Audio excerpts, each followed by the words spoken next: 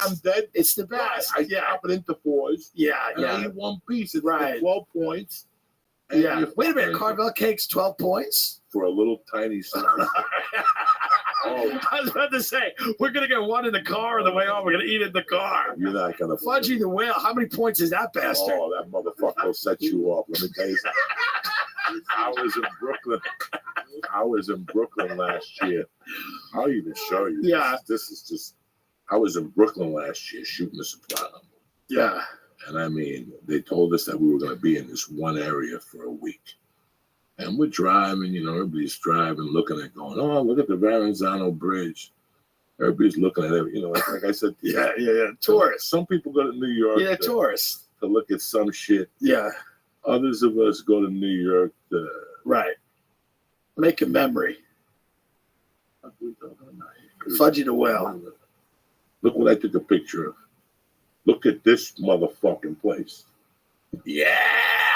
There it is, baby. The oldest Carvels in Brookside Avenue in Queens or some Beautiful. Shit. Look at that place. Beautiful. So I was trying to explain to him it's the best ice cream. People don't understand. It's the best. The soft serve is the best. Look at this. Look at that. Flying saucers. There's one Carvel in LA. It's in Santa Monica. Yes. There's one. Yeah, I went there one time, but they charged me $4.50 for the cone. Yeah. And I will smack the fuck out of the motherfucker. I will smack you 18 times in the mouth. Look at this one I found. So this one was right around the corner. Yeah, I love when you're doing this. Yeah. That one was right around the corner from my trailer. Oh, wow. Do you understand that one day I sat there waiting to shoot? I'm there for like 3 hours, like Joe Bumpy in my trailer. Yeah. Watching Narcos. I go, you know what?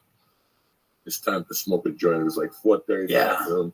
They came in, they're like, you're not shooting until like 8 o'clock. Yeah. I said, okay. I roll the fucking joint. I swear to God. I walk out of my trailer. I look. I see the Sopranos makeup trailer, all this shit. There's a busy street. But there's like one street you have to cross, and then like 50 steps, and you're on the main street. I swear to God, guys, it's New York City. I don't give a fuck. It's Brooklyn. It's 4:30 in the afternoon. I spark this joint. I take the head off it, and I look to the corner. And it's like God said, I got a present for you. There was a Carvel on the corner. That one, the second one, not the old one from 1940. Yeah. The new one. The new one. I was like, Jesus, Lord, help me. I smoked that joint like a little fucking kid that they it felt like I was just let out of prison. Yeah. I just smoked this joint. I threw it on the floor. I had my Soprano suit on. Yeah. I walked down Brookdale fucking Avenue. You're ready. And I walked in there. I saw the fucking the flying saucers. Yeah. I got the flying saucers, and the lady says to me, "Hi, can I help you?" She was Chinese. The whole family was Chinese. A lot. They buy the Carvels as Chinese. Very smart. No, the two daughters will work. Yeah, it's a very good culture. The girl goes, "What are you looking for?" I go, "I want a chocolate milkshake thin." Nice. She goes, "What size?" I go, "Come on, give me the." And before I said it, I go, "Hold on 1 second." I pressed in. Fucking, it won't come in here because the computer's not working. The internet will never work in here. But I pressed in fucking, let's see if I'll get that one. I just pulled it up, actually. Carvel. I always do a vanilla milkshake with chocolate syrup and crunchies swirled through it. Oh, my God. And I tell her, I go, swirl the crunchies through it. It's phenomenal. Oh, my God. This bastard didn't like it. I looked at when I told her, give me the large. Before I said large, I looked down. I think it was 34 points. Yeah, a thick chocolate shake is 33 points. So that's your day. I remember I said, give me a medium. Yeah. She gave me a medium, and I didn't want to swell up for the camera. And nothing. Yeah, of course. 25. I basically took it outside and did this.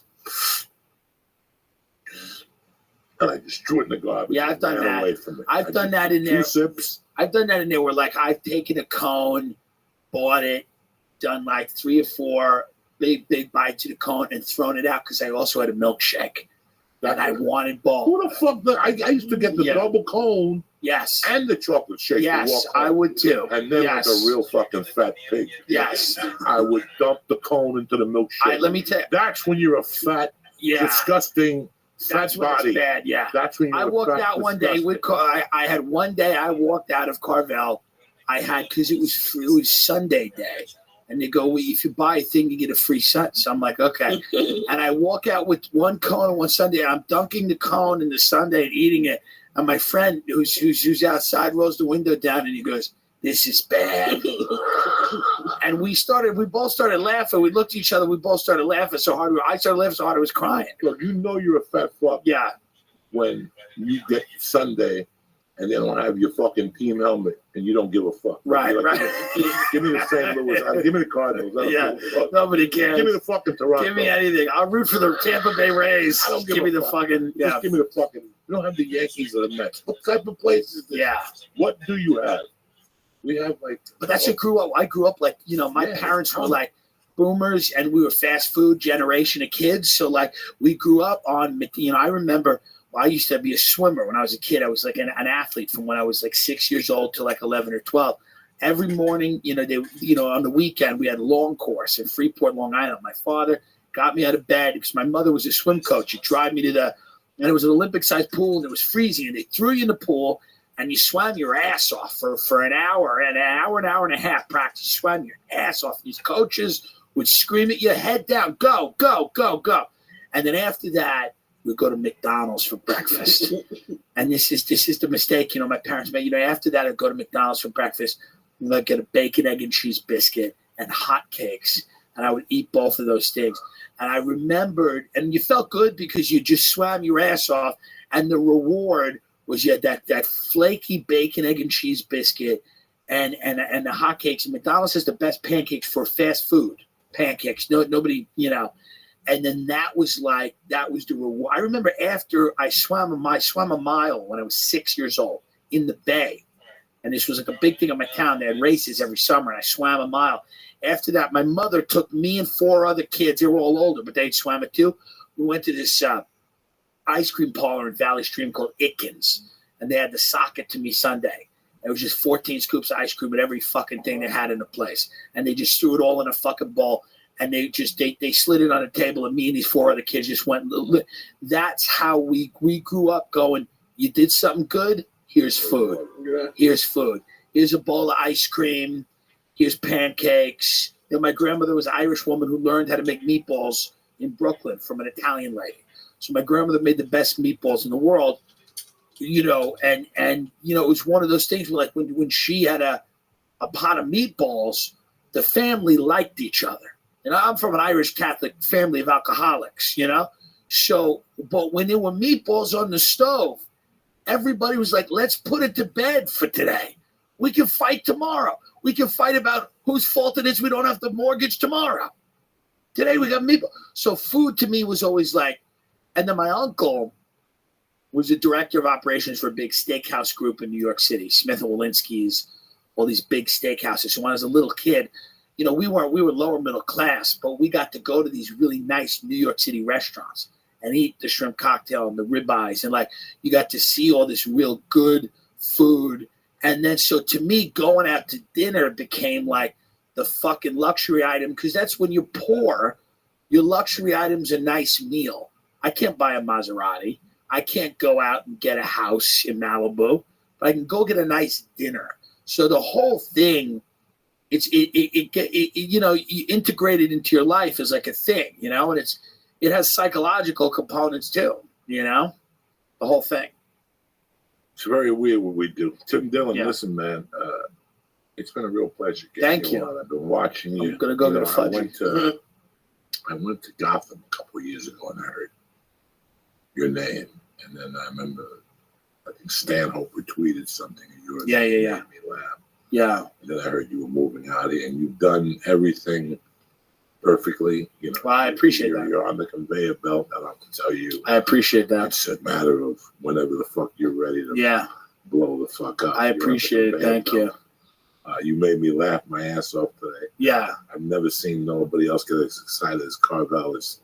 I think you and I are the only ones that take pictures. We're the only one that take pictures of them and tweet them out. Pictures of them, dog. You have no idea. I'm by the book. Like my wife always said, oh, yeah, we're going to buy this cake from Yeah. Porto's. Yeah. That's fine. Right. That's fine. That's great. But we're still getting a Carvel cake. We're getting ice cream. There's nothing better after a party than a Carvel ice cream cake. Nothing. There's nothing. That's I I was very excited. Again, I'm a fat fuck. Yeah. I was here when there was a Sabret truck in front of SAG. Oh, wow. I was her only customer. Oh, that's... She'd be out there smoking Marlboro Red. None of these other pricks eat hot dogs out here. Yeah, that's funny. But I would spend $35. The Yeah. hot dogs are $4.50 a piece. Right. Because you got to ship them out here. Yeah, it's a whole thing. So I still remember going and eating Sabret dogs, and I still remember them going, there's a rumor in L.A. What? Carvel was coming to town. And I remember getting in my car and driving all the way over to Century City. What's it called? Avenue of the Americas. Yeah. Right. You're going to Santa Monica. Right there. Yeah. I remember pulling in there happy as a pig and shit. And walking in there and getting a vanilla cone just to try it. Yeah. You know what I'm saying? I'm not going to go in there and go all out. Right. And then realize this guy's a fucking shamook. Right. And then I realized he was a shamook. Yeah. I realized the cones were $4.50. Yeah. And it was an investment. He didn't really love Carvel like No. that. So there's an Indian lady in there now. She's a little better. In Santa Monica? Yeah. Yeah, but they don't love Carvel either. They don't love Carvel. No, they eat Go-Go's and they puree. Yeah, no, they don't love There's a Dairy Queen up here in the You need valley. a fat guy from Long Island who coaches a baseball team 100%. I don't care if he's a pedophile. He's on the list. Doesn't matter. He's got to love Carvel. He makes the cake if the right he's a way. sexual assailant, but he's keeping his powder dry, I'll take my daughter in there. I'm all right. I'll take my daughter in there. I'd rather have him working than Arab dude that don't even know what he's doing. Yeah, they don't even. Why are you fucking making me a locks? Come on. Right. You're an Arab. You hate Jews. Right. Are you making fucking locks in New York? And what Jew would eat it from you? I'm Cuban. Right. And I wouldn't buy a lock from you. It's so fucking true. Yeah. Not that I got nothing against you, but you shouldn't be fucking making locks. Yeah. You know Not you're at all with those people. Why are you fucking What are you doing? When I first moved to the Valley, my wife and I didn't have a child, and Friday nights was date night. And we'd go out and lurk into the Valley. And one night, I'm no fucking into that. My wife found a Dairy Queen. We didn't know that there was one in Burbank. There is? Yeah, in the mall. But there's one, you got to drive like a fucking 45 minutes up there.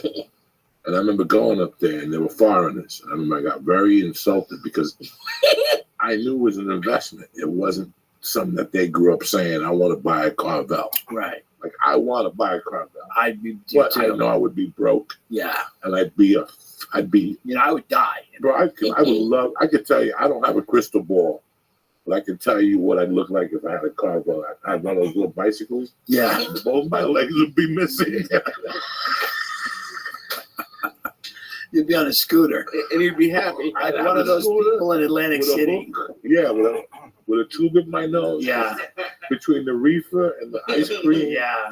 I just fucking killed myself. Put yourself in a coma. Yeah, that's it. I would put myself on I would call Weight Watchers and go, listen, give me a point system dedicated around 3 meals around Carvel. Yeah. Like 3 ounces of vanilla ice cream for breakfast. Great. And fucking syrup, that type. That shit is like you can have it every now and then, like a few times a year.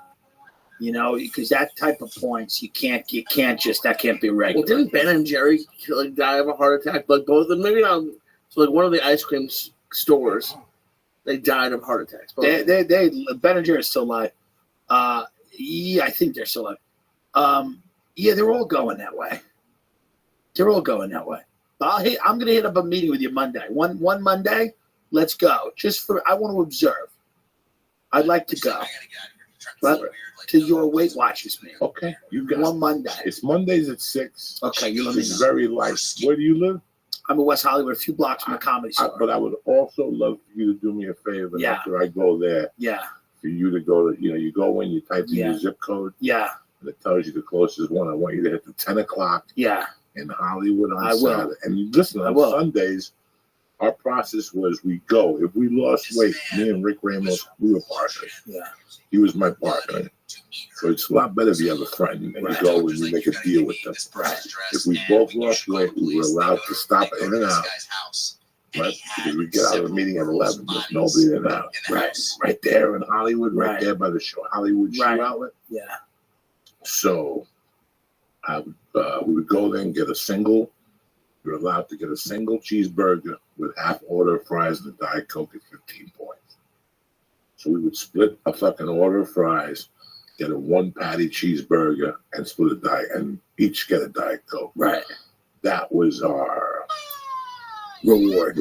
Yeah. You know, so it was always a reward. Even if we lost a pound, we went in and out. Fuck it. Right. We put it down to our points. But, right. But it was since you talked to me, I wanted to talk to you about it. But hey, where can they find you, brother? Tim J. Dillon, Dillon on Instagram. Same handle on Twitter. TimDillonComedy.com is on my live dates. So we're announcing a tour. You know, I think this week coming up, like a 35-city tour. Very busy this 2020. I'll be all over the place. So we'll come back and promote. Yeah, Tim Dillon Show is my podcast on Apple and YouTube and everywhere. How many podcasts do you do a week? I do one for Patreon, and then I do one for, you know, it goes out every Sunday for everybody. And then you still do the crazy videos? Oh, yeah. We do them all the time. We got one coming out really soon. Yeah, which should be really fun. And, yeah, we do like one a week. Man, we're trying to do one a week. Sometimes they pop big. Sometimes they just, you know, it's get a cult following, but we see what happens. I appreciate you taking the time. I appreciate you taking the time, brother. Thank you so much. You're doing it right. You, Andrew Schultz, there's a handful of you motherfuckers that I'm looking at you. Andrew's so great. Nothing but success, but I don't have to wish. Well, I appreciate that. I appreciate that. On that path. I appreciate it. Well, it's because you guys did that and paved the way for fucking guys like us, so I appreciate it. I didn't pave the way for that. Listen, we're all criminals. It's comedy. We're all criminals. Yeah. I just kept getting on stage. Well, I appreciate it. I just kept getting on stage. That's yeah, all I know. it's the way it is. You know, that's all you got to do. Everybody's trying to buy YouTube friends. Yeah. Get on stage. I just want to make enough money to open up a mortgage brokerage. No. Me and you are going to open up a Carvel right there. We're going to go back to Island City. Open up a combination Carvel, weed shop, suicide fucking thing. So you can come here. We won't even judge it. Fudgy the whale. Fudgy the gun. Nothing. Not even a blowjob feels as good to you as a Carvel shake. Nothing better than a Carvel next shake. door for the small 35. I appreciate it. We'll just drop you off at the fucking Long Island Express Parkway up there by that Islip fucking airport. Yeah. MacArthur. Nobody goes to that. Nobody knows about Islip. Small airport in Long Island. Southwest will fly in. Yeah, there's one flight there. It goes every day to Disney World. Takes a bunch of fat Long Island fucks at Disney World. That's the whole reason the airport's open. All right. Thank you so much, Joey. Thank you very much. Listen, I want to tell you, don't forget, Tempe this weekend. All that's available is Thursday night. You fucked up Thursday night now, 10 o'clock. That's all you got.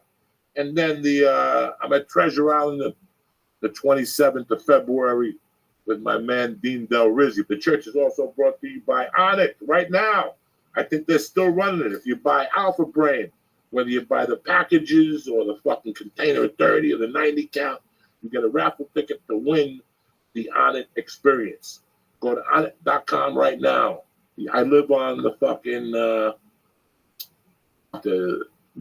Immune and the Shroom Tech Sport, and I love all that stuff. The CTM, the coconut for your coffee, MCT, CMT, whatever the fuck it is. Listen, as far as supplements concerned, Onnit is the one. I can't help you with the weights or the club bags, but supplements, I got you covered. Go to Onnit.com right now. Press in. Church. Bam! CHURCH and get 10% off on your next delivery. Delivered right to your motherfucking door. Listen, do me a favor. Have a great Monday. See you guys Wednesday or Thursday. The rest of you motherfuckers, I'll see you Thursday night at the Improv in Tempe. Stay black. I love you and have a great day. Thank you, Tim Dillon. Thank you, Christ Killer. Uncle Joey slashing out of this motherfucker. I got to take 2 steps to the rear and get out of here. Later.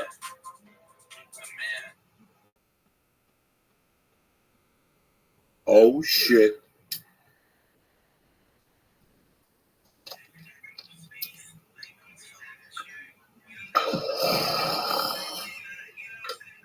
Greetings from Podcastville.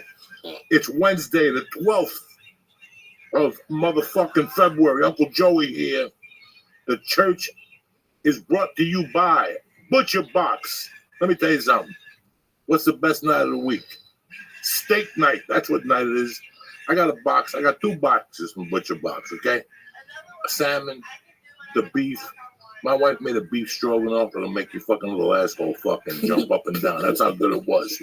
With Butcher Box, you get the best quality steaks delivered right to your door. Butcher Box is a subscription service that sends you 9 to 11 pounds of high-quality, humanely raised meat every month. That's enough to cover you for 24 meals. And Butcher Box is affordable.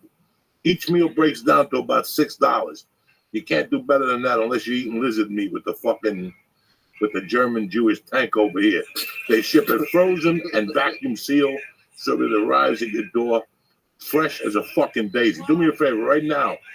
Butcher Box has a special offer. Free wings for the life of your subscription. Listen to what I'm saying to you. Free wings for the life of your subscription. That's 3 pounds of wings in every box forever. Plus, you get $20 off your first box and free shipping in the lower 48. Just go to butcherbox.com/church, CHURCH, or use promo code CHURCH at checkout. That's Butcher Box. Listen, you will not be sorry. The meat was fucking superb. Superb. I was blown the fuck away. Butcherbox.com/church. Use promo code CHURCH at checkout. Butcher Box, the way meat should be. The church wants to welcome Gabriel Iglesias. What's happening, Gabriel? What's up, Papa? Thank you for the tacos. Thank you for coming. Thank you for making I had to clear my throat, man. There's a lot of cheese and there's goodness in that taco. No, it was like 6 points. You're all right. It was like 6 Weight Watcher points. So you were talking in the car on the way up there that I was telling you, I was just starting to tell you that one night I go on Twitter and I'm minding my own business and I see that Fluffy, the nicest guy in the world, puts up, "Hi guys, got the weekend off. You know, gonna chill with my dog. I just went to Chick-fil-A to stock up for Sunday or something." And I looked at that tweet and I go, "Ooh," because somebody had come up to me like a week earlier. They said to me, "You know, Burbank has a new Chick-fil-A." And in the same sentence, they go, "But it's not cool to eat there." Really? And I was like, I didn't know it wasn't cool. I did not know. I did not know. Okay.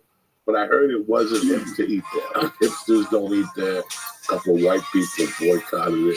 But there's lines out the. It doesn't matter. That's why they do that. Okay. When you boycott something, you're just giving it more fucking business. Okay. Remember when you're too young when they boycotted Dice. No, He went from Madison Square Garden to Arena. You ban him from MTV, and exactly, he's selling out MSG. Selling out everything. So it's a weird psychology to it. You know, when the guy from the Celtics snorted the coke and he died, the next day everybody had cocaine that killed Lenny Bias. Everybody wanted the cocaine that killed Lenny Bias. They just killed a motherfucker. But you are the nicest, sweetest guy in the world. G-rated comedy. You do like a fucking 5:30 in the afternoon for grandmothers. You wrote the most innocent tweet in the world. And I included a photo of my dog. I basically said I was gonna go get my little nugget some nuggets. And yes, without knowing, I had posted at Chick-fil-A. Because here's my thing: is anytime I'm eating somewhere, I'm doing something, it's organic. I love to put the handle. So in case the company does see it, they know that I'm a legit fan of their product or whatever it is, and I'm not asking for anything. But hey, should they send some free gift cards? I'm not going to say no to it. I've gotten some amazing sponsorship by just being, real with something. If I'm a fan of something, I let people know. And so I posted a picture of my little Chihuahua, and I'm going to get the little some nuggets from Chick-fil-A.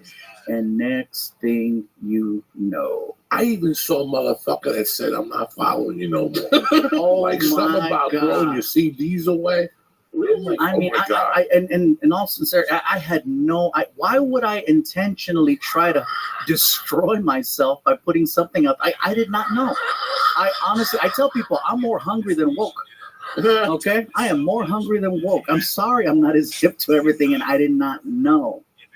I know now. You got static for about 3 days. Yeah, it was bad. It was bad. And I'm like, oh my God, I wrote a tweet about sucking the ink out of Miss Obama's pussy. And nobody said nothing. Like, people just froze. I was waiting for Twitter just to shut me down. Oh my God. And nobody said nothing. And it's just so weird what you could say and what you can't say anymore. And so I could not believe it messed me up so bad because I'm thinking to myself, really? Is it that bad? It's that bad. You know, and I watch someone like Chappelle, who I think is a comedy genius, and then he'll go up there and some of the things he talks about are very controversial and clearly rub people the wrong way, but yet still selling out. So he just won a Grammy. Before that, he won some other Peabody. I forget what award he won. Yes. So really, he can get away with pushing the envelope to the next level. But I put an innocent tweet where there's a fat dude talking about chicken nuggets. I think you know where my mind was at. And I caught so much flack. What was the worst? Oh, I was getting people saying, "Yeah, we're gonna boycott your show." I was getting people saying, "How could you? We thought more of you than this." Now, do you know the reason behind those? I know now. What is it? What did you get? You know that I guess Chick-fil-A was paying. They were donating money to organizations that were against the gay community. It was that they were supporting. What is it, to try to keep them try to straighten out the way that they think, supposedly. I don't know. They were donating money to something that was against the gay community. I don't want to claim that I know exactly why, but I know it wasn't good. But do you think that it's on social media? Because I think like social media, they're not really angry, but they're just there, and because when Chappelle does it on stage, they'd have to like actually get onto Twitter. But if they're already on Twitter, do they think it's just fake anger? They're not really mad at you. Like if they saw you at Chick-fil-A, they'd probably be happy to see you. You know what? I've never been at a Chick-fil-A and had somebody be upset with me. If anything, they'd offer to buy my meal, which I think is cool. It's one of those things where I did not know, and like I said, I wasn't trying to stir anything up, but I think a lot of times, sometimes people want attention, and I think going after someone is probably the easiest way. I went to my wife. My wife is white, so I said, "Let me answer your question. What's the deal with Chick-fil-A?" And she knows everything. You know what I'm saying? Like my wife knows everything white, and she's like, "Well, number one, their insurance doesn't cover women abortions, and number two, they look like gay people." So I wrote a whole bit about it. But the funny thing about oh my God. Oh, I was going to tell you something I forgot. See, that's why you don't smoke pot in these tacos before podcast. I walk in, I'm like, "What's with all the food?" And I never say that. I walk in here, I'm like, "There's food everywhere." This is nice to have you here. It's good to see you. I feel like I haven't seen my brother from Cuba. He came back after 3 years. I almost didn't survive our last podcast. What happened? You left? I heard you guys went and ate turkeys. What do you mean? What? First of all, you introduced me to this cookie. I think you were sponsored, or you were doing something with this company at the time. Some Chiba Chew, I think, was it? Chiba Chew. And then there was some cookie, and you're like, "Gabriel, look at this is cookie right here. It's delicious. You should try some." And I took the cookie, and I don't just pinch the cookie and eat a piece of the cookie. If you hand me a cookie, the whole cookie's going down. And I guess for whatever reason, it had a certain level of whatever in it. I ate the whole cookie, right? I was fine when I left. And when I got on the 5, man, I've never been more grateful for traffic in my life, because I drove about 8 miles an hour the whole way home. It hit me on the 5. I think you guys stopped and got something to eat. Man, no. Oh. No, that cookie. Ooh. That's like, "You know, Jody's podcast? I ain't eating no more cookies." No, and I got people to drive now. That's why I said no more cookies, because I know you were scared for a long time. I was so scared. Like, I was over there. I'm not going to go over there to get tortured. I'm not going to go over there. I don't blame you, man. But that cookie, though, wow. Sounds like the SoCon cookies we were eating. Did it have frosting on top of it? I don't remember. I just remember I ate a whole cookie. Because you guys were looking at me like, that look when like you wasn't supposed to eat the whole cookie. Because you knew what the future held for me. I did. Remember we did something and I ate we did Chicago and we flew back and I took my shirt off on the flight. Is it wrong that I remember you taking off your shirt a few times? This was like, this was. You were sweating. You were sweating up a storm. Yes. Yes, we were on a Southwest flight. And Yes. you were sweating And we like were crazy. sitting opposite each other. Yeah, and I'm like, And I sat in between two old white women that were like 65. You were And sweating I up had a storm. big tits. I had to be 380. And what happened was it was those gummy bear, it was those the tongue things. Oh, like the Listerine ones. The Listerine Yeah. ones. But nobody in those days knew the dosage of them. There was no dosage. You just showed them black market. They could dip them in gasoline. And then what happened was when you put them in your wallet, they got stuck together. You didn't really know how many you were eating. So we did KJ Riddles. Me, you, Martin, who's ever booking the fucking Festival of Death with Rick. It had to be like 7 of us. Riddles. Yes. Across the street from Steak and Shake and White Castle. Like we had to, like, it's just a fact. All the best choices at 2 All a.m. the best choices. It was Steak and Shake next door, White Castle across the street, and the hotel had a direct line. There was an old Hindu who had porn on it. I think I'm fucking kidding you. When Why you do I went have to to get check out of in, Nick it was like White's some chick Discord? getting fucked against the wall. You tell me why I have to get out of And then it. you had you went to the hotel room and Let they me would know. fuck with you. If you wanted porn, Let they me had know. up to $4. But if not, it was like porn slanted, so you could still hear the I chick like going, it. I like Like the being Old there. Spice, like And I Old might live Spice. there for the Right, rest so of my what you life. do is you So have what to are you move gonna a do? little bit. You gotta put the TV on its side. Get So out of on the way Nick White's back to Discord. KJ Why, Riddles, dog? I'm a We good all person. took the early flight. And I go, look, what do I got here? Hi. Some I'm breakfast. glad. And I It's put them right on there, them. dog. I'm But glad those you days seen in the it. middle, we Tight. sat opposite each other. Yeah, Southwest Airlines had those the little lounge seats where they'd have the seats that face one another in the front and Why in the am I back. They'd not have those in- two sections. So we took it Shotgun's over. call. And all of a sudden, I started sweating profusely. The well, I plane could started be. I'm just bouncing going and some around. shit. He was drenched. It was scary. They brought him some towels. How Well, I'm how early going into in the a bunch flight of did you take your people's shirt right off? now. About an hour. There and a wasn't half anyone in later. Shotgun's chat. And He's there were not 2 live women streaming who were right now. sitting next So to I'm me. just doing it to someone who's live And I streaming. still remember the look on their faces. Tortured. Shotgun's an Women amazing never person, fuck and I doggy really style. appreciate them not kicking me out of their Discord. Shout out to Shafid. You Shout out to know, Shafid's women hair. I've never fucked doggy I love style. Shafid. I Like love if they were Shafid's with hair. 3 guys And total Nickel between Genetic, the if you 2, want me to you go could and tell fucking that Shafid's one thing, was reading a I'll fucking go Bible. and Shafid's Like thing. they never did it You got doggy it, baby. style. She never snipped his nutsack. Guess what? Just for They just you. did it through a sheet with a hole. And I But sat get in the in there, middle get in and there and took start my talking to me shirt in this off. open I call, will never baby. forget at one time. Now I'm in Shafid's Just like chat. drying And I was off in with a Shafid's chat. towel. Previously. Like this was the beginning of edibles. Dog. I'm drying off with a I'm towel. in And I Shafid's can chat. feel How do you like this shit? moisture on my nipple. I'm like, how fucking He was embarrassing. shiny. He was shiny.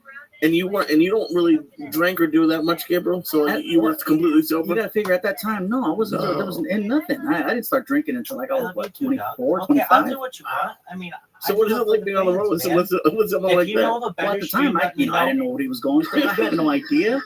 You know, he sweats. You know, I'm a big guy. I sweat. I'm You just little like bastard. he's just been All doing right, it longer. well, I'll and get this is kicked out of there you know, too, so don't maybe worry. his air vent doesn't work. I don't know. I mean, we were up. Let's see if we I get know, back I in know that for a Nick fact I was up stream. all night. Like I remember getting to the airport that day and like And at Here the we go, time, I must have baby. been about 23, the 24. my ears were still ringing from the cocaine. Wow. Like my ears were still ringing, and I'm like, man. And I was trying to keep it together in front of you guys. Like if anybody else would have looked at me that didn't know me, they would have gone, he's just tired. But my eyeballs were on fire. I knew that people There you knew go, I Pip. was on the tail end of the juice. I'm back Yeah, in. if it would have happened today, they'd be like, no, that's Glad you're in here. coronavirus going on. Yeah. They would have been like, there's something going on here. I was Holy, fucked up. I hope So at things the go well for you airport, in life. to balance things off, I found I'm gonna go take a shit and I ate them. or And piss. I fucked up Perhaps with the both. plane. And I'll be right back, Doug. You If you want to know, watch me, I I'm live found on shirts Twitter. of mine from my And cocaine I'm live days. on Instagram. When I moved from I'm a most Hollywood amazing to the person. Valley, I found a bunch of long sleeve white shirts because I was so big. I had to wear long sleeve, long. Like so, I would get like a 3XL T. tee, extra long. I would only buy clothes in Texas because in LA they don't have clothes for fat people. You got to go all the way up to Tonga Canyon, and what are our chances of going to Tonga? You know what I'm saying? Or the Fat Man store on Wilshire, where they charge $84 for a handkerchief. You know what? That was during the time when I want to say you were trying to put me in touch with that Big Daddy company because you were getting Yes. all your clothes for free Yes, from Big me, Daddy. Ralphie. Yeah. Ralphie. It was a Big Daddy run. Big and- Daddy run. And I was on a big cocaine run. So Big Daddy, Big Daddy was. I just stopped buying clothes. I just stopped wearing clothes. You were always wearing jumpsuits. Always. You always had those big. Always. They look so cool too. Because in those days, it was so soprano. I went to so many mafia auditions for commercials and videos and promos that all I wore was sweatsuits. I had a black suit that I bought that Josh Wolf bought me. Oh wow! 3 suits for $200 with 2 pairs of shoes right on Hollywood Boulevard. They're still there up the block from Joe's. Hollywood Suit Outlet. You get 3 suits, 3 shirts, 3 shoes. ties, belts, socks, and a pair of shoes for $299. Wow. Just make sure nobody lights a match 10 feet from you, because your suit will go up in flames like a fucking Chinaman with the carnivorous virus, whatever like that. You never went in there? Go in there as a group. That's the video you should make. Going into got suit outlet. Right, the Hollywood Suit Outlet. Just go to the Hollywood I Suit got Outlet. $299. What can you do for me? What can you do? I got $299. Okay. So did you ever figure out the amount that you were supposed to actually eat Of what? of those Listerine things? One little one. I think I ate there was 3 in there. Clearly, yeah. There was 3 or 4 in that dog one time. Telling you, that was me on that 5 freeway coming back. I was just gripping the steering wheel. This had to be about 7 years ago. Me and Lee had just started doing the podcast, and I had one of the last weeks at the Miami Coconut Grove Improv. It was one of the last weeks. And I don't know what the fuck. I had a Delta flight, Terminal 6 with the tropical birds and shit on the wall. When you go to Miami or South America, it's the most racist fucking terminal at LAX. You go in there and you hear, brr, brr, they have like a little Cuba, yeah. You're getting ready. No, it's not even Cuba. They treat you like you're a fucking what's those people that sell the guns, the Sandinistas. They treat you like you're a Sandinista in there. It's horrible. Like you walk through the white part of the fucking Delta thing, but then they have the South American wing, and all of a sudden the walls turn yellow, and they got like palm trees and fucking, and you're like, this is racist as fuck. Then they have everybody talking Spanish, and they got salsa music playing.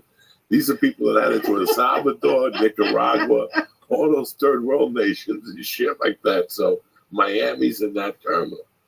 So I flew out of that terminal on a red eye. And I upgraded to the first class on Delta. They upgraded me to 1 on the inside.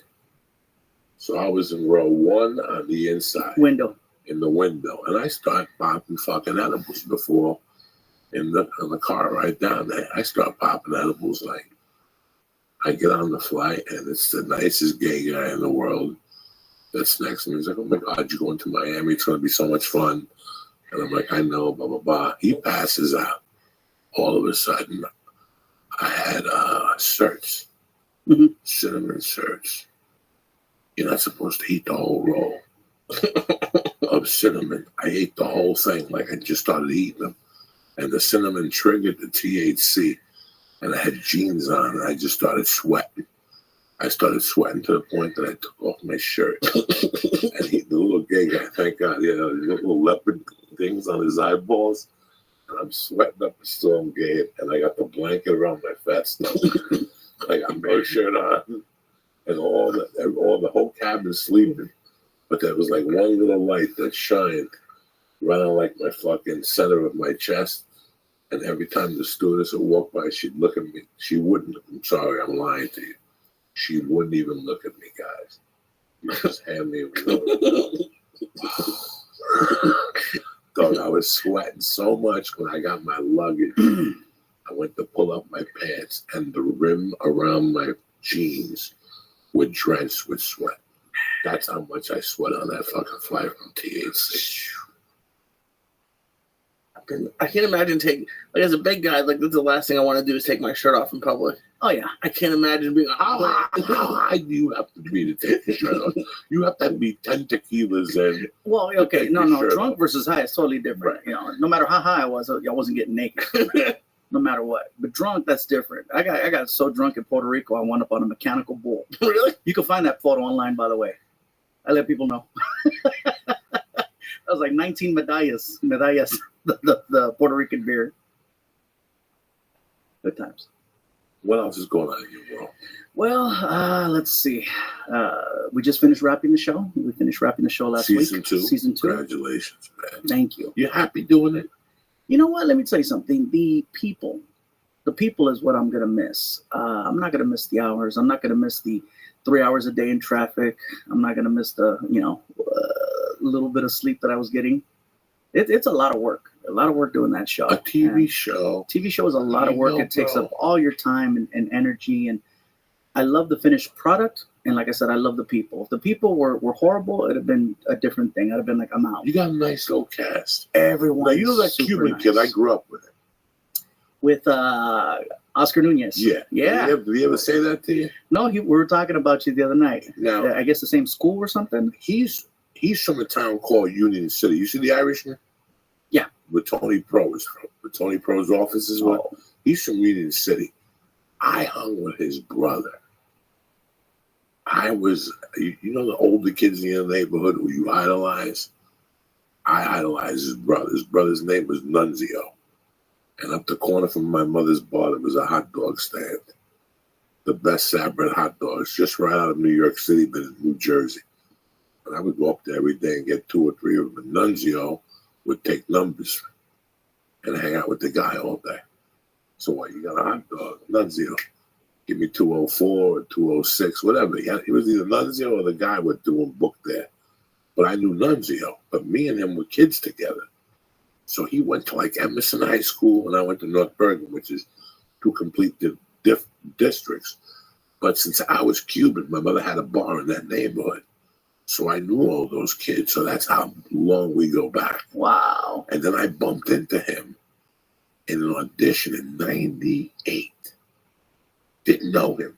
We were up in Telemundo in Glendale. And we were reading for some Cuban show. And that's when we started talking. I met him in 98 on the fly. And he goes, maybe you know my older brother Nunzio. I go, Jesus fucking Christ. Wow. Fuck yeah, I know Small world. Nunzio. And that job, I got hired. They paid me $1,000 to shoot 3 days. They hired me. My call time was at 8. I went to lunch at 12, and at 12:30 they called me and they fired me. I killed it in the audition, but I really wasn't what they were looking for. And as soon as I spoke Spanish, the Cubans Oh, all fucking right. freaked. Did I get They bounced? got scared of me because they were like from the nice part of Cuba. I speak that gangster Spanish, and they speak that Spain Spanish. Mhm. They was really so intimidated. But one of those guys ended up being on George shit, Lopez's man. first ABC show. Mm. He was the sidekick. And years later, I was living here. I moved here.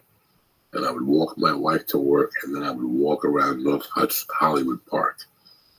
And one day I saw him, and I walked past him.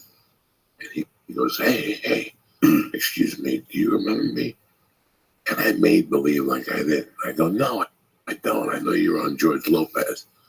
And he goes, yeah, but before, do you remember me? And I go, no. And he goes, I was on that show that time with Telemundo. He told me the name of the show. He goes, and I just want to tell you like a man that it was not me who got you fired. You scared like 4 or 5 of the Cuban people. Because he's Mexican. He's really Mexican. Oscars? No, this Oh, yeah. Telemundo kid that he ended up on George's first show. Not this other little Mexican guy. He was like a father or an uncle or something like that. He was a regular on the show. Mhm. I saw him at North Hollywood Park, and he came up to me. Man, that was 15th. I forgot all about it. I wasn't even scared that they fired me because it paid for my after. After was $800 then. So you had to pay SAG Right. $12.50, and after was $800. So whatever it was, a week later, I got an aftercard in the mail. So it didn't really matter. You still got I paid. broke You even. still got I taken care of. paid. Yeah. Wow. I didn't. Yeah, I remember when you were shooting the ABC show, and you called me in. There was a role. There was a role that you were thinking, and I kept saying I don't want to go in because when I read it black. This was a role for a black guy, and I know that was the beginning of diversity for television. And I know that the pilot didn't work out at ABC. And I go, if I know anything about Gabriel, he's fucking jumping up and down.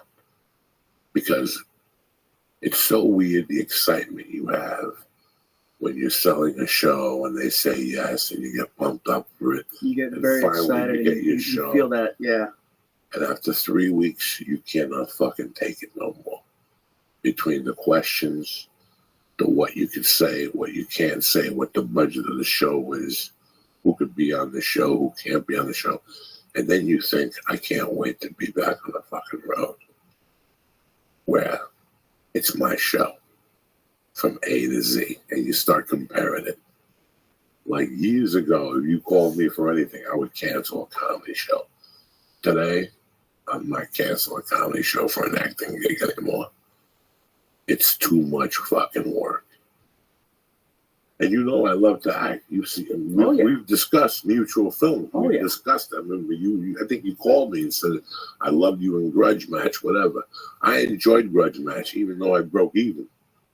How can you fucking break even on a De Niro movie? How the fuck did I have to do 2 comedy shows just to put money in my pocket? I take a loss. I take a loss every time I do television. And people do not understand this. That when we came up, remember when the Bicycle Club? Yeah. What did we Thursday talk? night at the Bicycle Club. What did we talk about? One day. We can't wait till one day we're making $28,000 a week on a TV show as a fucking co-star. We missed all that. Like everybody else. Oh my God. You missed it. It was $60,000 a co-star for 2 episodes. What are you fucking talking about? I'm getting $12.50 an episode to co-star, to be a hot dog man and to be a security guard and shit. And it was like, now I love the freedom to stand up so much that Gabriel, if you come up to me and go, excuse me, the word is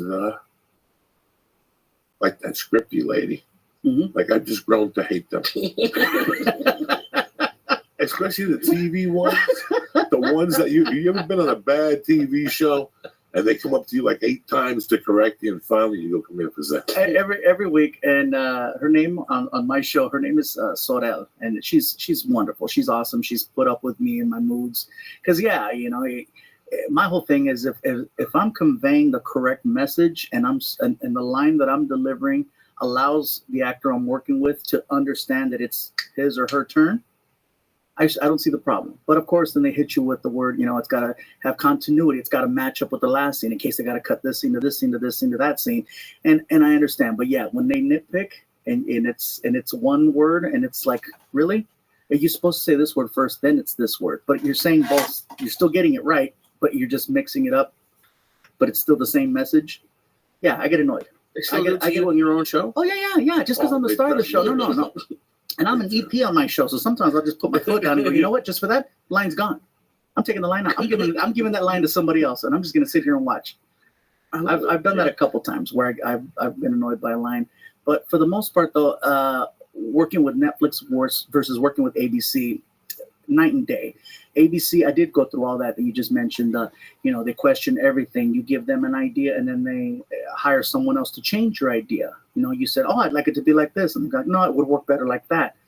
And you never want to argue or stand up for what your project is because you don't know if you're stepping on toes. Like me, I was always like, I just want to make sure that I don't. I'll raise my hand when I really want to raise it, but I figured if I did it early on, I'd be shooting myself in the foot. So I allowed someone else to control and run the way that it went. And ABC would, I picked certain people that I wanted to work with, and they're like, well, they're okay, but we think that this person would fit better. This person would fit better. And one of the people that I chose that I wanted to be a sidekick on my show on ABC, He killed the read. He was amazing, so funny and charismatic, and just he delivered. And they did not like him for whatever reason, and they gave me someone who was much taller, looked way different. He looked more of like a leading man versus being a sidekick, and he wasn't as good. Did you think at times when you worked network that it was like? Remember, remember when we first started, Gabriel, on Saturday, you went to the office, and the guy said, "We had a good week. Here's your $300. And while you were sitting there waiting for him to cash the check and sign it over to you, you would look around the office, and you saw 10 million tapes with dust on them. And you're like, look at these poor bastards. Like, remember people used to say, you send me a tape? Yeah, and see, that's why comics today, I don't want to sound like that old guy. They don't know what we went through in our time. Like, yeah, I remember sitting in the freaking Bart Reed sitting there, and there's a pile of VHS tapes in the corner, or being in Columbus, Ohio, and seeing just a room that was dedicated to tapes.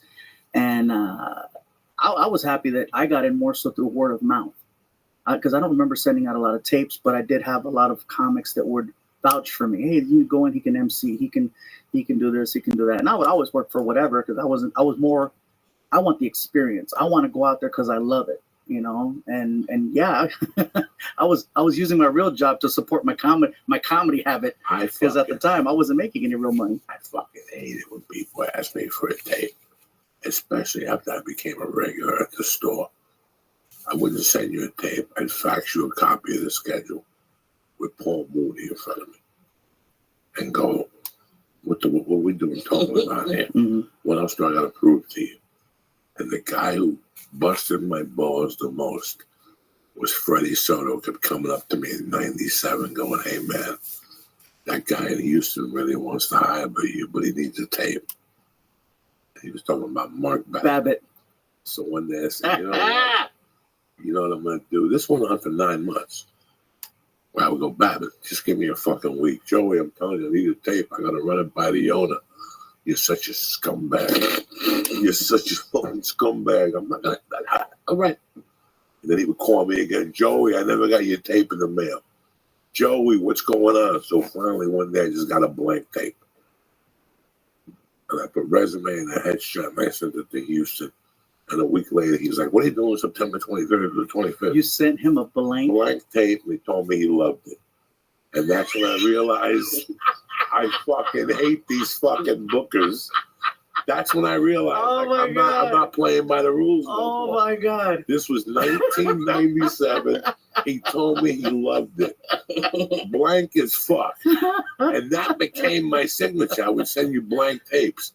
And people, we loved it. It was great. Well, it was great. Yeah, we'll give you. And that's when I realized it was a power thing. I'll never forget people calling me in LA and going, how you doing? We're thinking of putting together a show. Can you send us a tape? Let me give you your address. And you're like, 114 Cannon Drive. What are you talking about, tape? Yeah, what do you do? We need a tape of you doing stand-up. Grab a pen. Thursday night, 10:30, the Improv. Friday, 11:45, the Comedy Store. Saturday, 10:40. What tape do you need? That would really piss me off. If they were local and they wanted a tape, I would force them to come out. If not, I wouldn't do business with them. I don't want to fucking be in your stupid show. Yeah, but you're 5 minutes away. But Babbitt, I sent the blank tape to. Fuck yeah, dog. Mark Babbitt. He was a club owner, but he wasn't a club owner. I had my own little run with him too, and he still owes me about $8,000. You know, Gabriel, but it's what you said. You fell in love with it, and you took the ball and ran with it. You really did. Thinking back now, like, don't get me wrong, we were all running with the ball. You ran behind the right fucking, like, it was just a path, and I saw it. And then a couple of TV appearances, you know, fucking, it just kept the momentum. And I think I went out with you somewhere and I saw the likability after the show, the people talking to you, and you just took off like a wow. And nobody deserved it more than you. You sacrificed your life for this thing. I'm here to tell you that Gabriel Iglesias sacrificed his life for this thing. We could go into hours of detail. We won't go there.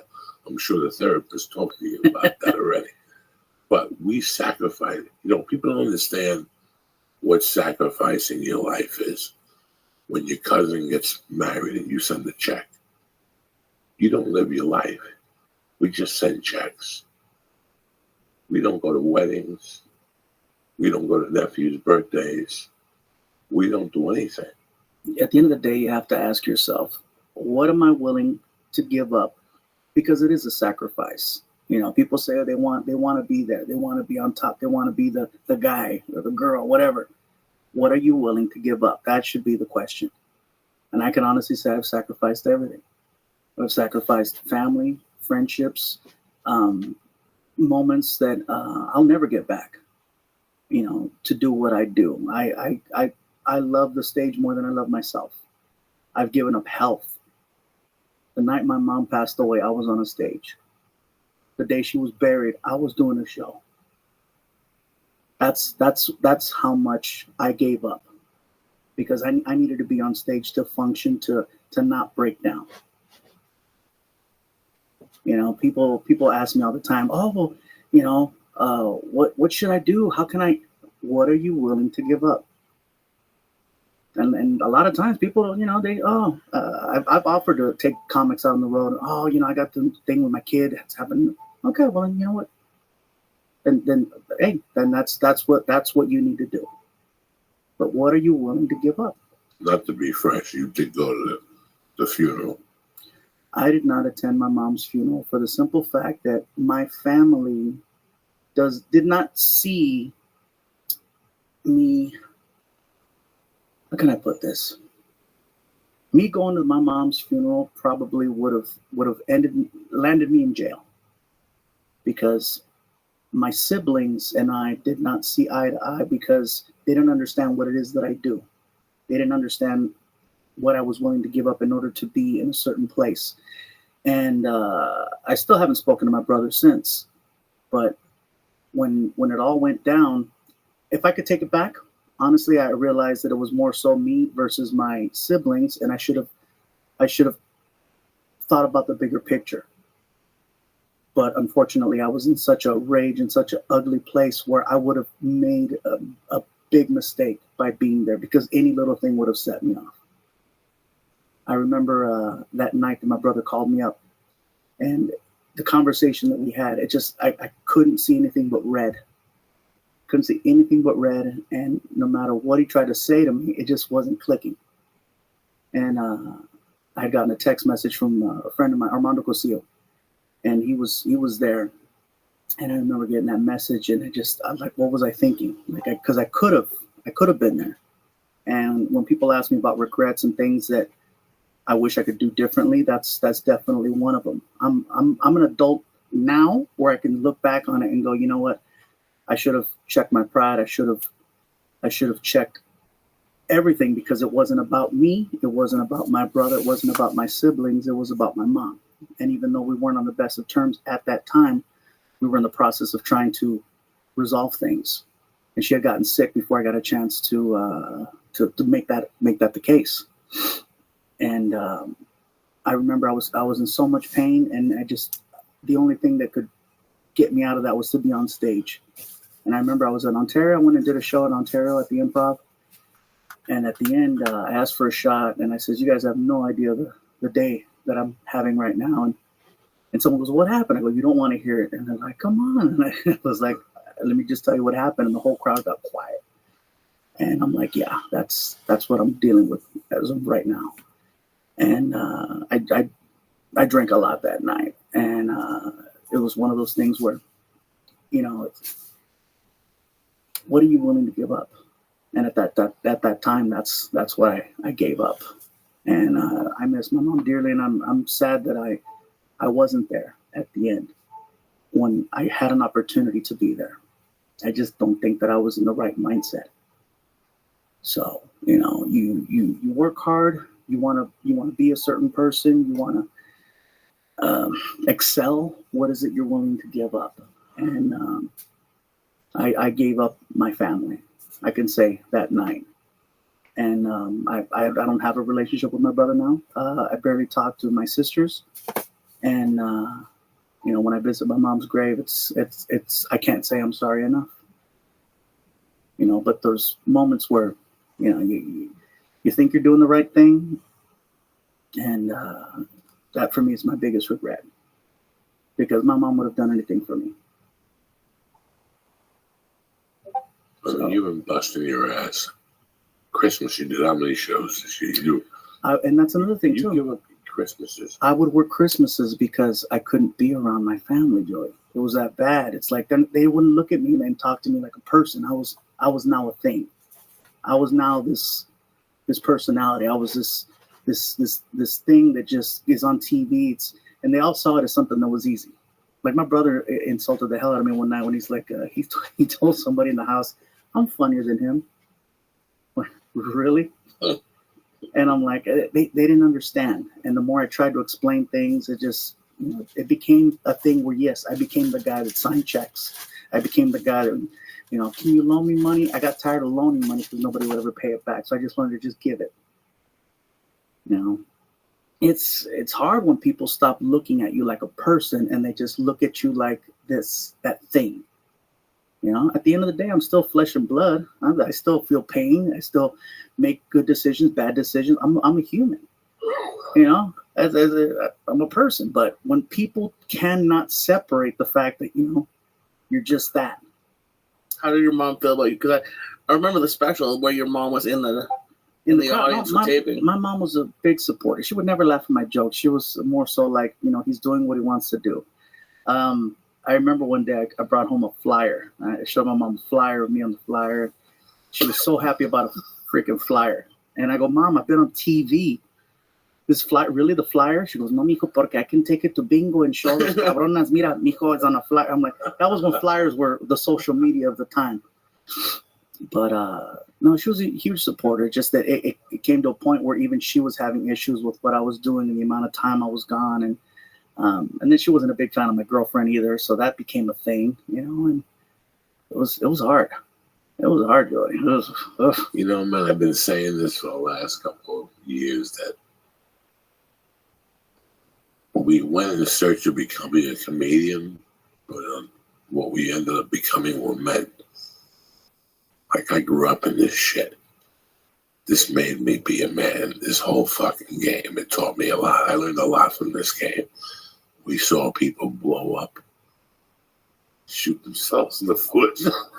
We saw Tiffany Haddish blow up. We saw people come and go. I still remember taking a ride with you from Burbank Airport to Tucson on Wednesday night to a club called Bugsy's. The guy would pick you up. The guy must have Big Alex was like 800 pounds. Yeah. Tell Lee the size of the bolt behind his neck. There was like two heads. the guy who put everything together. And he was a sweetheart of a guy. I don't even know if he's still around, but because I know he had lost a bunch of weight. Right, he came to the comedy store. He lost some weight. Yeah, everyone would call him Big Alex, not just Alex. It was Big Alex. And, he was huge. I remember every time I'd see him, he was getting out of a Suburban. He was always in the front seat of Suburban, and it'd take him a minute to get out of the car. He was just big, tall. He's like 6'5", huge, and sweetheart of a guy. And he would work at Bugsy's on the corner of Roger and Oracle in Tucson, Arizona. And I know this because I still have the poster. I still have the poster from when I performed there. And I had done shows with you there, you and Debbie Gutierrez. I did one show there. I did another show with Rudy and Gilbert. And Joey Medina was the booker. He's the one that set me up to go down there. But yeah, those shows. The show paid $150, but the plane ticket. I didn't get $150. I got $50 because they had taken my money to split it between Rudy and Gilbert. So I got $50 and a plane ticket. I didn't care at the time because you were working. That was the first time I went on the road. That's why I saved the poster, because it was my first road gig. He would pick you up, take us for Mexican food. Take you to eat. That was one thing. Big Alex would take you to eat, make you feel special, take you to the hotel. We go check in at the Cliff Manor Inn. And I'm like, wow, the Cliff Manor is next to a golf course. This place, it was disgusting. It's disgusting now. No. But at the They time- cleaned it up now. At the Now time, I still remember staying there with Darren Carter and that black girl. And the black girl fucking called me in the middle of the night. She's like, you got to figure something out. People trying to break into my door. And it was a hotel, and then you crossed the street, and there was like a Mexican restaurant. Yes, Mexican same one. restaurant. Yeah, that was a cracky fucking hotel. You know what? But if you don't know what a cracky hotel looks like, and if you've In never those stayed at a days, hotel, when we were doing comedy, that was the Taj Mahal. that's the thing Like, too. that was one night in a hotel. Like, you would get to the room at 4, and you had 3 hours for them to pick you up. You have no idea. You would get naked and just lay on the bed. You know, they tell you to take the sheet off if people have come on it. Right. You don't even give a fuck. You lay on top of that thing, you put HBO on, you pick your feet. You got 3 hours in the hotel room. You've been fucking performing at West Covina and all these fucking places for the last 2 months. Now you're in Tucson, Arizona. Oh shit. I'm on fire. I never saw that place as a rat hole or something. No, me neither. It was the greatest thing. It was the greatest thing in my world. Like on a fucking Wednesday night to pick up $150. I remember hearing my name on the radio for the first time. I was in my room and I had the radio on, and I heard good morning to this weekend at the Bugsy's, and I heard my name for the first time, and I screamed so loud when I heard it. I was like, oh my god! I was like that scene from that thing you do when the kids are running and their song is playing, and I was just like, oh my god! I opened the door, I'm screaming, so happy. How long in the stand-up were you? You gotta figure. I started April 10th of 1997, and I was on the road July, 12th? So May, June, July, 3 months. Oh shit! I was doing comedy 3 months, and I was on the road performing in Tucson, Arizona, and I'm at this hotel, which for me, I'd never been on a flight. I'd never been on a hotel. Whoa! So for me, I all kinds of cherries got popped in Tucson. Yeah, that happened there too. I remember the first time I went there, I was with Gilbert and with Rudy, and they knew that was my first time on a plane. And so Rudy tells me, hey, listen, man, look, you're on the road. I remember Rudy and Gilbert from that show, Comedy Compadres, back in the day. And so I was like, oh, my God. Yeah, they're your world, legit. yeah, it was amazing. And I'm like, I'm hanging out with these two guys. Are you kidding me? So I just wanted to, I was so green. And Rudy tells me, listen, when the flight attendant comes by and she offers you a soda, don't make me look bad. Make sure you give her a good tip. Make sure you give her a good tip. And if they try to, give it back, you insist that they take it. Okay? You got to make sure that don't make me look stupid. And I'm like, no, sir. And I was that kid. No, sir, absolutely not. I was 20, 21. No, I wasn't even 21 yet. I turned 21 a few days later. I was 20 years old, and sure enough, here comes a flight attendant. She brings me my Coke and with the ice and everything in the napkin, and I try to give her $5.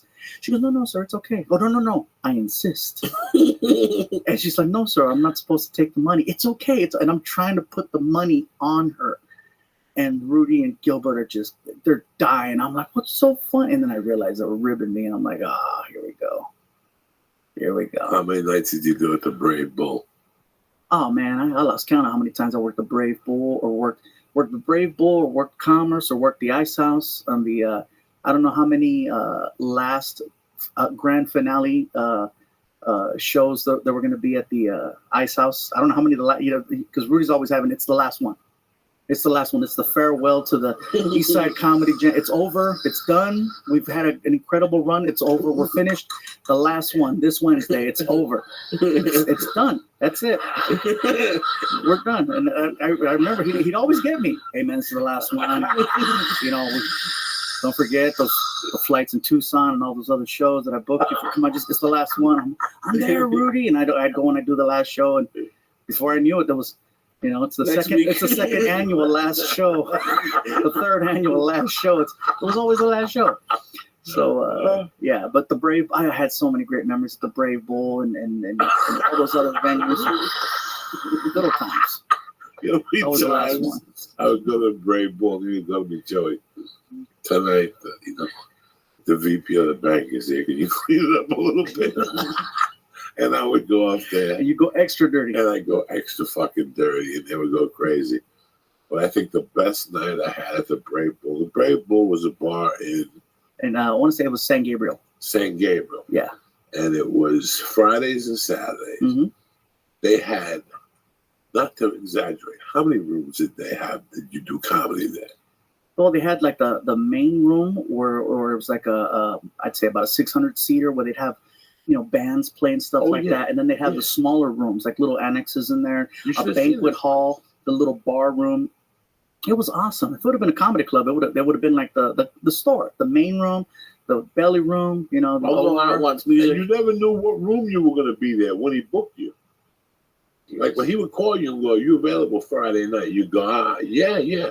And some nights you were in the little room, some nights you were in the room that had the horns on the wall, like there were different horns from different bulls and Oh my god. sheep and shit. Then there was a banquet room in the back.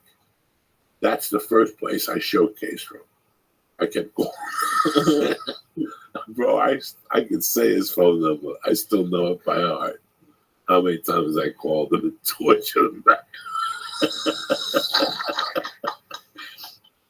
We just spoke because he had a heart attack. What was it like for real? Yeah, well, you never. I'm sorry. I question it now just because I've drank in the Kool-Aid one too many times. I've helped with the like no man. Let me see the dog. He posted a picture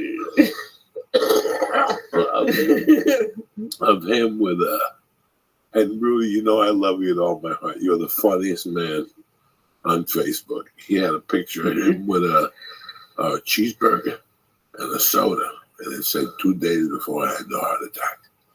And he was having like a double cheeseburger. So he contacted me and he goes, "Joey, promise me you'll take care of yourself." And we went back and forth and told me what happened and blah, blah, blah, blah, blah. I haven't heard about a benefit yet. But if I know anything about Rudy, I'm trying to do the one Facebook music benefit. it's coming. You know what I'm saying? Like, I see the big benefit, El Portal Feeder, that type of shit. You know what I'm saying? So, but regardless, it was so weird because he gave us 300 spots. In those days, we were doing 45 spots a month, Gabriel. Yeah, and they weren't comedy clubs. They were rooms. Not one of them. Yeah. Sorry to interrupt. How did you get the bicycle club then? So you were doing comedy 3 months because I remember you had the bicycle club and there were some weeks that you weren't there because you were on the road. Mm-hmm. I had How did you get the bicycle club? I made friends with the food and beverage manager who had seen me perform somewhere. Guy's name is Javier Sanchez. Still owe him $200, by the way. He owes you or you owe No, him? I owe him because there was a month where I couldn't pay my rent. And I reached out to him and he goes, "Come buy the bike." And he gave me $200 so I could pay my rent. And it was one of those things where just I kept struggling to, like, I'll pay. As soon as I got the money, I'll pay. And it was just one of those things where it took a while for me to catch up. And eventually I lost the room and lost contact with him. But he was the one that offered me the room.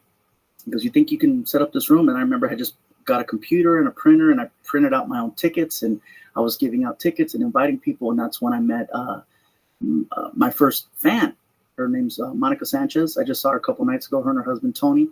They were always coming to the room and they would bring, every week they'd come back to see me do those same 15 minutes and they would bring people. And then those people would bring people. And then it just became one of those things where, it was, they grew my audience in that area. And I would do shows for Monica in her garage. One of the first New Year's shows that I did, I was in her garage performing. But that's how I got the bike. I mean, I got Javier Sanchez saw me perform somewhere, and then he goes, "Hey, man, what do you think?" And little by little, comics would come out and do the show. And he gave me a small budget to work with. But, hey, you got a free meal. You made a couple bucks and, free drinks. And you had to go back on Friday and get paid. You had to drive back on Friday To go- and get paid. And I'll never forget going into traffic like at 4:30, going, "Let me go to the bicycle club." Oh my God. I didn't get home till 8 o'clock at night on a Friday night to go pick up $35 fucking dollars. If I would have known, I would have left it there for fucking $35. I could have borrowed $35. I was furious to go down there. Were you clean back then? You know what? When I first started doing stand-up in 97, I was cussing a lot. It was a nervous cuss. I was just throwing F-bombs just to throw them, just to fill space. I felt like, 4 seconds without a laugh was too long. So I needed to fill it. I was saying, F this, it's whatever. And of all people, Joy Medina was the one that pulled me aside, and he goes, "Hey, listen, man, you're really funny. You're likable. You don't need to cuss." And it's crazy coming from Joy, because Joy cusses a lot in his act. He goes, "You don't need to cuss. If you work clean now, you'll never have to edit your set when you get an opportunity like a Tonight Show or something. You'll just be ready, and you don't have to edit. You'll be ready." And that's probably the greatest advice I ever got from a comic, was telling me to work clean. I'll cuss in my show now, but I don't. It's not a lot. It's a little bit here and there. But definitely that helped out so much in the beginning, because I was able to go anywhere. I was able to perform it, at noon for a kid's show, or I could go and do 2 shows at night. I could go perform at a church. I could go perform a corporate function. I was doing a lot of college work because of that. So for me, that's what helped to grow everything. Was like, hey, he's safe. I avoided, people tell me, like, okay, well, what do you think is a big contributing factor to why you're where you're at? So it's not always what you say, it's what you don't. Because I don't talk politics, I don't talk religion, and I don't talk sports, because all 3 of those things will ruffle feathers, and then you divide your audience. And so some people say, well, you're not as edgy, you're not as this, you're not as that. I go, yeah, but the place is full. Yeah. So I tell people I have an opinion. That's why I can't do a podcast, because I don't have a strong enough opinion to put out there. I keep my show safe for a reason. I want people to enjoy themselves and not have to think. I don't want to make people think. I'd rather just entertain. That's what I chose to do, just to entertain. If I have an opinion, buy me a drink. You might hear me say some shit, but yeah, I keep it away from the stage. When I was coming up, I opened up for a lot of guys. And there was 2 people who stood out that I opened up for in those days. One was Rich Jenny. Watching people leave his show. Because as a feature act, that's what I would watch. The people leaving the show, their reaction. Rich Jenny got the best reaction because he was just a pure comic stand-up. And the second best reaction, this is 97 to 2001 or 2. The second best reaction was Pablo's people. He didn't curse. He made noises. He jumped up and down. Bong bong. Man. He did that. Let me tell you something. I was living in Seattle. I did not think I was the shit. I was a regular comic. I was dirty. I knew the limitations. I was starting to find who the fuck I was. I had to get angry. I was living in an office, and one night I went down there frustrated, and I realized what I had. And I go, I got to work off that angle. You know what I'm saying? Like, you got to just, I forgot what I was going with. Pablo. And I worked off an angle, and I started opening for people, and I watched. I remember opening up for Stanhope. Not opening up for Stanhope. Watching Stanhope. I had met him. I opened up for him early in Boulder when I was the house MC. But later on, after he won San Francisco, I remember going to see him to a full house. And by the time he got on stage, 75 people had walked out. The people who stayed were on the fucking floor crying and laughing. The people who left there ran the fuck out of there. In my mind, I never saw the benefit of that. Even though I'm a dirty comic, like I remember when I got The Longest Yard. I had a little bit of heat. I went on the road. I remember going out and walking through the hallway, and people would see me, their reaction towards me. They thought I was going to Adam Sandler's phrase. I was going to jump up and down and fucking play the fucking fiddle or whatever the fuck. And I'm up there talking about snorting coke with my cat and shit. And at the end, they would walk out, and Gabriel, they wouldn't even touch me. Like I would see them walk out, like, and I got to see the reactions of people. Then I opened for you somewhere. And I saw the same thing, that you had beaten out Pablo now. It was you and Rich Jenny. that when people left your shows, it was like they just left Disneyland. You know what I'm saying? Like they had that look on their face. When people leave my shows, guys look happy. Yeah, let's go home and eat your monkey. And the chick's like, Jesus fucking Christ. I ended up with a fucking retard that likes a fat fucking retard. You know, this is the truth. And that's the thing I always admired about you, that it was Richard J. and then Pablo, and then you just moved into that slot. And it didn't matter whether you were Latin, Black, Asian, you know what I'm saying? I'm talking as a comedian, watching people leave a show as a feature act. You know, like in Miami, people would run out of Paul Mooney's show. Oh, yeah. And Black people would walk out. He would, fucking N-word them to death as they were walking out. Yeah, to some people, that's cool. I know people that love walking rooms. When I was coming up in Seattle, there was 2 comedians that they lived for that shit, Gabriel. To go out there with the worst joke they can say to make people get up and go, fuck you, and stand that up. I never liked that. When I go on stage, I think people see my heart, and they let me get away with what I get away with. You follow me, but they know it's not really who the fuck I am. They know I can't go home and spit out my wife's back. She wouldn't go for that shit, you know what I'm saying? But when people go see a Gabriel Iglesias show, when you see them on the way out, I saw footage, and it was like, remember when Pablo went back to the village to pick up a fucking suitcase and narcos? He went back to the village, and he came out, and all the fucking Colombians surrounded him. Mira, está Pablo. That was you. They surrounded you. You had all these Spanish people around you. You know what scene I'm talking about, right? Yeah. When he told the kid, what was his name? The guy who had the taxi cab. Was that Limon? Limon, when he was Limon. But they just started giving out fucking hundreds. Mira, es Pablo. Ay, Dios te bendiga, Pablo. God bless you, Pablo. This was you without handing out the $100 bills. It was that scene. Like, I don't know where I saw the footage. Maybe it was one of your specials, something.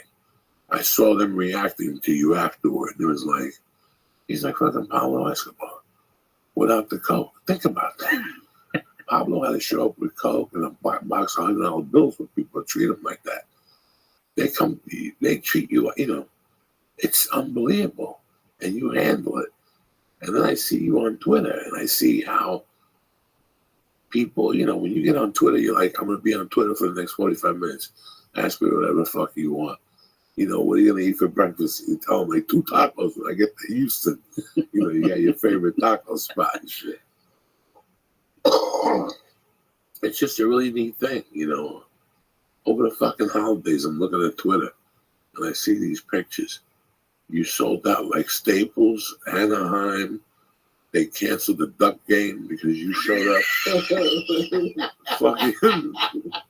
fucking. There's probably more people on this show than the Duck game, really. They just canceled us, and Gabriel wants to perform tonight. The Ducks are canceled. Don't worry about nothing. They canceled the Duck game in Anaheim, and then Christmas Day you went into each improv. It's just remarkable what you do, man. And I'm happy that you're at. I mean, we're talking about 20 years ago, getting $50, going to Tucson, Arizona. And with you, like me, the love is still there for it. I still fucking love it. You know all for this whole season. They're like, what are you gonna do when the show's over? I'm gonna go back to do my bash and do what I love to do. I'm excited. I get to go back on the road this week. How many weeks did you shoot the show, season 2? Let's see, what the hiatuses and everything was probably 15 weeks. 15 weeks of time that I was not out. Like, I'd still do dates on the weekends if I could pop in somewhere, go to a casino, or go do, like a Saturday. In between that, I did that Staples Honda run, but I had booked that way before the show was set. So those dates were already set in stone. So I made sure that they. But just to go from that mindset to that mindset, that to me would crush me. I don't like doing it no more. I got to go to New York and shoot in March.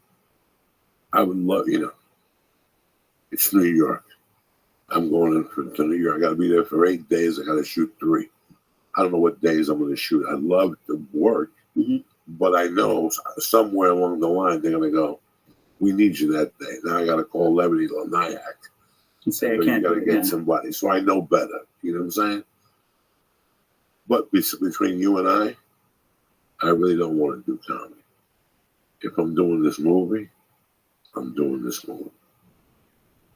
You gotta do one project and then you can do. Yeah. You know what? If I got 2 nights off in a row, I'll go to Dangerfields. On the Upper East Side, there's 8 people in the audience. And I'll just work out the back of the notebook. The shit that would leave me fuck around and he tapes me and I take it back. That shit that I have one line that I use. I go to Dangerfield. I don't book no dates. I don't like getting confused. Never mind a club. You go from a set to the Staples Center, I'd have a heart attack. I'd have a fucking panic attack. And you know what? For me, I get more nervous on the set than I do in doing a show. But like you that. tape live too, right?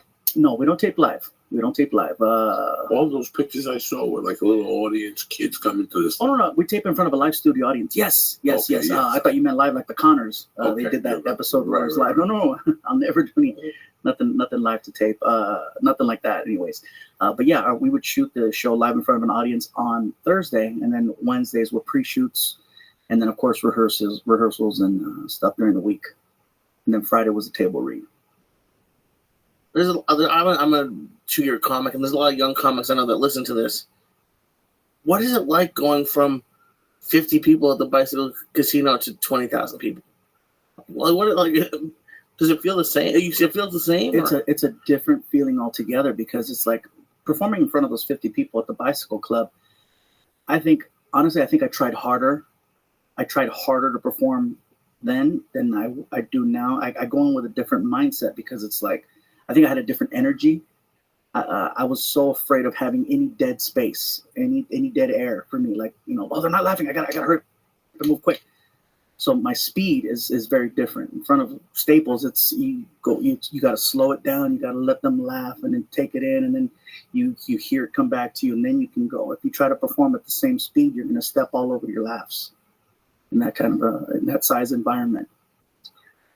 I love clubs. I mean, I did the 2 big shows, Honda Staples, and then I booked myself at Irvine and at Brea that Sunday, because I wanted to enjoy myself. I enjoy the clubs more.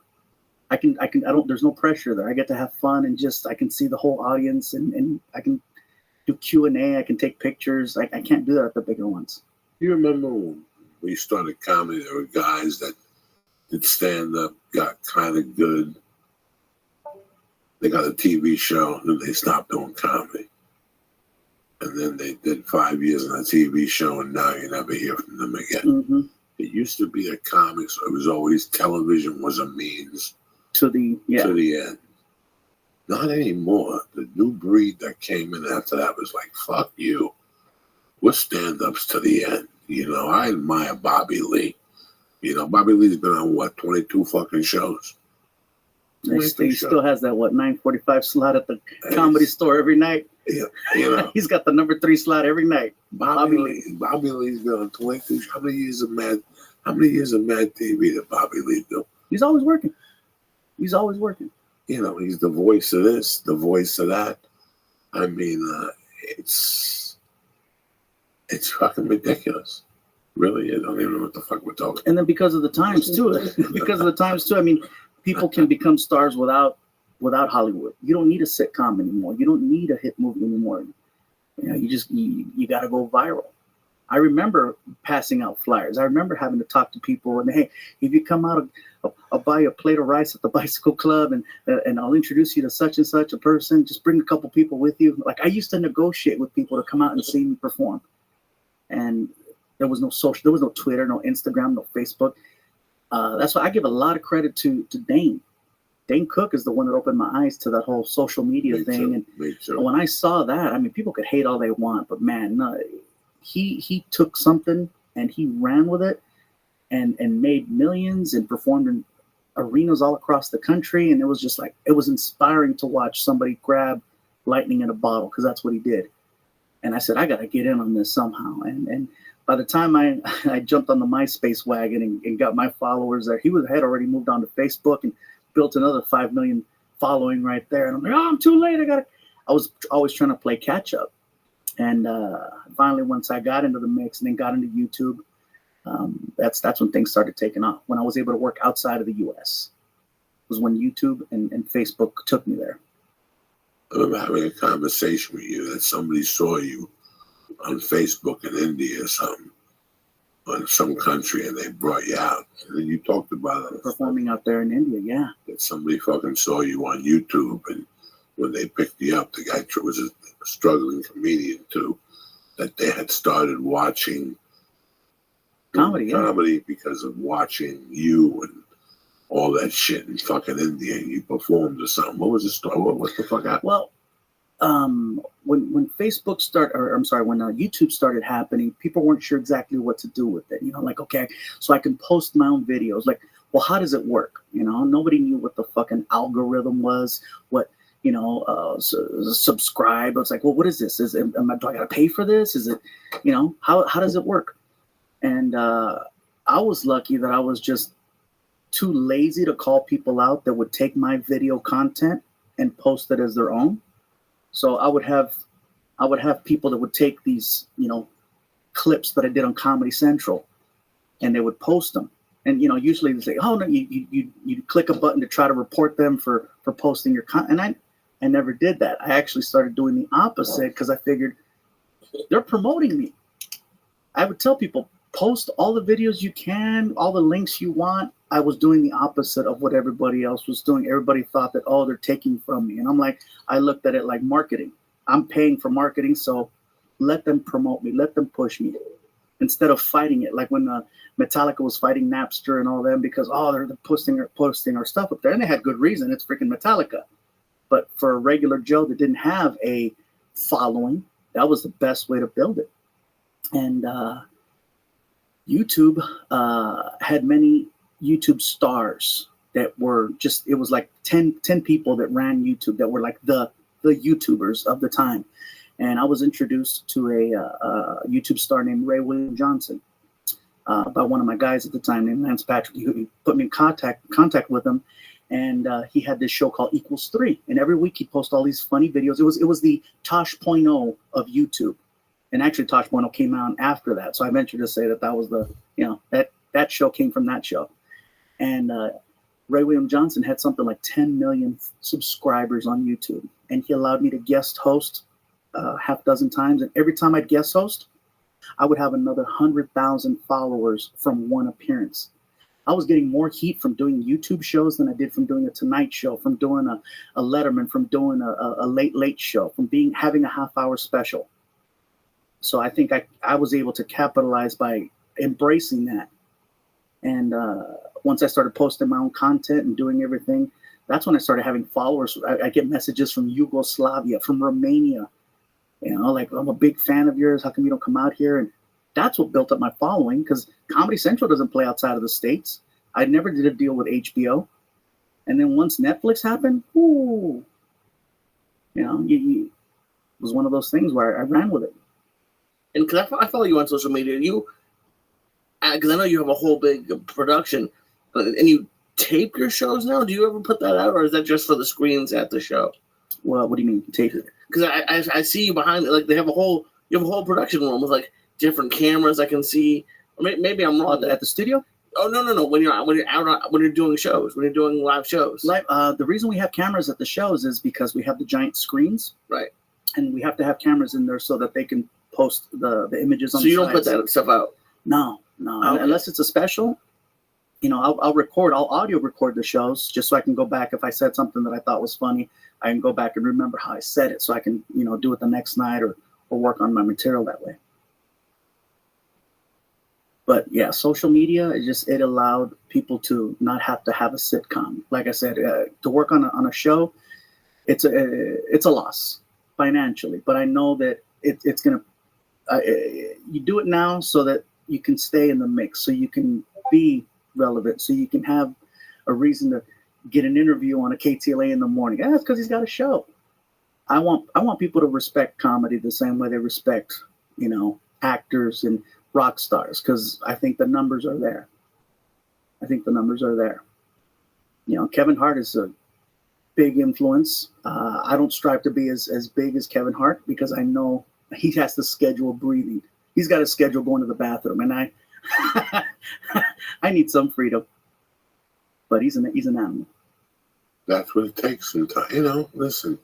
The guy's in the gym at 4:00 in the morning. Yeah. I'm just going to bed at 4 a.m. Yeah, no, it's a different. He goes to bed at 10, don't he? Well, no, like I said, he's in the gym at 4, so I don't know what time he goes to sleep. I just saw like Marky Wahlberg's routine. Oh yeah. That's insane. When he's home, he goes to bed at 9, 10, yeah. 9, 10 o'clock at night. Listen, when you have to look that good, this is what needs to be done. If you want to make $7 million a fucking movie, that's what needs to be done to make their discipline, sacrifice what needs to be done. You have to change if you're really fucking serious. Mm-hmm. You know that there's a guy coming behind you. That guy's breathing down your neck. You know what I'm saying? Mm-hmm. That young guy, like Brad Pitt still got it. But there's a young Brad Pitt right around the fucking corner. Yeah. Brad Pitt's just waiting to convert into Clooney. No, he's going to convert into Robert Redford. Oh, okay. Remember, he was always Robert Redford. Mm. He was always there to replace Robert Redford. Robert Redford fucking was right there, did the sting and shit. Robert Redford was slinging dick. When I was a kid, every woman wanted to suck Robert Redford's dick. But then fucking Robert Redford got a little old, his hand started shaking and shit. And then showed up Brad Pitt with the long hair in that one movie, and it was all over the shout. It's fucking craziness. But no, the way I see your growth, it was a constant growth, Gabriel. And it was one thing that went into the other, because of the work you were doing. It just kept I didn't say no. Yeah. People say, well, okay, I didn't. I started saying no recently. But, I mean, anytime an opportunity was presented, I'm like, I'm all over it. Okay, I'm in. I'm down. When? Let's go. I was doing 47 weeks out of the year. 47. I was working my ass off. Whatever gig it was, I was down. What is your status right now? Are you a dick slinger? Nice. You have a relationship? I've been single now for, let's see, a couple of years now. How old is your son? My son is 22. You're still full contact with him? Yeah, actually, he was. I got him a job working as a working stage crew. He was working at a theater behind the scenes. He was a stagehand. He did that for about a year, and nice. And I got him a job on the road. So he's happy, and we have such a great relationship.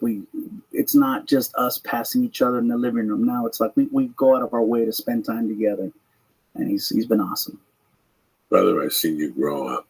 How fucking crazy is that? Yeah. When we did. Hey Joe, look, you knew me when I had hair. Look at this shit. It was. I used to have a flat top. Now it's just, I still remember going to Bugsy's with you, and you had the car, and we landed in Burbank, and you dropped me off maybe 6 blocks from here. On the other side of that fucking park, you dropped me off. Mm-hmm. And I don't know what type of car it was, whose car it was. I don't know if it was Ivan. I don't know who the fuck it was. I didn't know I was getting home. Like, you didn't know when you were getting home. You got $150. It was $50 for the Coke. So that puts you at $100 right there. You had to tip the bartender $20. You ate breakfast, that was $10. Now you're down to $60 fucking dollars. You're coming home with $60 fucking dollars. You went all the way to Tucson, Arizona. You had a burrito. You fucking went. One time I went with Larry Omaha. And this is the funniest thing I ever saw a comic did. If there was, because the place would get 90 people, right?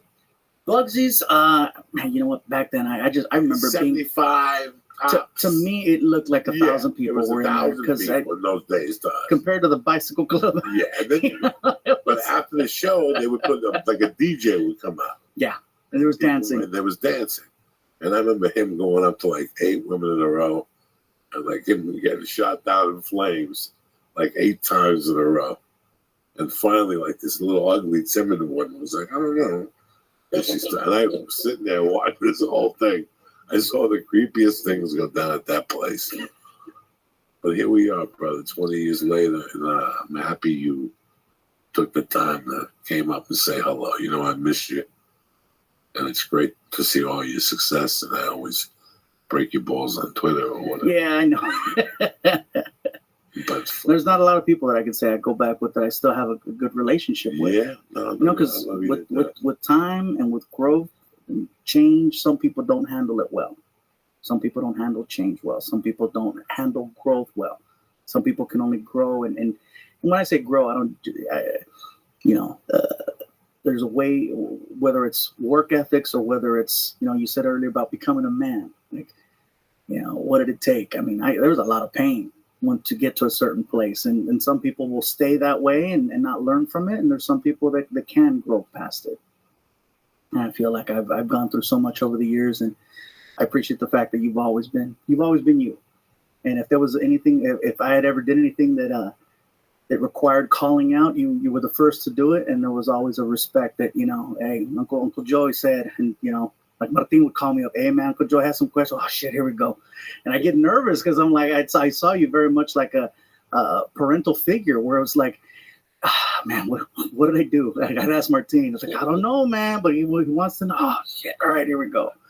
So that there's always been that respect and that love there for you. And I'll never forget that one night we were at the Comedy Store, and it was Marilyn's, like funeral, and then Jeff Valdez went up there, and I'm like, oh my God. And I witnessed, I saw the side of Joey that I never wanted to be in front of. I saw those flames directed at someone, and it wasn't me. And I was never more happy that I was never on your bad side.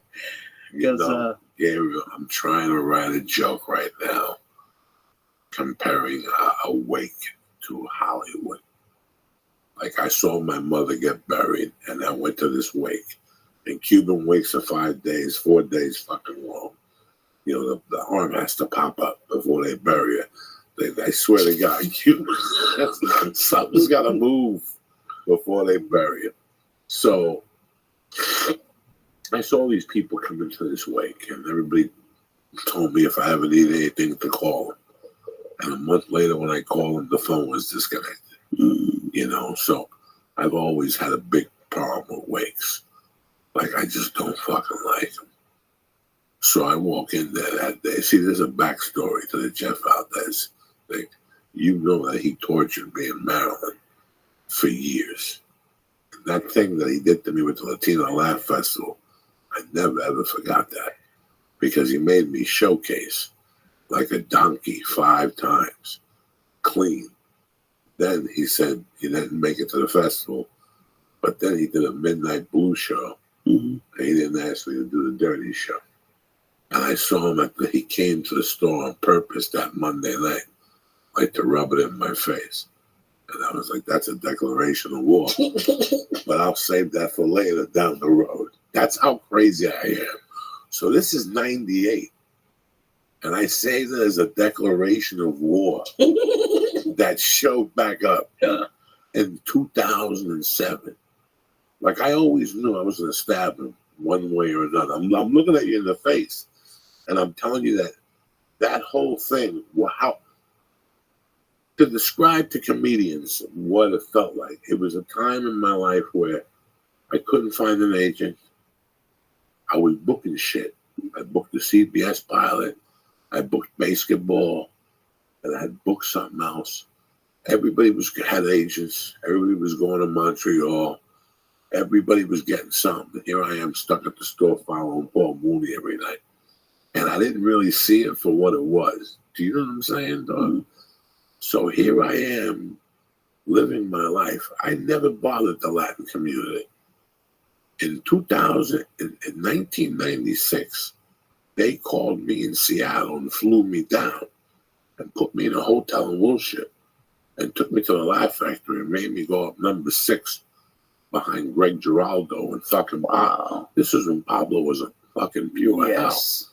This is when Pablo was doing Seinfeld in Spanish. And once I saw that, my insides broke. I'm like, I don't deserve to be down here. So I went up. They put me up like number fucking 2. I'm a Cuban guy in an all Mexican room. I get fucking buried. I get on stage. There was one person who came up to me and gave me a hug. Marilyn Martinez came up to me and she goes, "That's the funniest thing I ever saw in my life." These stiffs just don't fucking get it. They don't understand. Fuck them. They have a broom up their fucking pussies. You know, like, she would just go off into like this thing. That's how I met Marilyn Martinez. Was after bombing my first time ever in LA and getting off the stage and her going off and taking me outside and telling me to move here, that I should be on the next plane down here, that they're looking for guys like me. And I remember taking her number. And I went back to Seattle, kept in touch with Marilyn, and then I got the deal from CBS. And when I came back, I called Marilyn. And she told me, "Come to the store. I'll introduce you to Mitzi," the whole fucking thing. I mean, it was just mind-boggling how nice of a lady she was. She had the black husband, David. David. David. Always had those mints in his pocket. Yeah.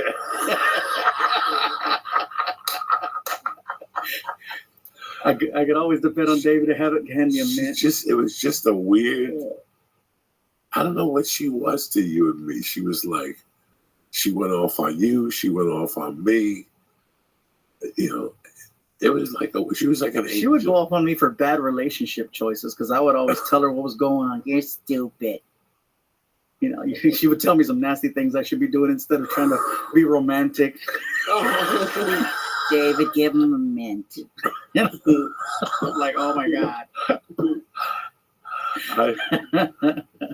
It's funny. I have a picture of her on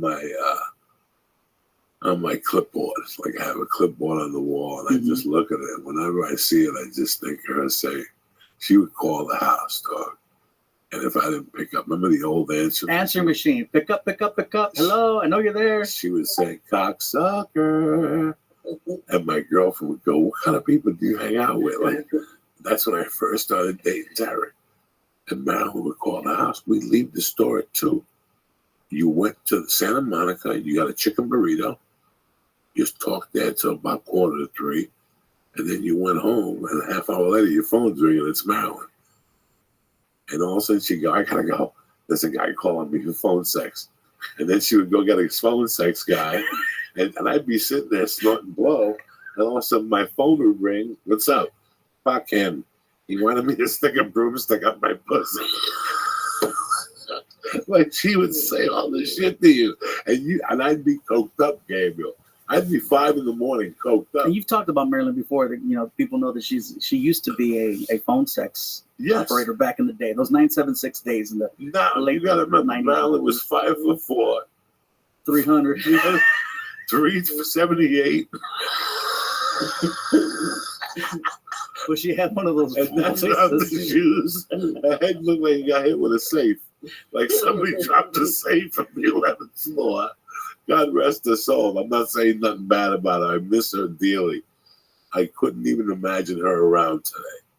Like, oh, wow. I couldn't even imagine her around, tipping the scales at 400, eating on a podcast, talking dirty shit about people. Because by this time, she would have been fucking gone. She would have still been talking shit about poetry.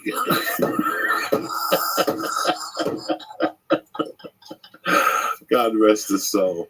Yeah, she was not for the sensitive. Yeah, her.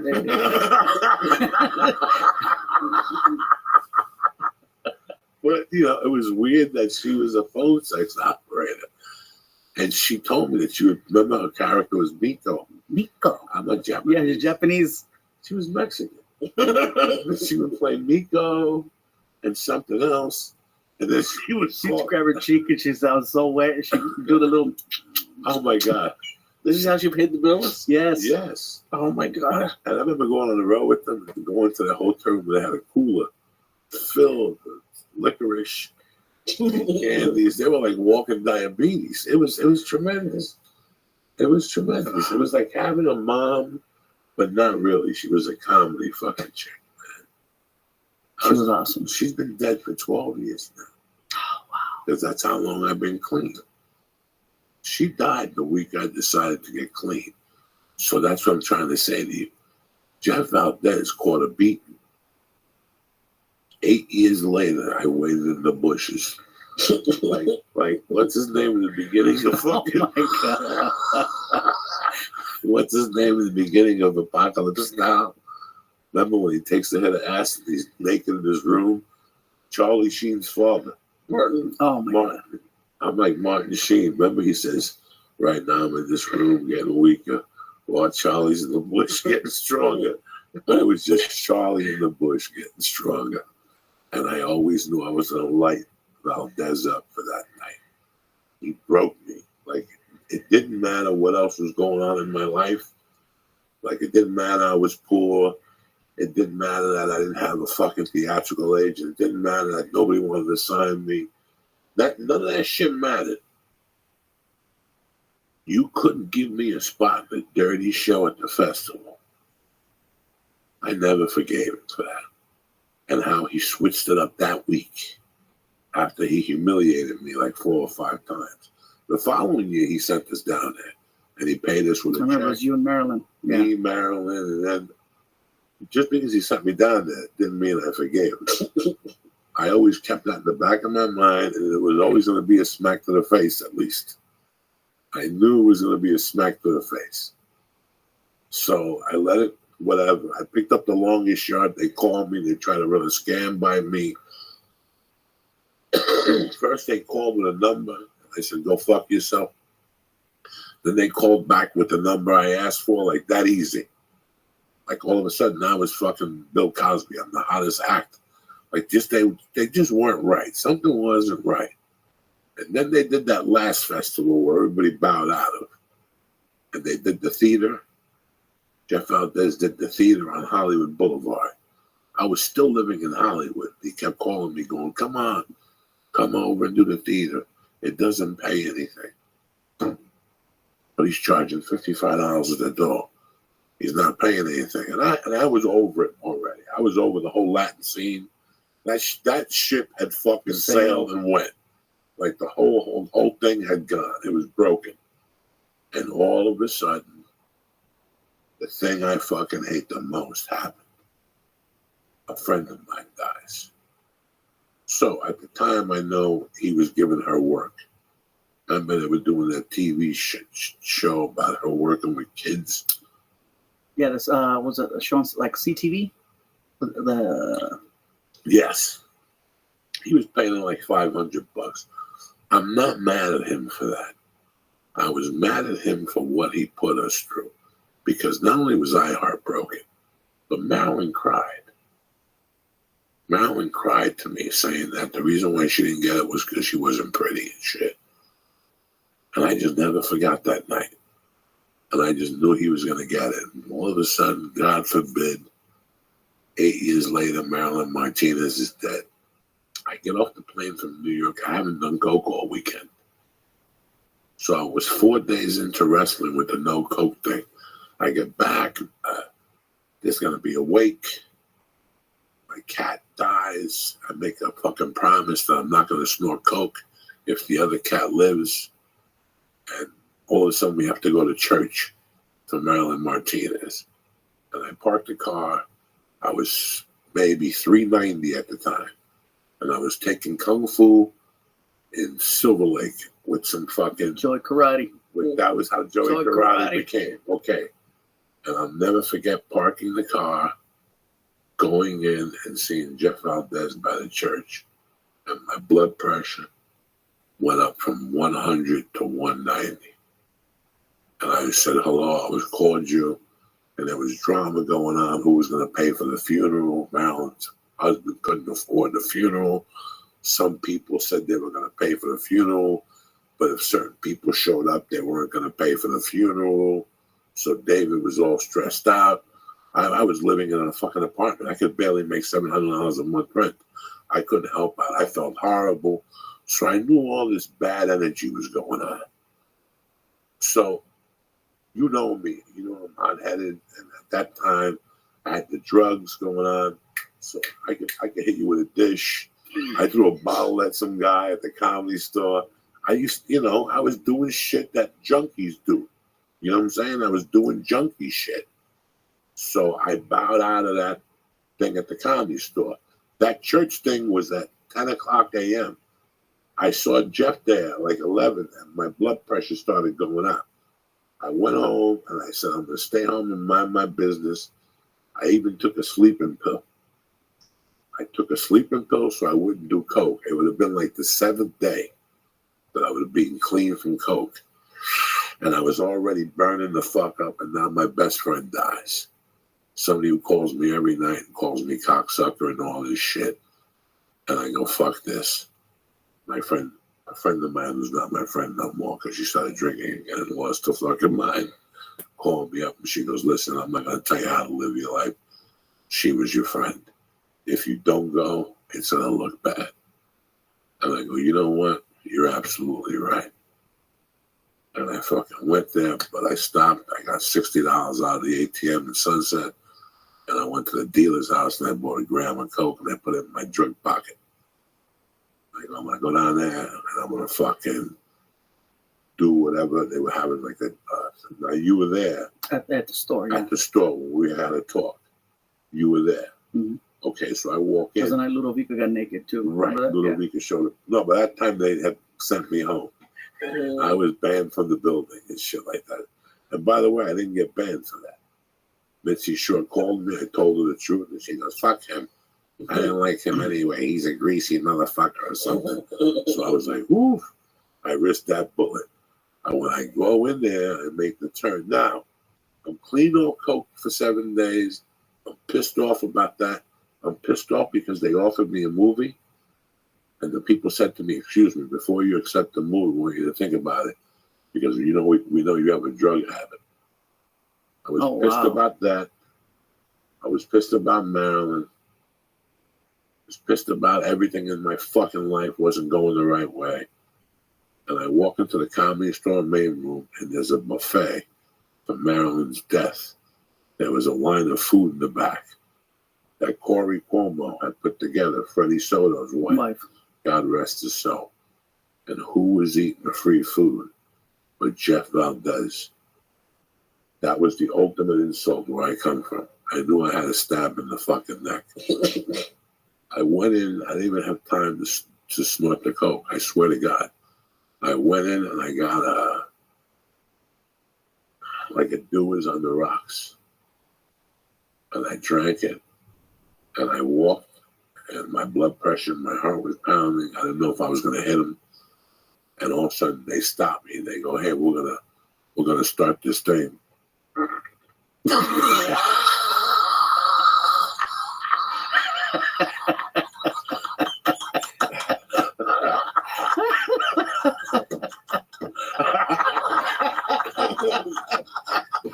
I don't care if you're 3 or 75. We still got it, Doug. That's all that matters. You know what? Fuck the story. We're going to do with that because this is pure shit that's coming out of my head. Look at him. Look at him. He's turning purple over there. Third time he squirted on me today. My God.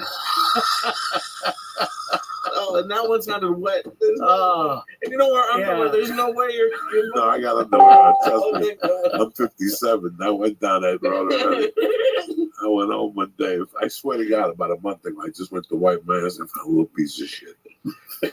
I didn't question it. Maybe I made a mistake. I didn't know how I got there. About a week later, again, my asshole's a little burned. And I go, what the fuck? I go back to this like a little fucking, what do you call it? Like a milk dud. Oh, wow. So, yeah, I got like little milk duds. Like I'm losing like people. Pretty soon I got to wear a diaper. I'm like 2 months away from wearing a diaper. I might as well have some fun now. Shit my pants. You got to shit your pants pull over. And then you drive a little bit and throw them out the window. You can't even do that now. Because now the cops, the cops will bring it in, check your 23andMe. And all of a sudden there you are at home, jerking off, watching TV. And the cops come with your baggie, with your fucking MeUndies on. And they're like, listen, we found your fucking sperm in here. Oh, God. And by the way, you're not Mexican. Gabriel Iglesias, thank you for anything you want to tell us. What season, date, anything? They haven't given me any information. What's the name of this tour? The name of the tour is Beyond the Fluffy. Fuck it. Fuck it. God bless Beyond you. the Fluffy. It's been an honor to know you. Fucking 20 years. I've seen you Crazy. grow up in front of me. I'm an old man. I'm 57 next Wednesday.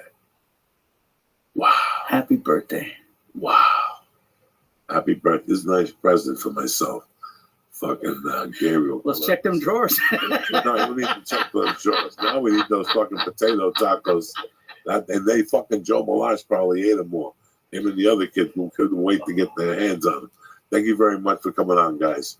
Love you, Joy. Love you, brother. All right, don't forget, you dirty motherfuckers. They had an extra show in Tempe on Thursday night, 10:15. And on the 27th and 28th of February, I'll be at Treasure Island in Las Vegas. Check the fucking schedule. I think the 28th. Before we leave, like I said, this is brought to you by Butcher Box. I am in love with this. What's the best night of the week? Steak night, followed by Mama letting you get a little sniff, a little whiff. Listen to me. This meat is fucking tremendous. Like I said, they vacuum seal it. They deliver it right to your door. It's fresh, whether you get the salmon, the steaks. I mean, they sent ground beef. Everything was fucking first class. With Butcher Box, you get the best quality steaks delivered right to your door. Butcher Box is a subscription service that sends you 9 to 11 pounds of high quality, humanely raised meat every month. That's enough to cover you for 24 meals. And Butcher Box is affordable. Each meal breaks down to about $6. They ship it frozen and vacuum sealed, and it arrives at your door fresh as a fucking little monkey in the morning. Ooh, you choose what you get. You can customize every order with healthy, high-quality meats like grass-fed beef, free-range chicken, heritage pork, and wild-caught salmon. The salmon was fucking to die for. Or pick one of the curated collections and let Butcher Box do all the work for you. Right now, Butcher Box is a special offer. What we're going to do is this. We're going to give you free wings for the life of your subscription. Do you hear what I'm saying to you? Not those little fucking HIV wings. I'm talking about fucking wings. That's 3 pounds of wings in every box forever. Plus, you get $20 off your first box and free shipping in the lower 48. Do me a favor. Check this out. You're not going to believe it. Go to butcherbox.com/church. Use promo code church at checkout. That's butcherbox.com/church or use promo code church at checkout. Butcher Box, the way meat should be. And I want to thank my man Gabriel Iglesias for coming down. And I want to thank the Flying Jew, or AKA the Christ Killer. But most importantly, I want to thank you motherfuckers for supporting me. I'll see you guys at Tempe. If not, I'll see you next fucking Tuesday morning, ready to go tip-top Magoo. Stay black, have a good week, and a great weekend. I love you motherfuckers. Kick this fucking muley. Greetings from Podcastville. Welcome to Sober October. You ready for this one?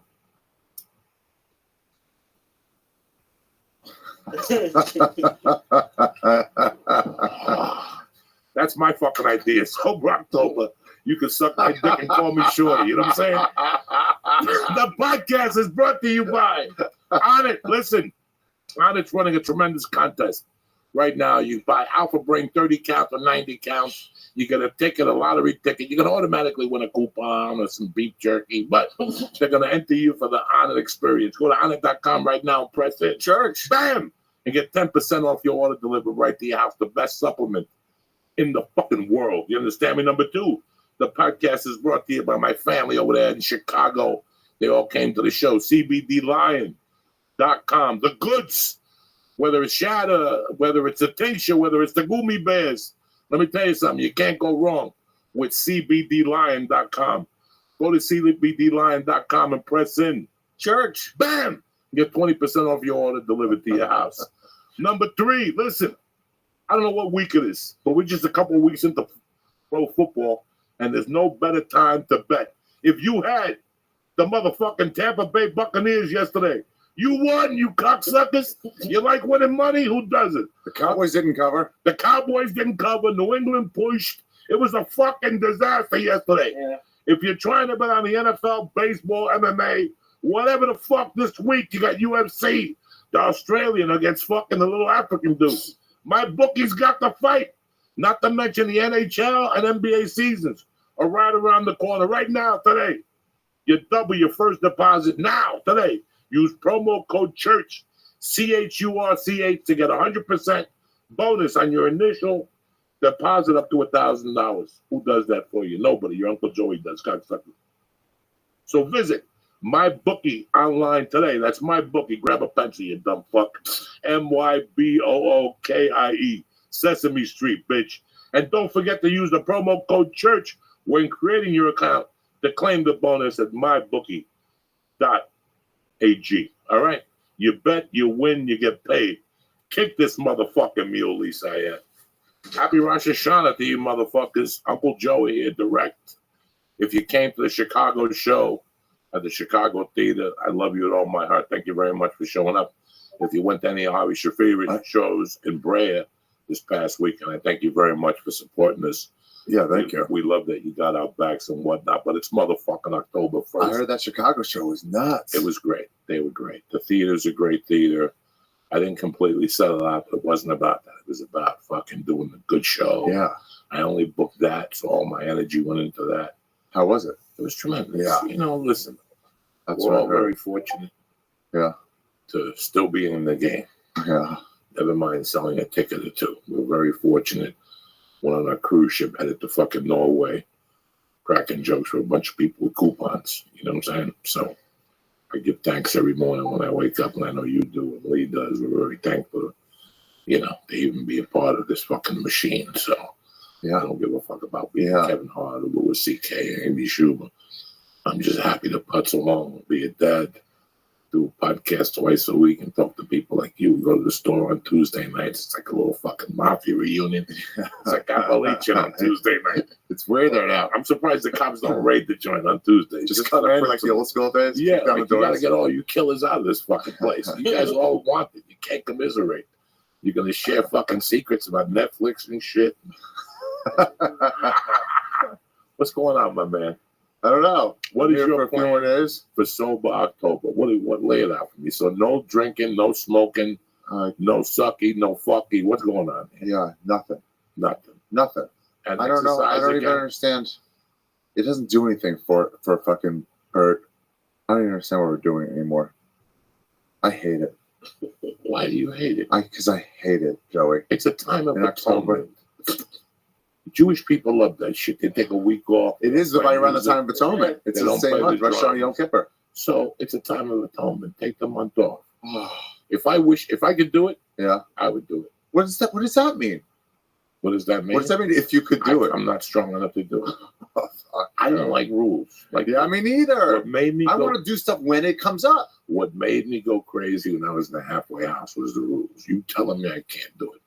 If you just say, Joey, knock it off for a few days, Yeah. I can knock off weed for 3-4 days. But at this point in my life, it's become a teddy bear. It's become something that I do in the morning to wake up and eat. And it's not that I smoke pot all day. I don't give a fuck about 420. I don't give a fuck about the movement. I've been smoking dope before the fucking movement. You know what I'm saying? That movement's over. It's Yeah. legal everywhere I now. don't smoke vapors. I don't do nothing. I don't want to burn nothing with a blowtorch. I just want to smoke a fucking joint of paper. Speaking of which, what happened to that joint? So here. Look at you, hide it over there. Why do you try to hide it? On Rosh Hashanah, no I less. know. Look at I'm Rosh Hashanah, no I less. gotta hoard the last little bit. You want me to light it? No, I want you to sit there and look at it like it's a museum. Yeah, I want you to fucking light it. What's going on with you, dog? It's good to be here, dude. I've been hella messing with food.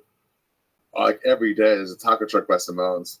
I go fucking nuts. It's either that or In-N-Out every time on the way home. I'm getting fat out here.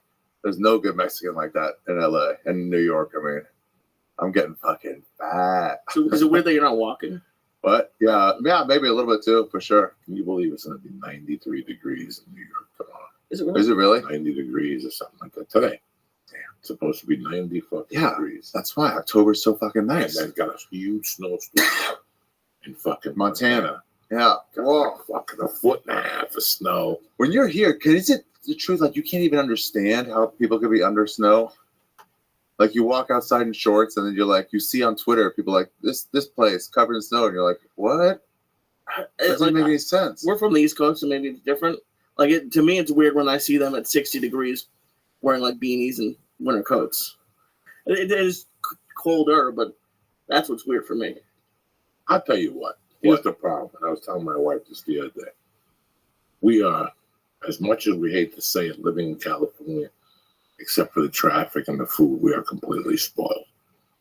We walk out of our house 8 days out of 10, and the sun is fucking just gorgeous. Gorgeous. Just gorgeous. It's something that you cannot even describe. Yes, it's expensive to pay and live here. Yes, there's traffic. Yes, gas is $4 a gallon. Yeah, but on the worst day, you'll never freeze to death outside. No. That'll never ever happen. No. I mean, it gets hot here. Like September's the hottest month. That's it. It's all downhill after tomorrow. Tomorrow is a hooded sweatshirt. It's already starting to get colder. Oh, yeah, it gets colder. It started getting colder than that last You week. keep a hoodie in your car. But do you ever look at the weather out here? I don't look at the weather. No. I don't think I've ever. No, we take it for granted. I lived in two of the best places on the country. I lived in Boulder, Colorado for 13 years, and I've been here for 22. I'm pretty fucking damn fortunate. Smoke the thing up there. Throw away a leaf.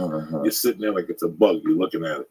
Smoke it. Smoke that fucking thing. It's the last night of... I smoked almost all of this by myself. Keep smoking. That's a boy. You need to smoke. It's good for the lungs. You gotta get some blood to the lungs. We haven't done dick. People asking us to get high, and I tell them we don't want to do it no more. He gets bronchitis. He brings cough drops. I take just as many edibles. I take this.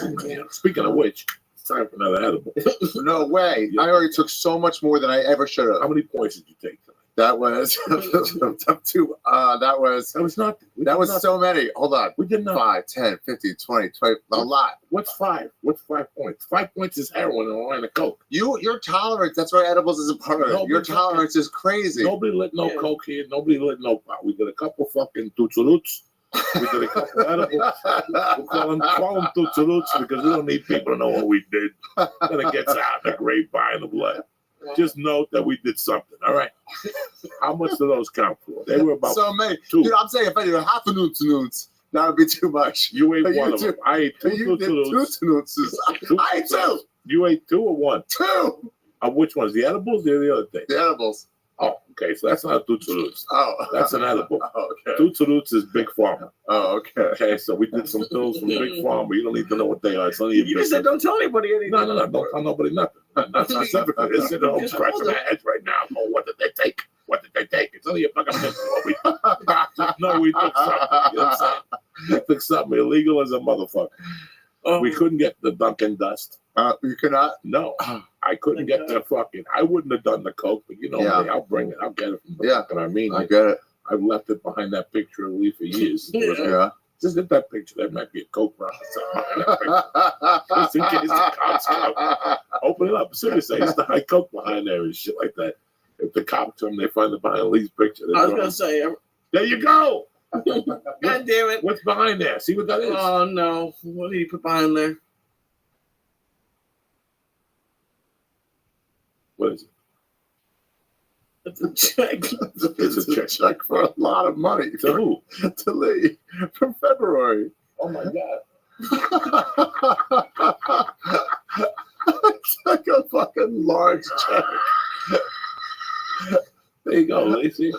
There's always something behind the curtain. What the fuck? The fuck kind of smuggling shit's going on in here? You know how many times I lose Lee's check? Yeah. My wife will leave it on the thing. I lose everybody's check. Oh, my God. And not even in like a How'd Jewish you way. lose it back there? Because I just left it there for him and I forgot to give it to him. I didn't want to leave it on the table. I probably forgot it. I told my wife I lost it.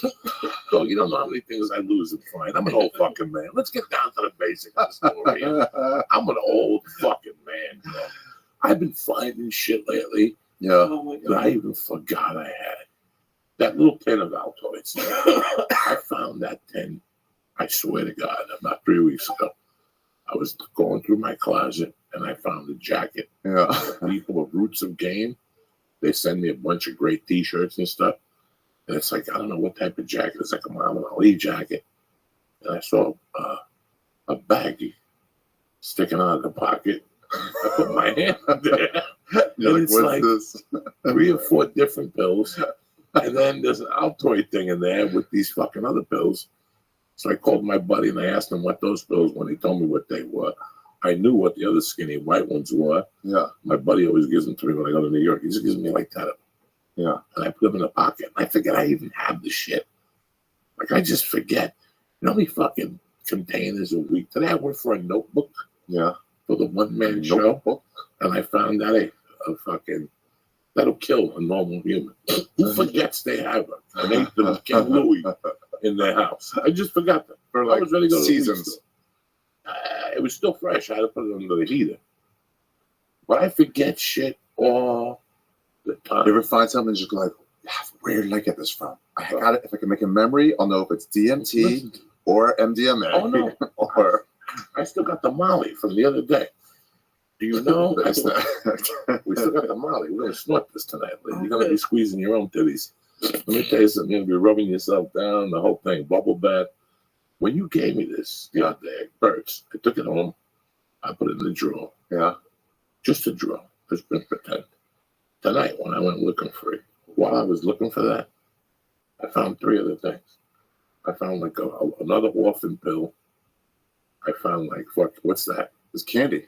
What kind of Just straight candy. Just delicious candy. We'll give it to Lee. He loves candy. It's so sweet though. Candies usually come in those small bags. You want Those individual. You want some candy, little boy? Oh, Jesus. Do you ever get nervous that you're gonna forget something in like an airport bag? Or if you're leaving like Ace, just randomly. Oh, dog. Before to get the rolling papers, I went in my suitcase. And I have a baggie that just has like sleep apnea shit, an extra tube, you know, just in case something breaks down. A strap in my sleep apnea mask, an extra toothbrush, you know, just stupid shit. Extra, we call those things for your phone. What? Charger? Chargers. Yeah.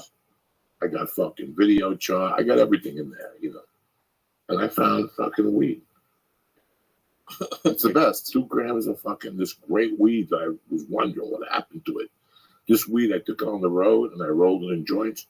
I was having heart attacks outside. I don't know where the fuck I was. Chicago, Dallas. I think I was in Dallas. When I went to Dallas, I brought this weed. It's been in there for fucking a month. So what do you got? Taking it with you? What do you got there, my friend? Oh shit! This is normally how candies. How many points is that? This is So how many points have we done? How many points for a bond here? 1, right? yeah, at least one. One. Yeah, So we 2, and then we share the joint. That's 3. yeah. And then what else? That's we did 3, yeah. two Toulouse count for 4, 5, 6. 4 points apiece. So I did 2. That's 8. Oh, And those, edibles yeah. are like 3. No. So that's 6. There's no way because no one's gonna take 200 milligrams off your lid. Yeah, no, that's Let me check. Yeah, 200 milligrams is big points on it. Yeah. I think it was 1 point for 25 milligrams. 1 point for 25 milligrams. Yeah. 1 point for 25 milligrams. Listen, if you gotta go sober October, go fucking sober October. Yeah. You want to snort this Molly, Lee? What do you want to do? I don't know what that is, but whatever. Let's see. How many points? Dude, I've done more drugs this year than I've ever I think done. you left edibles off. I did leave edibles off because it's all about the tolerance for edibles. So if 1 bowl is 1 point, has to be at least be a point a milligram, right? From a point every 5 milligrams? No way. Every 5 every 10 milligrams? For you, 50. Oh. For you, 100. I get 100 mil. Okay, 1 point. 1 point. Oh no, it's there. Okay, 50. that's fair, I guess. That's 4 points. What are his points? His points need to be adjusted then. 3 points. Because they don't do nothing to me. They don't do nothing to you. Right. You would just load up. It's a gentleman's game. I'm eating. Listen, let me tell you something. When I started with I should eat first this. off, no, leave it there for the roaches. Yeah, fucking eat it. First off, this ABX extract, Oh, that's these good. edibles. I love these edibles. Yeah. This is like the best edible I've eaten in years. You know why? Why? It's clean, Bobby. There's no sugar. There's no cookie. There's no brownie. You know what happens when you drink booze? It's not the alcohol that gets you hungover. It's the sugar. Is that true? Yeah, it's the sugar. Like when you drink, you ever go out and drink like pina coladas one night and get hammered? The next day you wake up feeling like that. Yeah, you got a headache from the hangover, but you overdosed your body with sugar. Like when I would go to Miami, I would drink those cola cabs. Those things are all sugar. So we were eating edibles. Jesus, Lee and I were eating 2 cookies a night. You're gonna be a fat fuck, and then eating a fucking like tonight. I feel bad for what's in my kitchen. Everything's going tonight. 2 of these, you're eating everything. Yeah, you start with apples. You try to be nice. You start with apples. Next thing you know, you're in peanut butter and saltines and catnip. It's a fucking nightmare. Oh yeah, fuck it. We're crushing the points tonight, people. Sober October starts tomorrow. It's Monday the 30th, whatever, the 31st. It don't matter. We're going deep. This is a real All Hallows Eve. Fuck yeah. So tonight's the second night of Rosh Hashanah. What usually happens? So same thing. You pray for forgiveness. You get God buttered up. Rosh Hashanah is when you get God buttered up. He opens the books from Rosh Hashanah. And then he's like thinking about it for about 10 days. And then Yom Kippur, he fucking closes them. So right now is when you're like, oh, okay, remember, we've been having a good year. You and I start asking forgiveness from everybody. Hey, don't let it, when it goes judgment time, forgive me for everything I've done to you. And yeah. Same? Like, same, yeah. Forgive you. And then, like, so God's like, all right, take that out. You know, and then he just judges you for everything. So you're the whole time like, come on, go easy on me. Please. I love you, you know? And he's like, all right. And then by the Yom Kippur, boom, he's shut. And then your fate is sealed for the year. I love that. Yeah. Nothing I love more when somebody tells you history or religious and they put it into their own words and they put humor to it. Yeah. Like what really fucking happened. Like I had a buddy that was his specialty. He knew everything about everything when it came to history. So when he'd tell you about MacArthur and this, he would tell you in a comical way and it made more sense. Yeah. When a fucking professor tells you with that fucking dramatic voice during class. Pay attention. But that's pretty interesting. And it's new. I watched your 20 at the store the other night. It's very it's all that stuff. Jewish. Yeah. It's very like letting you know what a lot of people haven't been telling us for the last 20 years. It's very interesting. Yeah, I try to do it like you said, like a normal way. You know, where it's just like real, like this is really what's happening. You know, not like you have to say this prayer, but like it's pretty much just like, come on, go easy on us. It's like, you know, real talk. That's really what it is. When you're in New York, any Jews come up to you a little on the hard side and say something to you, or they love it. They love it. Almost always they love it. Once in a while they'll say something, but usually they love it. And if they say especially the religious girls, I see the girls in the wigs, and they come out, and I keep an eye on it when I'm going up in New York, in Manhattan. There's frontier Jews. The frontier Jews come out. Those are like top of the line. Like, I'm not supposed to go here, but it's not illegal, you know? So they even have the fucking, all the things. And they'll like, I'll go out to a comedy club, you know? And so once in a while I see them and then I wait for them, especially the girls when I talk about the girl stuff. They die laughing because somebody's finally including them, I think, you know? Yeah. But once in a while, people are like, aren't you worried about them coming after us? I'm like, no, that's all right. Really cool. No, I thought some people would, every 20 shows, there's got to be one guy after a show that says, maybe, probably that. Usually, though, if I get walkouts, it's because I'm too dirty. It's usually that. How often do you get walkouts? I don't know. Sometimes. You remember? People are like, they're not even angry. They're just like, this is just not for me. This is like a lot more fucks. I thought they go in thinking probably 1 to 0 fucks.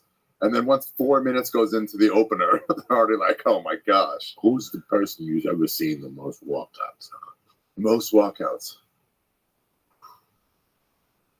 Dice would get a lot. Where? At the store? At the store. People were just like, yeah, he loved it. He loved it. He said he got walkouts in his Vegas shows. People like, it's only for him, you know? He's not like popping in. People are still like, oh, I didn't know it'd be like this. I think you got to get a couple walkouts or you're not doing your job. A couple. You can't be for everybody, you know? I had a lady say something to me in Chicago. Yeah, that's the best. About a joke I say about fucking, what's her name, Rose McGowan. Yeah. She goes, that's not an appropriate joke. I say, we've been appropriate times. You know, I'm done with That bothered me last week. The thing about that kid was signed that way. Not that it bothered me, but it didn't bother me or anger me. It just bothers me about the future comics now and what they're thinking and what's being said to them, and how that's really going to change the face of comedy of people who just really want to go up there and say something.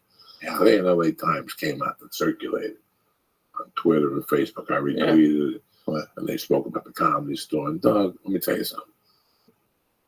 And Ari knows. On Sunday nights, I had intensive talks with Mitzi Shore. I used to have intensive talks. Yeah. 2 minutes at a time. And it was horrible because there was a comic on stage. But she talked to me. And she told me, fluff. She called it like fluff or something. She didn't like it. She wanted you to be yourself. Yeah. She wanted you to say whatever the fuck you wanted to say. Nothing was taboo up there.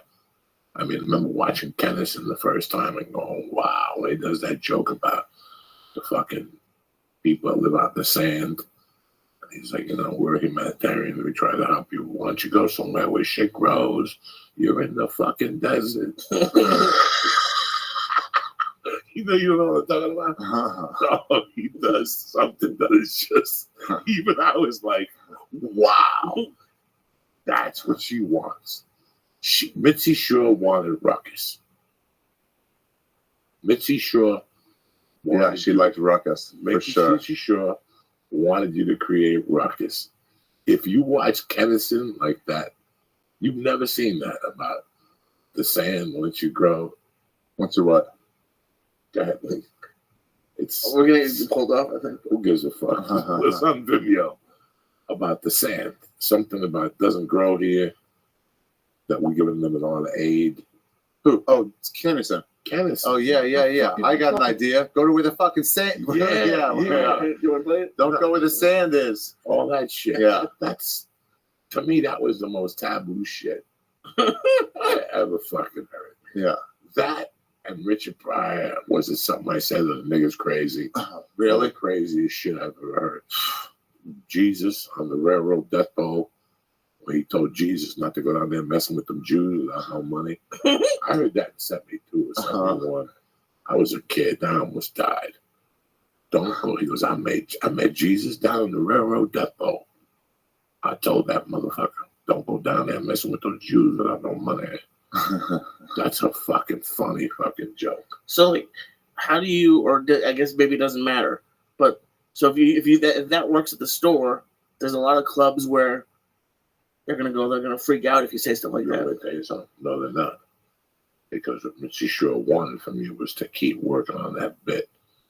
So when you do go on the road, that joke comes off just like you're the original. Right now, the training I did the last year after my Netflix debacle, which I've said 1,000 times, is just to train at the Comedy Store. I was wasting my time doing spots everywhere else. I'm a Marine. Why am I going hanging out with the Air Force guys? I'm a fucking Marine. Why am I going over to this club and hanging out with fucking Army fucking whatever? They're medics. I was raised to be a killer. Mitzi Shore created killers. That was what she wanted. Look at her resume. When you watch those Rodney tapes, they were all her killers. They were handcrafted killers. That's what she wanted you to be. That's why whenever people are in a bind, they go to the Comedy Store. You want to find fucking talent to do a project, you go to that fucking Comedy Store. Yeah. There's a chick, there's an old man, a young guy, a Chinese guy, a black guy. There's everything you need rolled up in one fucking stop. And that's what, after the Netflix thing, I was like, I'm wasting my time with all this bullshit. Nobody wants to hear Joey Diaz talking about his daughter. Yeah, here or there. But that's not what I'm about. What do you mean? It's not what I'm about. Oh, yeah. If I am going to talk about my daughter, it's something in that, the world we live in today, how I'm raising in the world we live in. I don't give a fuck about what they're telling me to raise. So I'm telling you how to raise a fucking kid so they're better than everybody else, because nobody else is raising their kids with that kind of integrity. I see kids losing their minds all the fucking time. I'm around them more now more than ever. And I'm like, wow, who the fuck's raising this kid? A nanny. Yeah. So I see the fucking whatever, But I don't How can you fire me from a TV show because I put something on Twitter? What about the guy kidnapped 30 years ago? In the trunk of my car? You really gonna, you know what I'm saying? Like, you really gonna give a fuck? They call it the cancel culture. So what are you gonna cancel? What are you gonna cancel on us? A gig where? Unless you rape somebody or you fucking, even if you take your dick out. Now, Louis C.K. proved you're still selling out. Yeah. So you gotta rape the bitch and get caught with the fucking kid. You know, 23 and me's gotta be there with the fucking kid. And then you got, you know, like if you fucking, even sexual harassment, they give you a little break now. They push it back in. Yeah, even what's his name is back, Ari from fucking Johnny Piven. Yeah, I seen him around. Yeah, he's doing stand up. Yeah, but they gave him a series or a movie. They put him in a movie. They're easing him back in. Yeah, they ease you back in. They give bro, everybody get. Listen, how bad was Robert? Did you know that Harvey Weinstein is out, like around town? We knew somebody who was a waitress, and they came in, and she was like, none of the waitresses was like, "Hey, we don't really want to serve him," and they were like, "You have to," and they were like, "We don't really want to." Like, yeah, like this fucking stuff. We don't like that guy. So, but he's just out, going out. Well, what's he gonna do? Well, I guess, yeah. I always thought he was like gone and done. No, he's in New York, right? I guess so. Yeah, he's in New York. He's in Safe Haven. Yeah, he goes to a temple once a week. Can you imagine if you were sitting at one of those like communal tables? You go out of one of those small places and you have to just sit next to other people, and then Harvey Weinstein is right next to you. Can you imagine, like, hey, what's going After about 10 minutes, who sucked your dick the best? Oh my god. What's the best blowjob you got in Hollywood? And he'll tell you, you know what, believe it or not, it was just one extra one time. She sucked my dick like she wanted a voucher. You know? Wait, but you don't think you'd stay in your house? I would stay in my house. I would for a while, I guess. I wonder. Louis C.K., I mean, what do you feel like? What do you go through? How long can you stay at the house with the I get fidgety after like a couple days. With the maybe 3 or 4. Yeah, I get 3 or 4 days. I'd be like, now, let me give you another side of that. Let me tell you, for a month after I got out of fucking county jail. Yeah. What? Or prison, you feel like shit. You go to the supermarket, the chick knows you were in jail. You go to the gas station, the fucking guy knows you're in jail. In your mind. So I can't imagine being Louis C.K., who got all this shit taken from him in one day, or being Harvey Weinstein, who got everything taken from you. What do you do? What do you do? In Louis C.K.'s situation, what do you do? Exactly what he did. He dropped off the face of the earth for a month or two. And then he said, what am I going to do? I can't stay in this fucking house. You got to go out. I got to go out. And they took him back at the Comedy Cellar. Yeah. They accepted him back. So that's it. Little by little, he didn't bother nobody. Somebody tried to fuck with him along the way and taped one of his sets. But he was working out shit, and they made a big deal about it for no fucking reason. And he's back. He's just selling out Toronto. Yeah. There was an article today that he doesn't want tape recorders, nobody taking notes. You know, whatever. Everybody has their own thing. But we've become the judge, the jury, what's that expression? An executioner. An executioner. You ever see one of those things where everyone gets mad about something and you're just like, in your head, you're just like, I don't even see what you guys are even talking about. I don't see what you're talking about. What? Like, sometimes you're like, oh, is this the right reaction? Is this the wrong reaction? And then other times you're like, wait, I'm not even trying to see where you guys are even talking. Like, what are you even talking about? It seems like a fucking made up anger sometimes, you know, where it's like, you guys, I don't really think you think about this. And the bus throw. Yeah. It's for no reason. Look at this guy, the Prime Minister of Canada. Trudeau. Okay, take a look at this poor bastard. Now, he's sitting there at home 6 months ago, watching World News Tonight, just like my fucking fat ass. And he's watching what that guy went through in Georgia. That in college, he fucking put on blackface, and they tried to accuse him now. And then the guy was like, man, not only that, I put on blackface one time for Michael Jackson. Look at Who said that? The governor of Georgia. Hilarious. Oh, yeah. You know, and he didn't mean it. You could tell he had no fucking anguish in his heart. Again, they tried to blow it up. I don't know who it was, the right or the left. I don't even know what that means.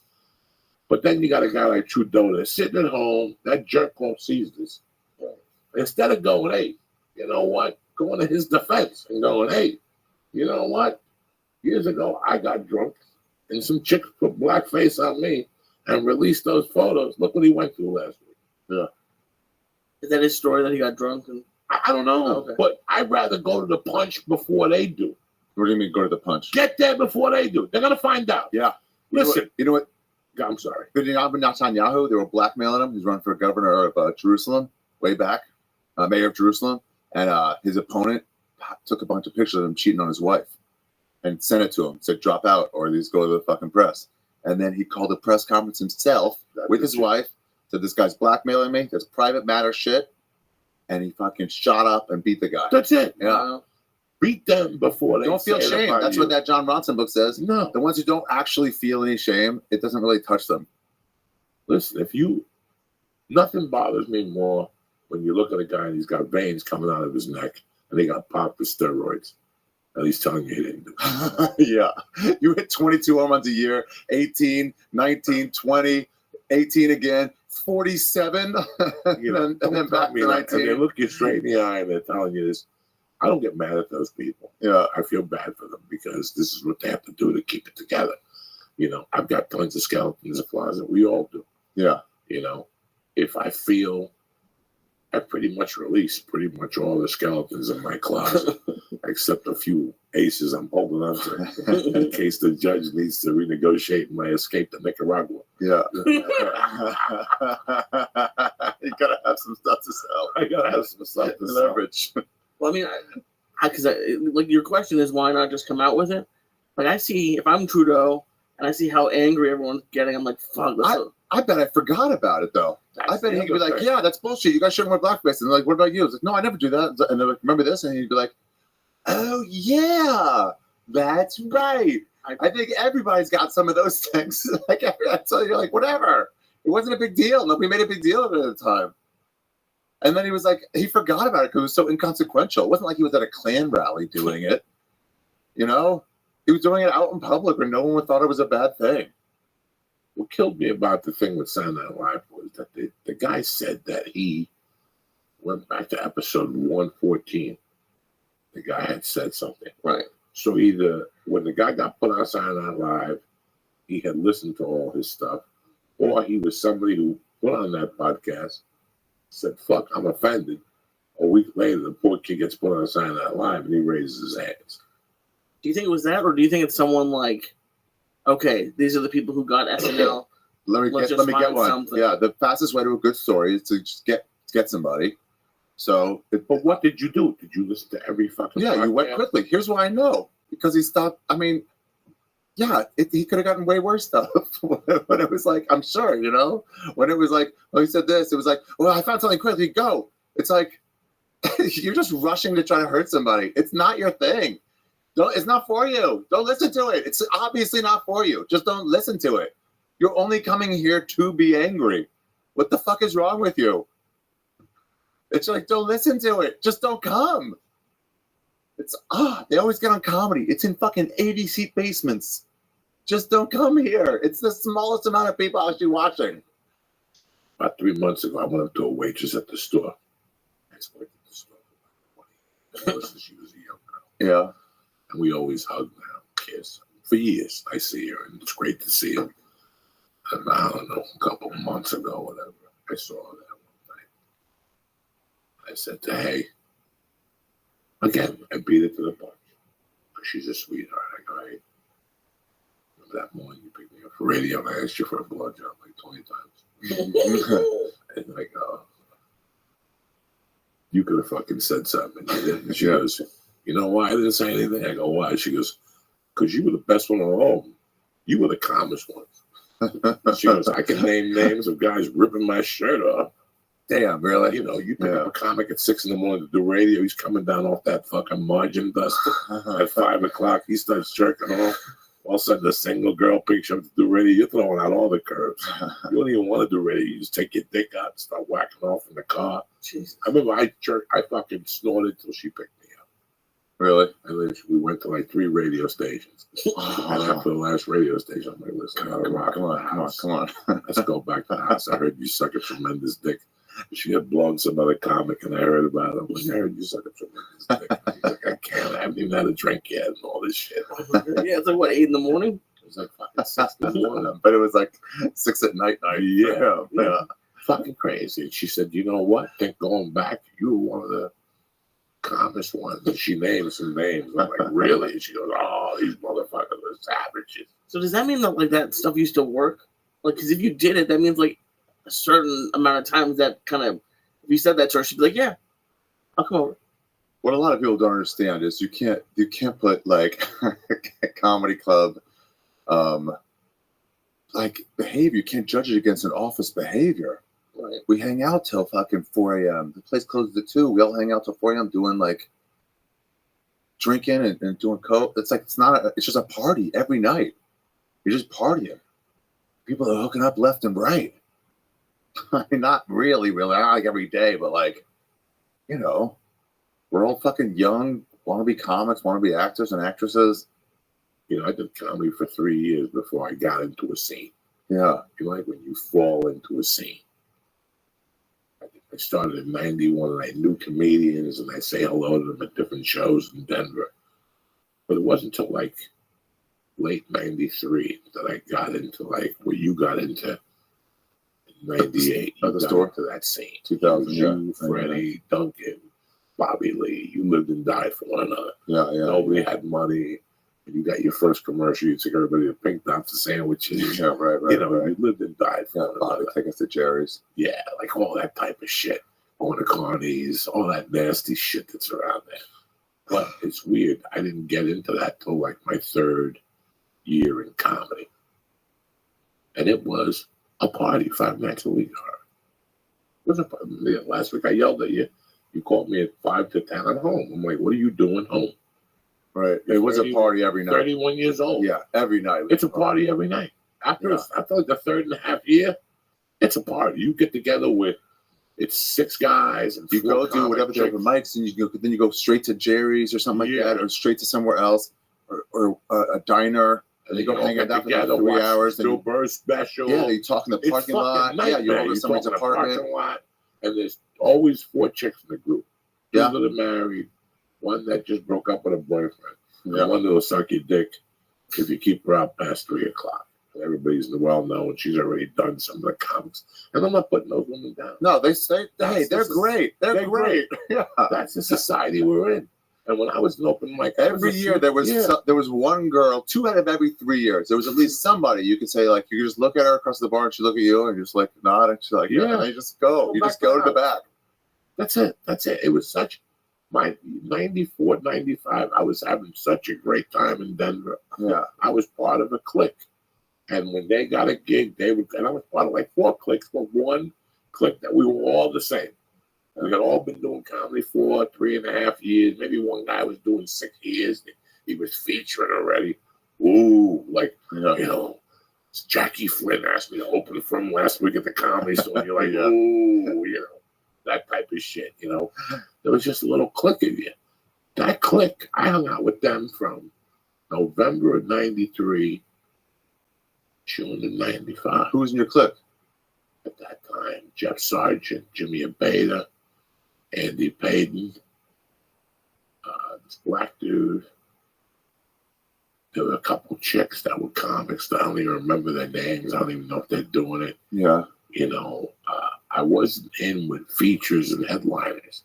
I was in with guys that we were beginning to headline. We were beginning to feature triple runs. Oh, really? Like you come back and we'd hug you. Congratulations. How was it? You're like, oh my God, wait till you go to Boise. And you're like, ooh, I can't wait to go to Boise. You know, those are the people. My point is that you were with them. Right. When I first met you, you ran with those guys till 4 or 5 in the morning. Yeah, but those guys were like open mics together. Yeah. We're like, hey, we're better than these like crazy people. Yeah. I mean, you guys had it going on. Yeah. You guys worked at the store. Mm-hmm. You guys were tight. I'll never forget that. You had that little clique of savages. Yeah, Renazizi, John Caparulo, Simone. Yeah. The Spanish kid, Rick Ramos. Almost, yeah. You know, this was like Mike Black. Mike Black. Yeah, Carboni, Painter. Painter crushed. Painter changed everybody. He was so fucking dark. We couldn't believe it. He was like, when you would do the employee section, it was like a question if you go pre-Painter or post-Painter. Because he would either destroy, like level the place where like no one else could go on to that level of laughter for like 3 more comics, or he would bomb so bad that like everyone in the audience felt like weird for a while, He made me like feel they saw creepy. something I terrible. saw him do some creepy stuff at the end. And then I heard he was creepy off stage. No, he just liked to fuck a lot. Right. Yeah. He like put it out there for everybody. He put it out there. Oddly, very Christian. Very Christian. Would not say hell. Say heck. Dropping heck as stories of like he got into a big fight with Carboni about they were watching porn. It was early porn where there's not many rules, and there was a porn of a dog eating out a girl, a woman. Excuse me, I'm bad. A woman. That they sold And, on the internet. It was just on the internet. Okay. I don't know when like people had passwords and stuff, and Carboni was disgusted by it, and Painter was like, she's got nice tits. And then Carboni's like, what are you talking about? She's getting eaten out by a dog. Painter was like, that has nothing to do with the quality of her tits. They got to a screaming match over it. That is disturbing. A dog eating out a woman. I can't watch that. I can't watch that. In the early days of the internet, like you would download something, it would say like regular porn. And the worst one I saw was like the German Shepherd fucking lady from like way far away. You see some crazy Yeah, stuff. the days of like LimeWire, I get some don't weird see shit. that. You have to download your porn. Yeah, it's days like that. So you get porn and you have it. Like, hey, let's watch my porn, I guess. Right. Oh my God. And then Yoshi would come around with his I dose. still remember Yoshi coming around and giving you boxes of porn. When you saw Yoshi, it's like, Yoshi, you already ate, or you're coming in to eat? He's like, you already ate? Like, can we go to your car? He's like, yeah. And he would just hand you CDs. I had a neighbor that I would give those to. He would jump up and down when I gave, because I don't watch porn. I don't know what Yoshi was giving me. He would just give me this homemade shit. Some black guy fucking a white chick. You know, Yeah. she didn't want to be there. I don't want to watch that shit. I really don't, guys. I can't. I don't want to see a fucking chick getting eaten out by a dog. Even though if I had a crazy chick come on my house and we were doing coke and shit, I'd ask her, let my dog eat your pussy while I put my dick in your mouth. That would be a tremendous fucking video. Really? But they throw you in jail. They'll throw you under the jail. Yeah, they'll mess up. Yeah. They'll throw you under the jail. You might as well fuck Yeah. a 5-year-old. Can't really fuck a dog anymore. It really has changed. Really. I don't want to watch that. I really don't. I don't want to just come across it. I want to know what I'm getting He into. wants to produce it. Oh, and it's like, Like, how you was can it? look away when you see it, and suddenly it's that. Yeah. Suddenly it's a horse fucking video. You're just like, you can't just look away. So now you're watching it. Like, I don't know, Rogan and you all those years. I never turned down the video where the horse fucked. I saw it. It was disturbing the second time. The first time you I get never through it, because even it's like your watched brain can't make sense of it. And then the second time you see it, about halfway through, you're like, oh, okay. And then it all hits you like in the middle. And so then you're like, Is that the one where he dies at the end? he dies afterwards. What? Allegedly, no one really knows. That's what they said. But you can see that definitely that could have happened. How big was the horse's dick? Far bigger than his ass. No shit. It was like that. It was about that, but thicker. And his But buddy- about that long. now he had a friend with him, right? See, Another good I wouldn't one. call that a friend. Yeah. Yeah. But he had a guy. Obviously, he went to some. Rogan had a bit about that guy. Right. Rogan Yeah. had a hysterical bit. Yeah. But looking back, somebody calls you up and says, "Ari, can I meet you for coffee at Starbucks? I'm gonna run something by you." Yeah. And you're like, maybe he wants to borrow money. Sure, I'm always there for you. What do you need, Maybe buddy? he wants to Yeah, shoot let's his talk.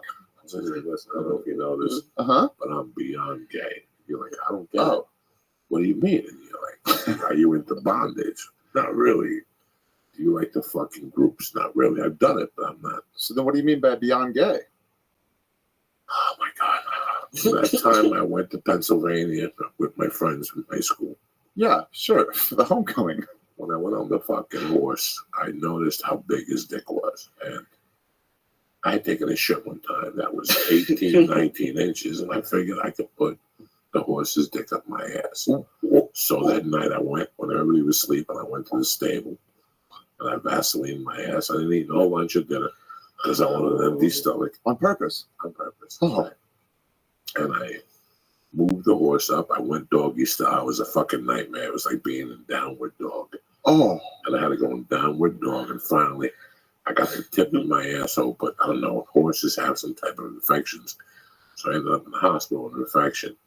And I read up on it online. And, in those days, an encyclopedia online, and you have to take a special shot for a horse to fuck you in the ass. And meanwhile, you're sitting there going, so what are we getting at here? so yeah, why'd you get me in the back for this? Like, So the reason why I need your force to be my lookout. I want to go to this barn. I've known you for a long time. Please don't share this with nobody else. no, I We did wouldn't. not know. Right away, you're like, well, I got a secret to tell you. A couple of nights ago, I went home and I had peanut butter on my balls. My girlfriend Chihuahua licked it, and I kind of like it myself. So now I just buy dogs that are abandoned. I have them lick my balls and I kill them. I drop on the corner so there's no evidence. You know, this is two fucking minds. This is two people that met. And just think about that. It's like heroin people in LA. Like I did blow for 20 years in LA. And I think one person in 22 years ever came up to me and said, hey, do you want to do heroin? There was a chick, you know, whatever, that was crazy. And I knew her and I was doing other drugs with her. But heroin people attract heroin people. You do any heroin? I did it not with her that night. I did it a couple of years afterward. What was it like? Tremendous. Oh, Tremendous. Remember I told the story on your fucking show? yeah. Oh, which When I one? went to Gunther's house and he gave me a line of white heroin. When I sold him, me and Dee Dee sold him like a TV, right? No, it was No. a cabinet to put dishes Oh, in. He was right, a beetle Armoire. collector. An arm, was that what they're called? I think that's what Armoire. yeah. And we went over there, and we went over in the afternoon. Gunther Brown looked just like Tony Iommi, and he was a pervert. And I didn't know he was a pervert till that day. Gunther? Gunther, it had to be like a Saturday or a Sunday. And he answered the door with a robot. Yeah. And no shoes on, just a robe. He's like, what's up? And I'm like, we want to know if you want to buy this. And he goes, yeah, it looks interesting. I go, yeah, I know you like those type of pieces. And he goes, I'm kind of busy right now. Can you come back in a few hours? And I'll square it with you. He goes, make it like 8 o'clock. And I'm like, fuck. Gunther's not going to pay me. But I knew Gunther had money. Gunther had family money. He lived on the corner next to his family called the Denny's, who were just as crazy. They had like 3 boys and their sister. One of them were twins. She was twins with Mike, who was my buddy, and he was a fucking nightmare. They called him the devil. He's in jail right now for killing his wife in North Carolina. When we were kids, we called him the devil. Like when they call you the devil when you're 15, you got problems. All right? Yeah.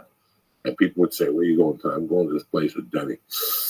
You really want to hang out with the devil. Like that's how bad he was. There was always something. Always something with Mike Denny. Then he had a brother who had played the guitar. He had fake teeth. And he had long hair. He thought he was Jimmy Page. But in real life, he had a chick. The man, he would just tell her, suck his dick. What? And she would suck your dick. And one night he took her to a party in my hometown, my junior year. I was not there. And she sucked like 18 dicks, so they called her Marathon Woman. But now there was a big push. A lot. Like all these guys got Hi. together. Let's break that record. Let's break that record. And they took her back to a house at Franklin School one night. Jimmy Denny was his name. And this chick must have sucked 20 cocks and broke her record. I was not around. Good for her. And the next day they kept calling her Marathon Woman at school. Marathon Woman. I mean, and everybody knew it. And she walked around like nothing happened. Yeah. And thinking back now, you could see she wasn't crazy looking. Yeah. She was good looking. She was good looking, as Yeah. a matter of fact. But thinking back, you could see that there was something wrong there. At an early age, she was 17, 18. It's weird when you see a crazy person, they still have their looks, and then you're just like, can't make sense of it. You're like, oh, you're going to be homeless in like a year, you know? Where it's like, you're just in the very beginnings of crazy, and it's like, it's all going to go to shit. That was a crazy fucking neighborhood. Did you ever hear what happened to her? Marathon Woman. Not really. She Lee, died. you look like somebody drew you and then stopped when they got to the eyes. Yeah, that's how I feel. I knew. I saw her high school year. I remember her high school picture, the yearbook picture, really disturbed me. Really? Because she Why? put, like, she had a saying under her name, like it was like her name. That all the people on that whole list, she put like a saying. Oh, right. What was to hers? live forever or something. I'm like, how you gonna fucking be 28 and tell your husband you sucked 40 dicks your junior year in high school? That is probably Pretty something much. that wouldn't. She probably sucked 30 dicks because there were dudes that were there for seconds, but there was a ton of dudes. There was a ton of dudes talking about it. The next day she would swallow too. Yeah. Swallow and load. She had a stomach ache for a week. But getting back to Dr. Brown. So that night I went over there without Dee Dee. And I remember going in, he gave me the 60. Which one was Dee Dee? Dee Dee was a crazy friend of mine. He's still around now. I just talked to him last week. He moved from the shore back up north with his brother, good friend of mine, solid. Him and his brother were dear friends of mine. He told me, I told the reason Dee Dee wasn't with me because that guy Gunter lived close to me, and I was headed to Dee Dee's. And we were going to Dee Dee's to get Coke afterward. But I go by Gunter, and he says, come in. He's still got a robe on. There's beer bottles everywhere. And he's like, sit around. He goes, hey, listen to this. I remember Led Zeppelin Live was on. Live out. Yeah. We were just talking the way you and me on. He just gave me a beer. I didn't know if he was lonely. And in the middle of the conversation, he goes, listen, there's a chick back there in the bathroom. She's passed out. Been doing drugs all fucking day. If you want her, she likes to suck dick while you sit on the toilet. And I'm like, that's okay. Now, here's the crazy thing, guys, that I'm a young man. I'm maybe 17. My mother was dead. Yeah.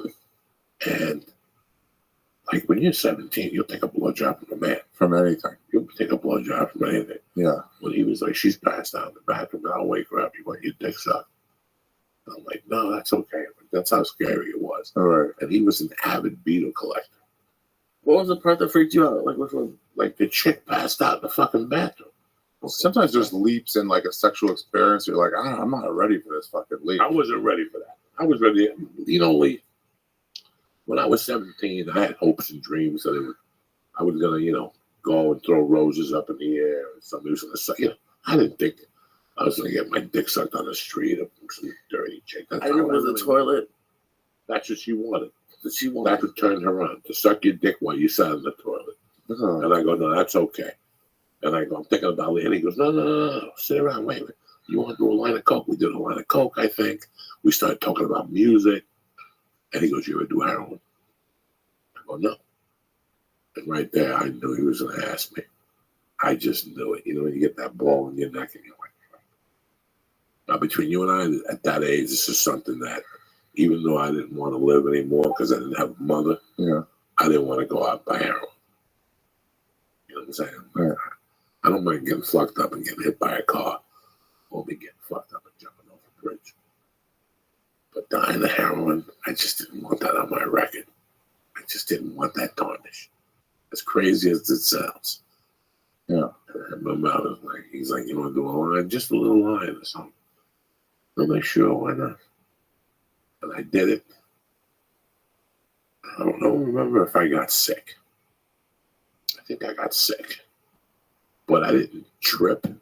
Like when I told the story on your show, people were yelling at me the next day, like, you don't trip on right. It's something. heroin. But it was something. Like you just feel this fucking lump in your stomach. My body went numb. I felt like, before you have surgery. Yeah. That feeling that everything's funny and like everything's distant. And then I went out. I went somewhere. Like I went somewhere for a while. And then I came back and I started going in and out of it. And it was just a tiny bit, but I had never done it before. Yeah. I don't remember if I did get sick now, because I got sick a bunch of times doing that stuff. You always puke when you do that. And that's when it kicks in, once you puke. Oh, really? Yeah, that Chinese heroin from Chinatown. It kicks in once you puke? Once you puke, that's when you know. Like, that's what I heard. Wow. Oh, yeah, the heroin. Yeah. That's what some of That was the first time. And I remember, I felt really shitty about myself that night. I don't remember walking home. I don't remember none of that shit. It was a long fucking time ago. And I didn't do heroin again until I was locked up. How did it feel when you were on it, though? That night? Yeah. I don't know. I just was fucked up. Like, I was getting fucked up every night those days. At that age, I was doing something. How old? 17, Damn. 16. Yeah. Like I still remember snorting angel dust and like taking a hit of acid and going home like at 10 o'clock and like fucking having watching TV and The Exorcist was on. Fuck this. I had Master Reality on. Like all that shit was too heavy for my little 17-year-old mind. So I didn't do it again until I went to prison. And that time it really didn't work because they had to melt Mexican heroin into my nose. They had to do Like what? it comes to like a goop. So they had to melt it down to a liquid, and then they scooped it up with like a dropper, and I had to bend my head back, and they put it in my nose because I didn't want to shoot it. I'm a pussy. I didn't want to shoot it. Why does that seem worse? I know. I don't know. Listen, when you're young, that's the mistakes you make. Yeah. Oh my gosh, These are I some can't of the mistakes imagine. you make. Oh, I didn't shoot it in my nose. I dropped it in my nose like this brown tasting shit. oh, And I don't remember if anything happened. And then in '93 in New York, I did a line with my brother, and that fucked me up. And the next morning, he told me, "You did a line that could have killed the horse." Well, thanks for telling me. Thanks for telling me. And I didn't touch it again until 2007. really? Right? I didn't do a little key. And what does that do? That was it. I would get fucked up for like 3-4 hours, and I would just pass out and go to sleep. Damn. Fucking crazy. Yeah. It's so fucked up. You could save that shit for next month, bitch. That's right. So That's what's right. your plan? When do you start missing reefer? I'll probably miss it. I've been enjoying it in LA, smoking in the car. I would went to In-N-Out, and the guy was taking my cash, and he was like, "Damn, that smells good." I was like, "Yeah, it's good." You just sit in line and just like smoke, listen to the radio. Dude, I got home yesterday. I put my car in, smoked some new songs on the radio, and then I just pulled in and just listened to the radio. I didn't even like move. I didn't even turn the car off for like 40 minutes. I just sat there listening to the radio. Well, K-Rock. you know you're not allowed to smoke weed in the car and drive. You do know that. They'll throw you When? in jail. When? Who said that? I got a new tax. No, no one said that. Yeah. Who said that? They'll throw you in No, jail. that's not a You real are thing. Driving under the influence. No. They have to, first of all, they have to catch you, which is not going to happen because I'm an excellent speed driver when I'm on the weed. Yeah, so what do you got to do? Elude them? Elude them The for a while. 5? Just get to an underpass. You got to get to an underpass. That's where you lose them. The helicopter's got you. You got to get to a garage of some kind. They can't bash you, so you take the ticket, right? The thing goes up. Then you ease. When the thing goes down, then they have to take a ticket. Otherwise, and then you can quickly go, get out of that car and fucking bolt. What fucking ticket are you talking about? The ticket to let you into the garage. You're watching too many We saw a movies. car chase yesterday. What you have to do is you have to get to where, okay, the helicopter's got you. You got to get off from where they can Right. see you, right? Okay. The helicopter's got a fucking spotlight on you. So you got to go underground of some kind. At a garage, there's a thing that comes up to let you into the garage. Right. You got to get in one of those, take the ticket, and then when the thing goes down as you go, then the cop behind you, now he's got to wait a second. He's got to get a ticket, and things go up. You take that 15 seconds, bolt, go fast, and then jump out that car, put it in a spot, jump out, run somewhere else, and that's your only shot. That's your only shot. Are they going to lock down the whole That's not building? gonna work. And do they know what you look like? I don't think so. I did that already Well, how's it not going to work? because they'll sit and wait and bait you in that area. But you're what? You're in the office building. I'm No. just here So you at bring Warby the Parker Yeah, you got store. the office building. If you escape, about an hour later, they bring a fucking dog. And that dog gets you sent, and they start sniffing around. Oh, shit. There's so many things. Oh, so now. they get where the car is. They smell that. And Once then they they go. smell you, you're dead. Oh, They get a scent on you. Plus, if it's your car, they know who you are. And then if you It's not Uber- your car. It's if- not your if car. you Oh, Uber- no. It is. Oh, no, it What is the in this fuck don't you scenario. drive Yeah, your car? yeah. They would get you. Or if they got you in a rental car, you still had to put your car down. Yeah. My thing is this. This is my thing. They've given us the gift of let us smoke. Yeah. They're giving you the gift of us going to a store. Yeah. The least we could do is say, you know what? I'm not like I don't like smoking in my car. I don't like it in the car. If I get pulled up, I got no leg to stand up on. I'm dead. And now they have a test. So if you get pulled over and you got red eyes, they got like a litmus test, Really? or some swipe of your tongue, or there's something.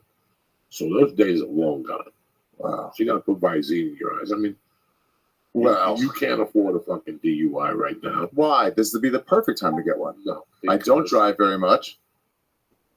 It would be the perfect time to get a You DUI. never want to lose your driving privilege. I know, but of all the times to get it, when I live in a city where I don't need it, it's a helpful time. It's a fucking horrible, We live in an age of Uber. it's a horrible blemish on your record. That's true, It's 2000, but not now specific. It's 2019. I Ubered here. I know. That's what I'm saying. If you get a DUI in today's society, You're an asshole. you should be shot. You're an asshole. Because it's everywhere. Yeah. Your brother-in-law got a DUI. He had to go to classes. Who? I'm just saying. Oh, right. Your brother-in-law, everybody's brother-in-law got a fucking DUI that listens to this podcast. He's a fucking loser. And he drank one night and he fucking got a DUI. Yeah, you're not 22. And now he's got to pay a fine. He's got to take classes. He got points on his license. It's Now your Uber. insurance goes up. That's why Uber's so fucking popular. It reminds me, though, of the Kinnison bit. And the question is, but what are you going to do with your car? How are you going to get your car home? You got to just say, like, maybe I'll get a ticket. What do you mean? Like, let's say you drove somewhere and then you started doing hella drugs and you got to get home. People are always like, but my car is on the street. I can't leave it there in the morning. We'll figure that out when we burn that bridge when we get to it. Well, But right now, shut your mouth, do the coke, and let's enjoy the evening. We'll figure that out in the morning. Maybe the dentist will leave out of his spot. We'll put you in the building. I did too much tonight already. What'd you do? We still got to take another edible. We're running late. No. I already realized I made way more than We're running light here, gentlemen. You know what I'm saying? This is a light night, 200 milligrams. Wait, you ready? It's the mixing that's the problem. What makes it? We got a couple Toots. About This is sober October. You lucky I didn't bring beer. But I even got CBD oil to calm you down. If anybody loses their nerve to anything starts twitching, let me know. I got nice CBD oil from CBDlion.com. when are you going to get a heroin sponsor? So, I'm talking to the purse as we speak. I'm talking to a division of ISIS as Is it we gonna be like a speak. dealer, or are you gonna get like a distributor? I'm looking at everything, the jingle, the whole thing. I could see you in an opium den, like an old Chinatown opium den. I could see you just down there. And I'd have you and Duncan, one on the left and one on the right, with our shoes off, getting a foot rub. A Chinese woman, little Chinese guy comes, you smoke opium with him. You start hallucinating. He puts a towel on you with cold water. Tells you it's gonna be all right. Chinese. You have no idea. You have no idea, Jack. That's a party for some people. They just rub your head with a cold towel. Wow. It's gonna be all right. You start sweating profusely. They put an ice pack on your neck. Did I see those guys in New York gacked out? You ever see them? Yeah. It's fucking, On heroin or yeah, I guess. I don't know. Is that heroin? Yeah, methadone too. They're over. They're all the way over. Their head almost hits the ground, but it doesn't hit the ground. Or they're standing up and they're bent over and they look like a fucking human question mark. They're just like, I don't even know how they stand. Can I ask you a question? Is that big in New York again? Yeah, and then they just stand. Where? In the village or in the west side or the east side? Village, West Side, a lot of near NYU. A little unrelated, I think, but like, It's a college. There's got to be somebody selling H. yeah, maybe they have people giving away money or something. I don't know. What do you mean giving away money? I mean, well, that's why the homeless people are there.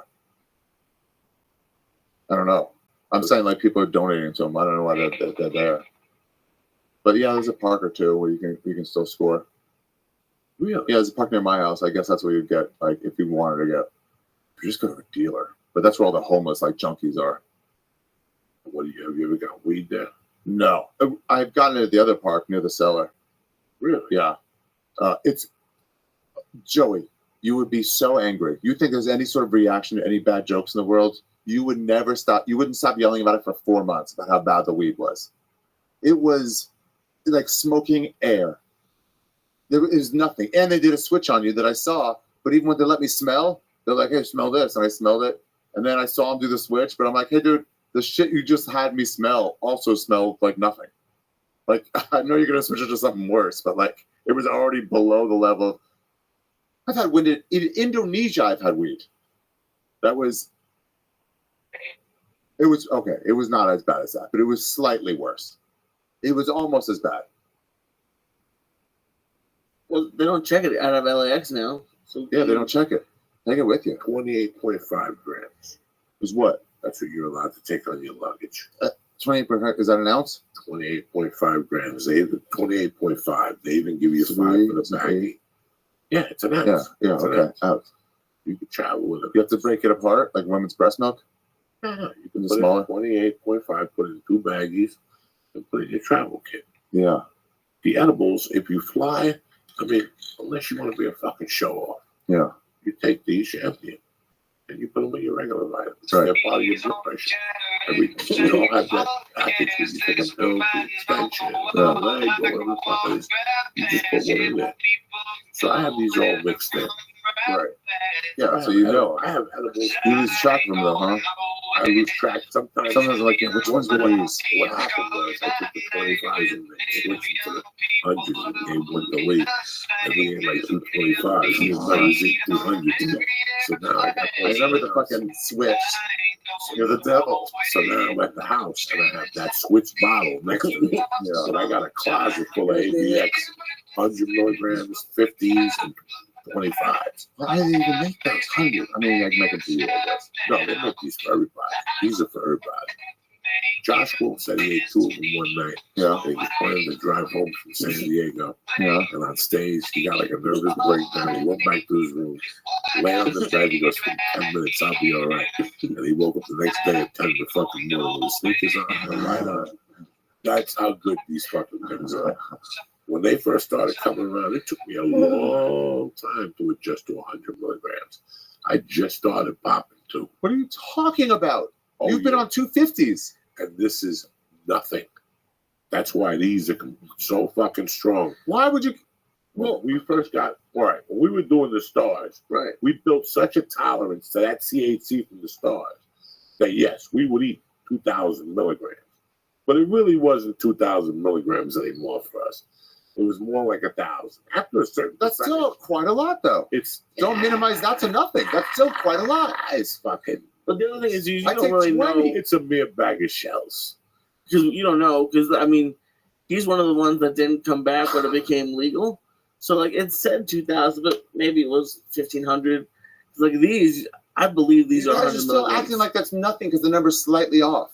It's still so far more than any other person in the world takes. Well, yeah, I'm coming to terms with that. Who gives a fuck what people take? We're working our own fuck. That's right. You got your own. We path. walk to the beat of our own drum. That's So right.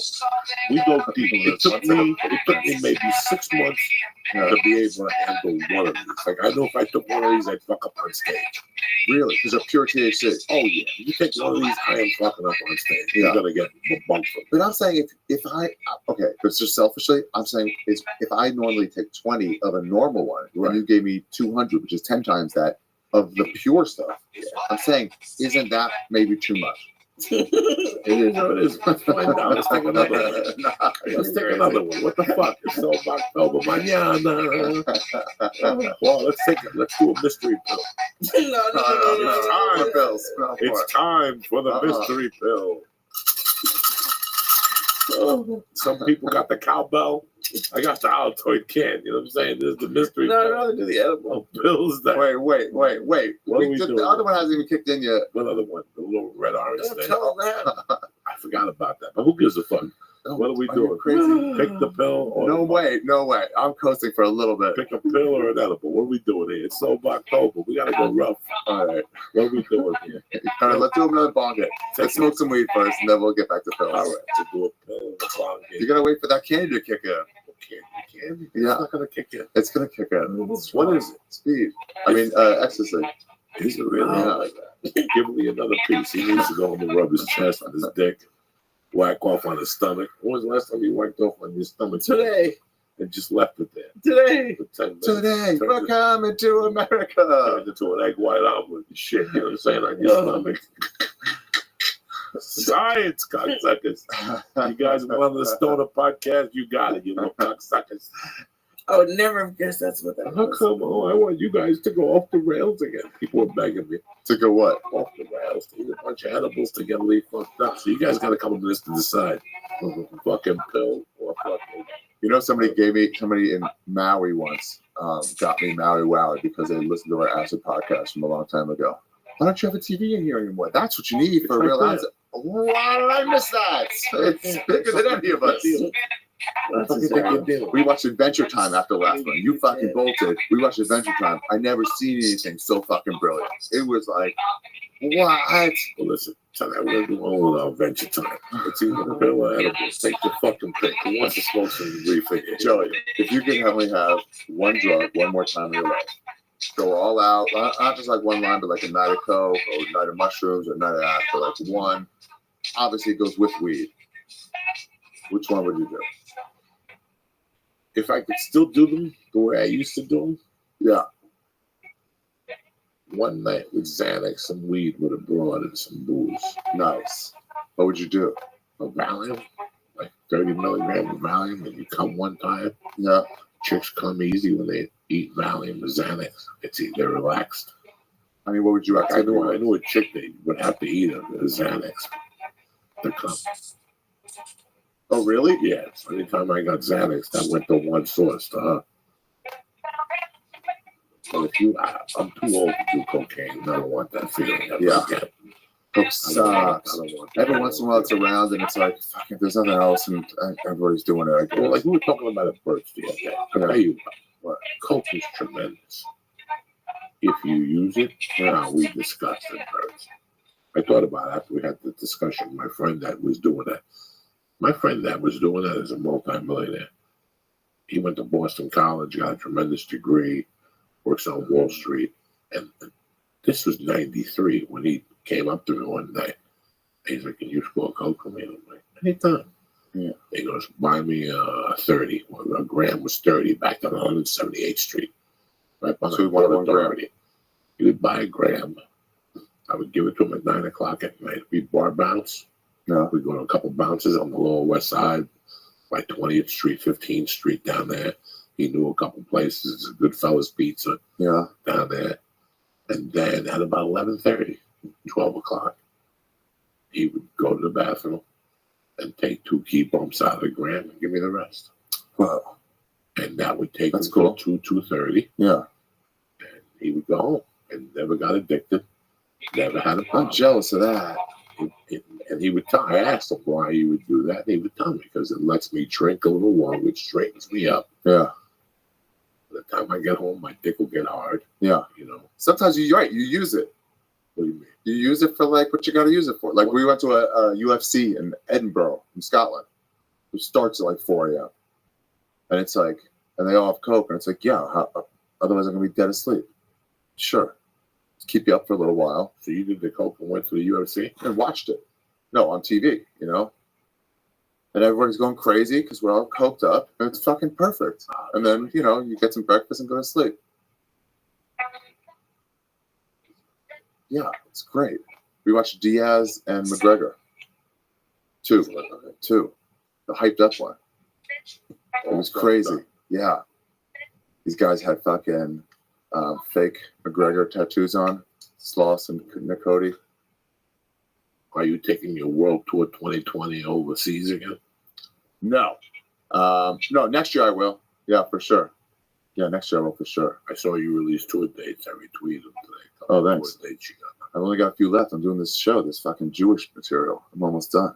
And did you find a synagogue yet that will take you? Not one of them are going to let me. Now you're on a form one? Not one of them.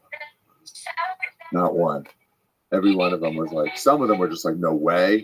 Like, some of them don't look that good, so it's like, Other ones of them, like, they're like, yeah, sure, we'd love to have that. It's not going to be blue, is it? I'm like, oh, all right, forget it. And then the one that I really wanted to do, they were like, first they were asking me, like, no Holocaust jokes, right? I'm like, yeah, for sure. Got it. Like, one. Shit about Jews. Anyway, every one of them was like, nah, we don't want to do this. So I'll do it on some venue. They're scared of the backlash. Exactly. No, because all it takes these days is 1 or 2 members of a congregation to be like, well, I don't like this at all.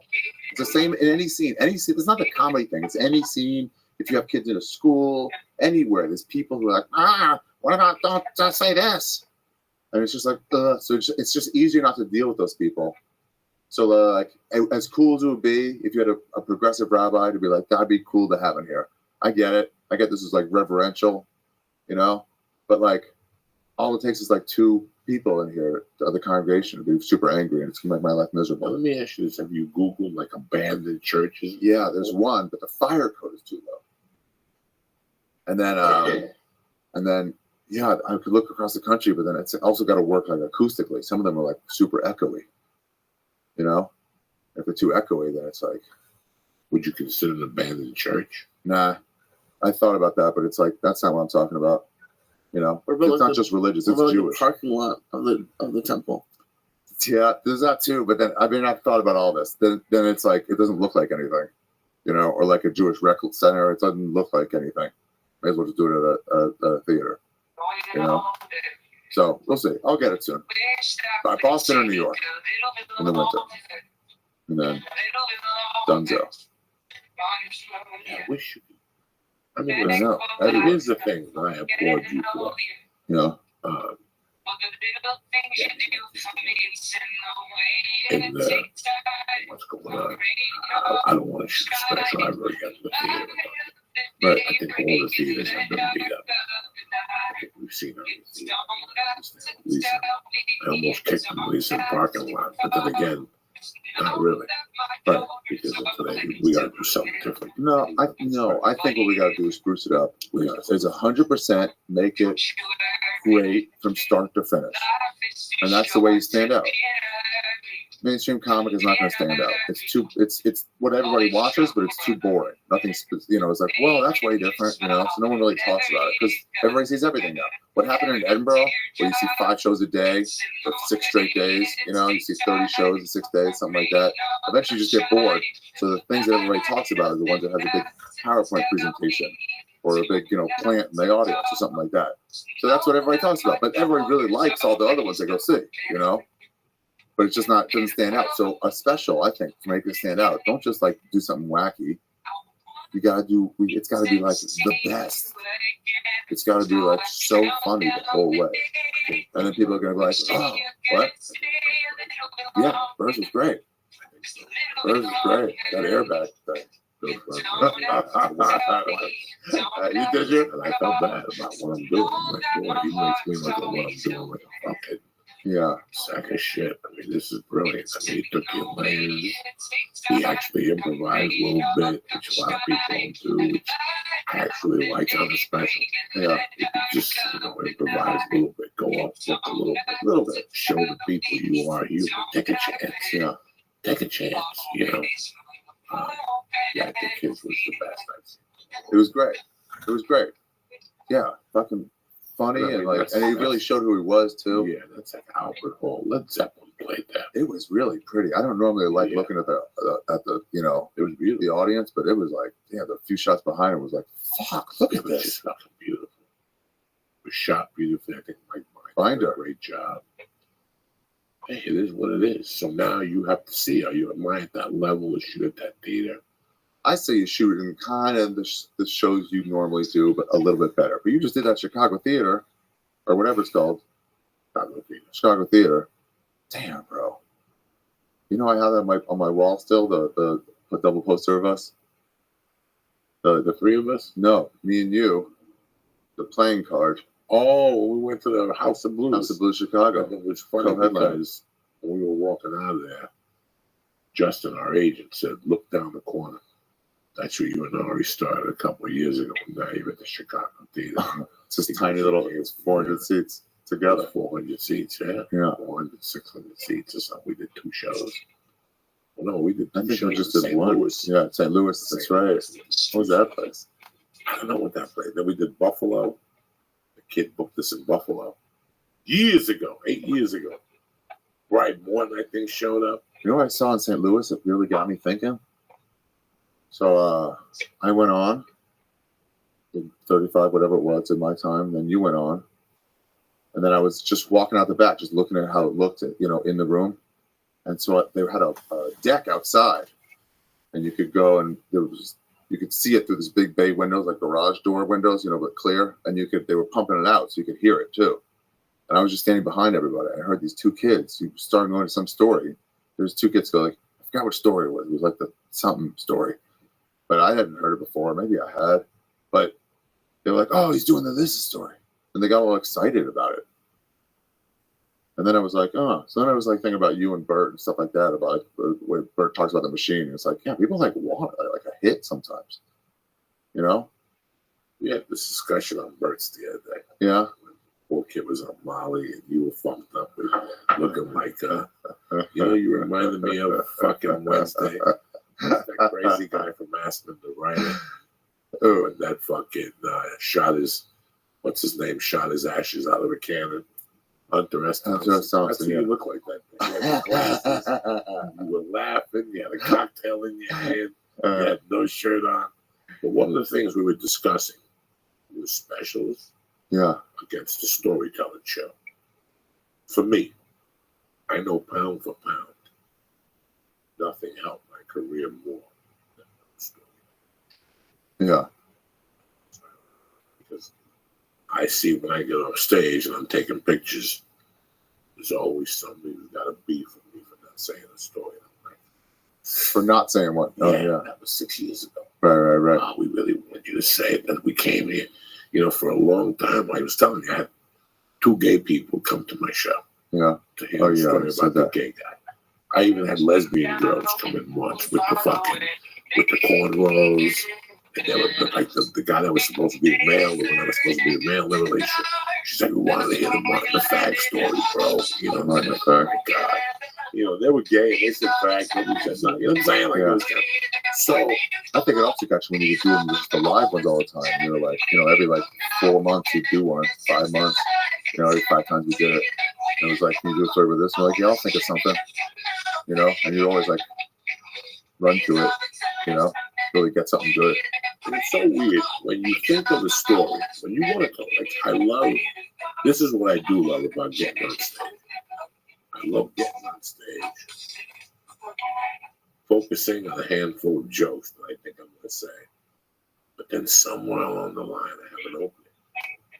And you go into something. And I go into something long. I fucking love that. Yeah. I love that. And it's what Bill Hicks saying, when you write to justify what you're telling them. I'm telling you this story to justify what I'm about to tell you. So you don't go into shock. This is why I think this way. So sometimes telling a piece from your life, like when the senator got accused of choking that girl 32 years ago. Who? The guy on the Supreme Court, whatever his name is. That's fine. No, Kavanaugh. Okay, you have to think about that. 32 years ago, when you were a 20-year-old, let's just say 20, 21, you're between the ages of 21 and 22. Yeah. 18 and 22, you covered a girl's mouth at a party. Yeah. Did he fuck you? No, he covered your mouth. A guy like me gets really insulted by that. That's just typical bullshit. Why did you raise your hand for? What is the point of you raising your hand? Did he fuck you in the ass? No. Did he pull a Louis C.K. on you? No. So what you're telling me is he covered your mouth at a fucking party, and you remember now, 32 years later. Well, right now, while you're laughing at me, 32 years ago, I was going to a gay bar to buy Quaaludes. And I'd see 2 gay guys sticking their fingers up their ass. My bar mitzvah was 32 years ago. Yeah. So I studied so hard. Right. So when you tell somebody a story, you got to open. I tell a story when I was 12. I had a fucking friend of my mother's like called her in. Yeah. And one day I went to the house to take a pee. And it was during that puberty age. And you got a hard on all the time. And when I went to wash my hands, I saw she had a douchebag hanging with the hose. And I remember sniffing the fucking hose and whacking one off. Getting all busy. Any My magazine? mother asking me, no, I didn't even have a magazine. Oh, just your imagination? Just from the odor of the douchebag. The Willy Wonka What she jerk put off? to the pussy to get the water in there. Yeah. You never seen your mother's hot water bag? What? You're too young. Hot water Every bag. mother in America had a red hot water bag. Yeah. You fill it up with hot water. It's supposed to be for your dad. Oh, yeah. The red one. The red, yeah. But if you look at the bottom, there's a hose. Okay. And there's like a little thing. You would smell that? No, then you have a little 4-foot hose. Yeah. And then they would have something that looked like a skinny penis. Yeah. With the end of it having little holes so it would sprinkle your pussy. So women would take like vinegar and whatever the fuck they would put, and you stick it in your snacks and let the fucking thing drain out, and then it would kill all the germs and everything. But that stick would smell like pussy and vinegar. When I was 12, I didn't know what pussy smelled like, so I would smell the stick and just bang one out. I'd come out of the bathroom all red and shit. My mother would ask me, "What's going on with you?" And I would wrinkle like that. So are you gonna judge me for that? I did it one time. That was my point. You know what I'm saying? So Right. to let you know about Kavanaugh covering somebody's mouth, Yeah. that ain't dick, you know. And I told the story about when we lived in Aston. I lived in Aston. It was me, Kato, and Jimmy Burke. We did everything. Kato would come over at 8 with the new exotic weed. So he would get weed from Humboldt County. This was another 19-year-old kid. This guy was already getting weed sent to him in a box from Humboldt County. All different strands. Every 3 days he'd come in with a different strand and sell it to us. In fact, I would give him money and go, "You find anything, Just get it for me. get it for me." I'm in the market. And I remember him taking me to the Woody Creek Tavern and seeing Hunter S. Thompson I haven't seen him what? at the bar. Just there? In 83, yeah, that's when I was at a place called Woody Creek Tavern. Oh. So Kato Cool. would take me down there. So it was Halloween night. It was on a Monday night. And I think he was from somewhere in Minneapolis, and I think Minnesota was playing. We could even look it up. Minnesota was playing or something. So we Aspen has a big Halloween parade. Yeah. And our big plan was me, I'm 19, Kato's 21, and Jimmy's probably 23. And one of us had a plan to dress up like an abortion. So we all got flannel underwear, long underwear from the 80s. Remember, it used to go down to your ankles. Then you had the white shirt that was thick. We put that on white. We put like abortion. We put hangers around our neck. What? Yeah, we were going to go to a parade dressed up as abortion. Okay? So think about it. When you think about Kavanaugh, well, guess what happened? We ate Quaaludes. Yeah. We ate Quaaludes and we started drinking. And we were just getting ready to leave. And all of a sudden, next thing you know, I'm getting woken up. And it's 4 in the morning. Like, dog, we passed out. What the fuck? So thank God we never made it to Aspen. Because somebody would have fucking taken a picture and somebody would have been released. Me with a hanger around my neck. Which one was worse, yours or Trudeau's? Being an abortion at a fucking party. You know, we all are allowed to make those mistakes. Dan Bilek's house, we had a party once, Halloween party we used to always have, and somebody came in 2001, Halloween 2001, as the World Trade Center mid-attack. So this was 55 days later, 60 days later, no, 50 days later, and it was him in this big World Trade thing, a plane in it, and then the nose out with an explosion all coming out.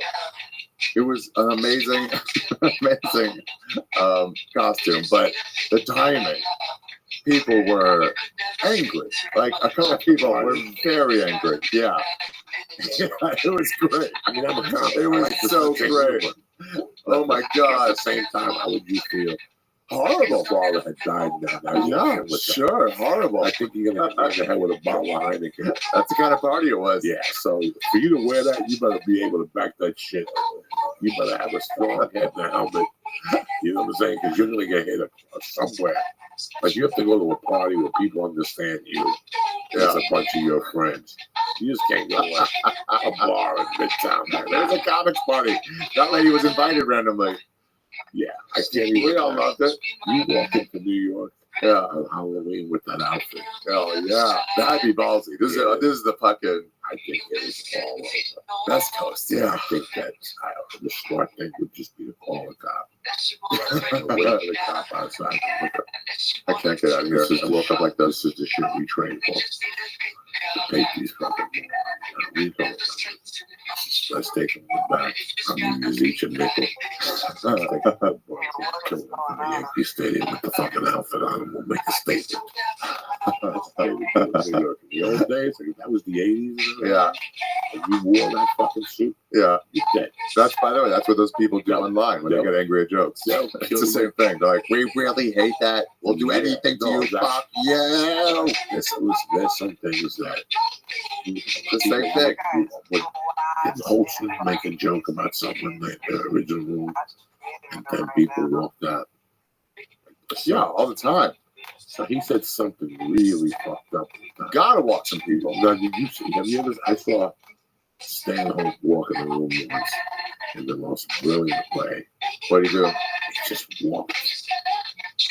The room sat 220. Yeah. He probably walked 30 people.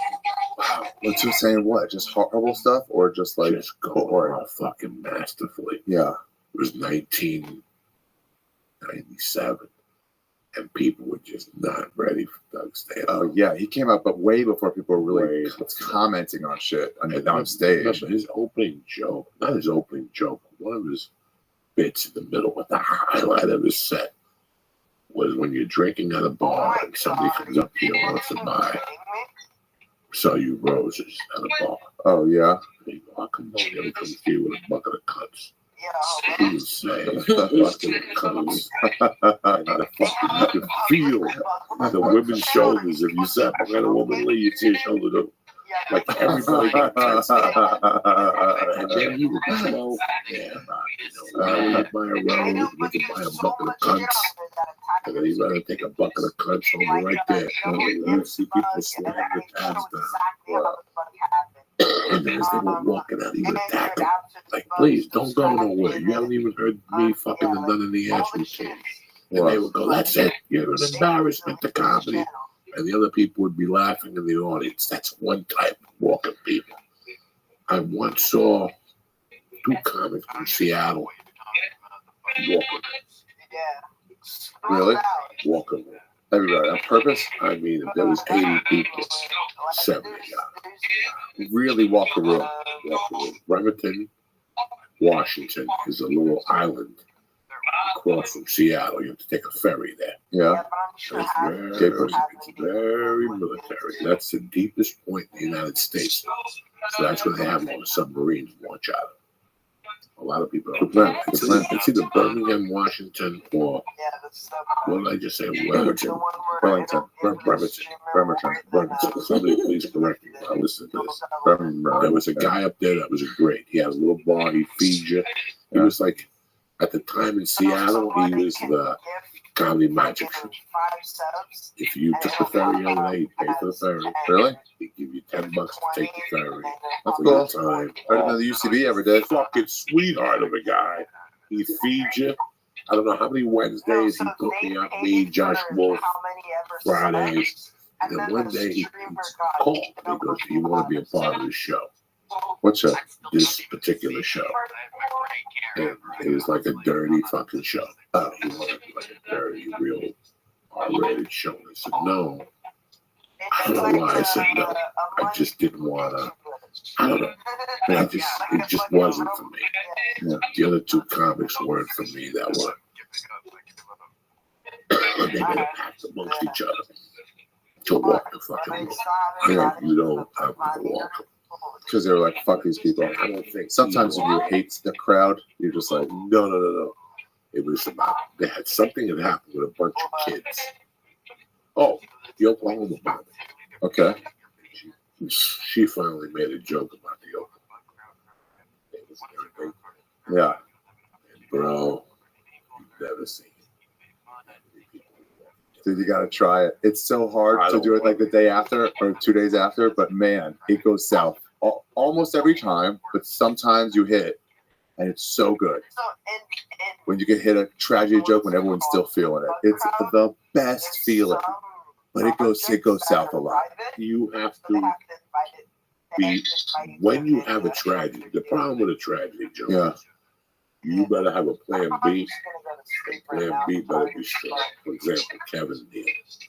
Yeah. Kevin Nealon, What? 2 or 3 months after fucking Wood Day, Yeah. he had the brilliant Wood Day. Yeah. He's like, fucking suicide. I don't know what the joke was, but it was really. Yeah. And when he says it, the B to that was so strong that they forgot all about it. They took the ride. Yeah, because it's 3 months later. Doesn't I wanted the day after. nuts. I want it when you're still feeling it. Yeah, no, remember that? You can make a 9/11 joke now. One of the funniest things I ever heard was Chris McGuire Yeah. was at some gay, him and his girlfriend went to some gay writer's house, the friends of theirs that were gay. And one of the guys asked Chris McGuire, so I guess there was like 3 or 4 gay guys.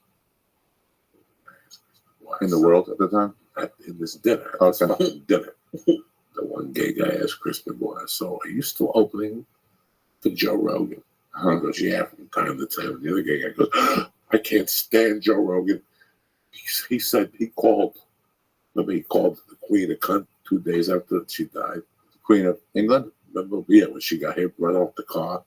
Oh, Princess Di. Princess Diana. Oh, yeah. Gays love Princess He Di. called her a cunt. And one of these gay guys was in the audience. There was a gay comic from Boston that was fucking hilarious. And he was a sweetheart of a guy. And that's who they were with. Oh, yeah. He brought his gay friends to watch him. Dude, okay. Rogan went up and called that Princess Diana a cunt. Oh, they hated it. And they fucking, he's like, he said that when the guy said cunt, the other 2 gay guys went at the table. And I was fucking dying. One of the worst audience members is the too drunk gay, young gay. They are so self-absorbed. When they get too drunk, they don't pay attention, and they hear one thing they don't like, and they go, nah, and they make it all about them because they don't like it not being about them in life, and they just fucking try their best, and you just demean them. Just go, shut up, prissy pants. We're sorry, we're not going to be mad like you. There's no reason you're mad. Just go upstairs, prissy pants. Sorry. They're just angry. They just get so mad. They're bad. Of the drunks. Sober, they're fucking great. And one-on-one, they're also great. The too drunk gay is one of the worst audience members. The young Latino too drunk is a problem a lot. If you do anything where you show any bravado, then they feel like they got to do something. Like Ice House, kind of like, you know? I'm going to tell you who taught me how to deal with gay. Okay. I never touched the subject when I was first starting out, not till I got to the comedy store. Guy who knows how to work a gay. You know who the best gay crowd worker? Oh. Mr. Andrew Dice Clay. Really? Mr. Andrew Dice Clay takes it so far, he gets them to laugh at themselves. Yeah. And I've seen him do it. I saw him do it at an open mic set on a Sunday night. He just destroyed these gay guys. They were Asian. Yeah. And he goes, what do you do for a living? You own a restaurant, don't you? You know, like he just was just fucking parading them. Yeah. And he goes, what happens when I open up a fortune cookie at your restaurant? What does it say? A chick sucking my dick. You know, like, I mean, and they were on board. Yeah. And then one time I saw him destroy a table of gay guys. Just, man, and I was like I was shocked. I thought there was going to be a stampede. And he just kept going and riding. And then he closed he didn't close the show, but he closed the bit. He goes, let me tell you something, you gay fucks. He goes, pretty soon they're going to build a building, a casino just for you faggots.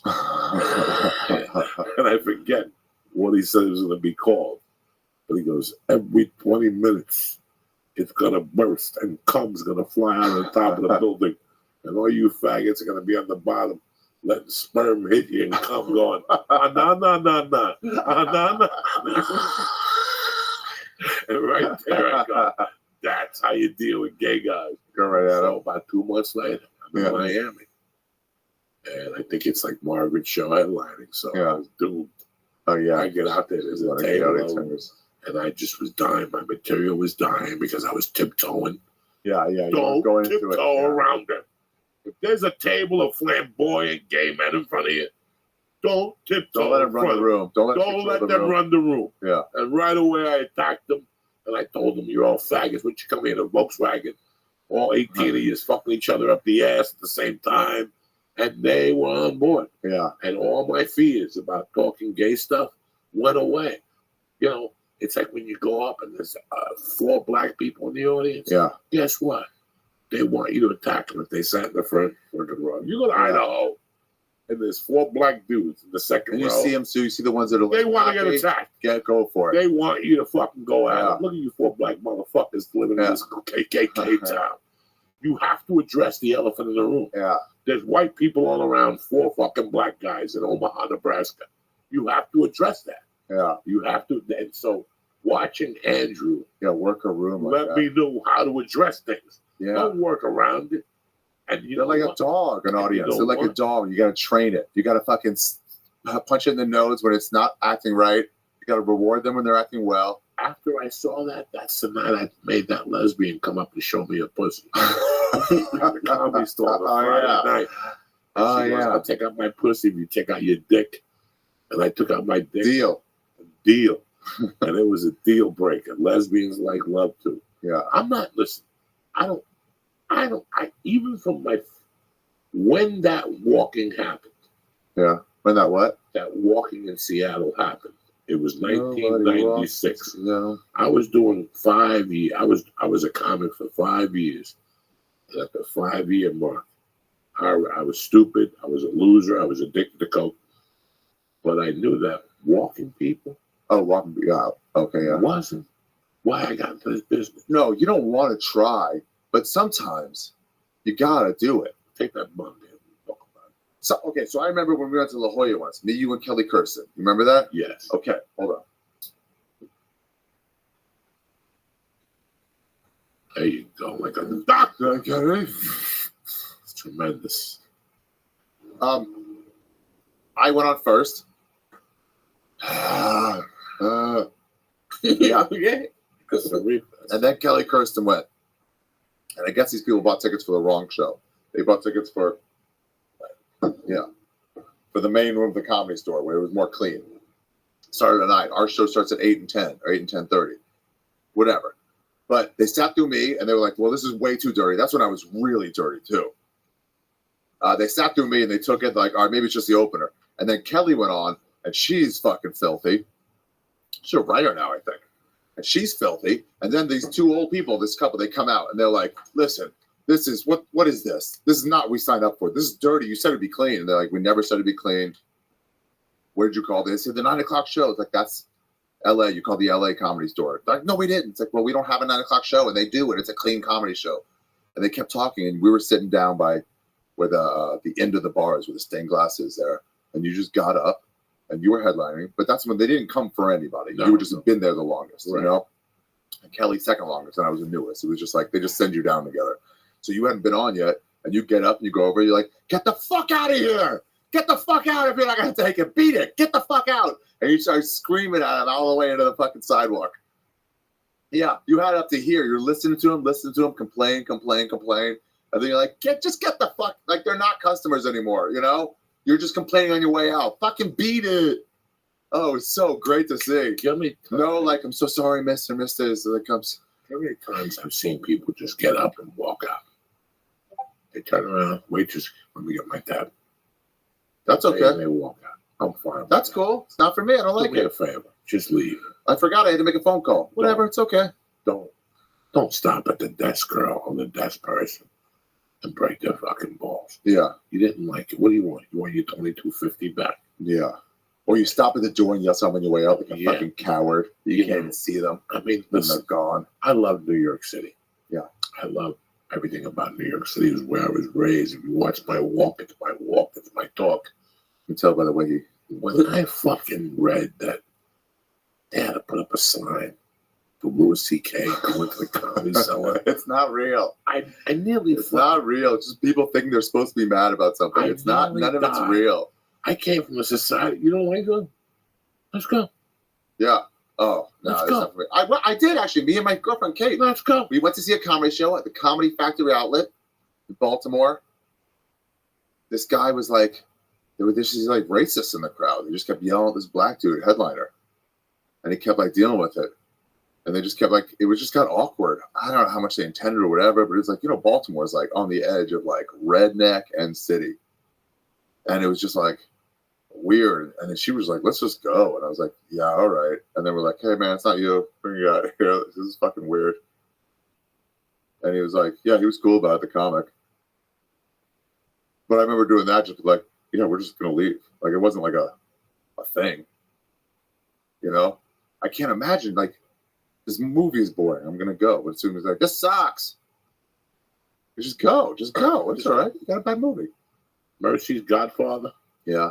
I can name 10 situations. He had the same tolerance I had. Really? The reason why him and I got along, Shut and we're up. still friends after 40 years, is because I don't know how many times we were somewhere 6 minutes, and we just looked at each other.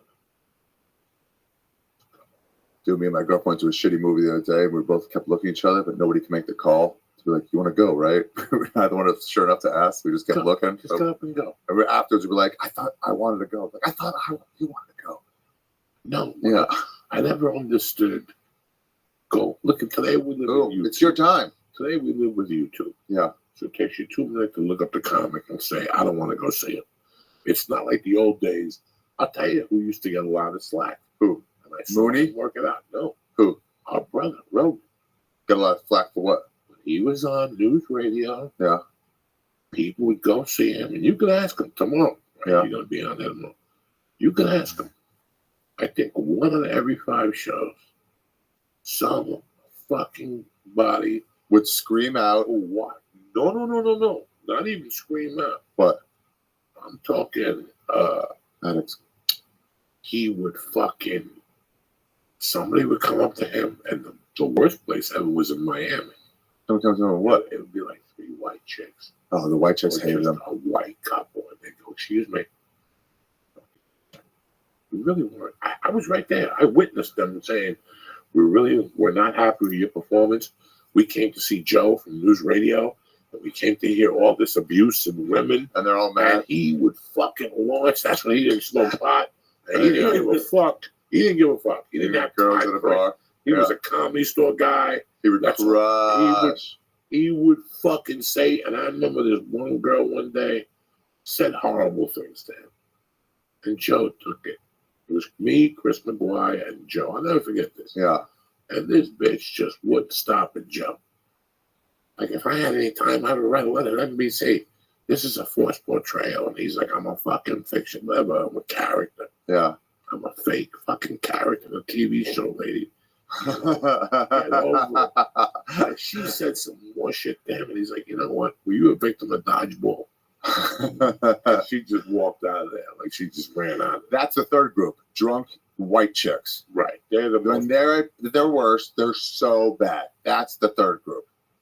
You can't even deal with them. They're Let so me ask you fucking a question. annoying. So Just go. Right now, at this point in your career, Yeah. are you still having problems at shows where people walk out? I don't think so, but I like to hear about it. I hear about it once in a while. It's not a problem, and they're never like yelling. It's usually religious people for this hour. It's religious people. Where it's just like, they came for the Saturday night. And it's just like, it's just too much, Does it bother you No. if 20 people walked out of your show? I would find it interesting. But I really think, like, Interesting if you in what walk the line, you want to walk the line, right? The line is fun. You want to walk the line. That means some people, the line is not a straight line. It's more like waves. So some people have to be over that line. Otherwise, you're not at the line yet. When people walk out, me and Eleanor were talking about this. People walked out in Vegas. Like, you need that. Because if you want everyone else to be like, oh, like one of those laughs, it's only that laugh because some people are going to be like, no, that's not cool. You need those people walking out to make everyone else really enjoy it because it's like a line walker joke.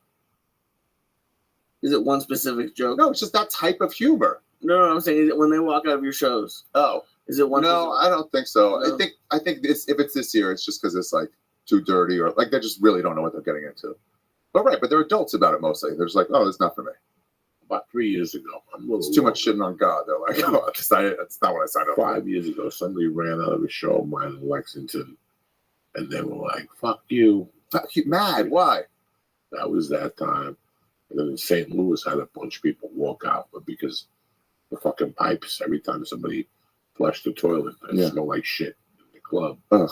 And I'm seeing these people walk out, and my heart's breaking. Yeah. Listen, trying to run a business here. Yeah. I'm not trying to serve shitty hamburgers. I understand that we live in a world where we all can't like vanilla ice cream. Yeah. But in today's world, with everything we have available to us, I yelled at Lee 2 years ago for going to see Bad Santa. And he goes, I want to go see it. And I go, What's wrong with Bad Santa? The movie? Bad Santa 2. Oh. I go, you couldn't tell it was going to be bad just by the trailer. 2 is never good. Just the 20. There's no 2 that's ever good. But I could tell a movie now from the trailer. Yeah, for sure. You could. And 90% of if them you're over suck 30 years dead. old and you can't tell from the trailer if this movie's gonna suck you down. Yeah. You can almost trail from the billboard. You can tell from the whether there's you gonna be could good or see. not. I could tell from a trailer how a trailer's cut. Yeah, about what type of movie it's gonna be. If these are the highlights, Right, of right. the movie. And I'm gonna tell you what movie stood out the most. What? This is what? how honest I am. What? When I did the movie with De Niro and Stallone, it was The boxing movie? Yeah, the trailer. Yeah. Let you know that was the movie. Me having a scene with him, Kevin Hart arguing with him. That was the movie. The trailer let you know. This is how honest I am. I'm not trying to lie nobody. Dude, how annoying is it when you know I did it one movie and it was so bad? How annoying is it when you know you just did a bad movie? First off, it's just that you don't know it's going to be a bad movie till you're shooting it. Yeah, right. Till you're there. If the experience is bad, if the energy is bad, that's going to come across. Yeah. I did 20 of those, but I knew what I was getting into. They were $100 a day movies. Right. You know, those movies that you learn how to act in, they're not going to be any good. You just shoot them to get the $700 for the 7 days and overtime and whatever. I'll tell you what, first time I saw a longer shot, I was not very happy. Really? Not very happy. Because it wasn't that comedy. It was more like action When comedy. I saw him stick his finger in his mouth and put it in the ref's ear, I almost cried. You're like, no, I'm not part of that type of humor. I almost Oh no! I almost cried. Yeah, and then you're like, what am I gonna do? Can I do get the hot sweats? And they're like, oh fuck, I gotta sit down. Oh my god, I did analyze that. The second one, that wasn't good. I remember you doing that. That was a big thing for us, young comics. Yeah, You got that. that We're was- like, yeah. what? because that lifts everybody up. Yeah. You know, it was 2 days with De Niro. It wasn't everything. Wasn't that the opening? That was the second one. Yeah, the opening. The opening scene. Yeah, the opening scene. Yeah, right out the So- bat. Boom, there's So Joey for Diaz. 2 fucking years, all I got was 1 day, 1 scene, 2 lines.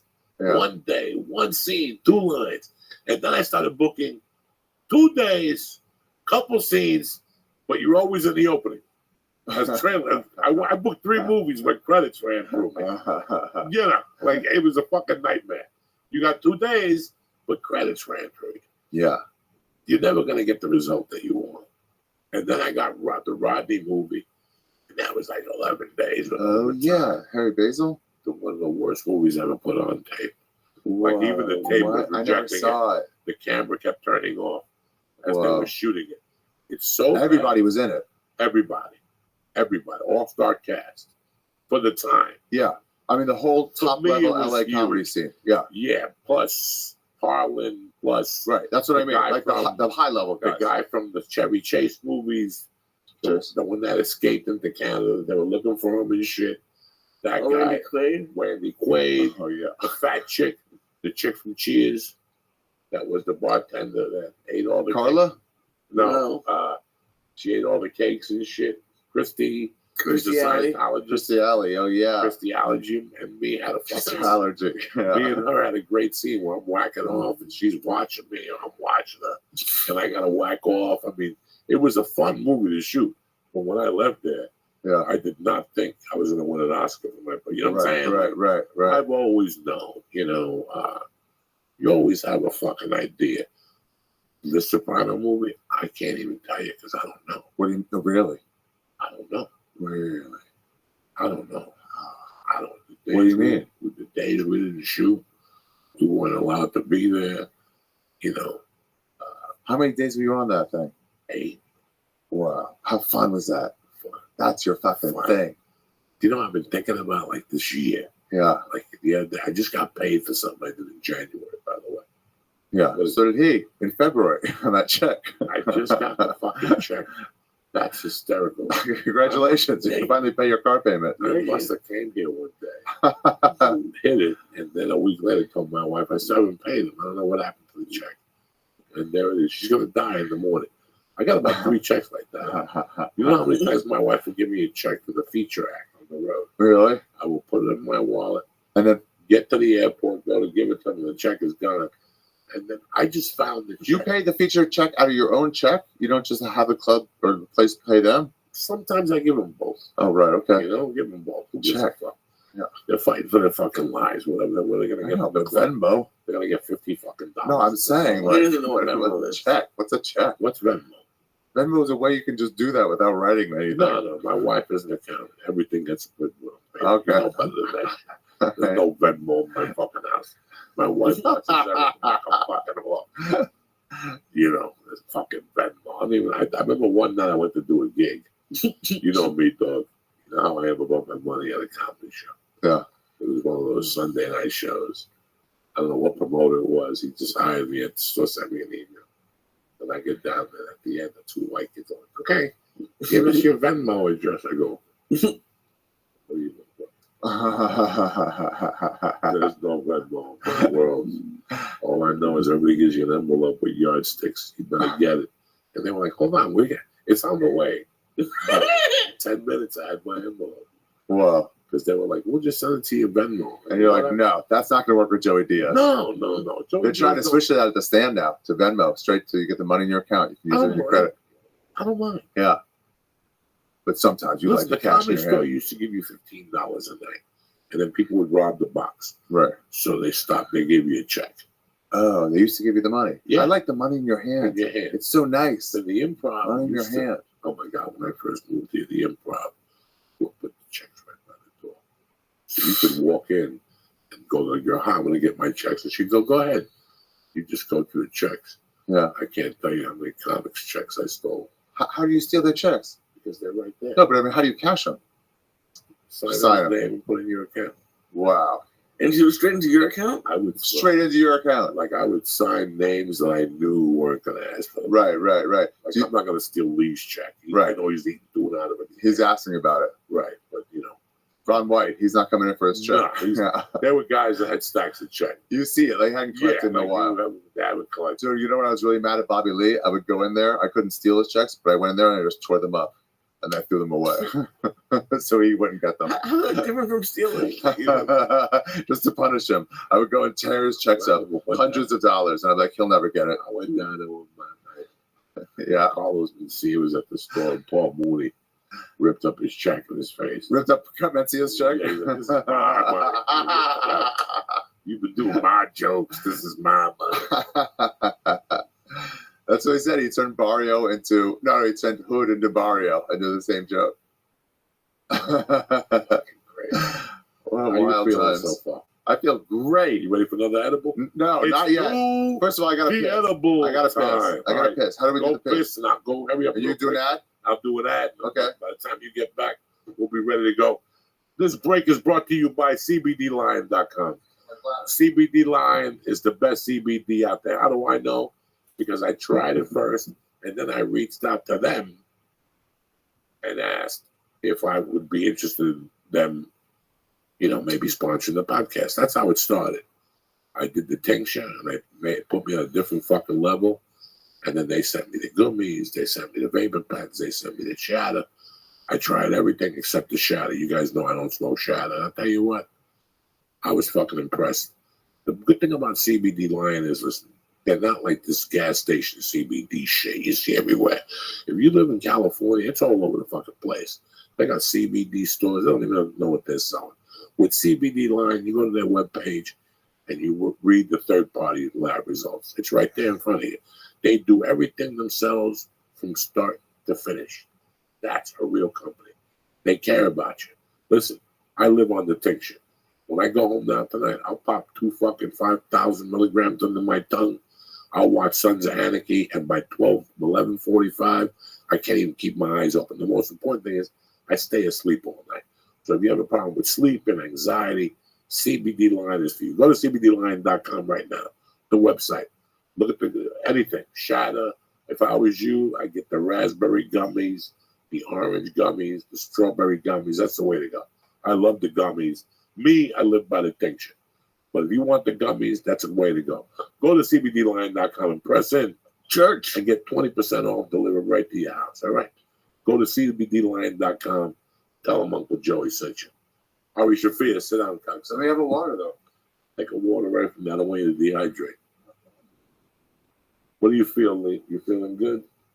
Sure. Oh yeah. I'm You ready to fine. hit acid? No, thank you. How many points was that for the song? The acid?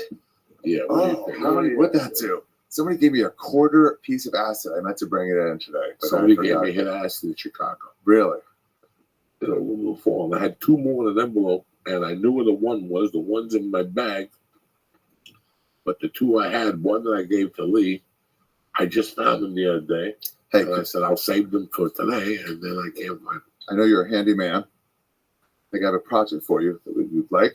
It's easy. Improve your life. It's a drug box. And you just make a regular box, but you put some like levels in it. And you write before you put the levels in it, like the separators, you write DMT, you write MDMA, acid. And then when you have the drugs, you just put it right there in the box, in the little area marked, DMT. And then later when you're like, where was that? Oh, it's right there. You don't have to know the difference between 2 of them because it's already in the area. Do you see what I'm saying? In a box. I think it's time to another That's right. Can I tell Ari what your drug box is? Choose your poison. What do you want? No, not the pills. Let's take the acid. I only have 1 hit, so you gotta chop it up. Let's chop it up into 3. Nah, you don't need the acid. What do you want? Pills? Oh, What what? will go? Do you like? We did it. This is another. We did a This is a Dutzenons. get down. No, I like This it is up. This is a Dutzenons. You can't give me the 200 milligrams. Part of the opiate crisis. Did you see Chappelle's bill about the opiates? The bit about the Yeah, opiates? but who gives a fuck? I'm living it here.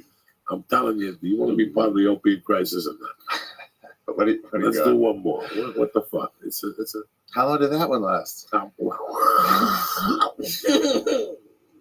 long does which one last? Here, Lee, I'll give you a half of one. How's that? Can I just do another edible? Huh? You want another one instead? Sure. All right. This is mystery box. So he's going deep. See? You got to close Lee a different way. Jesus Christ. Lee, do you not do you just slow down on the edibles? A little bit. You did? We all slowed down. I still take them when I fly. Yeah. I still take them on the road. The funniest response I ever had with you was you were eating one of the cookies a day. I think an anti-Dolores cookie a day.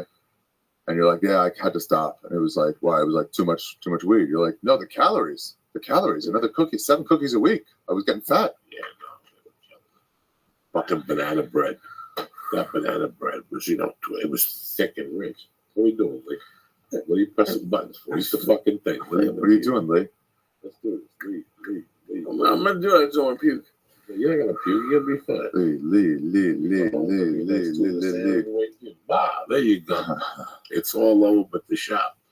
You still having a good time doing that? Yeah, You still I'm loving it. living in New York? Yeah, it's also really fucking fun and cool. It is. Oh, you find cool bars and like there's just shit to do. It's great. It's great. You're just out among people. I don't know, man.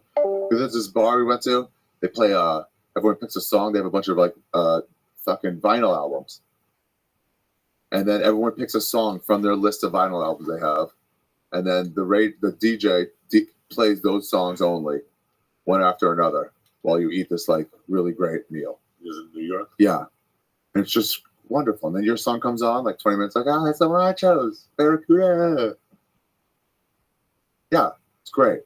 Yeah, there's like, it's just so much fun. What's going on with the storytelling show? We're bringing it back. Who knows? Maybe someday. Be nice, huh? I started telling Send it out the stories right at way. Store one fucking Recently? night a month. Yeah, I did. Oh, you do? Really? Yeah. I'm trying to put this one man show together, Ari. So I thought I'm like, I could fit it all in one night. Was I in a fucking, did I make a mistake? So I'm going to break it up into sections. Do all 4 sections. Lee taped the first one for me. And I picked out some gems and I got rid of some other shit that could, just to save time. Let me tell you something. I don't see this one man show being under 2 hours. You know what I think we should do now for a while? What I want to do is just like do a bunch of material, have fun, and then like tour again the same places that, a year later, but with like new material, but not like a special, just like new material, Yeah, new material. That's it. And then eventually you get this like a bunch of great material, Yeah, and then you're like, boom, boom, boom, boom, boom, boom, boom, and then it's like That's how to do a it. crushing hour. Cheselnick has the fucking recipe. 3 years. 3 years. 1 year in clubs, 1 year in theater, then you take the fucking thing. Mm-hmm. You're patient. You know you're gonna naturally write. And on top of that, I do 18 months in between the cities to make sure They come out. me to write. Yeah, Chicago theater, dude. yeah. There's no reason to fucking go. Do you know I saw the weigh-ins there? I bet you did. The weigh-ins one year because they couldn't get the stadium for both the first night and the second night, so they couldn't do the weigh-ins at the place they were doing, the United Center. So they did the weigh-ins at the UFC. I mean, that was before Joe could play it. We both looked at it and be like, this would be cool one day to do, but he wasn't even like he did like a couple 1,000 seaters, and that was way bigger. Now, did you do it with us for Little Esther that time? No, It no, was Duncan. yeah, maybe. It was me, Duncan, And that was the Chicago theater. Yeah, I remember we were like, wow, you did that one at the UFC Yeah. end. That's pretty cool. And you did that now by yourself. Yes. What do you want me to do? That's pretty cool. What do you want me to do? That's pretty cool. That was 2 days ago. Now we got to do something else. That's why I don't worry about the Yeah. fucking whatever where people are like, can you believe this was happening? It's like everything's going better than ever. Listen, Here or there, some people catch a cold real bad. You get like hard walkouts of the whole, like everybody getting mad at you online. You know what I mean? But it's like, that sucks. What you can do. One time, my favorite audience member ever is at the Comedy Store, the main room, where it's like a little more clean than I am or you are. You know? but not because that's what we thought. Yeah. That's what. Really? As long as you go in there, With the, And with the you're who gives a true. fuck? they fucking suck it up. Yeah. I used to hate that fucking main room because I always thought I had to play a certain tone to that main room. Ever since I threw that tone out the window, I've become a way better comic. Yeah, I would do it once I got to I'll do this like the OR actually, but I'm gonna do some crowd work a little bit first and then get into it. You know, This is big for me. instead of this presentational whatever. What? The scary thing is that you, as a young comic, when you got into the store, you looked at the main room as this distant thing. It's like you couldn't what? Like you look at it, There's all the heavy hitters were there, so it's like I guess I gotta put on a show. it should always make you fucking follow somebody who's going to torture you. Heath Heish. Oh, is that who you had to follow? No, but I can imagine following that. He think he was No. before I got in there. Oh my God, tell me about Heath. Heath Heish had characters. He had cutouts. It You was have the no idea. biggest fucking show, and he crushed. Oh my God, he had a fucking gospel band behind him. Gospel band behind He would just go, come back. That fucking Japanese American fight in the plains. He No would idea. crush so hard. Turn around, come back with some fucking massive. It was like half Carrot Top, half like fucking Iron Maiden. The level of fucking runaround he had. You have no idea. Lee, when he would Oh. close with the Tabernacle Choir. Yeah, the Tabernacle Choir. We're moving on. They were all like fucking statues. Okay, so he didn't travel with a choir. No. He strapped them on his Oh, back. you couldn't help And it, he man. would He move fucking- killed you. He doubled you over. And he like fucking people clapping behind him and shit. Oh, wow. You have no idea. It's He a was the Vegas master. show Yeah. that would work in LA. Yes. That's how good it was. Not it was the a sto- original room. It was stopped in the main in room. the main room. He couldn't really have the room in the original room. I saw him try a couple times, and he killed in there too. But no, it's easier for the main room because he had the space behind the stage. But a Vegas style act shouldn't work in LA. And it was so fucking strong that it was like, no. People there were like, this is fucking great. But it's a Vegas style comedy act that worked in this Really? fucking city of like, He always we're went up better than this. early. So thank He killed. God I never had to follow that motherfucker. He always went up at like 9:45. I was Really? I was gonna say they close with him now. at 2 in the morning. Why would you close it? Like, he's fucking does this big magical clean spot. Not closed, but who could? I mean, you're saying it was hard to You're follow. not gonna follow. You're not gonna close it. He wasn't. The late part of the half was for the Invicts. Yeah, The comedy store. yeah. He was up at 9:45. Yeah, you didn't really have It wasn't follow your up. choice. It was fucking Mitzi Shore. You didn't have a choice. It was Mitzi Shore. Mitzi Shore put him on because he was such a big act. He was going on the road then. I remember his main room was Alabama, the Birmingham, and that was the biggest room in the country. Yeah. At the time, in the late 90s, that seat like 430. I don't know if you've ever been there. That's a big fucking room. So that was one of his big things. Sweetheart of a guy, Heath Heights. Yeah. Sweetheart of a guy. Oh, yeah. Just masterful. I think he's on ships now. When he disappeared from the store, I Where'd don't he know. go? What happened to him? He maybe moved. Maybe he got married. We ran into him in Pasadena once. But yeah, I always assumed he was like doing massive theaters. I don't know. Is he not? He should have. You know, I don't know what happened to him. I don't He killed. There was some. Oh my God. It was like him and Sanchez. Him, Sanchez. There was 3 or 4. You know who else used to kill? Who? Luke Torres. Luke Torres would kill in the middle there, yeah. Luke Torres got a standing ovation one night, the original room. I'll tell you who else used to kill in the original room in those days, Pierre. Black Pierre. Black Pierre. Yeah. There was a lot of guys at the store in those days, too. It just wasn't the place to be. Right, no. We weren't getting Sarasota, and Louis C.K. wouldn't go in there. No. You know, Bill Burr was in New York by that time. Nobody was really going there. Rogan occasionally. Rogan was going in there. Sia was going in there during the weekend bumping. Martin Lawrence was gone. Tyson Griffin were coming in. Andrew and Griffin. Yeah. Those are our big fucking torture chairs. Yeah. And you'd have to sit there all night and wait for Eddie Griffin to come on. If you wait in line, and then Eddie Griffin shows up. It's like, well, this could be between 1 and 6 hours. Once Eddie Griffin showed up, for a guy like me, it was Miller time, bitch. Give me the money. Get out. No, there was no money. What for? Fuck, who's going to give you money? There's no money. You got $15. Yeah. If you didn't go up, Mitzi didn't give you the $15. That's bullshit. Yeah. Workers' rights. That's bullshit. At the comedy show, they'll give you money. If Chappelle goes on and does fucking whatever, they'll be like, you can get paid, which they should have to do. The time's filled anyway. The time that you would have done is filled. So give me that money. It's already, we don't like it. We don't get to go up. Give me the money at least. Remember that Tuesday nights? Because of the Guy Torrey show? Yeah. It was so intimidating that nobody white would go there on Tuesday. In the whole building. Yeah, the word got out that, listen, you're overpowered in there. That's when the manager got held at gunpoint and Eddie Griffin had to talk him down. Yeah. No, it was a scary point there. But Tuesday nights, guys like me, I needed that $15. Yeah. That was $30 out of my pocket every 2 weeks. That's a big amount of money. That was $30. I gotta get it. And you would stay by the Union. You would do Felipe's room, but all night you had to keep calling the comedy store on Tuesdays. And they go, we have 4 people. Come on down. And you'd pray that 2 more people walked in. Yeah. You know how many times I pulled in? They'd had to move at the bar. Come on in, guys. No, you had to fucking go into the original room. Pull out of the parking lot. There'd be black people everywhere. It was Guy Torrey's night. And then you had to walk in. They tell you the show just got canceled.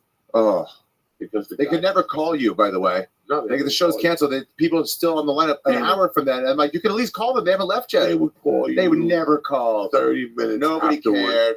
But in those times, listen, if you have a spot at nobody cared. They never called you. If you got a spot at 1 o'clock, yeah, you're there at 11:30. Right. What else are you gonna do? What are you gonna do? I mean, that's true. 1? That's true. Unless you got a spot somewhere else. That's true. If you got a spot at the store at 1 o'clock, you already did a spot, and you're at the store at 11:30 going to hang out with your friends. Yeah. You're gonna go get a joint. Yeah. Fucking have a drink with this guy. Ari's in town, so you knew already. You knew. Yeah. You know. Damn, it's a different place now. It's a different fucking place. You miss it when you go to New York. I miss the idea of it though.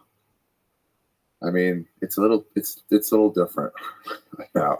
I still like it though. What? Are you there tomorrow night? Yeah, I'll be there tomorrow night. I like hanging out there.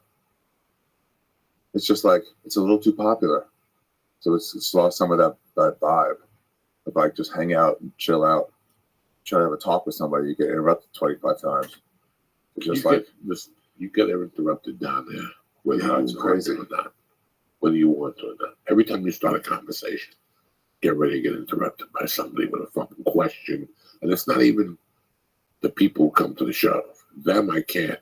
It's comics. Comics a lot. I was trying to talk to Rogan one day about something. We just got a fucking female comic. Can I just tell you how I feel about you?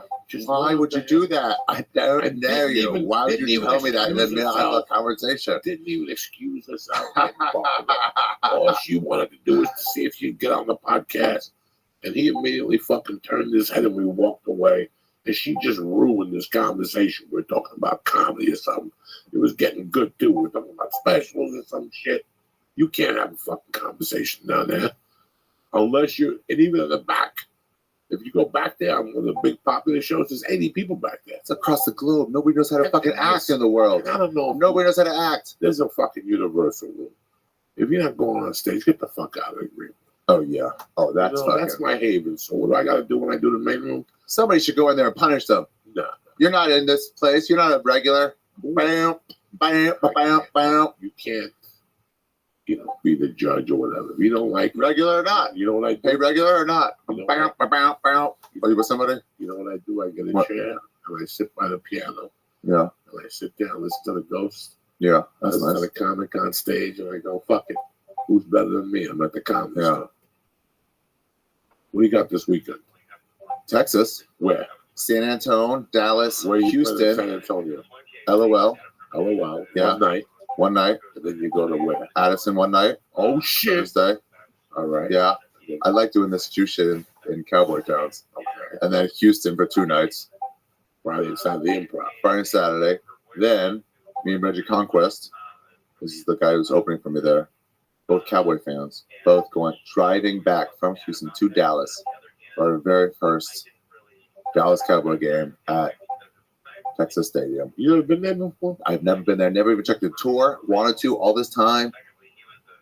Couldn't afford to stay an extra day for a while, and then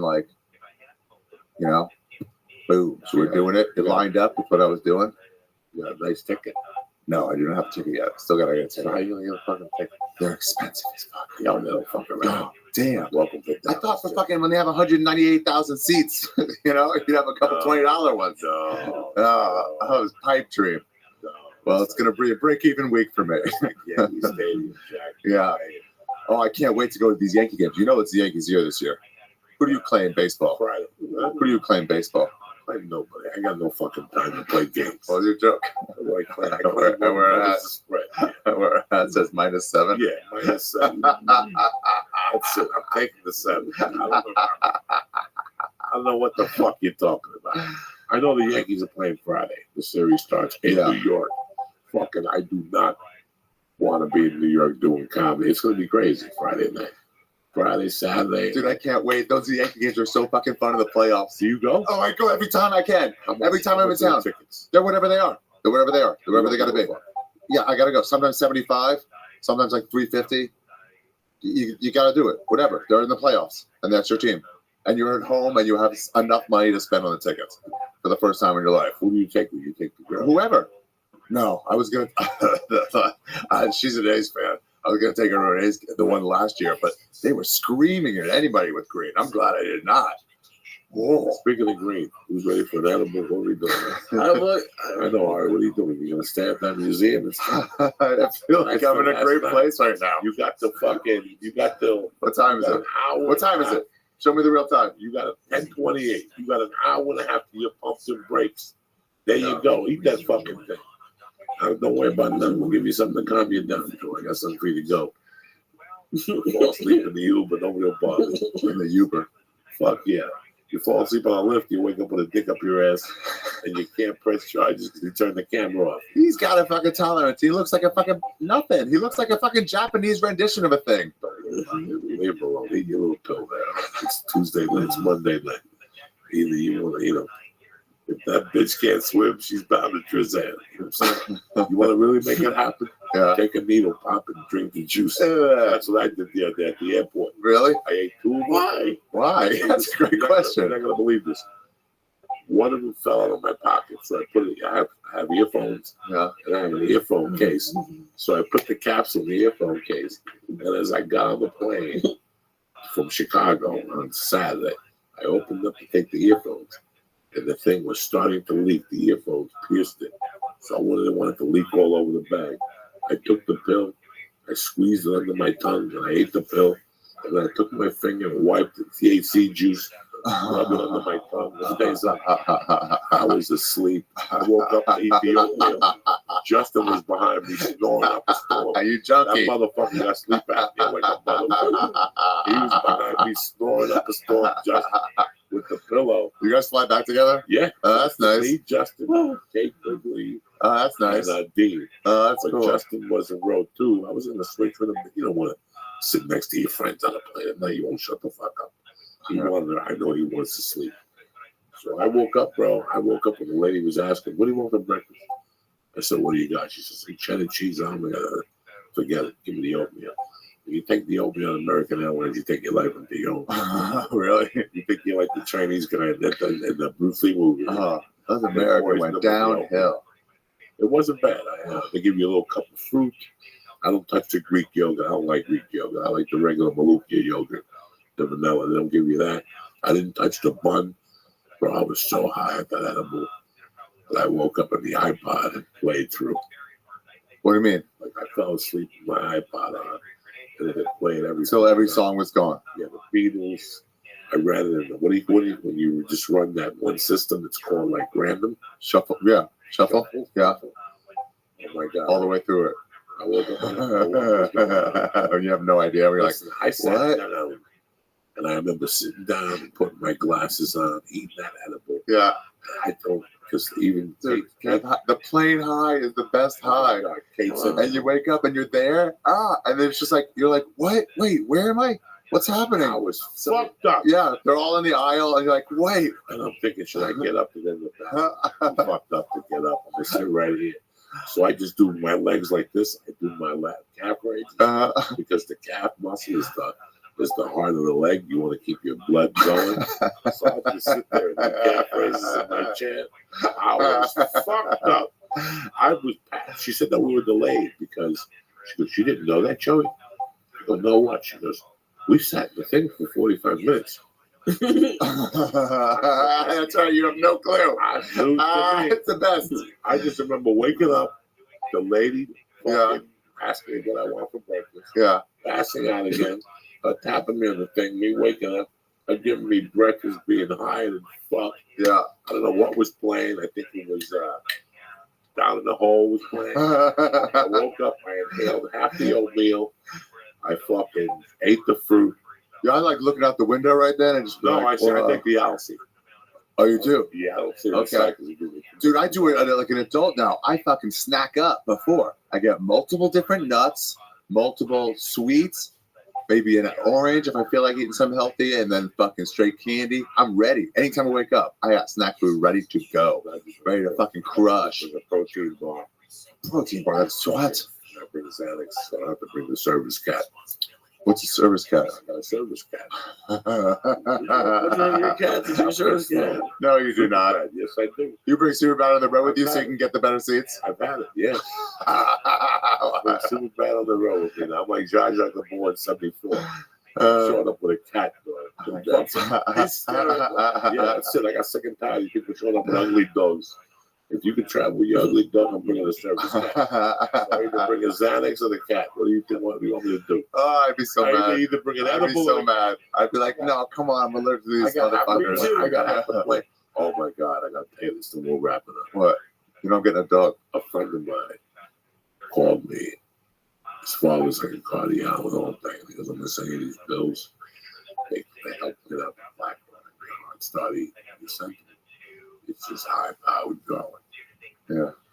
And 3 or 4 hours after you eat these things, your asshole does not fart. It has explosions. Explosions that you actually go off the chair a little bit, like an inch or two.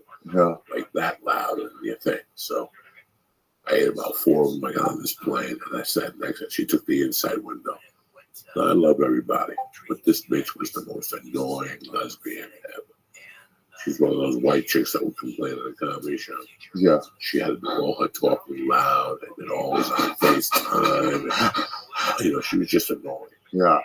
And then to make things worse, she took out like a paper and started reading a fucking paper. It's just like plenty of people don't like me. You're the only one making a problem. She took her shoes off. I didn't smell her feet. I didn't smell her feet. Garbage people. But by the looks of her, I could tell you what a pussy smelled like. It smelled like Newark. And I said, fuck this. I'm putting this bitch in a different orbit. I started farting. And I could see her after the third fart, she would wave the newspaper like to get air inside between. Oh. I was farting. And I was farting with this one leg up. So it was ricocheting off the back of my calf. Yeah. And it would go straight in our direction. Yeah. After the third or fourth one, bro, she fell asleep.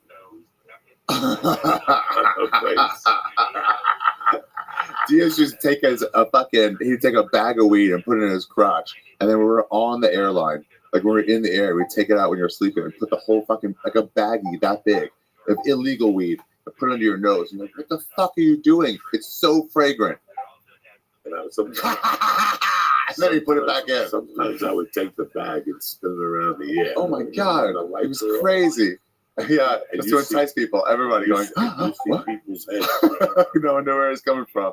You have no fucking idea. There's a secret on the subway. When you get a bunch of weed, you gotta take it back, and you reek of weed. You go stand by a black dude, and then everyone just assumes it's the black dude who's got the weed. I don't know what you think all this shit up yourself. You're a regular fucking Reef Einstein. Yeah. You know what? You figure it out. Necessity is a motherhood of invention. All right. So Thursday night, where are you? San Antonio, Okay. Dallas, Well, Houston, Dallas. from Chicago, Two nights coming at up, the San Houston Jose. Improv. Yeah, 2 shows, 4 shows. You're doing 6 shows all together. yeah, You're fucking beautiful, baby. Yeah. You're back out there. yeah, Fuck these bitches. yeah. My last time. Tonight's your last hurrah. We did 300 milligrams of AFX fucking minerals.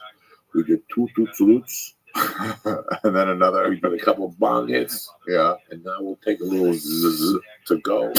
What's it go? Where are we going? I don't understand. We just took a hell of drugs. Where are we going? This is a light night for me, guys. I want that. If it was up to me, we'd still eat 2 edibles apiece.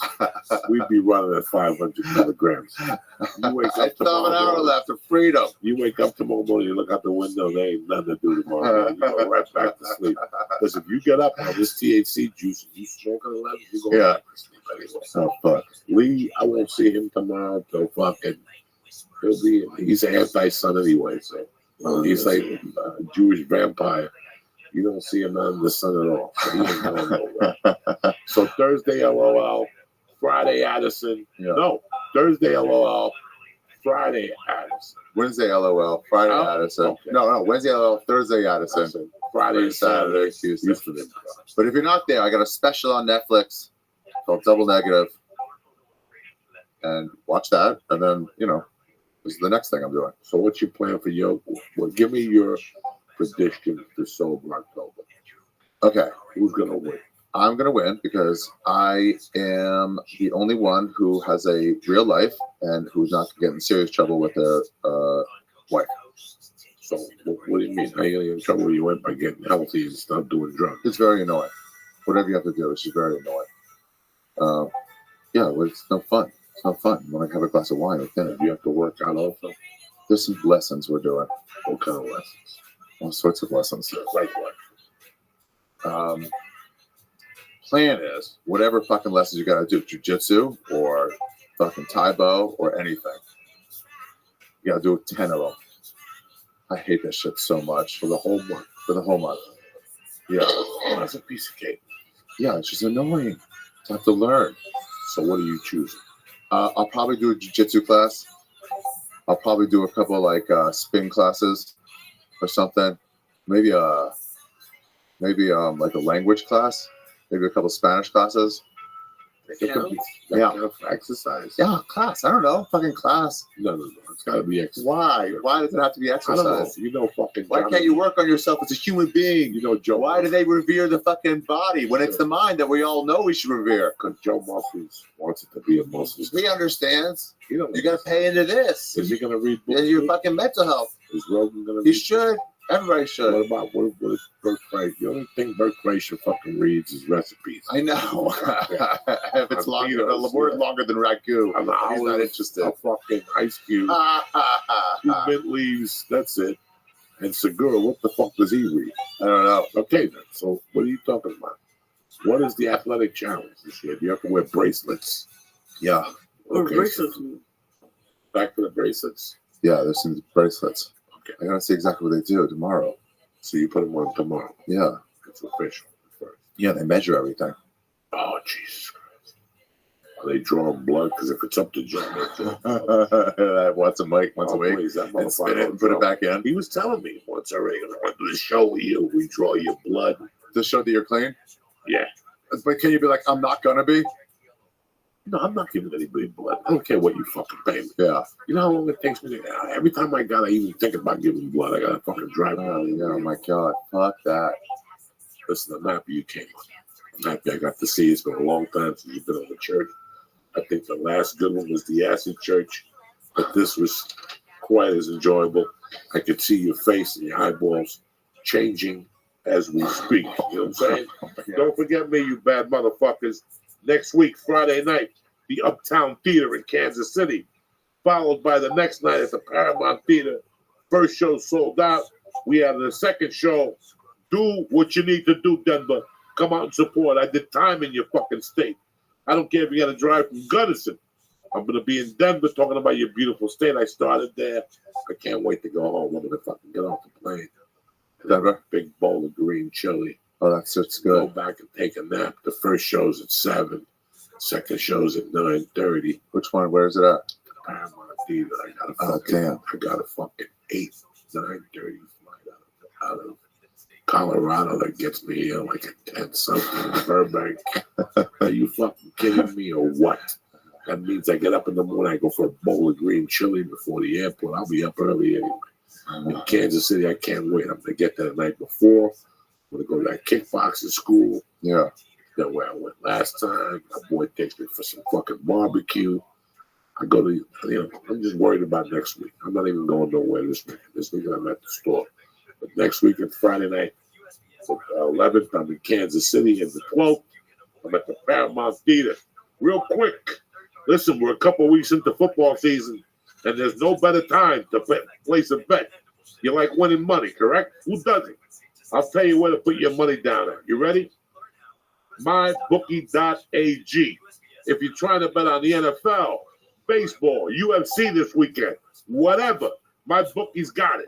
Not to mention the NHL and NBA seasons are right around the corner. And unless you're a fucking moron, the first month the lines are soft.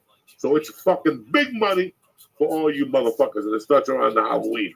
MyBookie has the faster payouts and more lines than any other sports book, period. They got parlays, they got teaser bets. And if you're looking a little bit, you're looking to bet a little and win a lot, MyBookie's got your back. They just revamped their site, and it's looking fucking tremendous. So I'm telling you right now to go there and take a look if you haven't already. We're going to start with this. They're going to double your first deposit right now. Today, use promo code CHURCH, CHURCH, to get 100% bonus on your initial deposit up to $1,000. That's how we're starting this fucking weekend. Go to MyBookie right now online today. That's MyBookie, MyBookie. And don't forget to use promo code CHURCH when creating your account. Listen, MyBookie.ag. You bet, you win, you get paid. The church is also brought to you by Alpha Brain. On it. That's how we're fucking doing it. Listen, they're doing a fucking contest. Any 30 count or 90 count bottle of Alpha Brain that you fucking buy, you get a raffle ticket. You get a little coupon, some fucking jerky. But they're going to re-enter it into the grand prize, which is called the Honored Experience. You get to go down there for 4 days. You get 2 one-on-one privates. They give you kettlebells. They give you a year's supply of total. I mean, listen, Honored is doing the whole thing. If I was you, I'd get into this contest. Go to Honored.com right now. Press it. Church. Bam! You get 10% taken off and delivered right to your house. Listen, I want to thank MyBookie. I want to thank Honored. I want to thank CBD Lion. But most importantly, I want to thank you guys for always having my back and for supporting Ari and Bray and myself, Lee Sayat. In the next couple of years, you guys are fucking troopers. I want to thank Bob Lalingus and Brian Morton from Zanies who came out to the show and said hello. You know, I love you guys with all my heart. Have a good fucking day. It's Sober October. I don't know nothing about that shit. Me, I'm going to keep smoking reefer till they put me in the fucking casket, all right? Stay black. See you in Kansas City. Lee, kick this fucking mule.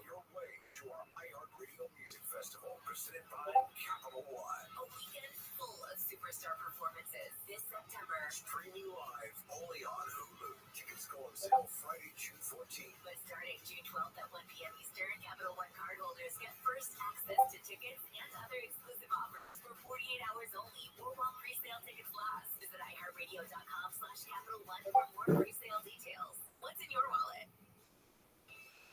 you're looking to affirm your faith, grow in your daily walk with Christ, or simply give comfort to others, In Touch Radio Network provides biblical teaching you can trust, featuring daily devotions, the sermon of Dr. Charles Stanley, and our Spanish station, In Contacto. The In Touch Radio Network will lift you up throughout your day. Listen anytime.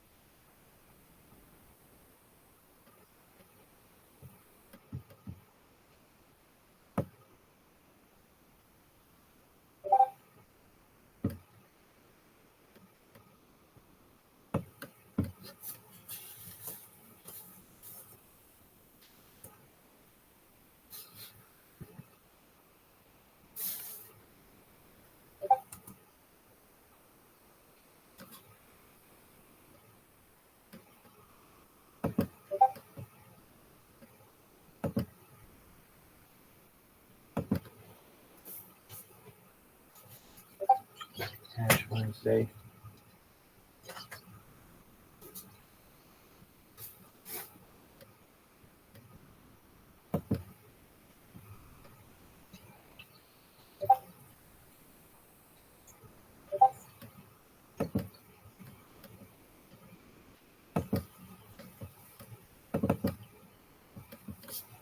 The parents, Glenn and Gary, were the sons. And when they were in college, I would go in there in high school. I was like a junior. Mrs. Ashford would say, Coco, stock up the Yoo-hoos because we're all sold. I mean, Yoo-hoos would sell by 10 o'clock. They put 100 Yoo-hoos in that fucking case. But it was all day, Lee. It was all day. The teachers. Busy all day, man. The school got so pissed that they told people that you weren't allowed to leave the school for lunch now. Why? Because they wanted the cafeteria to make money. So Fucking if they assholes. caught you at No, you have Hashways, to understand. you got suspended. All the food distribution in North Jersey is handled by a lot of people you don't want no fucking problems with. You know what I mean? All right, so people stay and eat the goddamn so they food. wouldn't All let right, us they go got to fucking contracts Hashway. out the ass. They would suspend So you. you would suspend us. But Mr. Hash would go, fuck that, go in the back. I'm not going to let him go in the back. But if I say, hey, guys, that means run out the back door. So for a year, until they moved that law, we would sit in the back of Hashways and still eat the fucking thing while the school teachers were in front looking for it and the truant officers, the whole thing. Fucking hysterical. Man, For a sandwich. there was no goddamn good place in my shit town. I got no good stories. You know, we had fried bologna sandwiches, Lee. Oh my God, you hear that? That's your grandma rolling over. When I went back in That's your 93, lady just flipping right in the grave. my God, when I went back in 93, I stayed with my buddy in Secaucus named Mike Ronnie. And down the block from his house was a fucking deli that I'll put it up against any deli ever. But their fucking claim to fame was they had peppers stuffed with mozzarella sauce. Oh my God, Man. with mozzarella cheese and a little sauce. And I'd go in there in the morning. Which is the green peppers? Just a fucking like a pepper, and it's a spicy pepper. It was like that peppercini, So right? you had to get 3 of them and a sandwich. So you could eat the pepper while you're eating the fucking sandwich. That type of old school deli. You have different types of delis, but that was Right. What the fuck 3 fat guys gotta talk about food for now? Because we're all stoned Now and I'm it fucking sounds hungry. great. But it's crazy what today signifies in the Catholic religion and a lot of religions. It's all soul Well, thing. I mean, our good friend George, God rest his mama's soul. She's passed this year, and you know it's hard, man. My Uncle Jim passed this year. It's hard. You know, you see people at the end of their life. That cancer is a miserable thing, man. I mean, it is a horrible way to pass. You know. You know, I'd rather get slammed into a sign on the 5 and break that bitch. God I'd forbid. say, God forbid. But hey, I'd rather take that than that stuff. You know what I mean? So it was just fun going to church. It really was. I went by myself, no pressure on my wife and the kid. I didn't want them there. I just wanted to go because we did that church over, St. Bartholomew. They redid it over. So I just went in there at 7:15. I'll tell you what, man, it just brought back a lot of fucking memories. Like, that's what happens in church for me now. When I go to church, I look at the 12 stations of the cross, and it's like a fucking acid trip, man. Yeah. I just go back into sections. And I remember I was thinking about my godfather. One of the worst things that happened in my life was fucking my godfather over. After church, I went home and I tried to find him. On Facebook? Nah, he's those fucking Cubans that go on Facebook. He lives in the Keys. I wanted to really, when I was a kid, my God, it's amazing what has happened. Did you see Mad Max? Yes. Okay. The question that fucked me in that movie is who killed the world? Oh yeah, They man. keep asking who killed the world. You know Yeah. what, man? They've killed the fucking world already. The world is half dead. We don't even know. No, it's more than half Trick or dead. treating this week. I saw trick or treat now. There's no kids out in the daytime. I mean, these are great areas to Yeah. trick or treat. I didn't get one. At night, I saw kids, but they're confined. The parents put the fear of God into these kids. Yeah. You know, Friday night I went to this trunk or treat. You know what, man? Did Mercy have a great time? Fuck yeah, she had a great time. You know, did I have a great time? Fuck yeah, watching her and watching the kids and watching my wife. I dressed up. I put fangs in my mouth, and she kept saying, "No, thank you, Daddy," which means take the fucking fangs out of your mouth. No, thank you, Daddy, and she would keep tugging my cape. No, thank you, Daddy. It was the cutest fucking thing. I went in there and I had a great time. We got there at 5:30. The dinner they made us was, you know, not bad. It was a cheeseburger with macaroni salad. It was a barbecue. I enjoyed it. And then I watched her play ball with other kids, and I could tell that we're halfway there. We're okay. We got an okay kid. The ball hit her in the face 3 times. She didn't cry. Some little boy dressed up as Captain America got hit once. He wouldn't stop crying. But when the kids left to eat, she didn't want to eat. So she stayed with me. She goes, "Daddy, come here." And I started playing ball with her. So when kids came over to play, she was like, "Da, da, da, da, da, da, da. It's me and him now." And she was going fucking nuts. That was the only problem we had all night. Everything was great. But back to trunk or treat. It's like cars get together. It's like a beautiful car show. And they back up and they open their trunks and they hand kids and they sit in front of the trunks with disguises. And I tell you what. Is it like a lowrider club or hot rods and stuff like that? No. It was just all these fucking Studio City people. Oh yeah. You know, whatever they are. I don't know what was. I didn't talk to one. I talked to maybe 2 parents and the principal. Man, you know, I've done that same thing with Mexican car clubs, bro. They are the nicest. That they had a whole goat cooking. Okay, I mean it was the real deal. Old ladies was making tortillas. Okay, they was handing out good candies and stuff like that, having a blast. They had a band, a salsa band. It was on, man. I'm telling you. This was for kids. This was for fucking kids. Yeah, it was for kids this too. For kids. Yeah. There's no fucking salsa band when there's kids. This I'm is for telling fucking you, white there kids. was. White kids, no. This is white kids. There's no salsa band. There's no Beatles. They're barely Dude, walking you around. want to hear about white people? So these motherfuckers, I mean, the most interesting thing in the world was, and I looked at my wife at one point, I go, "What the fuck is this?" I know. Like, I almost have a nervous breakdown. I'm like, what the fuck is this? This is like Puerto Rican shit. But I go, this is what we have now.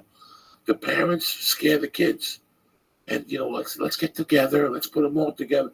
When I was a kid, one parent went out, everybody held hands, and you fucking knocked on doors, and you yelled. And, you know, Saturday night, I didn't see people till 8 o'clock at night. How much pot do I smoke on my balcony at night, people? A lot. Tons. A lot. I was standing out there, and I was scared to smoke. And my kids are going to walk up on me. After 30 minutes, nobody said nothing.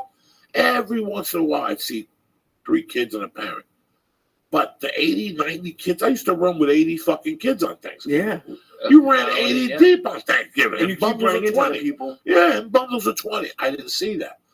And it's just, and I know they found needles and every year, some fucking dummy in Pittsburgh sticks hypodermic needles and fucking chocolate and all this shit. Man, that's why I tell all my kids, hey, Daddy has to inspect all of your candy. I need a bite out of all of this shit. That's what I did on Saturday night. Friday night, dog, I got so high after trunk or treat. I went home and she came home with a bag of candy, and I kept sitting there. And it started talking to me like cocaine, like 11:30. Yeah, right. And you have one Reese's. Oh, you're fucked. Then you're fucked. You're fucked. Reese's will You're fucking fucked. put you over the limit. Dude, Jack. if you start with the little ones, the bullshit That's what I ones. started with. Oh, then I you're ate 3 of those. I then took you're 3 fucking cups. getting cups out everywhere. Then I went man. back and got the whole cup. Oh, Then I went God. back and got the Oh. Swedish fish. Oh, those are good. That Swedish fish, that's my world. That's my world since I've been fucking 5. Since I came from Cuba, I discovered Swedish fish. The red ones or the multicolored ones? Listen, the red ones. They only Yeah. come in one color, Swedish fish. That's it. The ones at 7-Eleven in the bag. That's the only one I eat. All those imitations and skinny worms and shit. Shove those up your mother's ass. I don't need none of that shit. I'm a fucking Swedish fucking fish fan since day one. When I was a kid, I'd buy them by the box. Oh, they're so And I'd good. get a brown bag and I'd stick my hand and put them in my pocket. That's how there was something when I You was put them in your pocket? in a bag, in a Oh, brown okay. Yeah, bag. you get there And was you a ate big them in tray of class. them. There was No. a big tray of 'em. I bought the box from the wholesaler. Oh, really? In Holy the 6th shit! grade, I used to know where to buy the box. Wow. There was a fucking wholesaler for candy when I was a kid. I'm telling you, and I would go down there. I wouldn't tell nobody. I wouldn't tell nobody. I go down there and I get a box of Swedish fish, and I get a box of a thing called devil gum. What's that? Devil gum, way before fucking these other gum thieves thought about Big Red. See, Big Red who makes Big Red? Wrigley. Wrigley. See, Wrigley, they bumped devil gum. When I was a kid, devil gum was cinnamon, but it was hot. Like if you ate 3 slices, your asshole was gonna be on fire, though. That's what Mexicans give their kids when they're in daycare. Dude, we had atomic fireballs. That's all we had. Right, no, man. atomic fireballs. But you also swallowed gum, Joey. I still You're not swallow supposed to swallow the gum. I'm still That's thinking. why your asshole's on fire. My asshole's not on fire because of that. I'm telling you, I've been swallowing gum since day one, so my body knows how to process it now. I just spit out little fucking gum.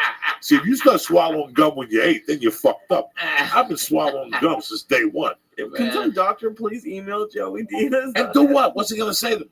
I've seen to learn how to. Listen, I have pulled the gum out of my asshole. I have pulled little pieces of gum sometimes that Out don't of the get hairs? processed. Yeah, out of the hairs. Oh God. Or sometimes you're gonna pull the shit out of it and you can hear the gum going. It's like getting. You can hear the gum. It's like getting. Let me tell you what. Have Joey, when he gets one of them good ass zits above his asshole, to come and pop it like a 1.5 feet away from you so you hear it.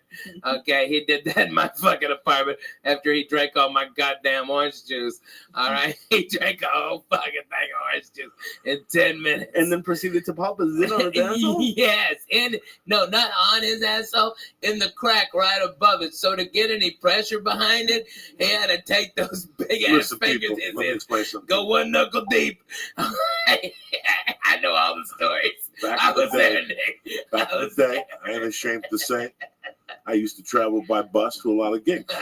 Greyhound was my sponsor for a long time. The Joey Express. The Joey Express. I would get on that fucking downtown bus to El Paso, and I'd I'd take it drop from you off there. and pick you up. The longest bus ride I did was New York City to Dallas. That was the Yeah. longest because I had nothing going on.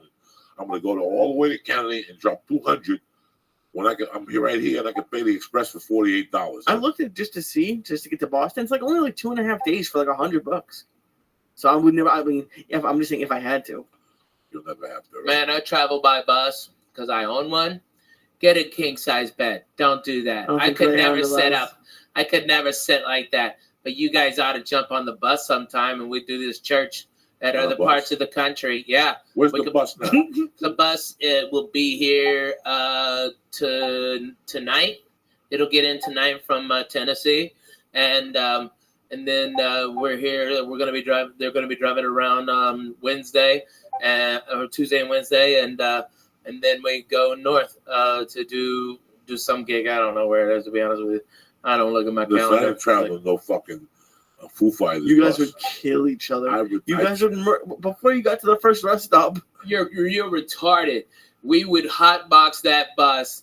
It would be just look, bro. Yeah, but then, look, Lee. Shut the fuck up, okay? Me and Coco have lived in an apartment smaller than this fucking studio, okay? And we laughed our asses off. And when the doors were open and the windows were open because it was so fucking hot and we couldn't hardly go to sleep because it was noisy as shit, we put on Joy and Medina.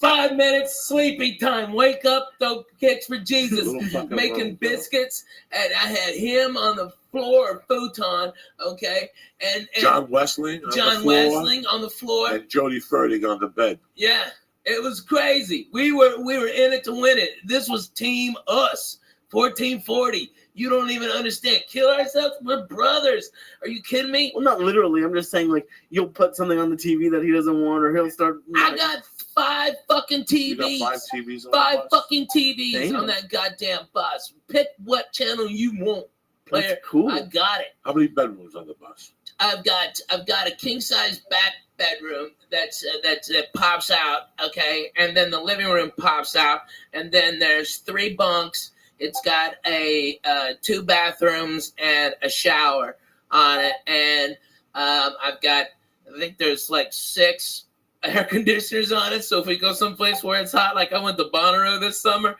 and everybody, all these dirty white people are out there when it's 120 degrees and dirt. No. Fuck you. I took 3 showers a day. I was the sweetest smelling motherfucker out there.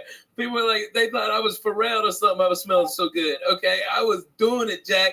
It was awesome. Everybody's boo-hooing. It's hot. Yeah, me too. I'm going to go make a fucking margarita in my bus, take a shower, and smoke a bone. Fuck you. I hate that band. Okay, it was awesome. It was so great. But that's how we got to go, dude. We got to go in the fucking bus. All right? Your babies would go bananas in that bus.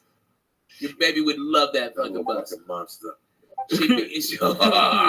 I can't go for that. No, I just ate an expired Viking. What do you think will happen? Who gives a fuck? You get stuck in that gum. You know what happened? Let me tell you what happened. They're listening. Yeah, right? Let me tell you what fucking happened. What happened, Papa? A couple weeks ago, I went swimming in Toledo, and I got on the fucking plane. The next day, I got an ear infection, right? Oh, my God. And I was sitting there, and I'll tell you, man, I'm when you work out and you're heavy, you have to take a leave sometimes, or the other one. The other one? Aspirin? No, Tylenol? No, the other one. There's a Advil? leave and Advil. That's all that works for at this point for big guys. When you go to jiu-jitsu, Dude, I'm past that. Yeah, you get slammed on your back. And you go home and you eat your lunch. First thing you do is take an Advil, especially if you have to train the next day. Really? I've never Yeah, had it. you gotta do all that shit, Lee, because it lowers the inflammation. You gotta eat fucking like smoking weed. Eating weed actually takes away the inflammatory from your fucking thing. You see the Google today? Anybody see the front page of No. Yahoo today? What did it say?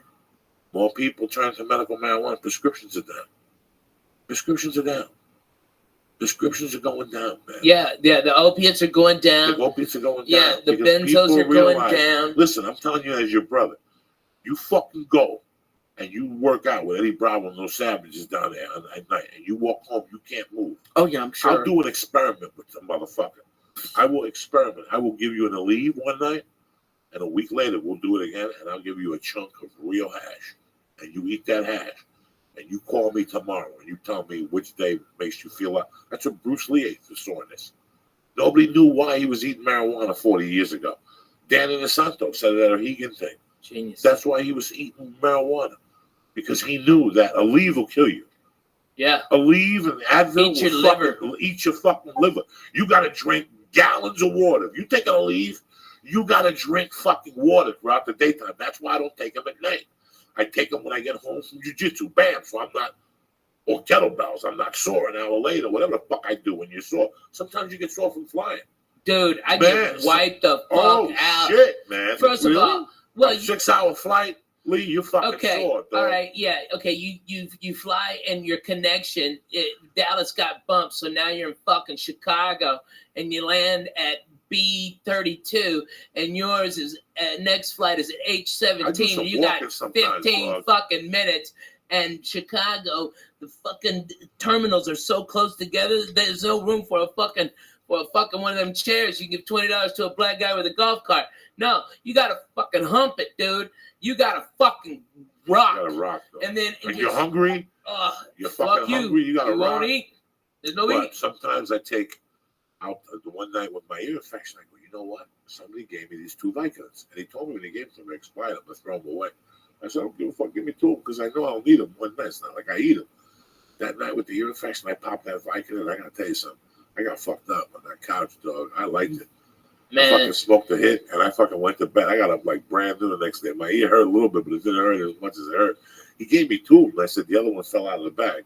That was it right there. oh my God. That was the one. I just found it. I thought it fell out of the fucking bag. Man, I think I like those pills too much. I don't do them. I don't fuck with none of them no more. I like them too much. I like the feeling of when I'm on the road. Yeah, That's where I like something to sleep. I have sleeping pills that are prescribed to me. me from the too. doctor. Because I can't sleep. You need sleeping pills with weed? Yeah, I can't. I could fall asleep Listen, right now. you're not us. When I get up at 5 on the You're a road, titty baby. when I get up on Thursday morning, and I gotta go do radio. Right. And I get up and it's 6. Right. Like they're picking me up at 7:30. Okay. So I don't want to just get up at 7 all in a rush. I want to get up. I want to relax. I want to read the paper. I want to eat a good breakfast. I want to write a little bit. I want to slow down, Stretch a little. stretch a little. I'll get up and take a shot and do all that shit. What are we talking about? But getting up Oh, and time sleep- management. sleep- Yeah, with sleep- hash, sleep- with Oh, weed. with the Like you with still the, need sleeping with the pills fucking sometimes. thing. Yeah, you fly to the other side of the fucking The other side country of the for country. 6-7 hours. Okay, you get in your fucking shit hotel at 1:30 a.m.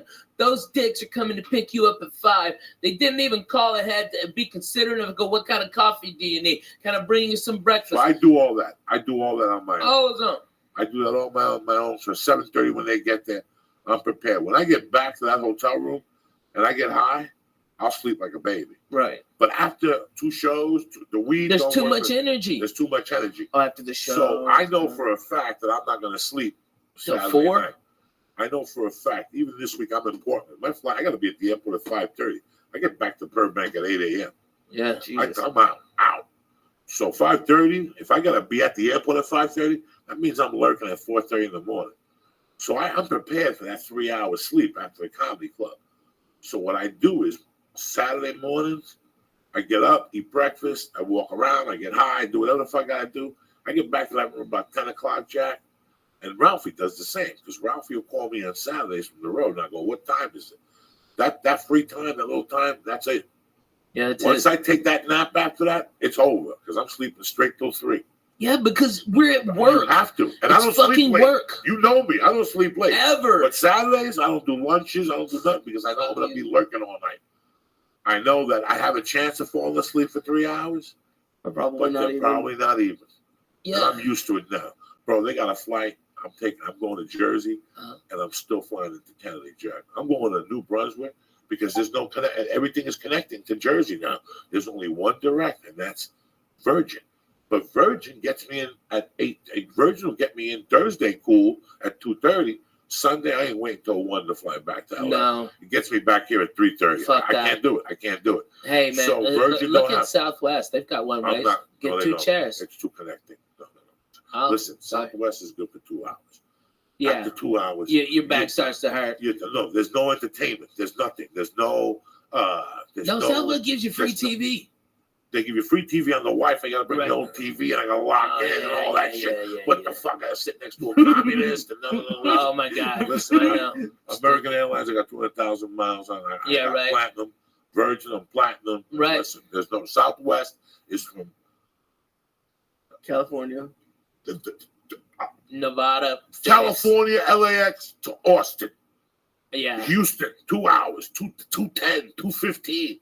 Anything after 2.5 hours of Southwest, you're asking for trouble. This whole story started with the pimple in the ass because of the bus. If you want a pimple in the ass, that's that bad. Fly fucking Southwest. So what happened was, I come back on a Monday night from fucking El Paso. I've been sitting on a bus for 12 hours.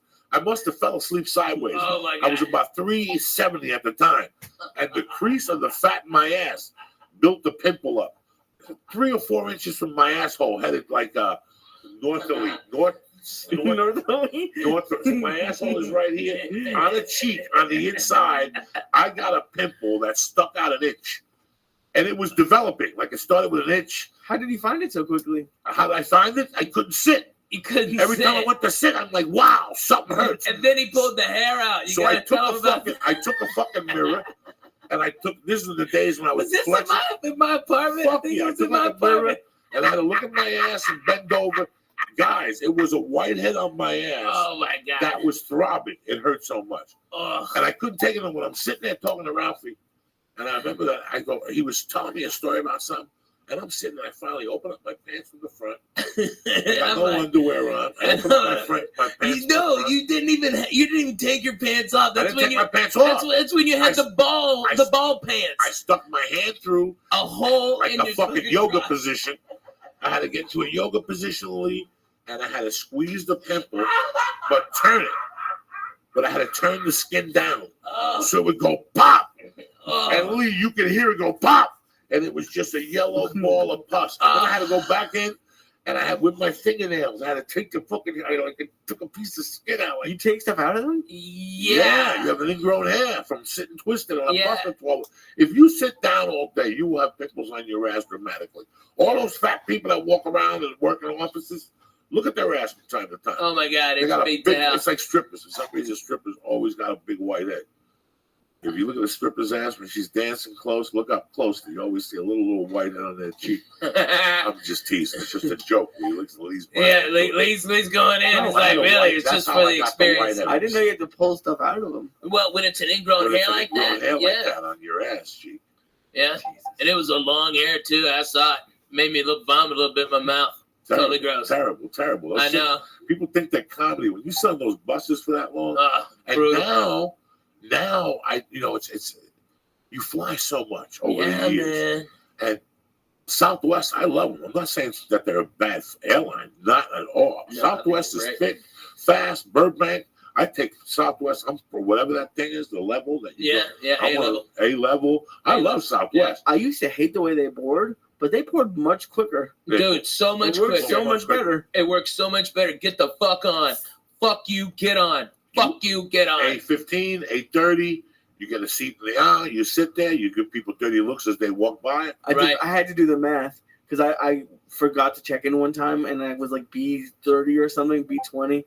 But I did the math. There's like 96 aisle and window seats. So as long as you're in the first 96, you're cool.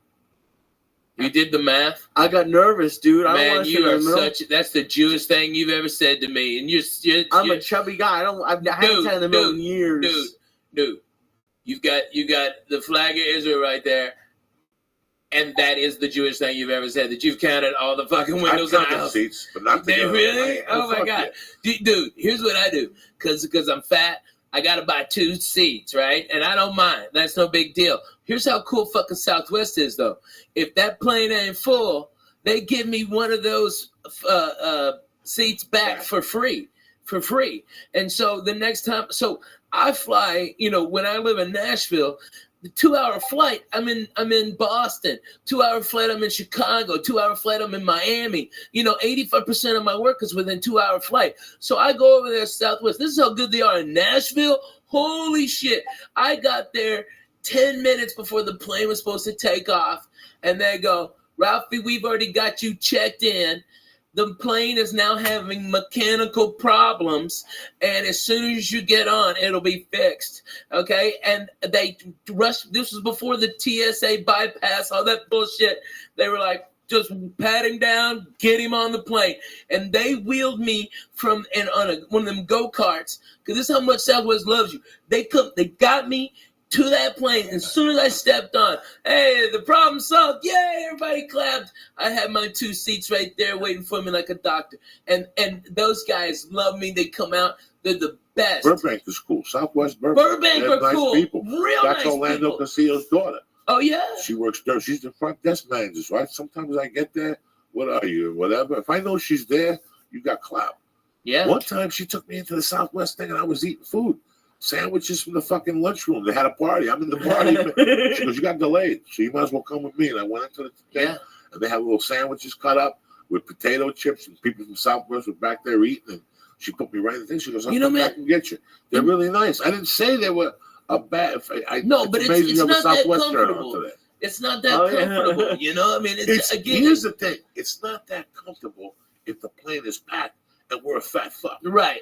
Okay, my shoulder goes on Southwest. Man, me too. Oh my God, I get shoulder pain on Southwest. I know. I made a mistake. I connected one time to save $300 or 2 papers. Because you're always looking to save. When you fly, and flying is something that if you're looking to save, you're going to have an uncomfortable journey. Oh, Prepare for it. Go on their website. Spirit's look at the the worst. options. You know, United has a thing where they give you a bigger seat and they give you security clearance Yeah. for $75. It's worth every dime Yeah. because that means I'm walking in the first class line. Right. There's That's first worth class and then $75 business class, and then there's economy. In the economy, the United offers that. You have to scroll all the way down. It's $75 each way. It's worth it.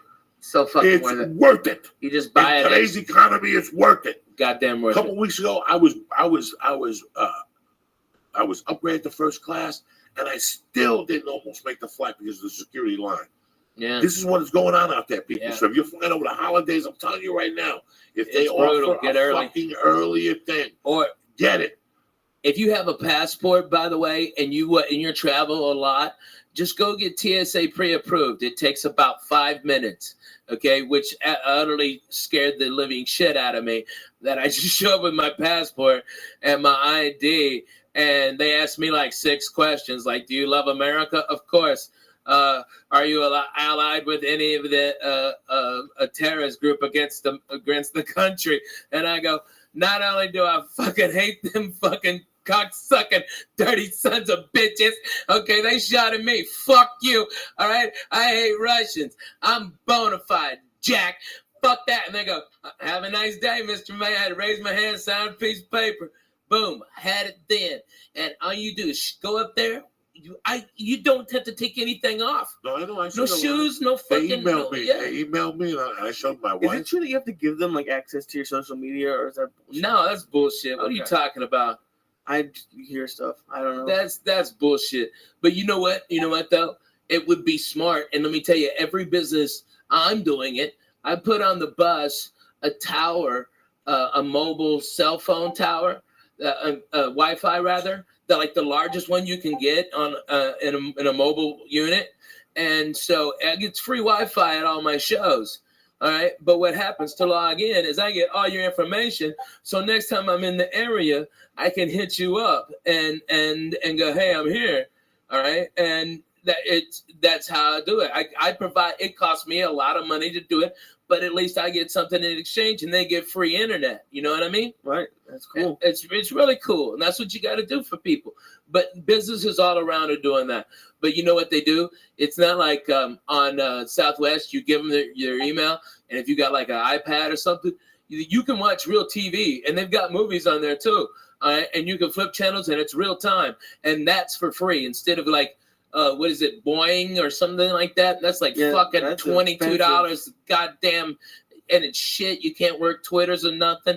But that's garbage. That's way too fucking much. I mean, like a month. So Southwest gives you free Wi-Fi. Yeah. But it's what you want to watch. I don't get it here. So you just have to. They don't want to pay for screens. So you could bring out your tablet and log, and you just log in. You just hit accept. And then they have like a whole bunch of TV stations. Yeah, but you can get all your Wi-Fi, everything on there, everything. Especially if you're A-list, you get everything. You get all of it for free. And all that too? I do not fly JetBlue. I'm too wide in the ass, and I don't live in a hub of it. But I do live in a hub. Nashville's a hub for Southwest, and they've got 3 directs. I took American here, first class like a doctor. I was out of there at 6:15 on Saturday on Halloween.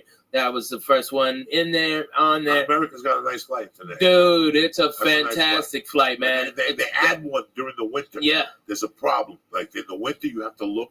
They add an extra one on the way back because usually you have to leave early and they have one at night. Yeah, they get nervous about Dallas and Chicago, so they add an extra direct to Nashville because Nashville's such a great hub that you can get all to the south and right there from there. Like that's like their emergency one.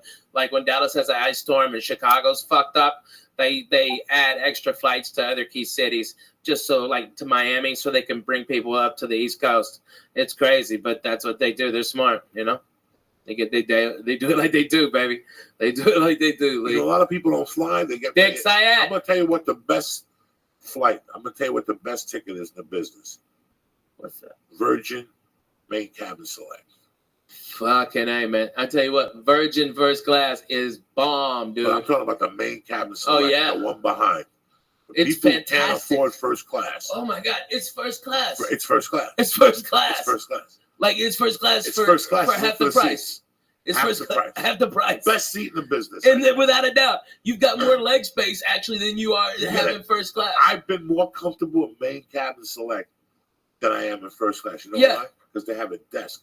I can put a notebook down.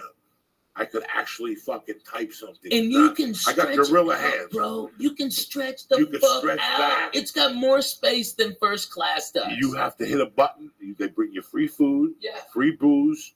Everything's on the house. So it's still first class, only not in first class.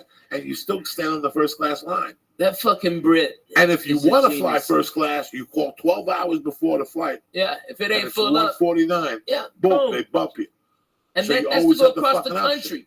That's going across the country. The only problem is they like, all right, I want to go to fucking Austin from LAX. Right.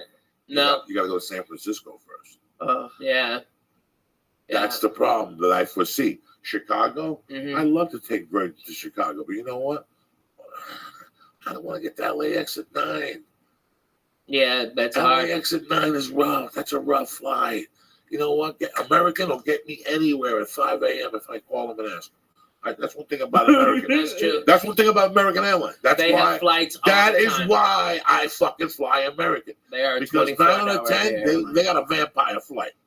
They got a 24-hour. They got 5 a.m. to Chicago. That means you have to be at LAX at 4 a.m. What type of human being are you that you're lurking at 4 a.m. without drugs? You. Yeah. Me.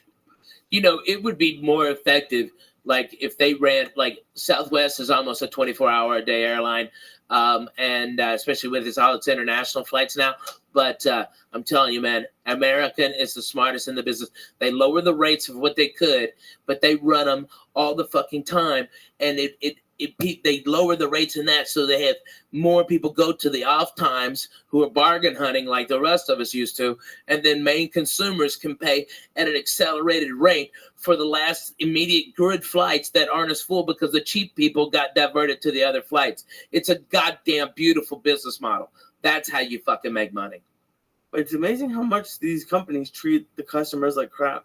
Like, especially well, there's no fucking reason why I mean, all right, if you are the worst person in the fucking world, go work at the airport because no one will bitch about you because they don't have time to fill out a form. They don't have time to fucking, can I talk to your manager? They just don't. They got a plane to catch, so they go, oh, that guy was a dick, and they watch your next plane. You get him. It's free. It's awesome. If you're an asshole, go work in there. About a year ago, I made a really bad mistake. And this is the type of person I am, because I know it's a corporation. I know it's a company. And I know, was it you and I that were having it? No. I was having a chat today with somebody about agents. And I said, listen, I know people who are shit agents, but the agent's a killer. Yeah. Doesn't matter. Just because he's, I was looking at here's the funniest thing ever. On IMDb, they've got a rating for agencies and managements and all that shit. CAA is obviously number 1. William Morris is number 2. Innovative is like 8. And then the agent I'm with is like 200. It's like 300. Mm-hmm. And it's a fucking nightmare. There's some management companies I looked at, and here's what's fucked up.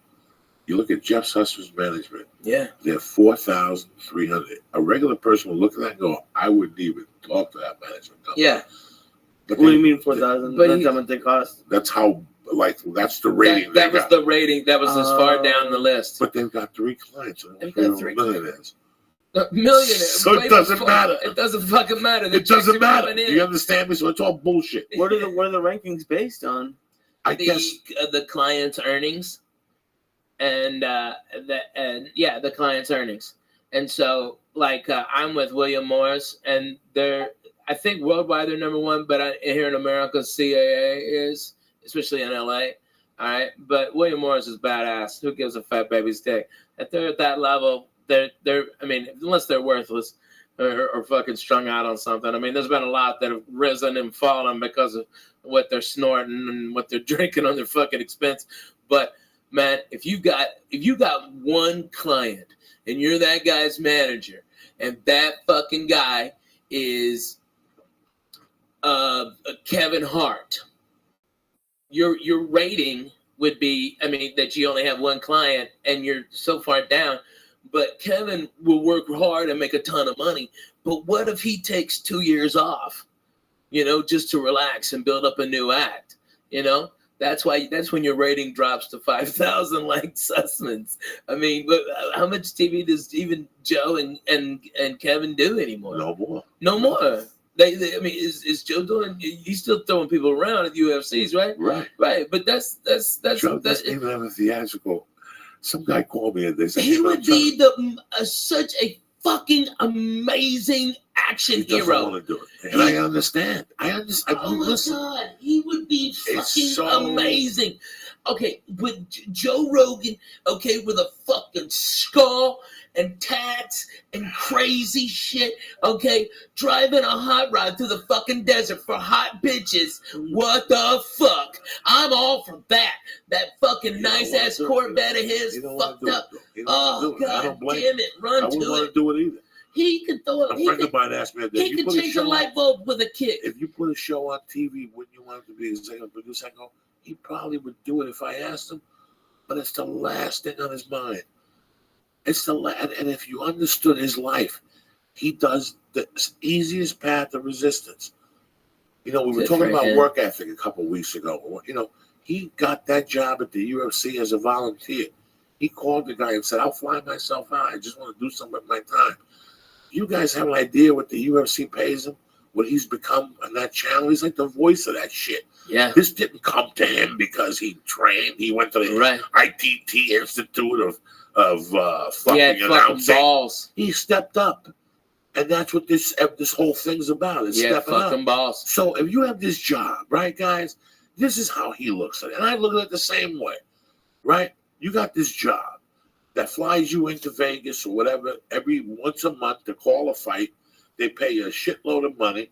He gets residuals from 2 shows, guys. Yeah. Remember, he was on 2 syndicated shows. Hits. Why would you want to drive to Warner Brothers and put up with that? Yeah. Why? You know how hard it is to be The Rock? It's fucking. You know how hard it is to be The Rock? See, day. people in So why did he do Kansas, it then? because he doesn't know what the fuck he's doing. He's going to wake up one day and go, first of all, how many needles can I stick in my blood? How many needles can I stick in my neck before my kidney blows up? Because that's how the public needs to see you all the time. He went on some show a month ago and said he eats 20 pounds of fish a day. That's all great and dandy. Okay? But you got to stick needles in your body to be that fucking big. Hey, me and you going to some sushi spots. We got him on that one. Yeah, we got him on that. So, you know how hard it is? You have to train. Right now, Joe Rogan has a family. He's He living doesn't it, man. want to come down here. Why would you want? He is such Listen, a guys, genius. I was He's telling got somebody the the other day, answers. what do I want? What do I want? Do I want the Joey Diaz show? Not 20 million years. I'm 52. I did blow for 30 fucking years. I'm surprised I didn't foam in the mouth for so much bad pussy I ate, like the Kardashian black guy. Oh, yeah. What's his name? Lamar Odom. Lamar Odom. Let me tell you. I would foam at the mouth. Those bitches are the fucking kiss of death, For 20 dude. years, I'm One overweight. guy's got You gotta tits, look at one you gotta guy's look at in the your fucking hospital. weight. You gotta look at your life and go, how long Putting am I gonna out shit fucking last? music. So do I really want to drive to Paramount every day and put up with this faux pas producer and director on their creative thoughts for a show for 5 more fucking years and in my it's like, glory to stick away from my kids? The kids are fine. He's fine. The UFC pays him great money. He goes on the road when he wants to with the UFC, so it's all in house. So people make me laugh when I go to these clubs. They're like, "So what's it going to take for Joe Rogan to come to my club?" I want to say, listen, act to God. He comes in for one fucking night. He doesn't want. I remember in '98 being at the Laugh Factory one night, and I tell this story constantly. As whether people like him or dislike him, or he's not funny or funny. Dane Cook one night walked out of the Laugh Factory in '99, and he came over and said hello to me. And I looked at him and I go, "How was the last stop last week?" He goes, "That's a fucking great club, man." Yeah, that was '92. He goes, "But no, I mean 2000, 98, 2001. He goes, It's 2000. "But the only problem is, it's a lot of work." Yeah. Wednesday through Sunday, and I looked at him, and I didn't think about what he was saying, but I got it. Dude, and that guy had a ton of money, And and we had $2 to our name, and we would have loved it. But no, He goes, I just want to play bigger places. That's it. It's just one show. That's it. One show. He put that out there. He put a plan together. He changed comedy with that move. And I saw it happening. I remember Is that seeing. who started it? Dane is the one who started it. You know, everybody before, from Mitch Hedberg, everybody, Wednesday through Sunday, maybe stay until Tuesday if the drugs are good. Every fucking body, everybody, Dougie Stanhope, everybody did it. Fucking Dane Cook was the first one that broke the fucking model. The clubs had the control the whole time because there wasn't after comedy died after the 80s and the 90s were fucking dead. There were no headliners that were selling tickets. Okay. So when comedy started to come back up, the clubs, there was less clubs. And so these comics, so they could fucking keep the money down. But now the dumb fucks, they got greedy like they always do when they fucking start making money. They start putting all these comedy clubs everywhere. And then they go, oh, I got no fucking headliners. And then that's when we got the power. And it was fucking Dane Cook that showed the way. You can say, go fuck your Wednesday and eat a dick on Sunday. No, you know what? I'll come in Thursday for Friday morning radio. And that's it. That's it. And I'm back at home in LA early Put the fucking Sunday. thing together. He put it Way back, together. brother.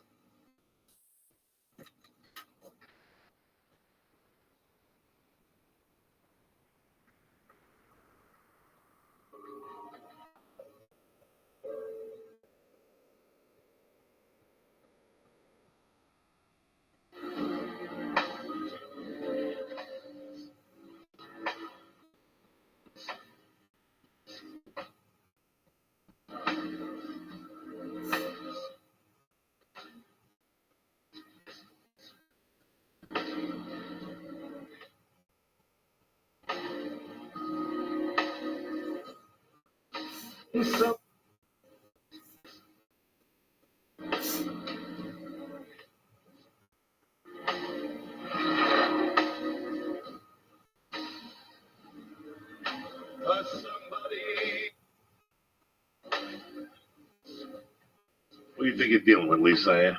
You bad motherfucker, you. Jesus Christ. Huh? These chocolates are good. Fuck yeah, they're good. What do you think Fuck you're dealing yeah, with? man. And you want me to tell you why the other reason I went to church was the other day? What? Because it was the 36th anniversary of the night.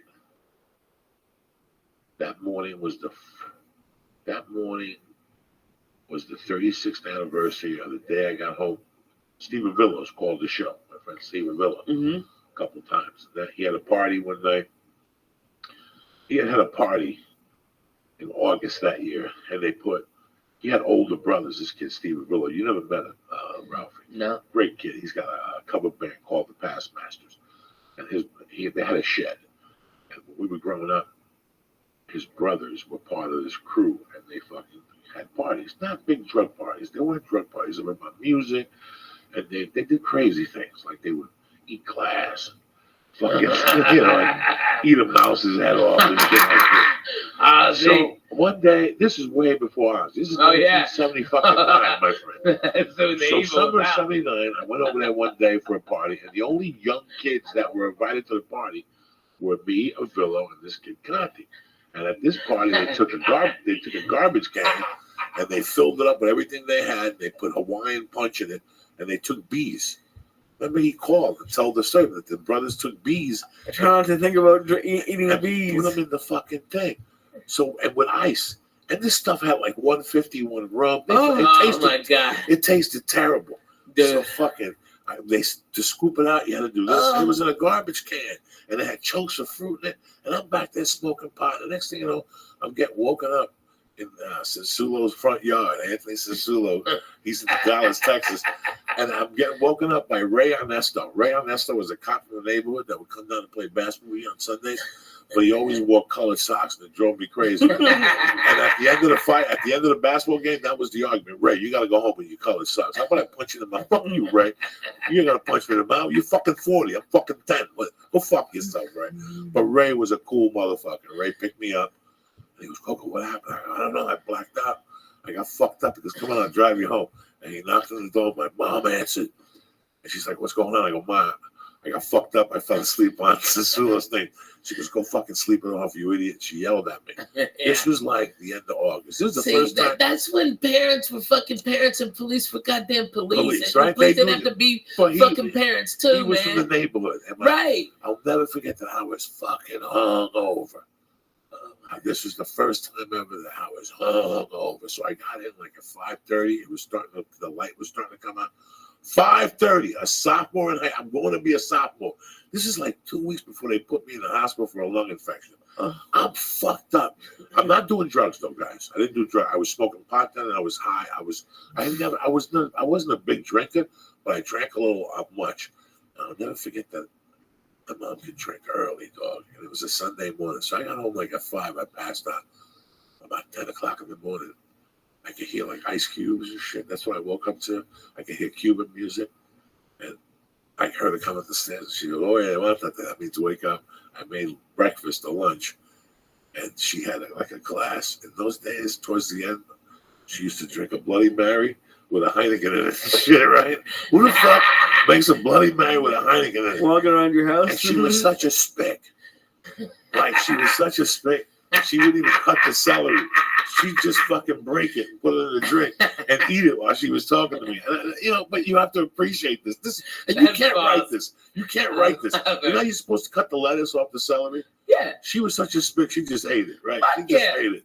Fuck it. She would Eat dip that it. She shit. loved tomato juice, that V8. Oh fuck That's yeah! what she lived off I of. still love that, dude. I drink that like twice a week, 3 So times she a week. wouldn't put Tabasco in her Bloody Mary. She Oh, I put got- Frank's red sauce. Oh, not me. So Fucking- anyway, she Rock looks at Star, me, Texas dog. Pete. I got a headache that's pounding. And she goes, "Oh, yeah, I cook for you." And then she goes, she looked at me for like 5 minutes. She took a piece of her celery and she goes, "Now you know what I feel like in the morning." And she fucking walked out, dog. And that was like a prolific thing in my world. Like, I never thought about it again. Okay, so it's August of fucking, You got the best story. it's August of fucking whatever. But she said it very pate patois. Like, now you know what I feel like in the morning, okay? This is how you want to live your life. And she just walked out of the room. Okay. Stone Cold, So- Jack. That's for real. Now, this is the end of August. Now it's September, October, November. I love you, man. I get invited to a Halloween party. It's a Saturday night. Fucking crazy. Was you finger banging chicks yet?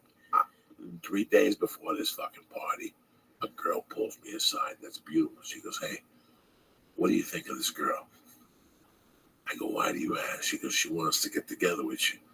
You want her number?" I go, "Sure." But she had just broken up with a kid. And even in 1979, I went up to the kid like a man.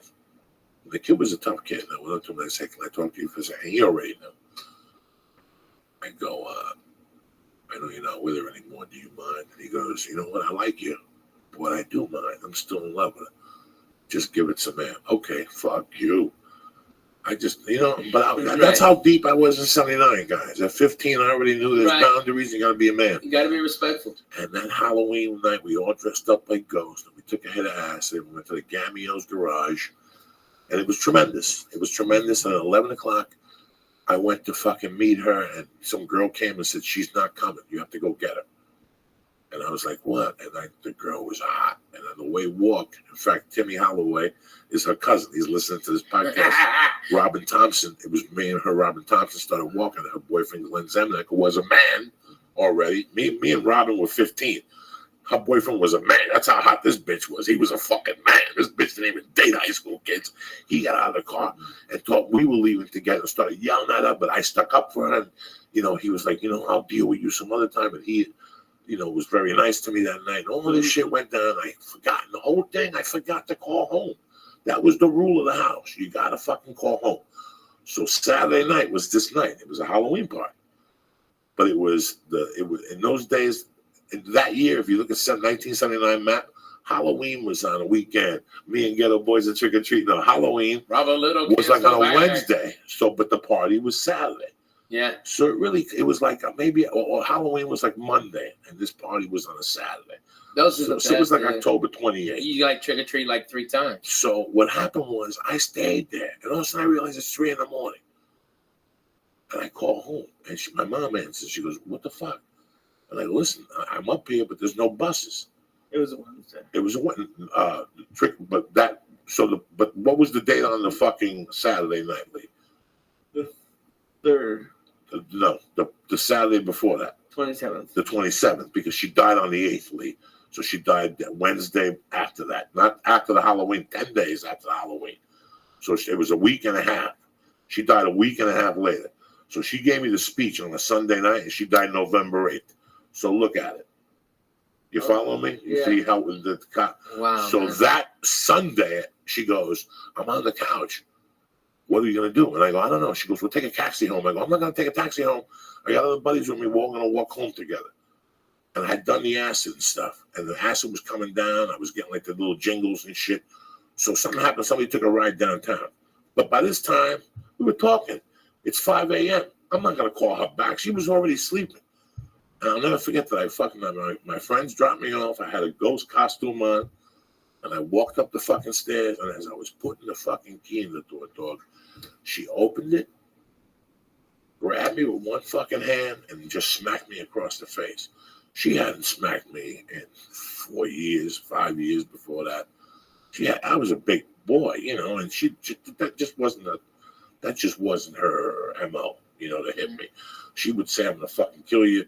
2 years before that, she did light me on fire with a bounty roll. She pulled me out of Carmine Balzano's backyard. So, but she was pissed. She was pissed. And she slammed the door and she goes, let me tell you something. She goes, someday you're going to be fucking married and you're going to have a fucking wife. And you better fucking call her every hour on the hour. That's the deal in this house. You can stay out all fucking night. I don't give a fuck what you do, drinking with your stupid buddies. She went off. But she goes, all I want. And I'm standing there going, you just smacked me in the fucking face hard. Like it was a hard smack to the face. Like it was still stinging.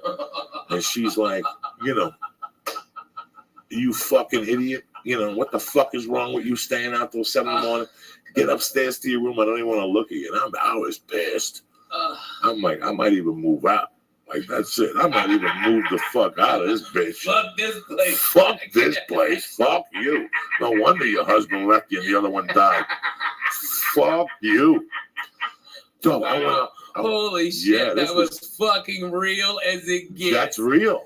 My father died at 37, Dude. and then Juan, who was a killer, left her because he hit him in the head with a fucking saint, a fucking Catholic saint. Which one?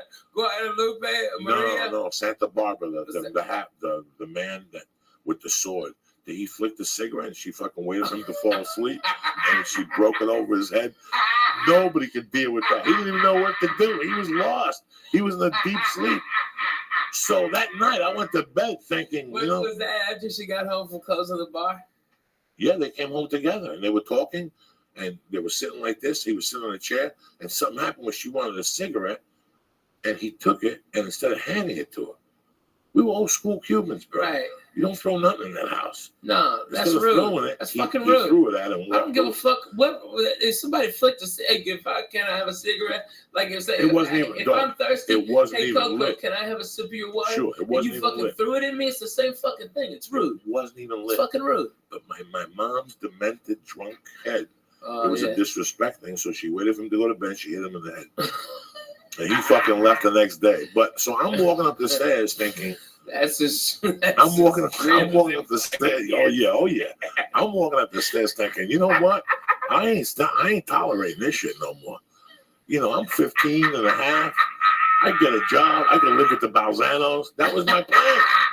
I don't need this shit. People hit me I and met shit. one of the Balzanos when I was working in Hasbrook Heights one time. Yeah, Pete. Yeah. Political Pete. So the next morning she woke me up again. She's like, hey, I cooked something.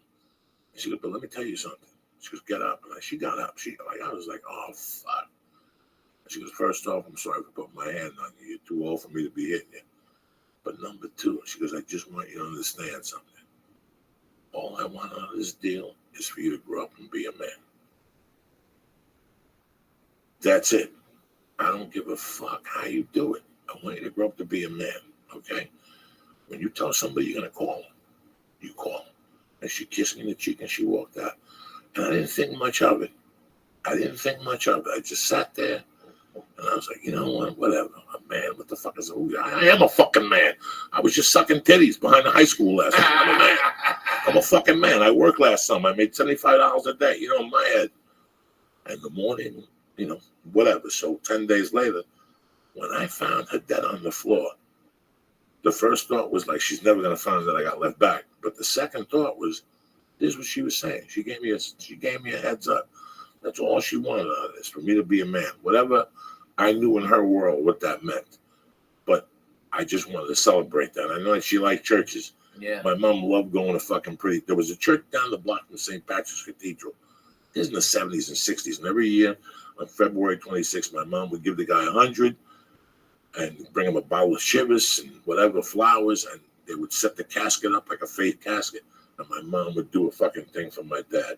And she used to say, I love her. We used to go to churches just to fucking look at churches. Even though she was demented, she would go to churches. Then in the fifth grade, I was 10. That's 1973. In that year, something happened. The New York Mets went to the playoffs, the NLCS playoffs against, look it up, Lisa, against the Cincinnati. What am I looking Look up the New York Mets against the Cincinnati Reds, 1973. Oh, poor Mets. This is how the Royals whipped the shit out of him.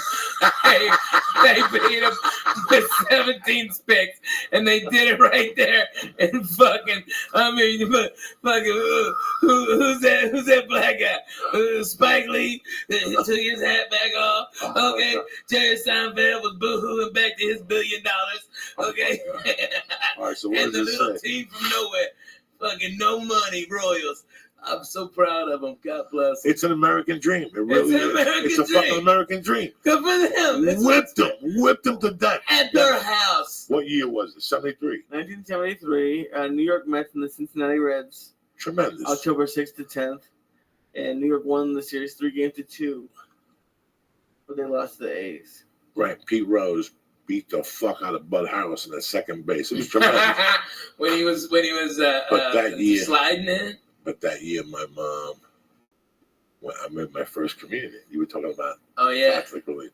So what Lee did you? So you went to Jewish instruction when you were growing up? Yeah. Sort of, kind of. What days? It's Saturdays. No, it was Wednesdays a lot. Wednesdays and Sundays sometimes. Hey, did you have the little No. things? Oh, thank God. That would have been Lee, a you should let miserable them grow now. experience. You should eat some pot cookies and say fuck it. Just fuck with people's head. Lee, if you did that, you know I what, have Lee? no idea how to grow those. Yes, you do. How do you grow those? You just let it. Yeah, just let it fucking. What am grow. I supposed to do pre? Who gives a fuck? I'm gonna like an asshole. So No, make it be mutton chops. Listen, Everybody think you're a hipster faggot. It'd be great. You're not a model no more. What do you give a fuck what they think? You got a girlfriend? Get you some mutton get a little chops. hat and get a mutton chop. Clear You get you some extra dough from a so you can eat sponsor. pussy that doesn't chap Yeah, we'll their get you some legs. Jew wax. You get some money on a sponsor. Oh yeah, man. Lee's Jew wax. Yeah, and get you one of them mustaches too. It Moose.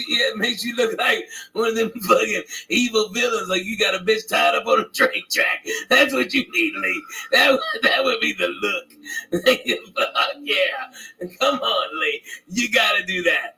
Come on. You got that stash. There's no way that's my look. Dude, that's your look. That's your look. And then shave your head and you'll be a circus strongman. Okay, that's what you'll be. You'll be sideshow strongman. You'll be. So, I'm sorry, it's just cracking me up. my fucking mom. That hash was fantastic. I used to go to this fucking Sacred Heart School for boys, and how they did. What they did was you had to line up 8th grade, 7th grade, 6th grade. So to go to church, there was this bell, and you had to ring the bell. So Sister Anna would go, all right, 8th grade, and she'd ring the bell, and you go in. Well, my mom used to eyeball that bell because it was made from copper and it had a wooden hand. And the Cuban big saint in Cuba, which is October 6th, like I let it go with it. You're supposed to have a copper bell, and if you want money, you have to ring that bell. So my mom one day on the way home, she's like, just get close to me. My mom shoplifted the fucking bell from the church. And she would take it to the Met games and ring that fucking bell. So in the back of her mind, that bell was everything. Yeah. That bell was bringing her luck. Every time I'd see her, she'd give me a kiss and go, "You're a genius. That church is bringing me good luck with the fucking belt. The Mets keep winning." What you stole from the church is bringing me the Lord. That's amazing. So every time the Mets would play at home, she'd bring the bell, and if she went to a Met game, she'd take the bell and put it in her purse, and she'd ring the bell at the Met game. This is true fucking story. This is how crazy. This is where I came from. Oh man, I know you don't have all this time, but have you thought about like trying to go back to 1973 Met game like video and see if you can hear the bell? That'd be holy crazy. shit! You're a You're genius. blowing my fucking You're mind. blowing my fuck. I couldn't. Dude. No. I couldn't do it. You would hear it too. You would hear it going Rusty Staub. She would throw chicken wings when he'd run back. She hated Rusty Staub. So she was on his side of it. No me ponga palabras, compadre. I mean, she I hated only him. know some of what She you hated just said, and it still made me fucking She laugh. hated him to the point. Those When are she would, hard. she'd I'm not tell me, good at she'd it. tell me to the point, like the usher would go, "Denora, where do you want to sit? You know, do you want to sit in right field?" And I think Rusty, where did Rusty Staub play? 73 Mets. Was it 73? Wherever Rusty Staub. They had a horrible, I think it was Rusty Staub and George Theodore or something. Checker right there. The motherfucker Oh, my mom used to get always so had to pissed. hit the cutoff. He was the right fielder. Yeah, he always had to hit So- the cutoff. That was the So story when on the that. guy would, when the my, And so she's dog, still I'm doing getting chicken wings. goosebumps right now. Oh my God, that's So the best. here's the deal. New York The fans. guy would go, "Denora, I got side on right field only." So he would have to run past her. He would have to run past her. If she would sit there and he ran past her, she would lose her mind. She would go ballistic. All 8 times he'd run, "Oh yeah, Ruti, hijo de puta." She fucking yelled at him in Spanish. And then if she was close enough, she'd throw chicken wings at him. "Oh yeah, hijo de puta." So when the guy would ask her, "Where do you want to sit?" and he'd say like, "Where do you want to sit?" My mom would go, "Oye, no me ponga para ese lado, compadre. Porque el tipo ese, I don't like that fucking dude." So she would sit on the other side. Who was the left fielder? Oh God. Oh God. Oh God. Thank God you give me a break. Oh God. Oh, Plus, God. they had Wayne Garrett on third, so she was in love with Wayne Garrett. If Wayne Garrett took his dick out, my mom would jump the fence and suck his dick and Tom Seaver at the same time. Okay. Your mom's got heart. Give me the team. By the way, this Friday I'll be at the Club Nokia here in Los Angeles. If you're a church member, please come in. I'd love you. I'd love to see you live. I'm going to do about 2 hours and blow your fucking minds. Go Come ahead. on, baby. What's the team? Who was the left fielder then, and who was the fucking All third right. baseman? All right. You want the left fielder or is Cleon It Jones? was Cleon Jones, and who was the third Oh, baseman? Um, Wayne Garrett. yeah. Bad motherfucker, dog. He reminds me of David Wright, the hot corner they used to call it. And my mother loved Wayne Garrett, so she could tolerate Cleon. And my mother used to call Cleon Jones La Cleon. Vamos para la Cleon, compadre. Vamos a hablar con el negro. Because he was black, so my mom would clap. And Wayne Garrett, she liked Wayne Garrett.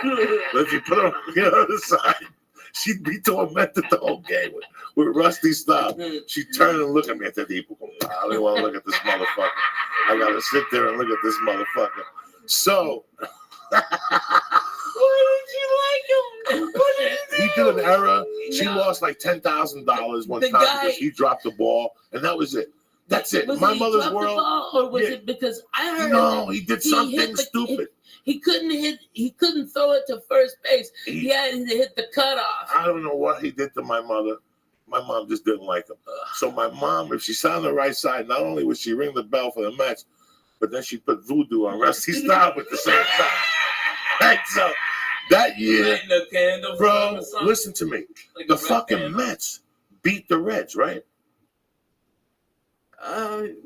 Sure. No, fucking look. I'm not gonna look. Jesus Christ. Yeah, they won three right, games they to won. Yeah, two. Mets won the three. Do you understand what that was for the fucking Mets to beat the Reds? The Reds were beginning a dynasty. That was the big red machine. That was the big red machine. Now, you know what happened, Holy Lee? shit. You know what happened? My mother, when they went to the World Series, my mother I remember I was still going to Sacred Heart School for Boys. I still remember that plain as day because my mom had that belt. And if, listen, this is even going to get creepy here. This is even gonna get creepier. Not only do you, the school, you go in on Sundays, and you come home on Thursdays. Here's where it really gets creepy. Lee, go even deeper. See what day the World Series was on. The game that what was the series when the Oakland A's beat the Mets? 1973 World Series. 1972 World Series. Look at the day they clinched. So this is really gonna knock you motherfuckers out. Okay. Oh my god. See if it was a Sunday. The day they won that game, the Oakland A's beat the Mets. Game 6 was on a Sunday. Was it 6 games? 7 games. Okay. Sunday, October 21st. Who the fuck do you think you're dealing with, gentlemen? You ain't So Johnny listen to Bananas. me. Listen to me. I don't know Listen what to you're me. saying yet, though. I still remember. The realest niggas I that ever still did the remember. liquor right here. I still Mad remember. flavor. What's his name catching the ball, and my mother looking over at me and going, "Let's go. We're going back to that fucking school." And on the way, her like playing, she wouldn't even look at that fucking bell. So for the last 3 months, all she does is she loves this bell. She put the bell down at night and lit a candle next to it. She cut a chicken head and fed it. She did the whole thing. Sangria, all that shit. She gives the blessings. The day the Mets lost, she personally got in the car because usually she'd go to the bar and my stepdad or one of my mom's friends would drive me. And we'd all go out to dinner as a family and then my mom would go to the bar because you'd have to be there till 5. No, 3 if you were working the bingo on Sunday. My mom Man, that Catholic church is a beating. My mom personally drove me to the fucking school, got me out. I could see she was agitated the whole time. In the middle of the agitation, she gave me a hug, and she goes, "Do me a favor, get this fucking kiss of death bell away from me, right?" I go, "I ain't touching that fucking thing. They've been looking for that bell for 3 months. They've been doing searches with dogs for that fucking bell." Oh my god. And I go, "You put the fucking bell back. You robbed it." Here we are in front of the church. The nuns are 10 How feet. old are you? 10. I'm fucking 10. And my mom's telling me, "Go put this. I don't ever want to see that fucking bell again. Oh, I don't want to see that. I don't want to see that bell. And I don't want to see Rusty stop. As long as I live, I swear to God, I don't know what I hit."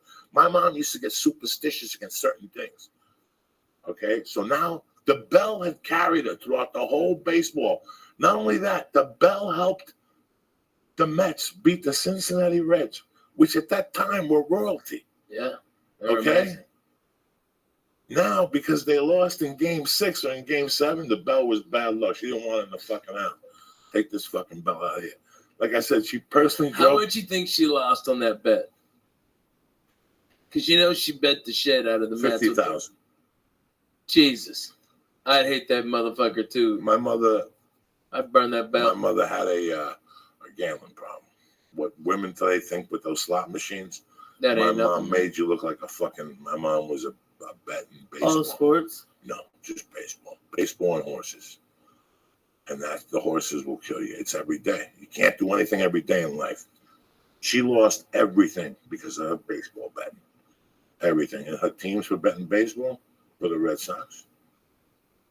At that time, and they were hot then. Those are one of the great. So this whole last week was really I watched the fucking Met games.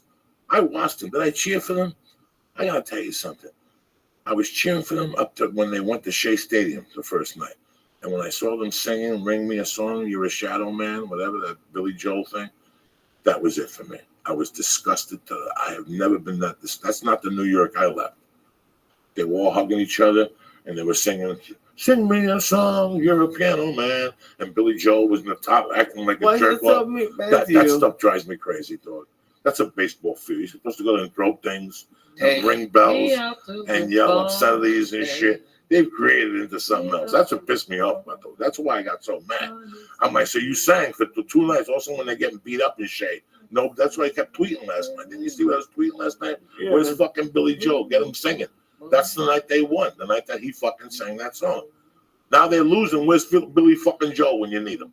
Where the fuck is that cocksucker? Go fuck yourself, Billy Joel. That's what I was That's pissed fuck off him, yesterday. man. Nah, Kansas City. Let me tell you what Kansas City played. Kansas City played what my man Brad Pitt was trying to sell. Moneyball. Moneyball is, and you know why? Did you watch the series? Fuck yeah, man. Fucko didn't watch it, and I was disgusted with him. Are you serious? Did Because you I watch even that watched piece it. of shit Monday night game? Did you watch No. that fucking football game? That was No. hot garbage. I was What were here. you watching? I was here. He was here. Let me tell you What the something. fuck? You got Did you know this was you got a Kansas City fucking did? 9-foot TV behind you. No, he dumb don't dumb. like. He said he don't watch unless it's. The I fuck? love the World You're Series. retarded. That's American as What were fuck. you doing? Were you playing some He shooting was here game? working though. He was here He was working. playing a I was here. shooting He was game. here working. One of those Let me tell screens you had one of them fake shooting games Let me, on it. no. He wasn't. He was playing. shooting somebody He in knows fucking Israel. in Belarus right now, and they're both cussing out dirty He fucking knows. Russians. He knows he can't. I know. He knows he He can't was fucking play googling games. his fucking cousins. All right. Whoa. Listen. Yeah. Did you notice what Kansas City did? And I love that.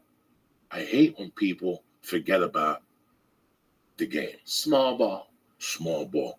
Lee, they stole bases. They stole bases. I love when people steal. They put pressure. You really want to fuck with a motherfucker. And if you look at the Cincinnati Reds, the big red machine, that's all they did. Their job, the next time classic baseball, the Cincinnati Reds play, you sit there and you watch that whole game. And you're going to go, oh my God, nobody had more than 15 home runs. Yeah. Eric Foster. Small ball. Small ball.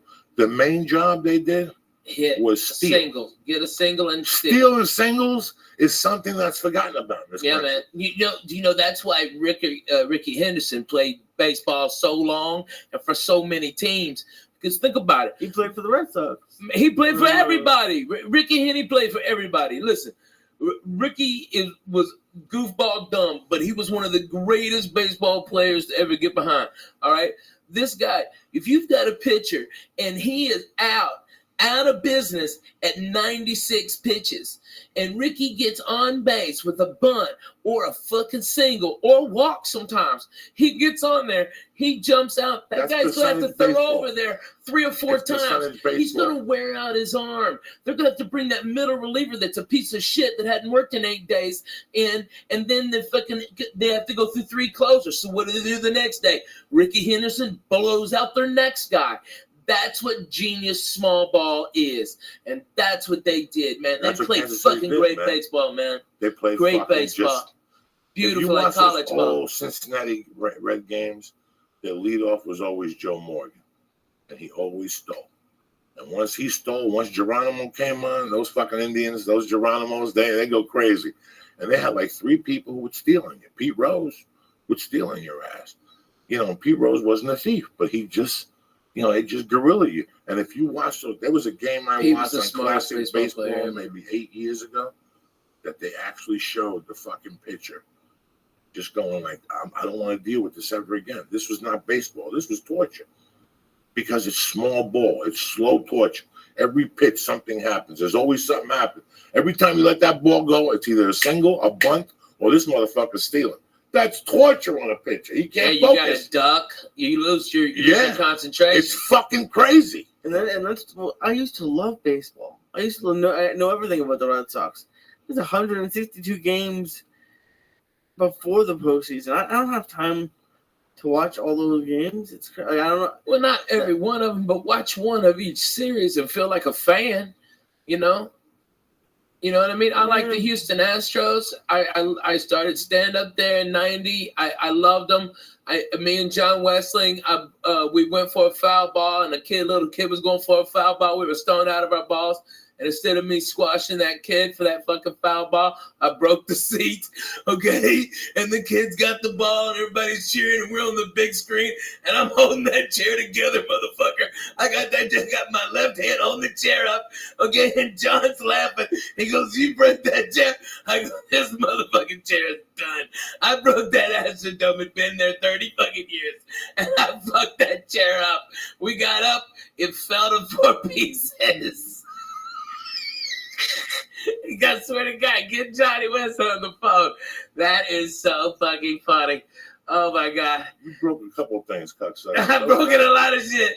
I used to break lawn chairs. Lawn chairs could not hurt me. Remember the Pittsburgh Funny Bone? Yeah. The Homer Creepo that used to have naked women pictures all around the bar. and Yeah, shit like that. right. I always used to hate those. Yeah, I hate lawn chairs, though. Yeah, the chair you have on your balcony. I never knew why you had that goddamn chair I there. broke one and you broke one. Well, I was like pushing the jar and you came and just tormented it. Well, for a fat guy, those are the worst chairs. Remember when you shot your pilot, the VH1, didn't I break a chair? Yes. Yes. Something happened. I broke a chair. You broke a chair. It was awesome. For a long time, I was breaking fucking Oh my shit. God, it was so I fucking love when funny. a chair broke. One time with sleep apnea, a chair broke in Miami. Dude, you broke Gavin's toilet. Remember, you went in there and you just sat down too hard and you broke that fucking toilet. And then you made the slow creep. And water came out and flooded Gavin. And Gavin got out of his, because you were sleeping in my house. And you were like, fuck him, I'm going in here. I broke Gavin's fucking futon. That was classic, dog. I heard that thing snap in 8 ways. When you're a fat fuck, you break shit sometimes without even knowing it. It's the most embarrassing thing. Living like a fat fuck, so you break a ton of shit. Clothes, I have ripped clothes. I remember one time I got somebody's. I remember one time in somebody's car in a Jeep they had. I went to get the handle, and I went to pull up, and half the fucking roof came down. Oh man! Stop being a fat motherfucker, man. It ain't nothing easy. Let me do some shout outs and get the fuck out of here. I'd like to thank Mike and Mary Johnson at Unique Bows. Thank you very much for the bows. We put them on a little hair for Halloween. Thank you for listening. Rusty Shackelford, Death Squad Dallas, and the rest of you crazy motherfuckers. I love those guys, man. Sandman, Benito Munoz, Sean Cappuccino, Jimmy Carroll, and Girk Brooks. You know who I know is watching? Is my man D in Colorado, who's a cool motherfucker. Yeah, I know D in Colorado. That motherfucker has got weed 15 foot tall.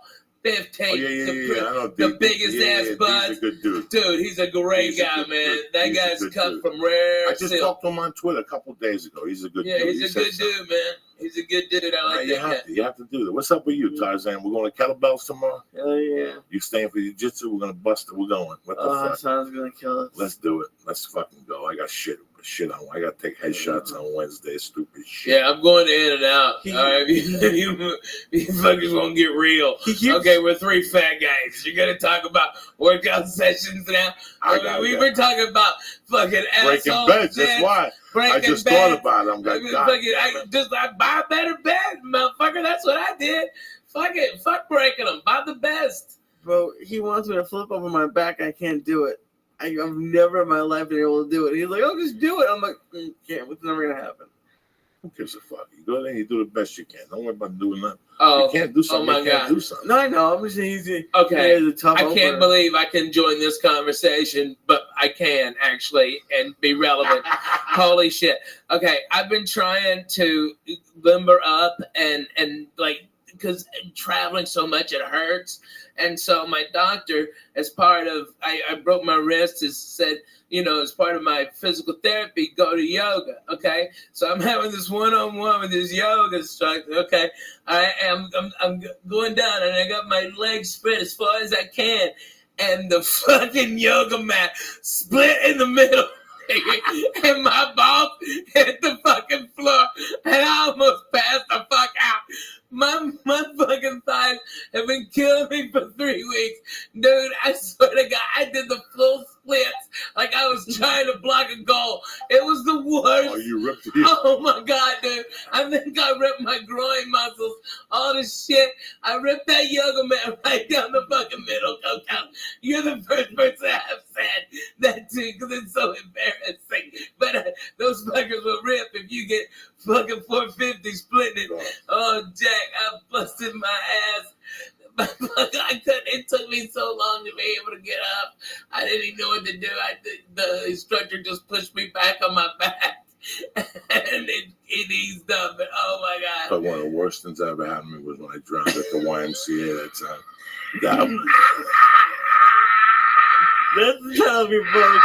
That's the title of your book. Oh my God! As a fat guy, I was never more embarrassed in my fucking life. I've done some fucked up shit as a fat guy. And I don't, you get embarrassed about being fat. You can't fat shame me. But the time I almost drowned at the Wiley fucked me up. I didn't say nothing for like 2 months. I didn't say nothing. I just snorted coke and tried to hide it and shit. That was embarrassing, though. I was just starting to lose weight. Things were going great for me. I lost like 8 pounds. I was still snorting blow. I was doing big blow. And I fucking got up one morning and Terry went to work and I overslept. And I said, fuck it, I got to swim. And I went over to the Y and the Y is packed. I used to go to the Fat Man pool. It's this little Russian pool, right? It was like 4 feet, but it was 96 degrees. So it's like a therapeutic pool. And I would walk around and then if there was nobody in, I would do laps. And then it's short laps and nobody would see you. If you go to the big pool, there's kids and people see you and there's lifeguards. I was still too embarrassed. I'm not going to be a fat guy who wears a t-shirt in the pool. No. But I am. I'm a hot mess. You don't want to see so me. I said, fuck I it. keep all this here. I'm going to go in there without a t-shirt. Lee, I was 400 pounds. There was fat everywhere, Lee. And I'd sit in the sauna and I'd make look like I was losing weight in the sauna. Then I'd go in the steam bath. Then I'd jump in the pool. And I do this every morning at 5 a.m. I did this to start off, but I was still snorting blow. So in my mind, if I ate sushi and I went to the steam room, I would sweat the cocaine out. I wasn't a fiend no more. So now it's 2 p.m. Lee. I go across the street to the Y. I'm still a little hungover on the blow. And the fucking steam pool is packed with kids jumping up and down. And I'm like, I can't do my fucking laps. But the adult pool, the lap pool, was wide open. Oh, shit. I go, fuck this. I swam when I lived in Boulder. I've been swimming for 3 weeks. I'm ready for the big fucking pool. Why am I swimming with these fucking fat fucks for? I went over there, I put my name on the blackboard, guys. I put my goggles in. And on the deep end, I jumped. Just the cold water hitting me, bro.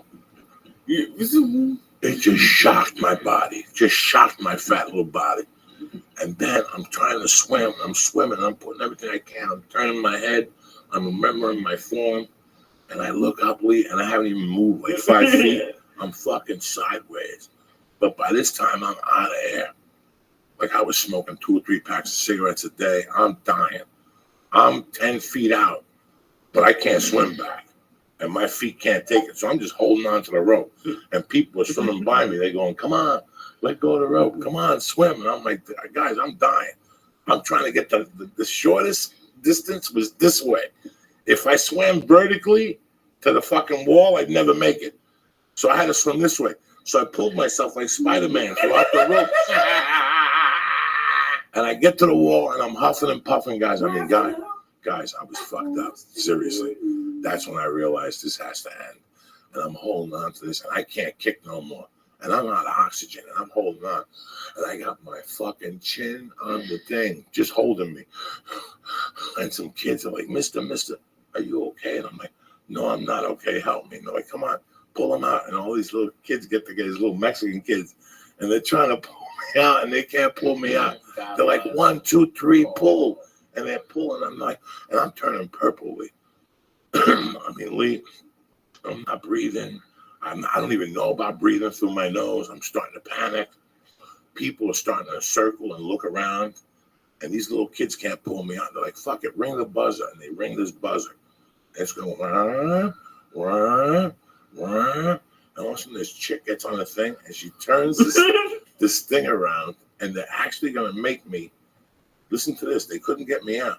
So they were going to fucking drop a hoist into the pool and they wanted me to swim into it. And then they were going to pull me out like a fucking whale, like orca. And by this time, there's 50 people watching me. You have any idea, Lee, how embarrassing that is? I got tits, they're by my stomach. Lee, I'm purple. And they're like, swim to the middle. That must have sucked. Get to the middle and go in and we'll drop the hoist. And the hoist will pull you out and then we'll bring you to the side. Lee, by that point, I'm so fucking embarrassed. And now, out of the corner of my eye, I see ambulance tech workers running in with a fucking mattress like I got shot in Vietnam. And something made me put my fat little foot over. I just went, and my fat foot got over, dog. Oh, my God. That thigh must have weighed 1,000 pounds. And I fucking pulled myself up and I rolled down like orca. I just rolled down to the pool. I got up and I got up right in time. As I went through the fucking door, the 3 ambulance workers were running in. They're like, where is he? Like, that's him. And I just walked right past him, dog. Because rule number one, don't stop and don't sign nothing. You don't need to get checked out. Mind your business. You're fine. You know, As long as you get to your car. I gotta be honest with you. I think there's a thing called secondary drowning. Look it up, Lee. It happens. You just take a little bit of a little bit of water in your nose, and it gets down your actual windpipe, and it can be a very small amount. You don't have to have this deep lung thing. It's a secondary drowning. Look it up, Lee. Explain it. I believe that's what it is. That's what I thought you had, because I swim all the time, man. You know, we belong to that tennis club. I keep on inviting you to come up there like regular white people and let's have a goddamn party, okay? You're in town 8 days a fucking year. I'm calling that out. Let's go, When, okay? tomorrow? I can't go tomorrow. All right, next summer. No, Remind not me next summer. Stop. Come on. We You're got a the man whole of- holidays. You're a fucking We got the man. holidays coming. You I'm gonna gonna be here smoke for turkey. Thanksgiving? I'm trying. I got okay. If you could teams in me, all right.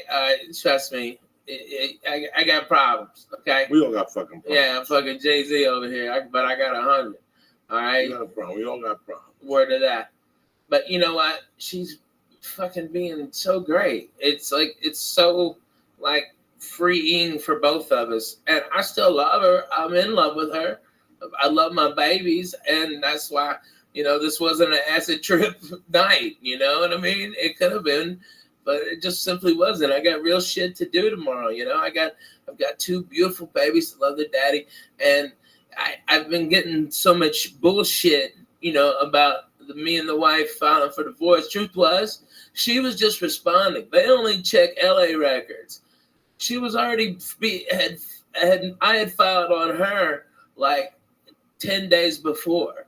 Okay, and so there was going to be this big jurisdictional battle, and then my lawyer in Tennessee goes, you know, you're going to spend about $150,000 just fighting over what state we're going to have the divorce in.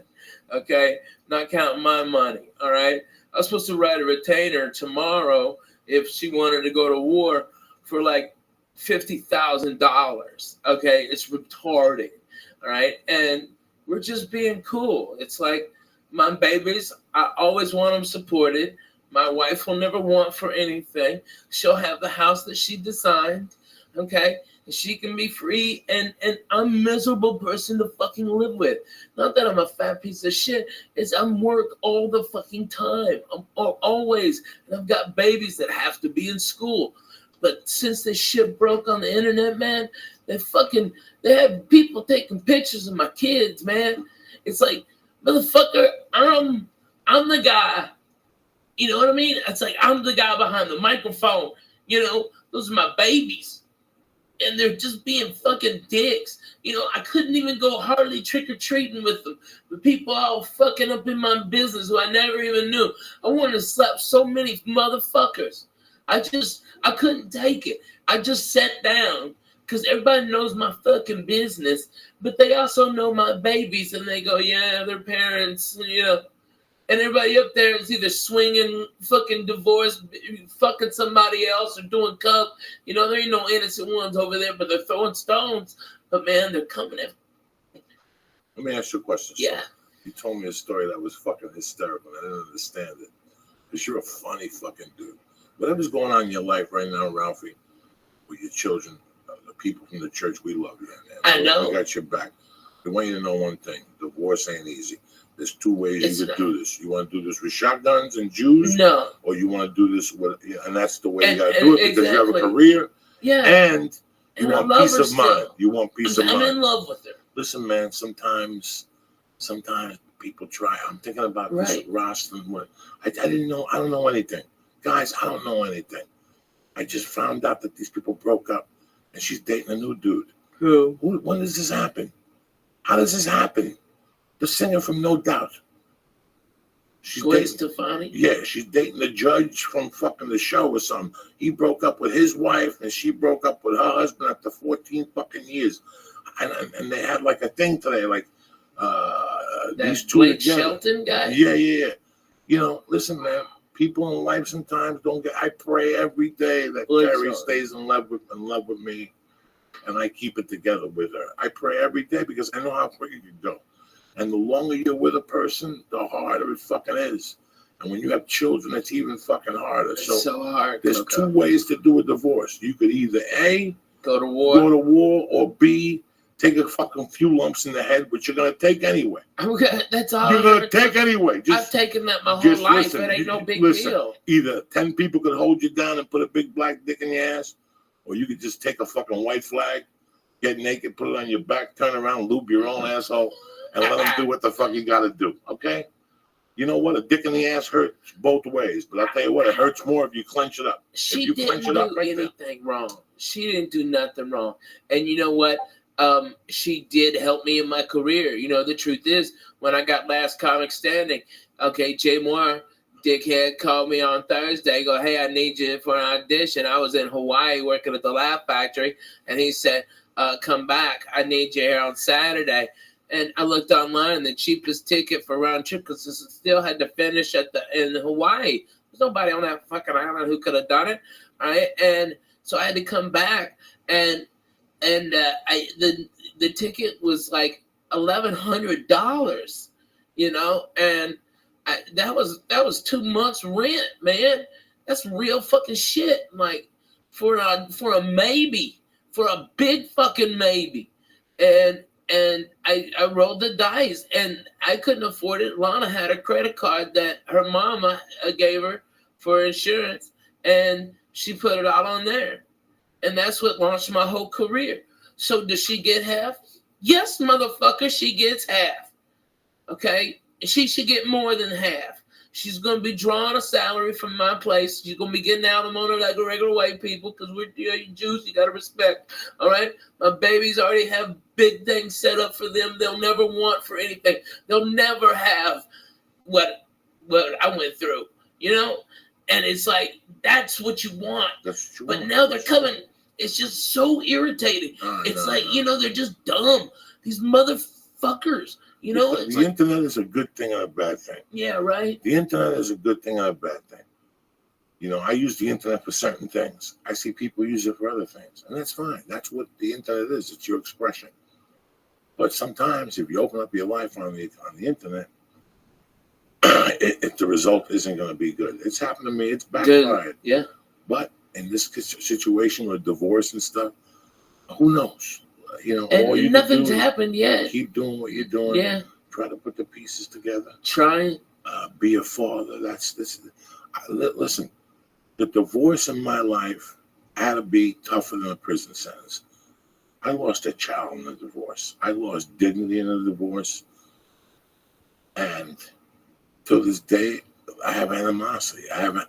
I know that I'm like Michael Douglas in what's the movie when he just snapped on the 405? Walking tall, standing tall, when he started shooting people. Yeah. Last straw. When I saw that movie really scared me. Why? You ever see that movie? Where he goes nuts on the 405? Yeah, he's lost his job. And the drug dealer goes to mug him, and all of a sudden he shoots him, and he goes, "You want my briefcase?" He's pretty funny in that. Yeah. And now Duval is looking for him. It's a cliche type movie. But I always saw that happening to me with my ex-wife. That's how bad of a divorce it was. I forgave my stepfather. Till this day, I talk to old school Cubans, and they always say, "Fuck him, he never gave you what was coming to you." You know what? So then I got to go get what was coming to me. That was my frame of thought back then. He didn't give me my mother's money. What do you want me to do? You want me to shoot him? For 3 years, I lived with that. I was preparing to hide under a car and grab his foot and shoot him. Where's his money now? So I shoot him and kill him. How am I going to get his money now? So I had a terrible idea. And I hated him for fucking years. And one day I go, "What? This is the guy that raised me. Would you give me $300,000? What was I going to do with it? Was I going to invest? Was I going to buy a building? No. You'd be dead. I was going to buy a coca plant off some fucking... Fuck yeah. So in a way, he saved my fucking life, you know? So I forgave him over the years. And I forgave him. That was it. When he died, I didn't go to the funeral. I sent flowers. I went to see his wife, and then she died. But I let it go. I got to tell you something.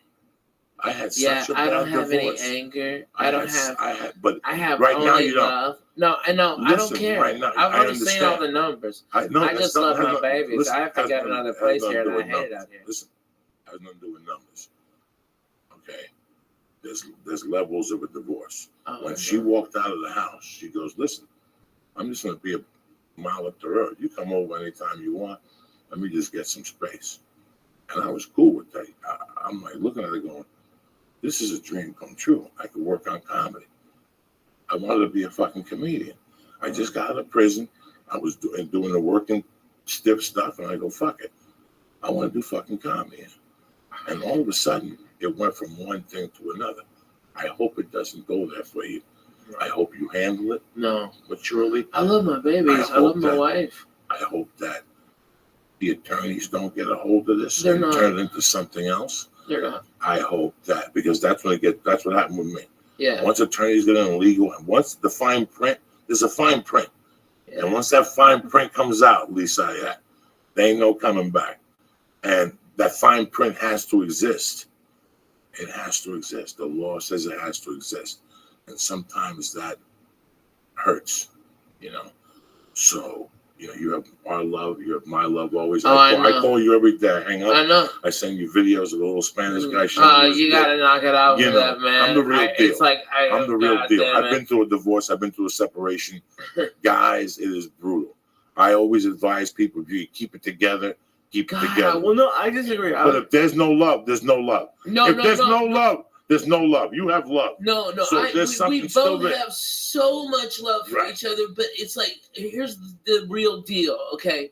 I have really fucking bad PTSD, and now I'm properly medicated by probably the best. He's the head of psychiatry at Vanderbilt. He's fucking amazing. He's got me chemically dialed in. I sleep 8 hours. I'm up. I don't take naps. I walk. I feel great. He's done it all. He's fucking amazing. All right. But before I got properly medicated, I was a fucking nut and a complete asshole. Okay. You know what you do after 2 years You of showed up at my denying? house with the Elvis glasses. You started to worry me that day. What question did you have over that? It's not a question, but it was just my parents got divorced when I was in high school, and I actually had wished they got divorced earlier. Like they said, like we stayed together because of the kids. I even I back know you then, love your wife. even I back know- then, I know thought she loves you it would too. be better just to have like You're a. just a tough dude. This is you know. I was listen, dumb. man. I was Ralphie, dumb, but I feel great now. Let's get something. I got a lot of redemption. Let's get something on the air. Last Comic Standing is a great show, and it shows a lot of comics to the country and a lot of vice versa. I don't even know what the fuck I'm saying. When Ralphie was on Last Comic Standing, he was already a brilliant headliner. Ralphie was already headlining, people paying tickets to go see him. I mean, this just accelerated the program where now these kids become somebody. Ralphie May was already somebody. You follow me? Ralphie May Right. was already somebody. It went from one thing to one thing, Ralphie. I judged it. I was there. I was there when you were, you know, cooking for us with no money, and also next thing you know, we're sitting on Wilshire Boulevard with a jar of weed in the living room, and people just sticking their hands in it, taking weed to go, and he knew it. He didn't give a fuck. Take it. That's what Sean That's Rouse what it's there. smoked the fucking whole thing. Yeah. I mean, every time he'd see me, give me $200 to do what you do. It's hard on a person, never mind on a marriage. Yeah. This has been a journey for you, and you've learned, and now I hope that you keep it together. I hope that Man, you I've find got a so way to. much more peace in my life. I've got so much less stress and less anxiety. I don't have nightmares every night. Now, you have the PTSD from Spellbinders when you fell? No, that's You hilarious. see the bottom of the Hey, that was 12K. Shut your mouth, cocksucker. That was a good angle. All right. I broke my fucking bone, but hey, I fucking got 12K out of it. Word to the mother. No, it's when I had bilateral double pneumonia and a pulmonary embolism, and I had to stay awake for 9 days because if I couldn't help my lungs expand, I would die. And I had the blood clot was so big that because I had pneumonia and I'd broken 2 ribs from coughing, and that's what caused the blood clot to go right. It was right here, and they said that a radiologist was going to come in at 7 a.m. and enter this this vein and go into that and find it right there by the lung. And he goes, you have to be awake. We can't give you any anesthesia, and it's inside you. It fucking hurts in there, man. All right, and that they're gonna. You got a 5% chance of living. Okay, if it blows the clot out, okay, you fucking live, and if not, you'll bleed out in your brain and you'll have a stroke. Good luck. Hey, sleep tight. Boom, motherfucker. I was fucked up, Jack. That fucking snap. That snaps your fucking head, dude. And so what I've been doing like a lot of PTSD groups, okay? And they're always like, what the fuck are you doing here? And I'm like, look here, cocksucker. I'm just as fucked up as you are.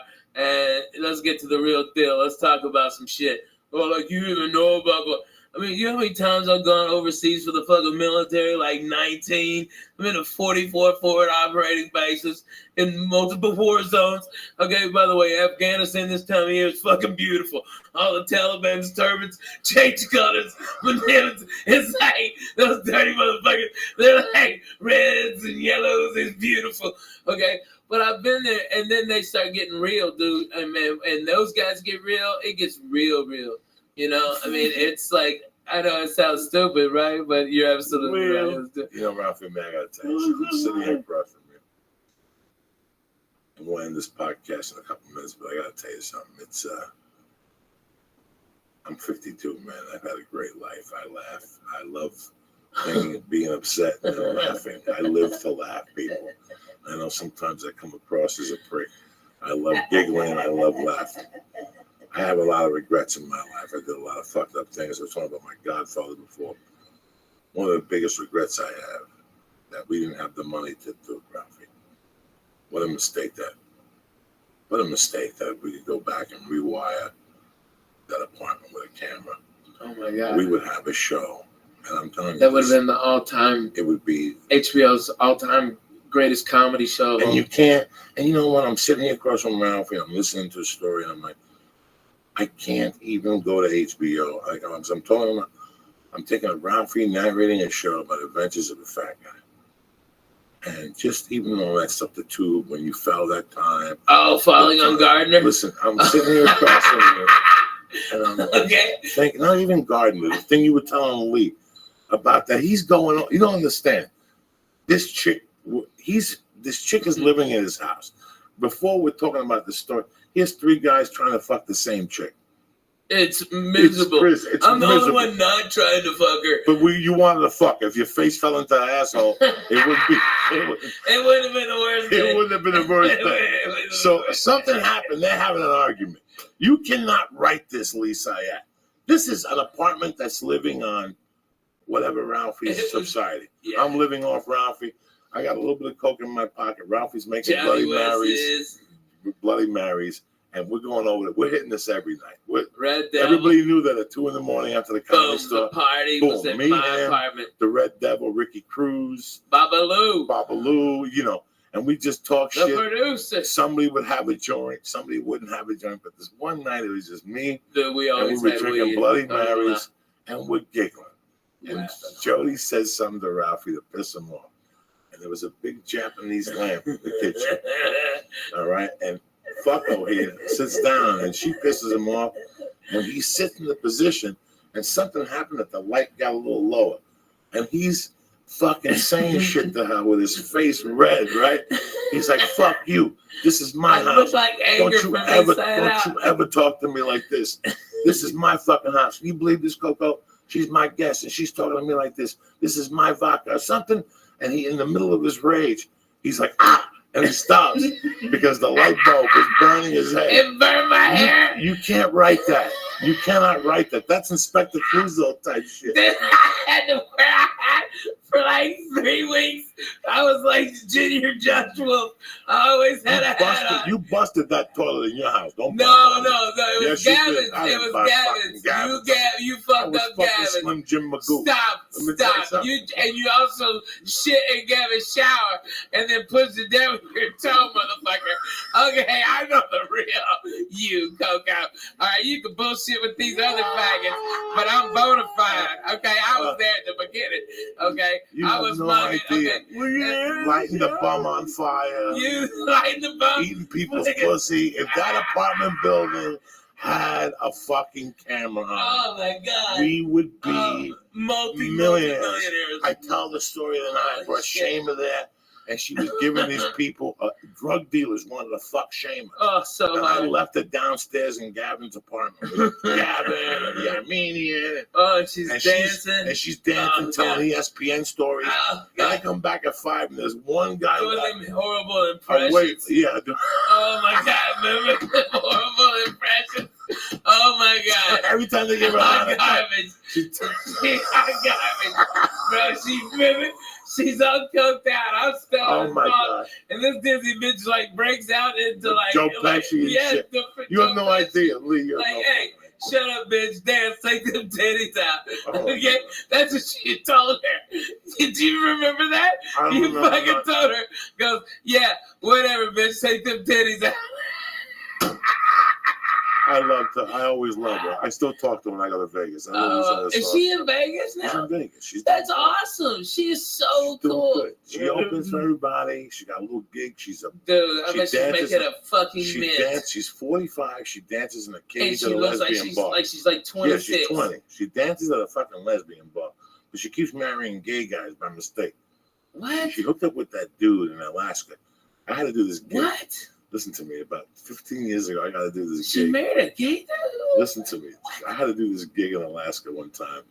At And- Chilkoot Charlie's? At one of those, for one Yeah. of those people. And I canceled. I got like the stupid TV show or something for NBC. And I had to cancel. And she went up there and met a go-go dancer, like a male dancer. And they fell in love. And she put his name on her little pussy. Oh, And then whoa. they moved back to Holy LA shit. and they were in love. And Man, that's he was fucking like wow. he was like unemployed, but he always came up with a little bit of money. And she was dating him for like 2 years. They were in love. And then one day she went in his email and she saw an email from old dudes he would go to their house in the afternoon and put like a bikini on and he would dance for old dudes and shit, and he would get like $50 and do meth. So she threw him out and she was heartbroken because she always makes fucked up choices. I've told this story before. This is God bless hilarious. her. That's so hard. Somebody tells me this is the name of the guy that she's got on her pussy. This guy is a go-go dancer for old dudes, and he's smoking meth. So she throws him. Holy She shit. throws him out. I hear about this. About a month Is later, that I her bump. right now? No. Okay. I bump into her, and she says to me, "How you doing?" Blah blah blah. We're going back and forth.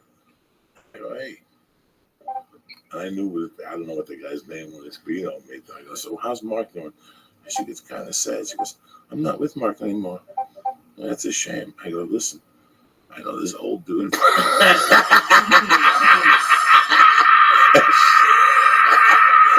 You know what, Shayma? You got to give it up to her.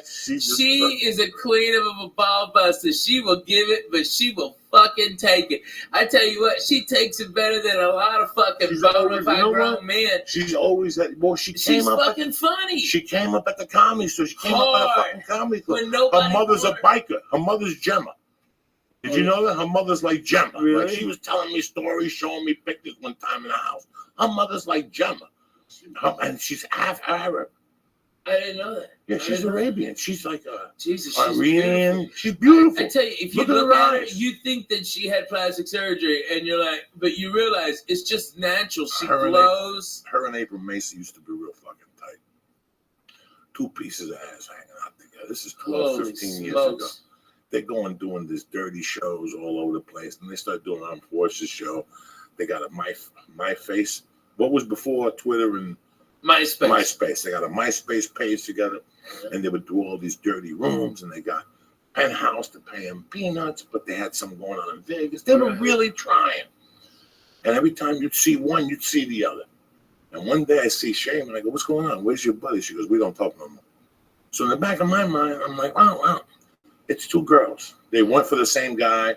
It's some girl shit. About a month later, I find out they're on a trip back from the fucking and Sarah Tiana verified it. They're on a plane on the way back, and all of a sudden the plane starts having engine trouble, and they're gonna die. The plane's gonna go down, and all of a sudden they go, "We're gonna release the mask." And they released the mask, but only one came down. It was Seamus' mask. Fucking April Macy took it and held it down, started choking and breathing the fucking. That's deep. That's savagery comedy shit right there, Ralphie, man. Oh man, Are you still man. On the Netflix tour? Yes, unruly. We've got the West Coast this whole month or the next 2 weeks, and then it's Lord's Day, it's Thanksgiving. You got to give back to Grace. All right, I'm heading Eugene.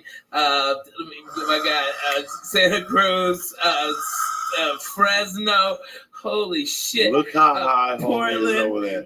Portland, I don't know what I'm on, but man, this is great. No. Seattle. Look at the flying Jew. Oh, he is fucking in sumo land. Jesus Christ. Look at you. Oh my Dude, God. I'm telling you, Lisa, get that mustache. Look Like at them villains. Get that mustache What's all the matter, twisted dog? up.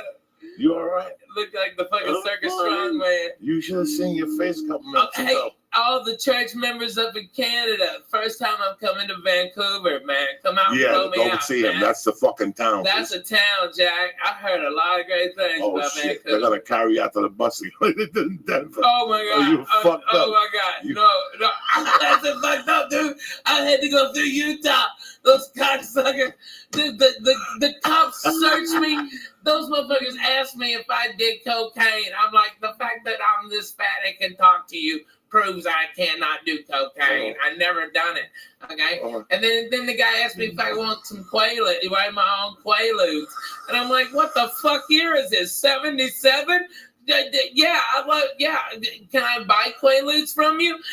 Well, give me 20 fucking grams of Triceratops horn, you dumb fuck. There's nothing there. You know what the official quote was? The one I gave him? Because I was fucked up. You know what I was fucked up on? Cold medicine. I had a sinus infection because I had just come from a goddamn Disney cruise with my kids. Okay, we flew to we were in the Bahamas, and I was on that fucking that boat of germs.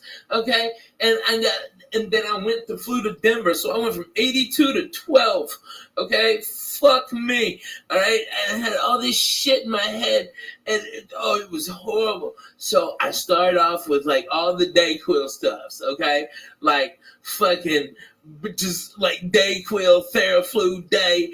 Okay, like every Mucinex day, every day shit they had, and I dried up a little bit. I wouldn't have boogers coming out of it. Okay, all right, this is the real deal. Okay, all right. But I started shaking, dude. I started shaking because I'm all fucked up on all that cold medicine.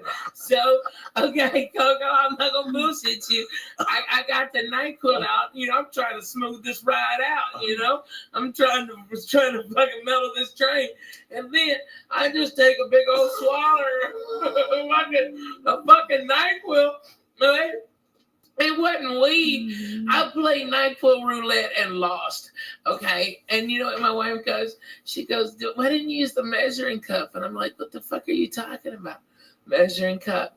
That's that cap on the top of the fucking NyQuil. It's a measuring cup. I've never fucking used that in my goddamn life. I had no idea. Okay, I just drank it enough. I go like 2 shots. Fuck it. Tell me when you broke. Okay. Good gracious, dog. Hey, that was your fault. That's good ass fucking drugs you gave me. All right? Okay. That was you and gravity, motherfucker. You own that. Okay, you're a dick.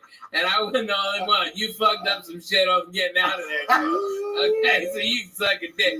And by the way, we went to that Jack in the Box right behind his house because we were smelling all them fucking jalapeno poppers. Bullshit, fuck you. No, I didn't go to that Jack. I had to pull over. I couldn't stop laughing. what happened. Okay, all right. I'll tell you what fucking happened. Okay, Denver, listen to this. You keep your balls in, motherfucker. All right, nobody want to see them. All right, I've seen them plenty in my life. All right. Well, put Christ is out. No, man, no, fuck you. And let me finish this, you cocksucker. All right, because I know you don't believe me. But my wife goes, "That's a measuring cup," and I'm like, "Well, I might be dumb, but you're a dirty bitch. I ain't never seen one in a dishwasher. That's just gross. You think the same cap? That's disgusting." All right, and so I was just, I fucking hit it. But you know what I quoted them? Because they were just making lies up about me. I was like, last thing I said before I head on stage, I heard was, all I said was, "Yes, Mr. Cosby, I'd love another cocktail." That's all I remember. And that's just like, go fuck yourself. You get fucked up on NyQuil?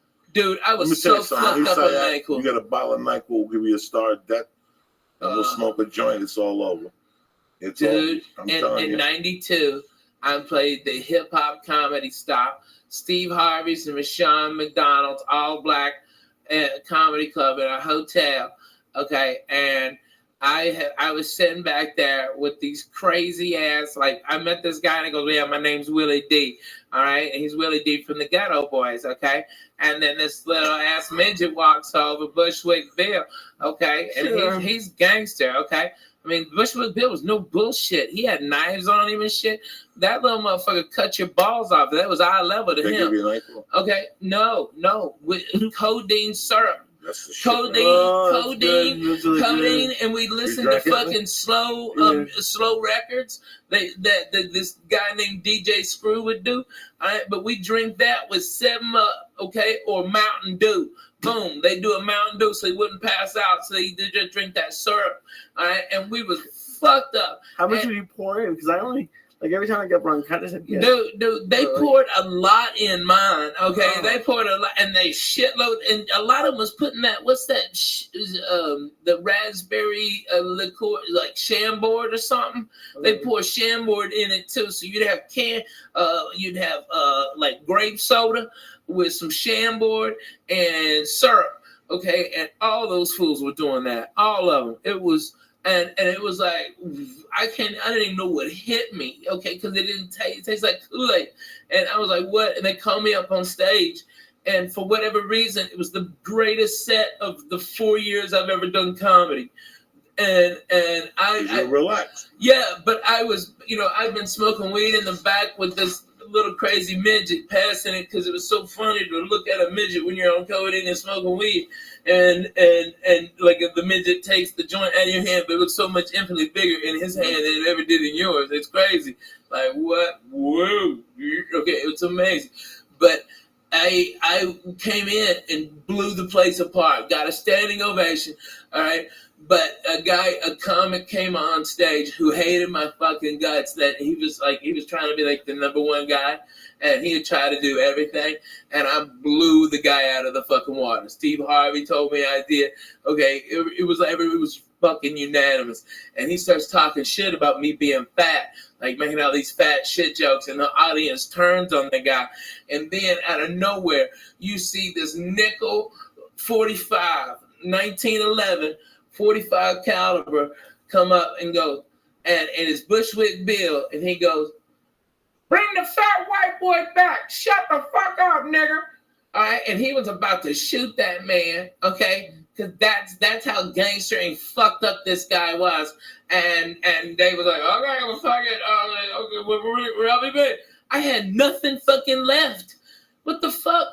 How can you follow what you just did? I had nothing at all." I'm like, man, I love those midgets, they've always got your back up to here.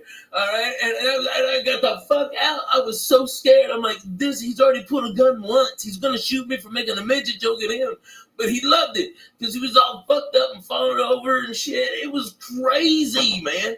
Midgets, when they pass out, they just kind of like, weeble wobbles, and then they go, okay? They got big ass, okay? You never hung out with no midgets like this? Fuck no, they creep Dude, the fuck not out. me. I like them. They're good people. Let's read these Shit sponsors. happens. Get the fuck out of here. Word to that. Great Midgets church, by the drinking way. Thank you fucking- for having me, Coco. Midgets getting fucked up on coffee. I want to drink what black people are drinking now. I saw it on Drugs Inc. What is it? That shit they drink in Memphis and the South. What is it? It's like a liquid codeine and they mix it with Kool-Aid. Oh, it's yeah, syrup. the Syrup. syrup. Yeah, that's the exact same Where'd you thing get they were that shit doing. at? It's just you mix codeine with a drink. No, what you do is it's cough syrup. It's cough syrup, and from I never got prescription. fucked up on that stuff. Well, I drank enough NyQuil of as it. a kid. As a kid, I had discovered NyQuil when I was like 9. I remember it would help you fall asleep. Oh, So I liked it, but I didn't like the feeling in the morning. I've never chugged codeine, but Yeah. it's great just to have it's like a joint. It's like a Codeine joint. pills get my. I'm a dentist. Dude, give me codeine. I get so fucking. I can't eat that shit. My stomach. goes. My fucking little pooper gets worn out. I can't shit, and it's miserable. Fuck that. I don't do none of that shit no more, I man. drink some of that cough medicine and shit one night. Dude, you don't Play want slow to. records and shit. Oh man, that's what we used to do. Play slow Bring the records. horse in this motherfucker one time. Bring it back. Bring the horse in this motherfucker one time. Hey Lee, put this song on. Okay, this is a great song. Hold on, we gotta get the fuck out of okay, here. We'll put all some right. songs and get the fuck All out of right, here. word to that. Let's do this real quick. For 9,000 years, that's how long humans been making wine. That's also how long they've been confused about which wine to drink. Some people get a headache after they drink wine. I used to get a headache. One time I shoplifted a bottle of wine from Albertsons across from Hudson County Park, and I drank it with Diddy Quintero and Louis Castellino, and I had a headache for 2 fucking days. But for many of us, it's the shopping part that causes a real headache. You got too many choices. You don't know what to do. People are coming over. They're serving chicken. They're serving lobster. And sometimes you go down there and wine's expensive. You went in there to buy a 20. Next thing you know, you're dropping 60, and you got no guarantee of what you're gonna buy. Right? Let me tell you something. It's overwhelming to pick out a good bottle of wine sometimes, especially with people who don't know it. Your own personal experience learning about wine and why haven't you bothered to learn about wine, that type of stuff. This is what we're gonna do. I joined a new wine club. It's called Club W. They changed the whole game. It's easy. You go to clubw.com and you answer 6 questions. The algorithm, Grim, whatever you say, algorithm creates a palette profile just for you. I don't know where the card is right now. It's pretty cool, man. If you ever seen anything like this, Club W is leading the grape to glass wine revolution. What means is they cut out the middleman. They work directly for the vineyards and they cut the guy out, which in turn saves you some do-re-mi. So with Club W's, you get premium wine customized to your taste at a third of what you pay for at a store when you don't even know what the hell you're paying for. Yeah, Are you with me? you're not buying like it's not like a club where they send you other companies' wines. These are their wines. Like you're not gonna see these wines anywhere else. But the most interesting thing is going to their webpage. When you go to clubw.com, you go on their page and they have all these videos, informative videos, and they tell you what wines you drink, you take the test, and next thing you know, you're involved. Which, when you don't know about that, listen, man, I grew up in a bar. I don't know nothing about wine. So when I went to Club W, I was blown away by how much interaction you have. They'll put it down to the exact thing. I mean, the nut, the grape, where it came from, the vineyard. Anyway, what they do is they save you money. It comes down to maybe $13 a bottle of wine or something like that. And there's even a no-risk, 100% guarantee that you'll love when they send you. So do me a favor right now. What they're doing is, for all the listeners, is they're offering 50% off your first order when you go to clubw.com/Joey. So do you understand me? 50% off your first order when you go to clubw.com/Joey. And this is not like fucking Columbia House, where they send you records every month, even if you don't want them. No, you order what you want. Right. So if you think you need 3 bottles, you order 3 bottles. It's $13 a bottle. They get delivered to your door, and it's exactly what you like, what you're guaranteed to love, or you get 100% money back guarantee. So again, do me a favor. You get 50% off your first order. Go to clubw.com/Joey. Stop wasting time and stop losing money at these retail stores and start drinking wine you know you're going to love. So go to clubw.com/Joey. to get you 50% off. All right. I'm doing it just to get the I know stuff you've to been bring to Thanksgiving parties. You and Paul Just been get doing. no, but I'm just saying, like, let's say you have to bring stuff to a party. Yeah, man. Just that's get perfect. Just get 3 bottles of wine, and then you're gonna have to go to at least one or This two town things. takes a whole week off. There's parties every night. We're off until the start of the new year now. When I used to work in TV, a little bit of work, not really. Yeah, Until Thanksgiving, it's gonna be busy. But then after that, they're out. Everybody's skiing. Yep. It's good to know. Mm-hmm. Anyway, let me tell you something. I tell you once, I'm going into a heavy season now. I go into like 6 weeks of flying. So this whole thing, dog, I got my on it. I always slab without it. What's the one I take? The Immune, the Shroom Tech Immune. Let me tell you something. Those planes are filthy. Those planes are filthy. If you think you get off a plane, they steam it with chemicals and they wipe down nothing.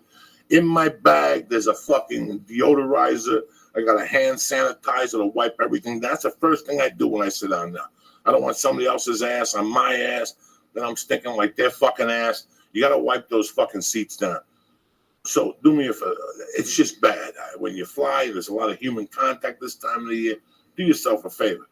Go to onit.com. Get the Shroom Tech Immune. You boost up your immune system when you have a lot of human contact. When you're flying, we're out. We're smoking dope with different people. You hit a vapor pen. You know, you get sick this time of the year, you lose fucking thousands of dollars, especially you, Ralphie, man. I can't afford to fucking get sick. I can't. So I don't take a chance. I up my vitamin C when I fly, and I also take Shroom Tech Immune. But that's not only the only thing fucking on it's got.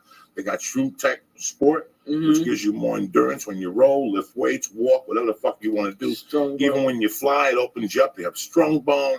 They have the hemp protein powder, and they got Alpha Brain. You know, and with 100% money back guarantee. The nootropics, it's off the fucking charts. So do yourself a favor. Go to onit.com right now and press in. Church. Boom! And get 10% off your first order. And if you get it sent right to your fucking door, you don't have to leave the house. You don't have to go to Whole Foods. You don't have to do nothing. What do you press in, Lee? Church. Beautiful. Number 2, hitty6.com. What'd your dad say? He loves them. He says that because we say it's 5 for $50. It's half off. They're usually 20.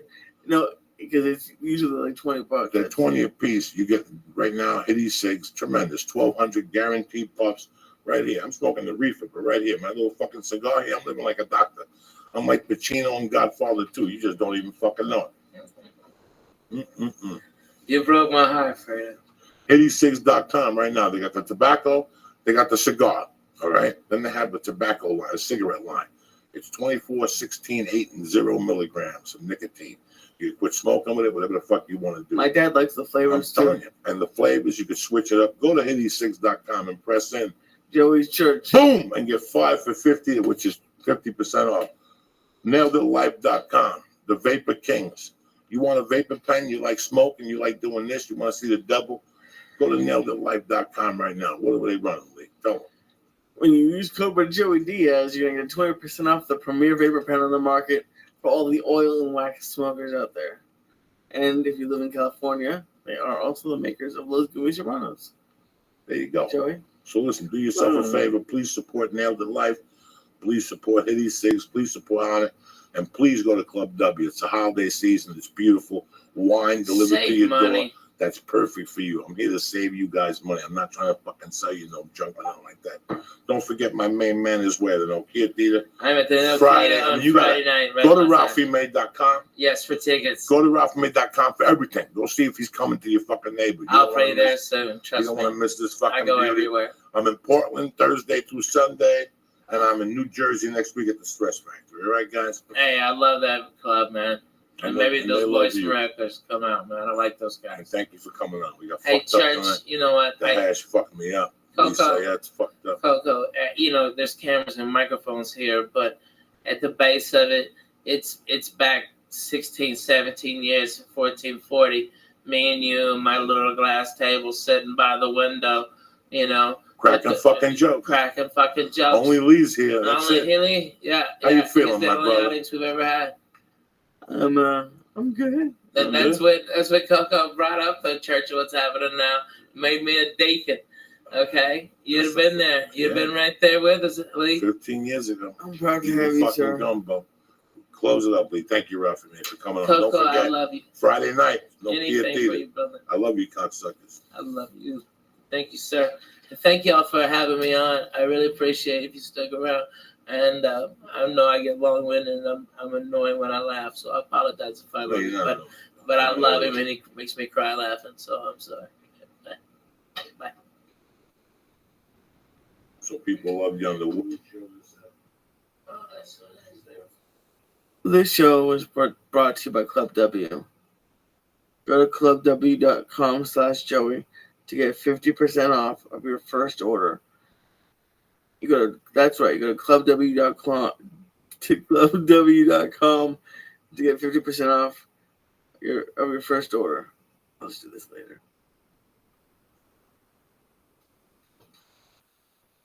What do you want to close with, guys?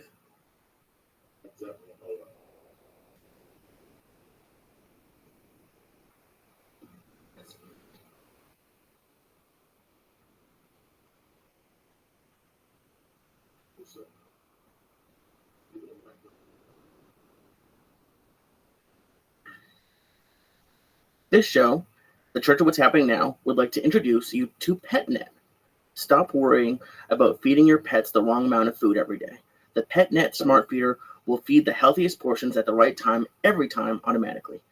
Go to PetNet, get your PetNet Smart Feeder, plus free shipping when you go to petnet.com/Joey. That's petnet.com/Joey, petnet.com/Joey.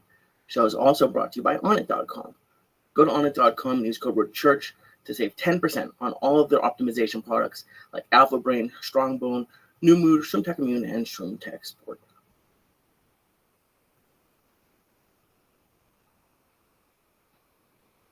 Oh shit. The Church of What's Happening Now, bitches. Kick that mule, Lee. Monday, October 17th. The day the devil was buried at sea. Lee Syatt. Ralphie May.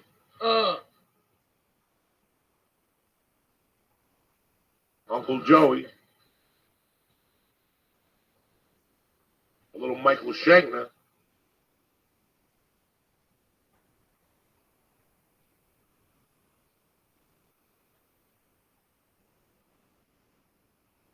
Oh shit.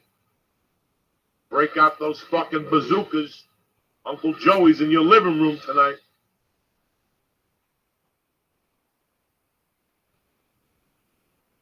What's happening, beautiful people? I missed you, cocksuckers. Ralphie May here. Hey, everybody. How are you? Out here, you know. Hello. The same old fucked up crew. It's a Monday night, October 17th. I hope your weekend was fucking tremendous. We had a great weekend. I want to thank Chicago for letting me take my special in their beautiful fucking city, which I've always loved to death. I finally got Lee over there. I turned them on to a hot beef fucking combo with the sausage. It's so good. With the fucking green peppers and the onions, and forget about it. See, that's what fucked me up. It's not like the hot beef with sausage combo. Right. It's the combo. That's it. The combo. Oh my god, they're crazy. I love it. Which one did y'all go to? Big House. House. Strong. It was close to the thing. There was a World Series. You know. There was Yeah, a game right. You Saturday. don't want to go up there. We didn't want to go all the way down. No. Listen, I don't like fucking around. We were taping. I had to do shit in the afternoon both days. So we just kept it light, like Lee and myself. And I gotta tell you, We didn't keep it light at all. No, we didn't keep it light at all. I can't lie to you people. It was just great. It was a great. It's the reason why I picked that city to do the special. That's amazing. It's such a great town. It really is. They're great Really audiences. fucking They're like blue collar but smart. It's a rare thing, and they're not shocked by shit. Chicago, fuck you. How nice are I lost my phone in the hotel and they turned it in. They turned it into the front desk. Fuck yeah, that's Chicago, man. Where'd you lose it? At the restaurant? I don't know. We were at the restaurant. You got up. When you saw me, you got up because you did not have it in the restaurant. You got up and you left it. You were sitting there playing with the phone. Yeah, I must have You put it next to you and you got up when you saw me and you left it there. I felt terrible because I dropped the album when I got there. Somebody gave me a great fucking album, Rainbow, Long Live Rock and Roll. Right. We went to eat the Cuban sandwiches. I left it downstairs. That night, they called me in my room. Yeah. We have your album downstairs. That's You go, amazing. Get it, I'll get it in the morning. Oh, got it. That's great. Great little city, Chicago. You know, I mean, listen, man.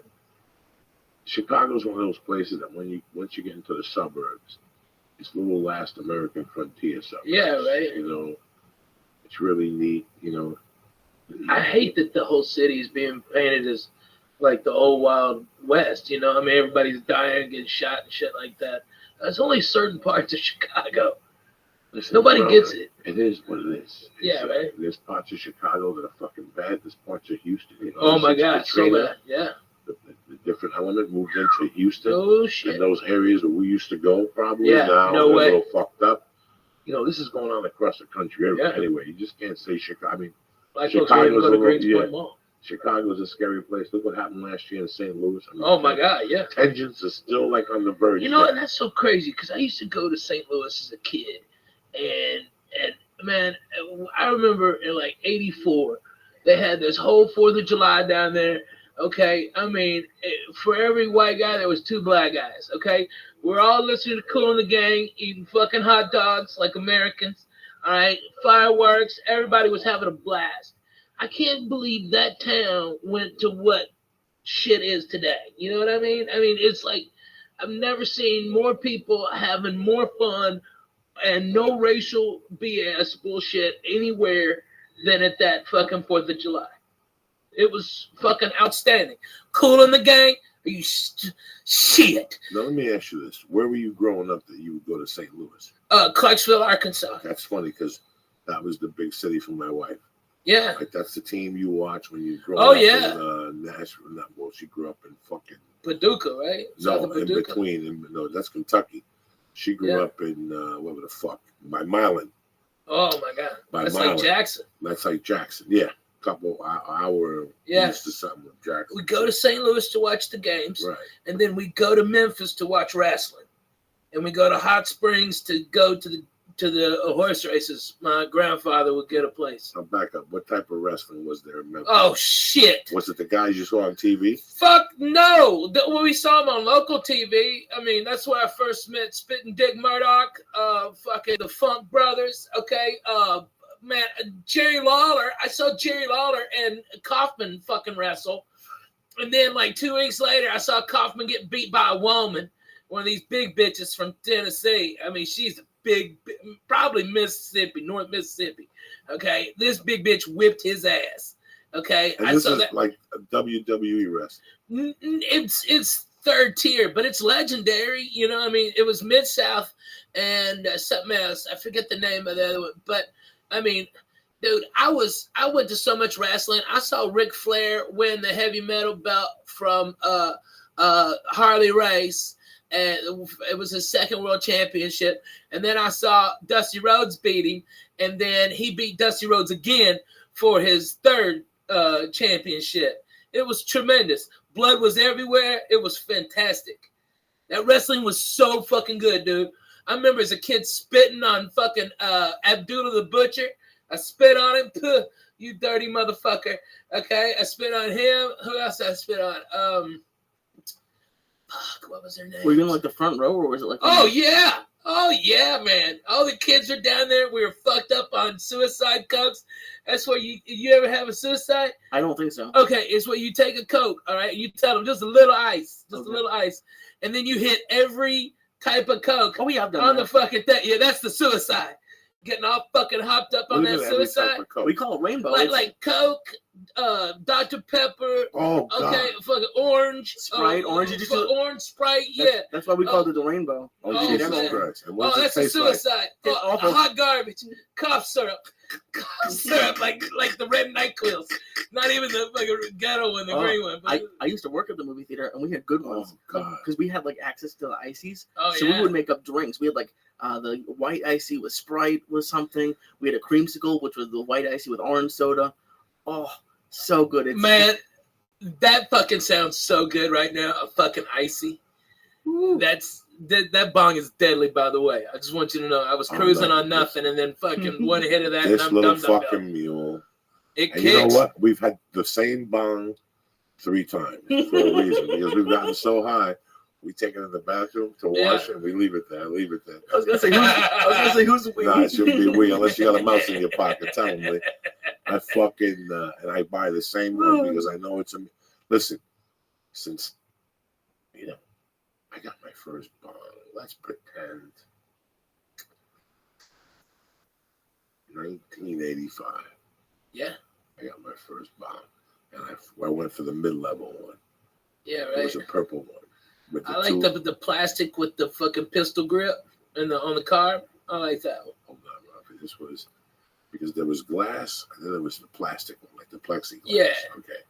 But then some jerk off in 1985 or 86 decides to make a bong that's purple with like dark purple hinges, and it had like a carb, and the bottom was flat, but it was like this. You see that black surface there? What's that called there on the bottom? That's holding the turntable. It is not plexiglass. Plexiglass. It was like plexiglass. Okay, so I get this fucking bong, and I use it when she gives it to me for Christmas. I use it from like Christmas to like March, and then the bong doesn't suit my needs no more. It's maybe up to here. This bong is, what is it, maybe a foot, guys? Or 12 inches high, this bong? Maybe. Yeah, maybe. This Put your dick out, measured against it. No. This bong had to be maybe 18 inches, okay? Yeah. So I used the bong till about March. She gave it to me 85 for Christmas, and I used the bong maybe till March 86. Well, I was clean and sober. I was smoking dope when I was dating this girl, and I was drinking, but compared to what I was doing 2 years earlier, I was fucking clean and sober. I mean, Lee, I'm talking about, Lee, what we do now times 10, but to the fact that you didn't know what you were getting yourself into. And this was clean and sober for you?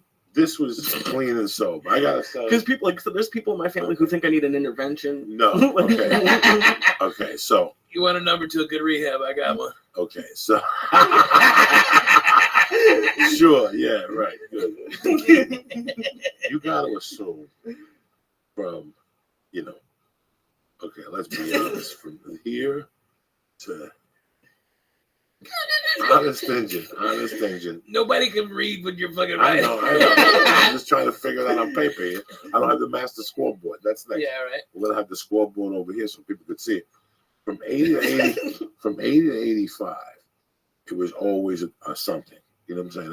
I'm not a package. I'm not embarrassed to say it was because it went from. When did your mama pass? My mom passed November of '79, but. Okay. Before that, I was already a scallion. I don't want nobody to think that all this shit. No. Already I was already dancing for money at the bar at 6. No. But I had already by that time when she died, I was already doing acid. No and shit. I had sold acid that whole summer.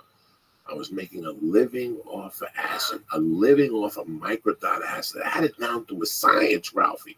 I had it down to such a science. I had to cut a friend of mine in on it. And then the real money maker was Black Beauties. I would get those are the Quaaludes, right? The ups. Oh, okay. So I would get 1,000 for $45, but I would sell 100 for $35. And then you sold one for $1. Are you, Ralphie? Wow. So you sold 40 of them, and you already got your money back, right? And you still had 960 of them to do it. There was only a loser could lose money on that deal. Yeah.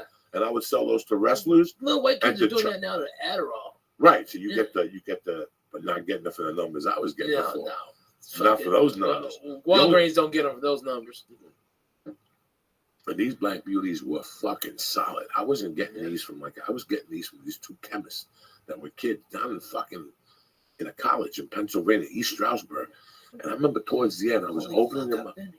I was opening them up and just snorting them, Lee, 2 capsules. Oh. So you figure, I think of Lee a lot. When I go home at night, I think about drug shit. And I think about one particular night when I was selling purple microdot acid. I probably had, when you sell it, Lee, you do it. So remember, you build your resistance. Yeah. So I might sell you one, and you might do one and get fucked up. But meanwhile, I got 4 of them in me. Right. And I'd be walking around, I'd be bumping into people. What's up? You got the mescaline? Let me sell 2. Sell me 2 hits, $4 a piece. They cost me $1.80. Not even. They were $90 for 100 hits of mescaline. So would you walk into a place fucked up and be like, "Give me what he has"? No, you couldn't walk into bars. Our kids, we would walk in the streets. We'd be walking on side streets, so we'd avoid the cops on Kennedy Boulevard. And I'll never forget one night about 2 a.m, we bumped into this kid, Vinny. Just roaming the streets of your town? With another kid. That's North and Bergen. you'd bump into people from West New York. You'd bump into people from fucking Guttenberg. North Bergen. Hoboken. North Bergen. No, Hoboken was farther away, but the people locally, like you, that would be on those streets. But we bumped into a kid from St. Joe's, West New York. And I'm talking to him. He's loading up his pipe. And he goes, "You got 2 hits of mescaline." I'll never forget this. He bought the 2 hits and he goes, "Get one of those hits and crush it up and put it in the pipe, let smoke it." And dog, I almost thought my head was going to blow up. I looked at him I go, "I've been thinking about this for a year. And now you just said it. That means I got a partner. Let's do it." And we smoked that fucking acid. I got a headache, like one of those in-between headaches. Did it get you out? Did it get you freaked out? I was freaking out on the fucking acid already. But to make a long story short, I'm sorry I went on this tangent with you, Ralphie. No, I love it. When I go out in those days, you really didn't know what was going to happen. Like, all you knew that was that you had $42, Ralphie had 64, and I had 80. And we were going to go to a bar and have a few drinks. And maybe a package would show up, and maybe a Quaalude would show up, maybe a Tubalon would show up. Well, and it was like, that's what I wanted about the fucking Quaalude. Like, I went from living this fucking, going to the bar on a Monday night. Okay, like tonight. What's tonight? Monday, yeah. Lee, meet me at Sharples at 8:00. Okay. They give out food. Nice. And let's have 3 beers. What time are we going to be at work tomorrow? 8:00. And Joey, I can't miss. Because the last time I went out with you on a Thursday, I missed fucking work because you kept me out till 3 in the fucking morning telling me stories doing blow. We can't do blow tonight. My girlfriend gets mad when I do blow. Dog, you'll tell me this before we leave the house, like 8 times. And you'll agree with them? You won't make them do blow? No, what I'll say is I don't want to do blow on Monday. Who the fuck wants to do blow on Monday night? And all of a sudden we go down there, leave at 8. We eat like there's good meatballs. Yeah. The Heinekens taste good in the tap. You know what I'm saying? And all of a sudden somebody will walk in. Dog, I got these fucking Quaaludes. Oh my God. The guy fucked up on the chemicals. He made 100 of them, but he had the pan that way. So all the chemicals went to the fucking bottom of the Quaalude. So the ones on this side is the one he sold us. So they're like 3 strength. And next thing you know, Lee's like, "Jesus fucking Christ. Okay, I'll split one with you because I got to get some sleep. I'm leaving here in 1 hour. You see my clock?"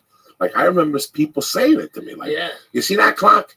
In 1 hour from now, I'm going to be the fuck out of here." And I would just sit there and go, this is when I become De Niro in Casino with Mickey Rickles. Remember when the plane would break? The other day. When the plane broke and now they got you. That's me. At that point, that's fucking God damn it. What's his name? Don Rickles. Don Rickles, Mickey Rickles. Yeah. At that point, Lee, that's when you come back and you go, "That was Paula. I gotta leave here in 1 hour, Joey, okay? Don't do nothing to me. I ate the half a Quaalude, that's it. No, I'm not gonna have another drink." "What do you mean you're not gonna have a drink?" "Ralphie just bought fucking round. You gotta have another fucking drink." And in that meantime, some skinny fuck with a missing tooth walks in and goes, "Dog, hey man, you want to buy a gram of blow for $75? Give me 25 and I'll give you 50 next week." I mean, and you're sitting there going, it's Monday fucking night. What else could happen here? And all of a sudden, Fire walks in. This kid, Fire, Joe Lucci's cousin. And he walks Did he hit a light bulb and set his hair on fire? It's terrible. And all of a sudden, he walks in with fucking volumes with the V's in him. You know, this was a constant. And now I've never had anyone come up to ask me that. They don't even ask you. They just get a drink. And all of a sudden, they wave. And next thing you know, you go to the bathroom to pee. And next thing you know, bam, they got you in the bathroom. "Dog, you want to buy these? Dude. They're $10 a piece. I give them to you for $7. I need the money. I want to go to New York and get my dick sucked." "Okay. What are you going to do? I'm going to pass out some good pills, Lee. Let's get it. Come on. I would pass on the pills, Lee, dude. give me the fucking money. You're crazy, Give me the Lee. fucking 20, Lee. Come on. Never pass. Lee, give me the fucking 20. Let's get the 6 pills, all right? Cut this shit." And that's it, Lee. That's how quick it happens. You went out thinking you were going to have an orange juice and a hamburger and watch the game, and you're going home jacked to the gills at 5 with a gram of blow in your pocket and 6 Quaaludes you didn't want. And your dick's mysteriously wet. But because I owe you $20, I gave you 3 of the Quaaludes to hold. You know what I'm saying? Yeah. Because I don't It's want a to put whole- it, yeah, because I don't want them either. I don't want them Oh, in my man. house. George would be holding and didn't even know it. He didn't check the inside pocket. So that was You pawn off your drugs essentially. no, not Make some all my people drugs. carry it sometimes. Listen, not the coke. The coke always went home with Pop. Okay, don't get me wrong. The package, there was no putting away. There was people that said, "Oh yeah, a gram lasts me a year." I do 2 lines and put it away. That's great. That's great. Good Once for I you. stop, Good it for ain't you. stopping. It's like M&Ms. It's like cigarettes. It's like anything else you put in Okay. front of me. I think that honestly, okay, for the people at home, okay, Coco is the head preacher man over at church. What's happening now? I've been a member of the church. Since I day might one. have been the first It's the member. first, It the was just the first. first member It of the was church. us. We started It was together. us. And yeah, okay, the last time I saw Coco do exactly what because he's talking about the 80s like he was a demon then. 10 years ago, Christmas, no, Thanksgiving, pardon me. Coco did a 1/4 ounce of mushrooms. He smoked nearly an ounce of my weed, drank beers all day long, and then went down and did the Comedy Store and copped. Okay, and that was the last night of evil. Oh, and acid too. You had 4 hits of acid. Oh my God. What? What? He ate a 1/4 ounce of mushrooms. I swear to It God, was purple. Okay, The Comedy a Store 1/4 ounce. was Okay. purple.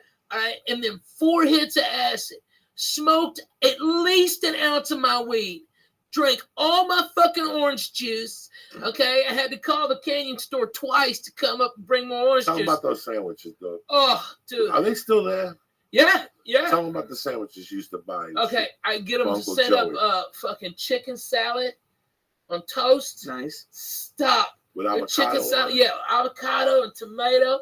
Jesus, Lee. Damn, Lee, that was fucking straight Jew food, but Tell it them was about amazing. the time we went to that place. You took me to that place, and there was ants in your sandwich, and you sent it back, and she still gave you a bill for half the sandwich Oh yeah, because she said that there was only ants on the one. Tell these on one side. tell Lee Oh how my filthy God, where the fuck how is you that gotta- spot? the place next to the Laugh Factory. Oh my God, At the yeah, last comic, fuck you used yeah, to take me there every other yeah, fucking day. Greenblatt's. Greenblatt's. The fucking bitch charged me for having the Dog, sandwich because it had I ants saw on it. Listen, I saw with my own eyes. He had, Oh my he had God. an ant on his arm. And I go, Ralphie, why do you have ants? And he looked at the sandwich. He goes, what the fuck? He lifted the sandwich and it was like 3 ants. Yeah. Also, he put the sandwich down. He called the waitress over. He killed like 3 ants because that was in that. So she goes, which side was it? On Which that side was it? She fucking picked it up and came back with the half and then the bill and billed him for the whole. Don't. It was the most Yeah. ridiculous fucking thing. They must hire the dumbest fucking people, dude. I went there the time before that, and I got a fucking salami and egg sandwich. Okay, that's a strong move. Okay, late at night, boom, had a couple of pops, I'm stoned as a bone, boom, that's great. And they fucking fried up the salami, and they left the plastic on the outside so it burned. It's all toxic. And I'm like, what the fuck? Okay, just send this back. Fuck it, I don't want to eat anything here.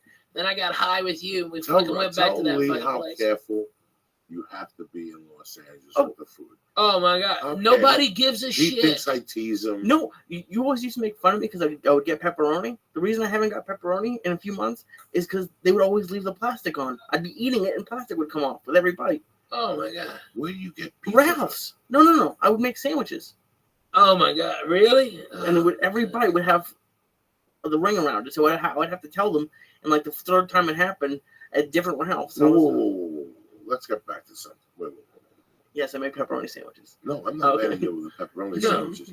That's So good. as you're It's a eating strong it- move. As you're reading it, the string is still on it. Yeah, Yeah. like You have to take that off, guys. I know. They got no. You have to take that off. I No. think LA's problem is it's like Yeah, an when airport.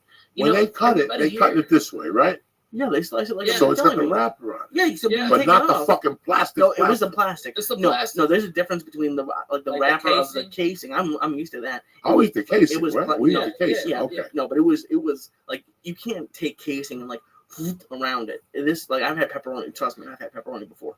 There's not that, and I've told them. And when you tell them that, you can see a difference. But that's why I don't go to the like. I did something really weird today.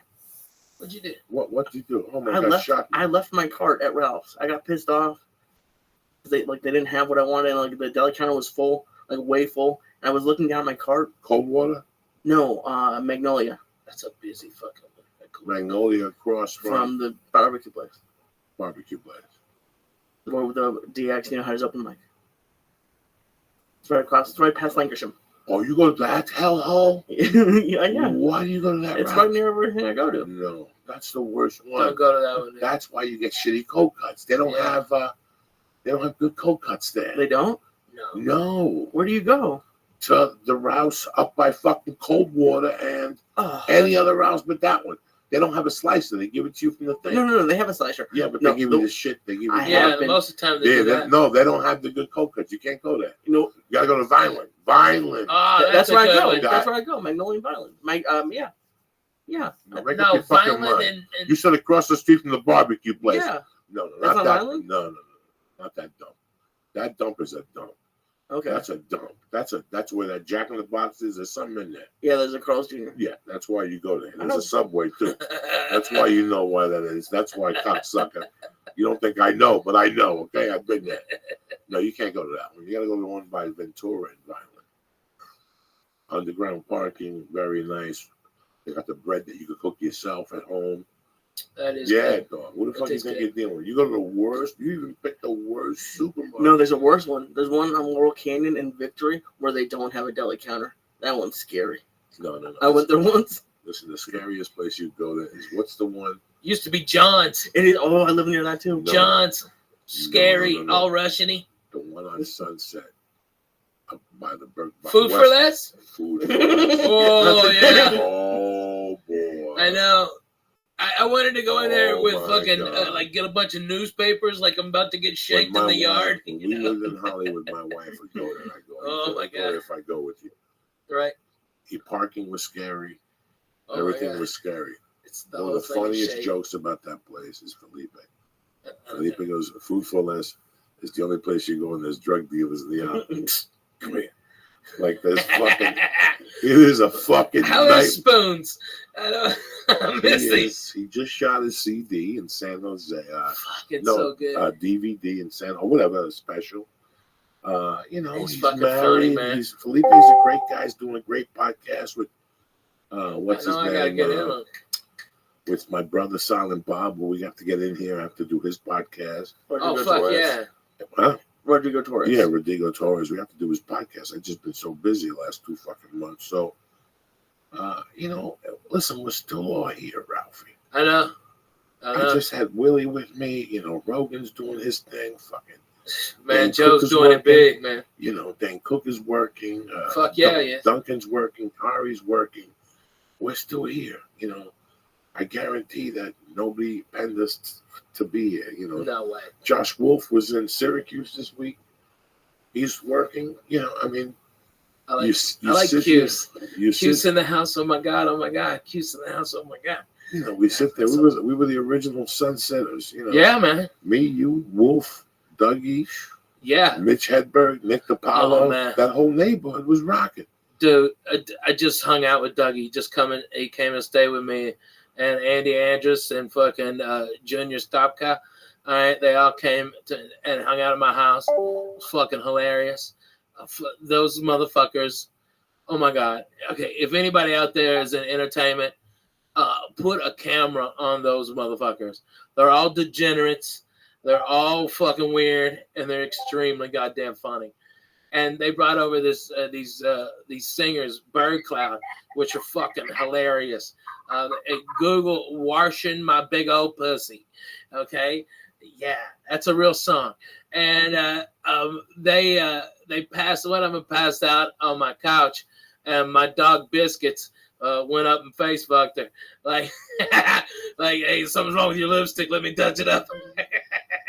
He had his little pinguita off. He's awesome. This is what I think you were there when I was talking about it the other day. This is what baffles me, okay? It baffles me.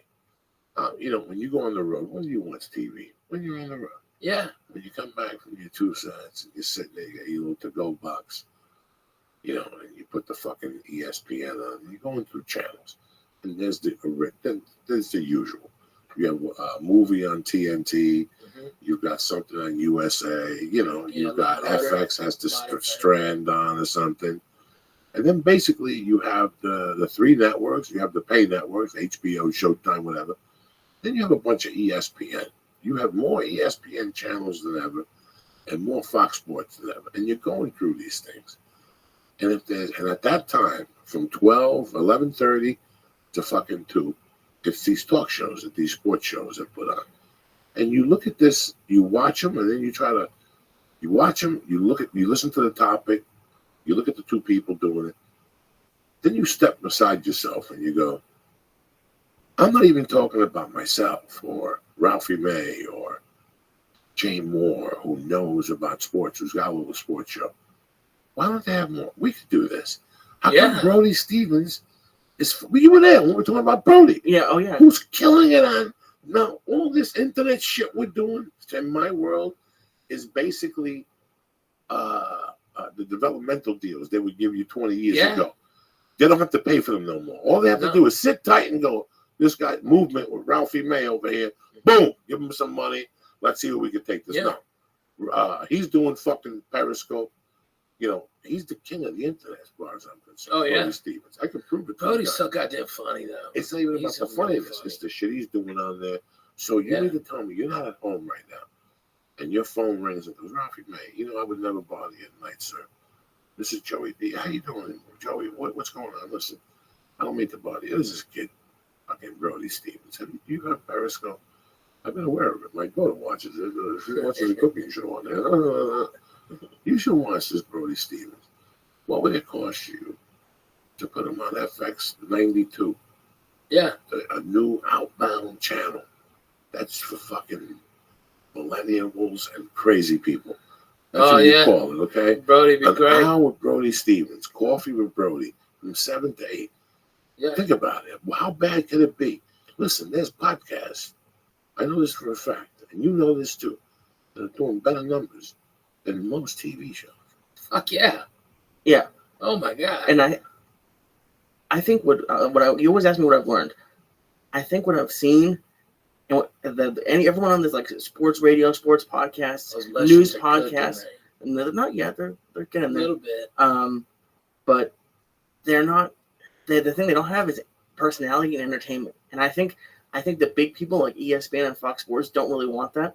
They want it to a degree, but not really, because comedians. Oh my god. Comedians have taken over podcasts. It's not even close. It's not even, and some of them are bad. There are a lot of bad ones, but the good ones are good. That's why Jay Moore is good, because he's a comedian. He's entertaining, and there's people on those sports talk shows that you're talking about that are just awful, and they have the ESPN voice, which is annoying to listen to.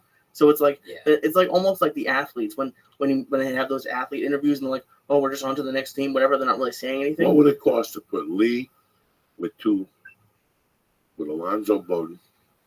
Okay. Deadly. What would it cost What would it cost ESPN to put Lee Alonzo Bowden?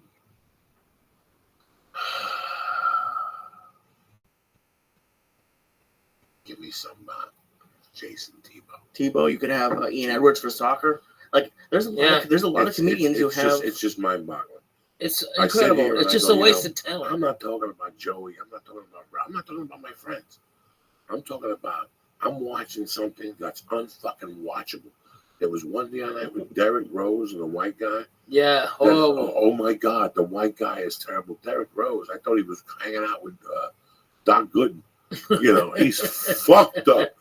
Yeah, something happened to him. I don't know what. And I love all that shit at night. I watch that shit and cheer for it.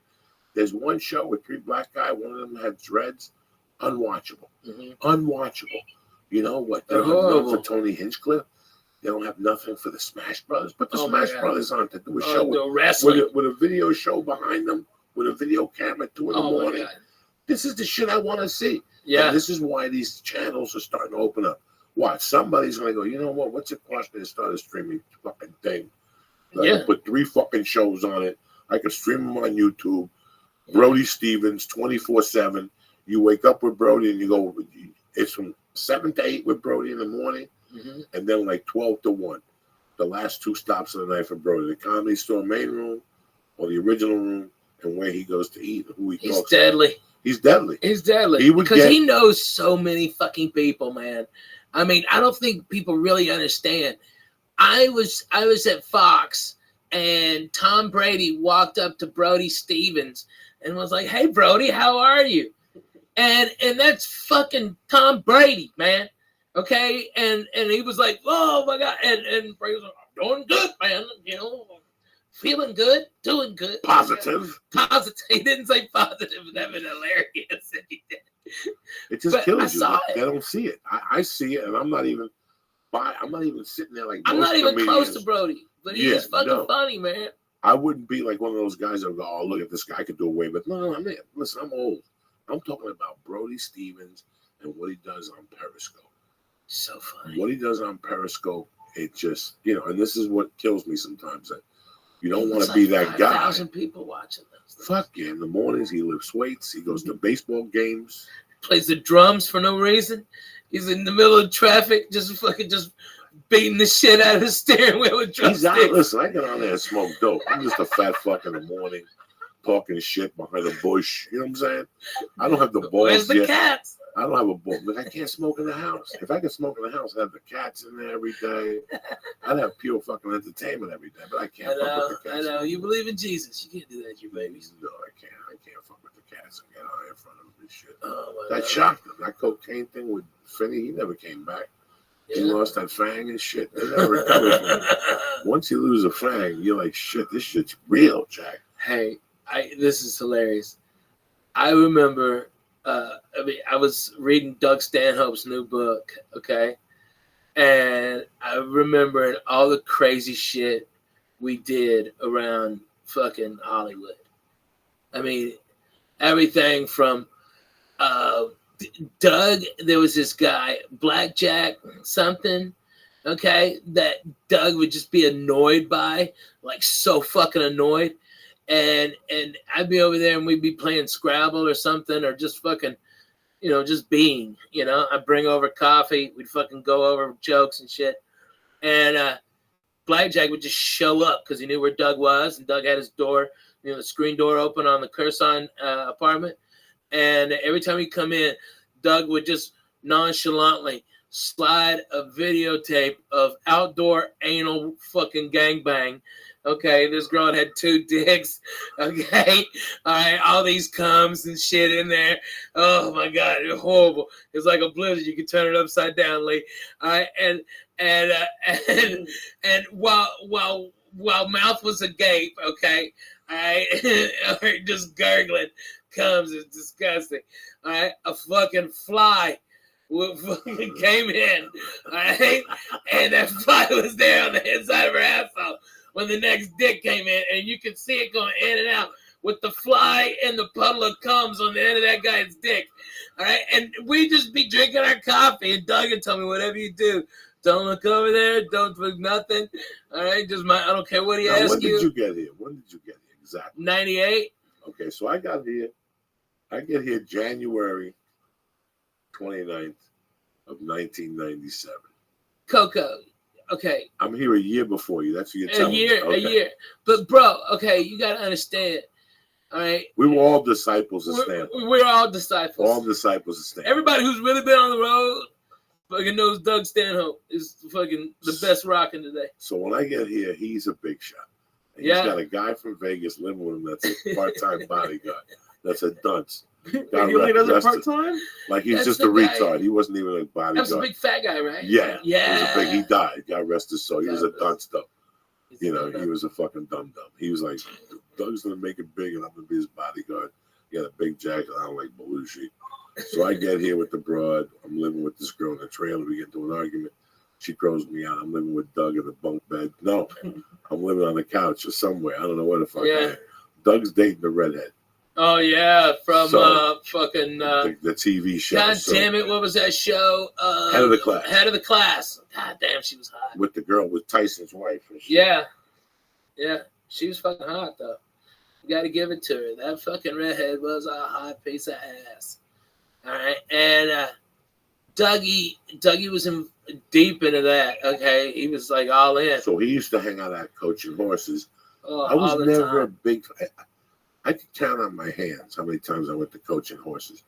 Coaching Horses was one of those bars, ladies and gentlemen, that was just real, and you felt the pain in there. And I had been in bars like that growing up, where there's bars, and then there's bars where if you go in at 2 PM, there's people in there, and there was no light in there. None. And there were some people who were Vampires. in there that were vampires, but there were some people who were in there because they thought they were cool. Oh, And that was not the place to be if you thought you were cool. They'd suck you in and spit you the fuck out there. Because I did a ton of blow in that bathroom. Yeah. Every time I went in there, it was because I was jawing out of my fucking mind. Dougie was the fucking best. He knew I didn't have a pot to piss in. And he would always, he was like, hey man, I can talk to you. All right, you're a fucking comic. Let's go over to Coaching Horses. All right. And we just walk over to the Coaching Horses, and it was a Bud Light and a Miller Lite for Douglas, and just have a beer. And it was, I remember one night we were at the Coaching Horses, and this guy beside us was talking all this shit about faggots. We've got to kill all the faggots. Goddamn fucking mother butt fucking faggots. All right. And Doug goes, fuck yeah. And Doug's amping him up, okay, and getting him with him like this. And then Doug fucking grabs my head and makes out with me, okay, at the fucking bar. All right. And this guy's, oh my God, what the fuck? All right. And Doug goes, all right, another beer and a shot. That was a shot. That was a fucking. It was a complete. It was weird maniacs. Complete different times. I remember one night. Nobody's like that now. I walked in there and got so gacked up that I walked right back to Josh Wolf's. That's when I had the car, but the battery was dead. So I would just go in the car and put the seat back and lay in there. And hopefully after 10 minutes, I put the blanket on me and jerk off. And then put the seat back and open the windows because I'd be sweating to death. All I needed was a suicide note, and I'd die in that fucking thing. Oh, my God. Is that why you had so many tickets? Because you couldn't move it? There was sometimes that the car would start, and sometimes towards the end, it was a mystery car. I had to remind, I got to tell you about this because it's so fucking funny. Because we were on the road with Douglas, okay? And I remember we were sleeping in his Oldsmobile Cutlass, okay? And we fucking reeked of booze, and he was doing the porno fucking closer with the beer all over him. So he just smelled like fucking stale beer, cigarettes, all right? And it's in Houston in like April. And so when that fucking sun comes up, it's 110, okay? That's when we both fucking woke up out of our fucking stupor, sweating like pigs. And Doug goes, Ralphie, can I just butt fuck your titty or something like that? All right, it's really wet. I'm like, get out of here, you fucking creep. But that's how it was. He was just fucking bananas. He was crazy. He was bananas. Really was crazy.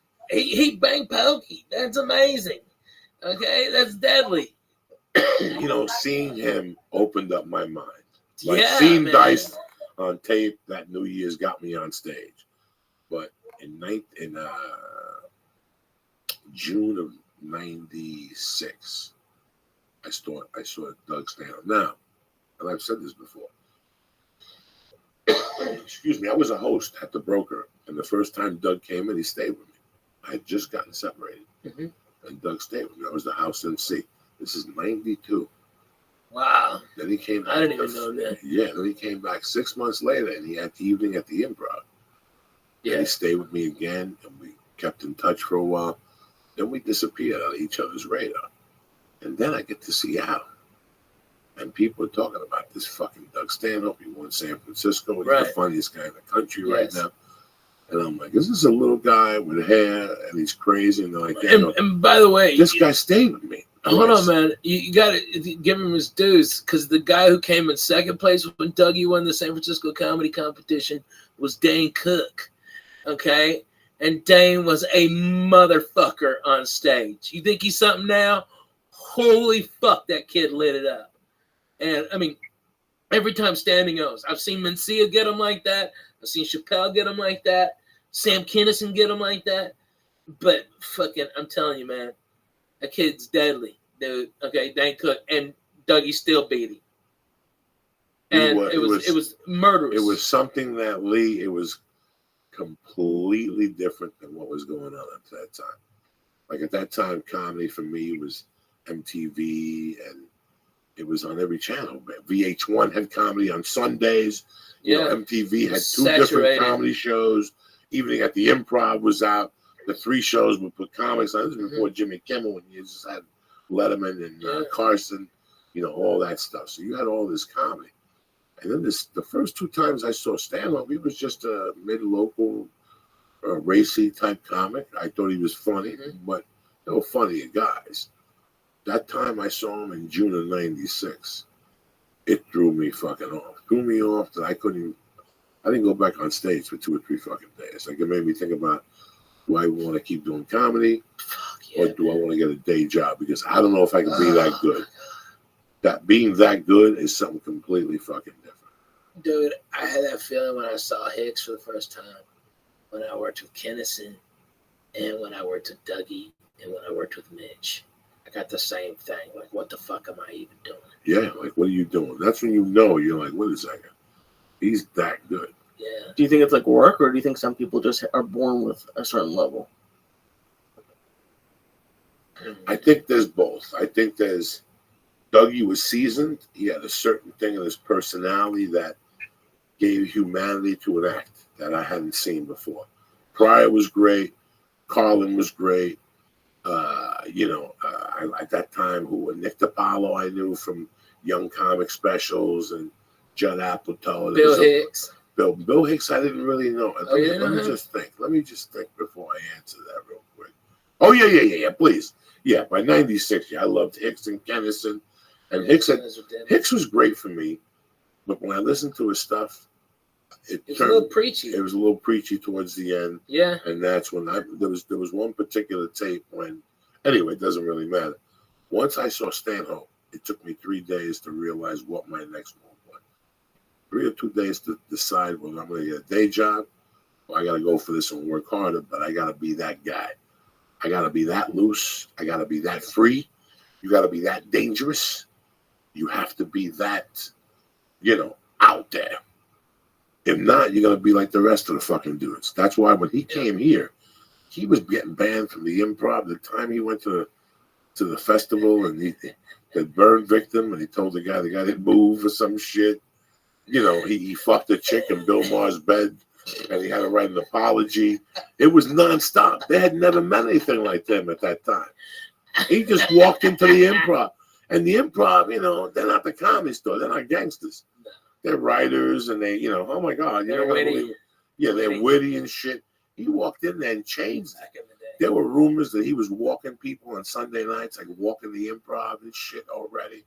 That's what, he fucking created, and he made it on his fucking terms.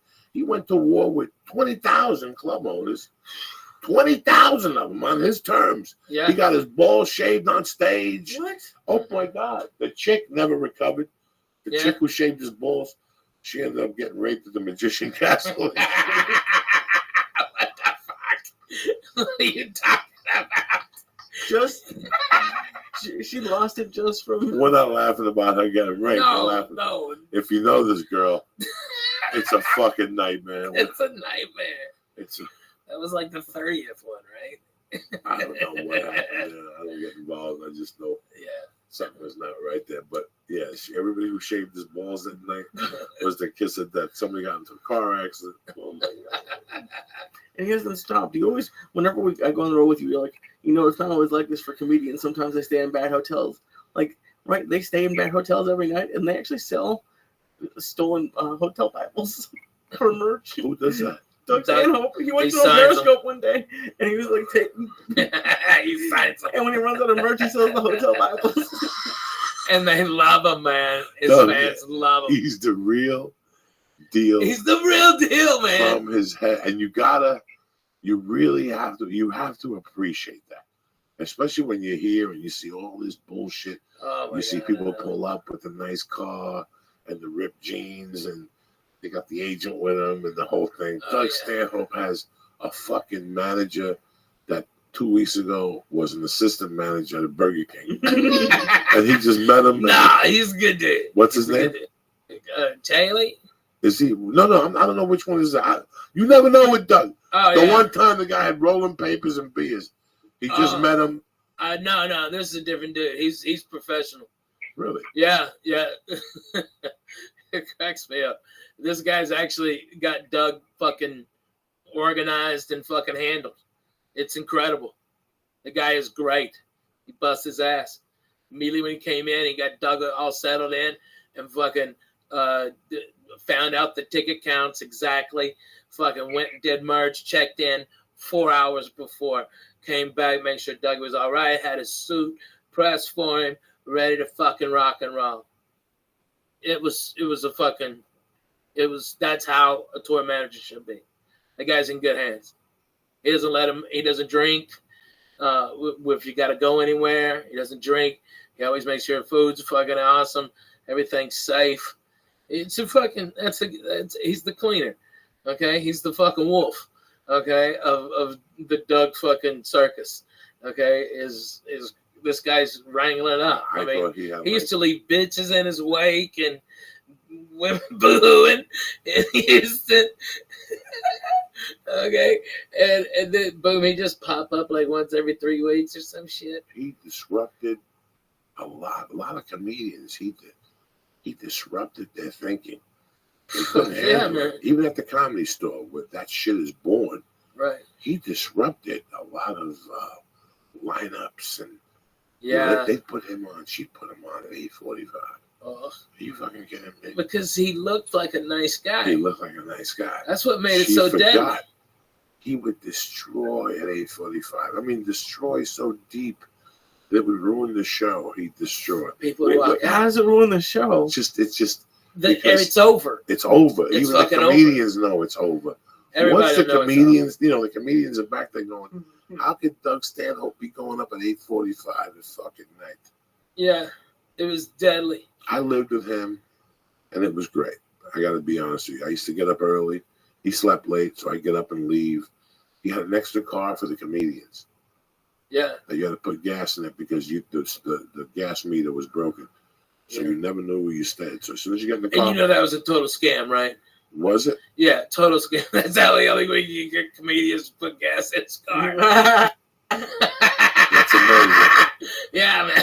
So what did you do with it? Was the needle busted or not? No, the fucking needle worked perfectly. Okay, you just tell everybody put extra gas in. No, it's broken. That it's broken. motherfucker Put was some on E. dude, I'm telling you.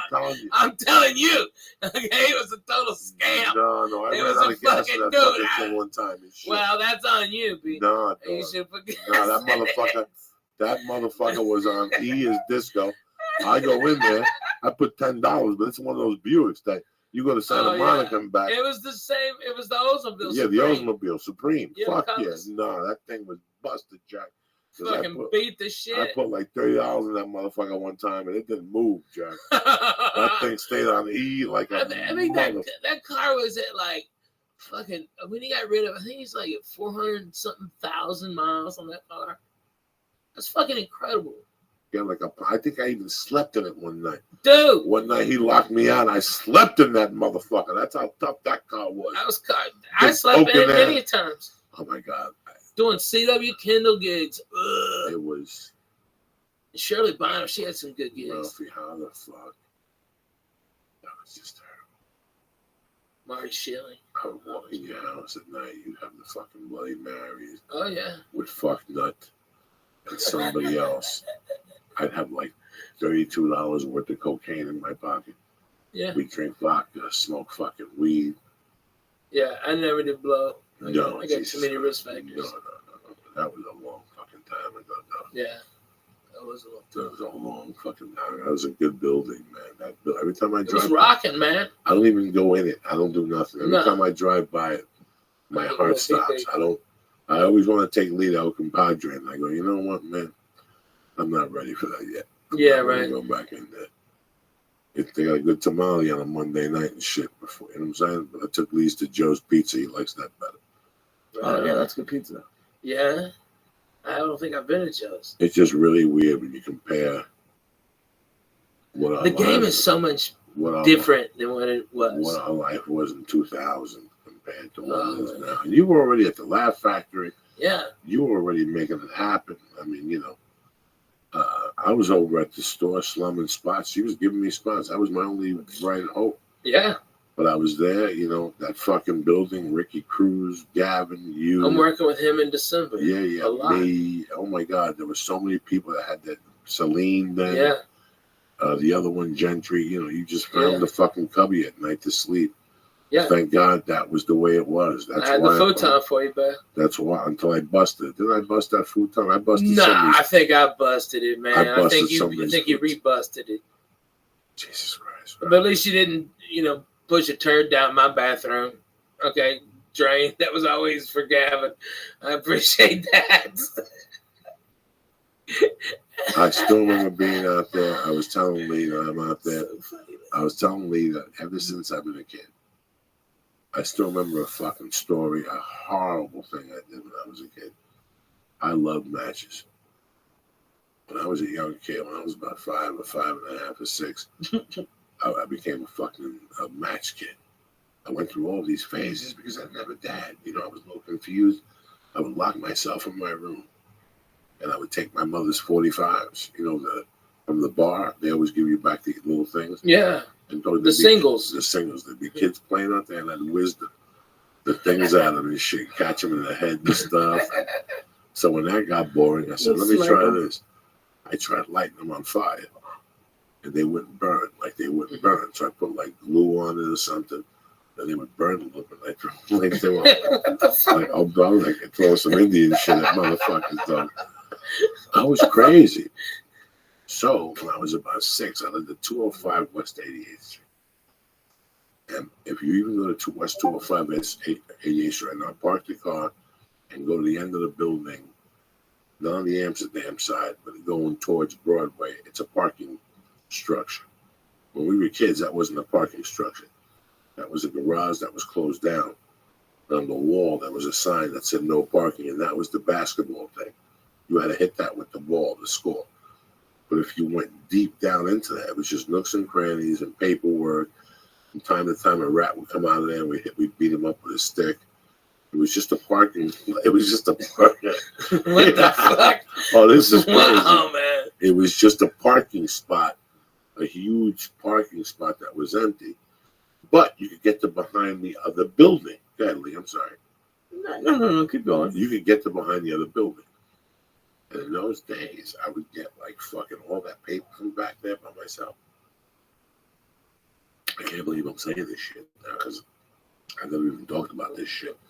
I would get all that paper and I would stuff it in that. Like when you walk down people's stairs, and I would light fucking fires. I had to be 6 or 7. I was a little fucking pyro. And I kept doing it, and people kept fucking, it was Joey Diaz. Even then, people kept saying, what the fuck is going on? Who keeps lighting these fires? And they couldn't put together that whenever I got there, that's when the fire would start. Some people go, you smell smoke? And I would go, yeah, it's behind back there. And then people would go back there and go, holy shit, there's a fire. And I kept doing this shit. I would do it in different spots on 88th Street, 89th Street. I was fucking crazy, Ralphie, man. What did you like about it? Do you remember? Because Because I lit some stuff on fire too. See, yeah. I just liked the. I think a lot of kids go through that. I just went through this phase where I just lighting shit on fucking fire, and I would buy cigarettes. I would get cigarettes. That was the smart way. And I wouldn't smoke it. I would just light it, and I would breathe on it or something, and I would try to keep it alive, and I would fucking burn little things in newspaper and fan it. I was just crazy. But one time I burned one of those stoops, dog, and there was something going on. That fucking stoop went up in the fire department that time. And I stayed in for about a week because they said they had witnesses and shit. They saw the kid running away. I took that jacket, I hid it under my fucking bed.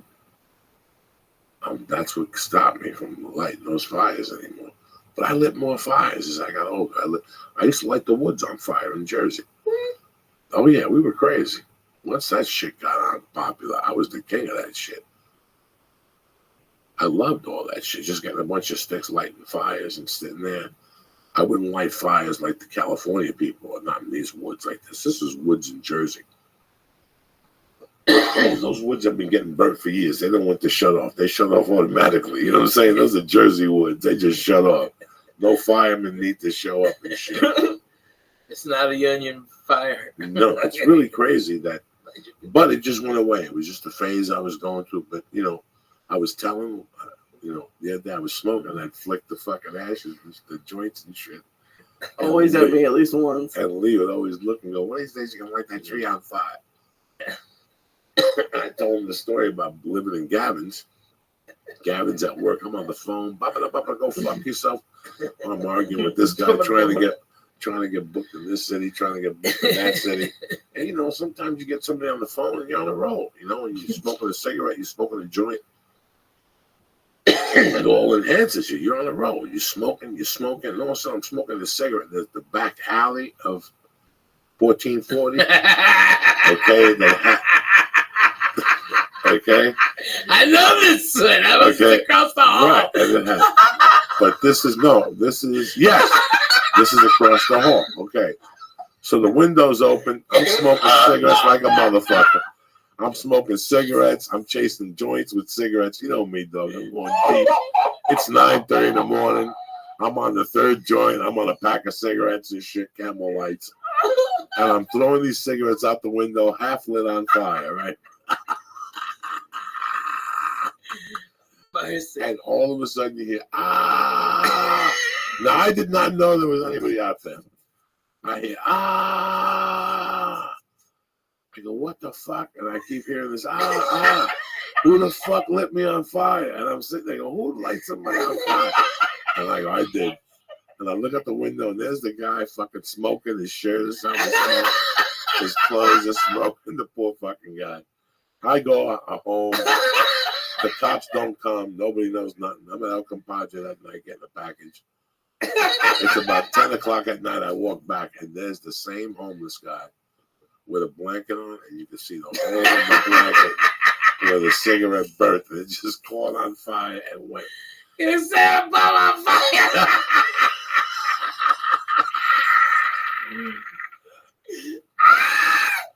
I was right across the hall, and the fire department did come by. Oh my God! And ask anybody, I go, I don't know, that fucking bum, probably somebody just driving through that fucking alley, flicked it on him. Fuck him. Oh my God! Get that dirty bum the fuck out of our house. Guys, I feel bad. A little bit. Once I saw the blanket, I felt a little bad. One time, did you get him a new blanket at least? So one time I had to. No, I didn't get a fucking blanket. I'm lucky I had a blanket myself. I was snorting my blanket. I was about to snort my blanket. I had a choice: a blanket. Was snort cocaine. A lot. It was good. Oh my God! I had a blanket that I can't believe you just brought up a blanket. Okay, let me tell you something. You had what? Let me tell you something, though. In 1983, it was maroon on one side and tan on the inside. The one I had. Yeah, with the lion, the brown one. Yes. Okay, let me tell you something about that brown fucking lion. Okay? Let me tell you something interesting about that brown lion. 3 times a week. I got that brown lion. That brown lion, I got that brown lion at a Kmart. This May of 1984. That's it. It took me 5 years, but I did it. I got my own apartment. And I got an apartment on 48th Street, 46th Street, North Bergen, 44th Street. I got a 1-bedroom studio on the first floor. When I didn't pay rent, I could sneak into the front window. It was perfect. I was there for about 4 months, 5 months, and they evicted me. But right before I moved in there, I wanted to go straight, so I bought this blanket in 1995. I mean, it was, $9.99. It was the cheapest fucking $9.99. Oh. I washed that blanket. I got evicted from that place. I was homeless. I went to California, came back. I caused wars that summer. I went to Miami, came back. The whole time, that blanket was at the bottom of my travel bag. I had an army bag. And that fucking thing was at the bottom. Some places I went, they had a blanket. I didn't use it. Right. I always had a blanket. Like a biker. You ever see a biker? Yeah, man. They always got a blanket. I had that fucking blanket. I had that blanket when I was living in the fucking rocket ship. I would take it back to the runnies and put it in a little corner and leave it in there that night. Go take the fucking blanket. When I moved into the hotel in '84, when I was homeless and I got into the hotel, I went and got that blanket. And when I beat Joel for the 1500, I had that blanket. I took that blanket with me. That blanket was with me from the desolate time of my life in that rocket ship to 1990 fucking 9 when that fucking car got towed. That blanket was even with me when I went to prison. I left it in that room and nobody fucking touched that blanket. That blanket was $9.95 in 1984. And I had that blanket for what? 15 fucking years. Yeah. And that blanket was one of the warmest blankets I ever had. It was a bear. Okay? And on the inside, it was the bear with brown and yellow. And on the outside, it was the bear with yellow and brown. You follow me? Yeah. And then the outside of it was fucking brown.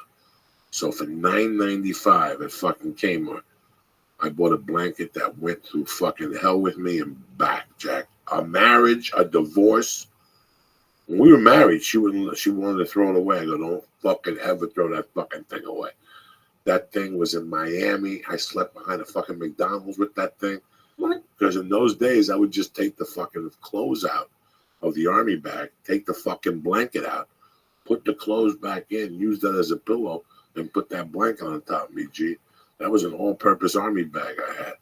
I had a little bit of water. I had a razor blade for blow. I had a fucking wrench in there if I had to break a window for a car. Oh, no, Lee. That fucking blanket was there with me. And that blanket, I would just wash it. Yeah. All that blanket wanted was my love, and I lost it when that fucking car got towed in Van Nuys. It was in the trunk of that fucking blanket. That blanket was on the road with me all those years on triple runs. Whenever I got a hotel room, that blanket came into the hotel room. I threw the blanket off, and I used that fucking blanket. Have you looked for it online? The same blanket? Yeah. It wouldn't be the same, Lee. Why would I want the same blanket? It wouldn't be the same. That blanket was with me through fucking wars. When I lost that car, that was the hardest thing about that tow. When I got that car got towed, like I thought it was Is cute. that the car that I got my car towed to get all your shit out? No. It wasn't that time. No. This was a car that Aunt Mamie gave Josh Wolf. Yeah.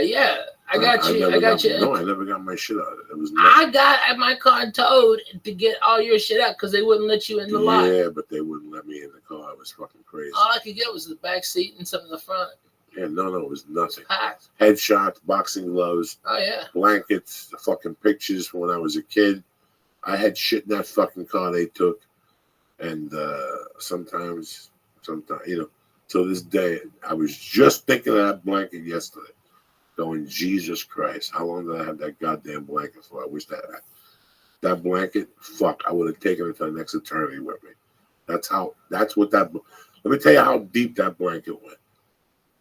In 1985, in February 1985, I looked at that blanket one day and I go, there's something wrong with that blanket. There were crabs on that blanket. I had crabs and gave it to the blanket. You understand me? Who the fuck gives crabs to that blanket? I did. Where's Tony Bennett?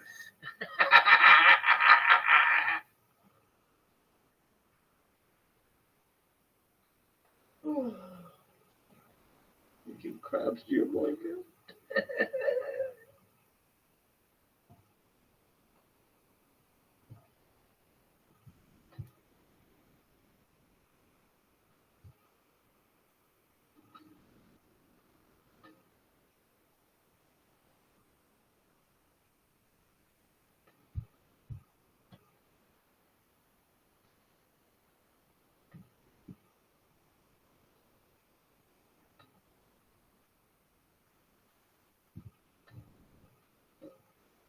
After 400 episodes, this song still fucking hits me the same way it did when I was fucking 6 years old.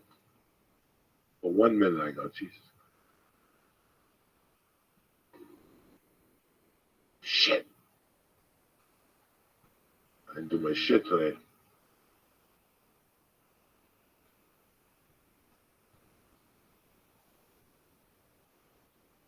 My mom would always clean the bar. Always clean the bar and always put this song on. Like She went into the bar in the morning. She'd open up the bar. They get air in there. She'd open up the back door. She'd plug the fucking jukebox in. She'd put ice in the fucking thing, and then she'd start playing the song. And she'd bucket clean the whole place. Hot water, soap. Yeah. Steam, old school soap everywhere, steaming off the floor. Fucking sweep it out. You know, and this was after the cleaners came at 3 in the morning. You know what I'm saying? That's how fucking deep it was. But she always played the song. The song was always on. This was the first jam to go. So I'd walk in there and go, why did you play this fucking song? Why you play this fucking song? Your dad gave me the song. Shut the fuck up. What are you talking about? So I would play the song on Mondays out of respect. Sometimes you gotta have respect in your fucking life for something. Oh, well, I'm an atheist. All right, when you're sucking dick in purgatory, don't make fun of Uncle Joe. You gotta have respect for something. You gotta light a candle. You gotta do something. You know what I'm saying?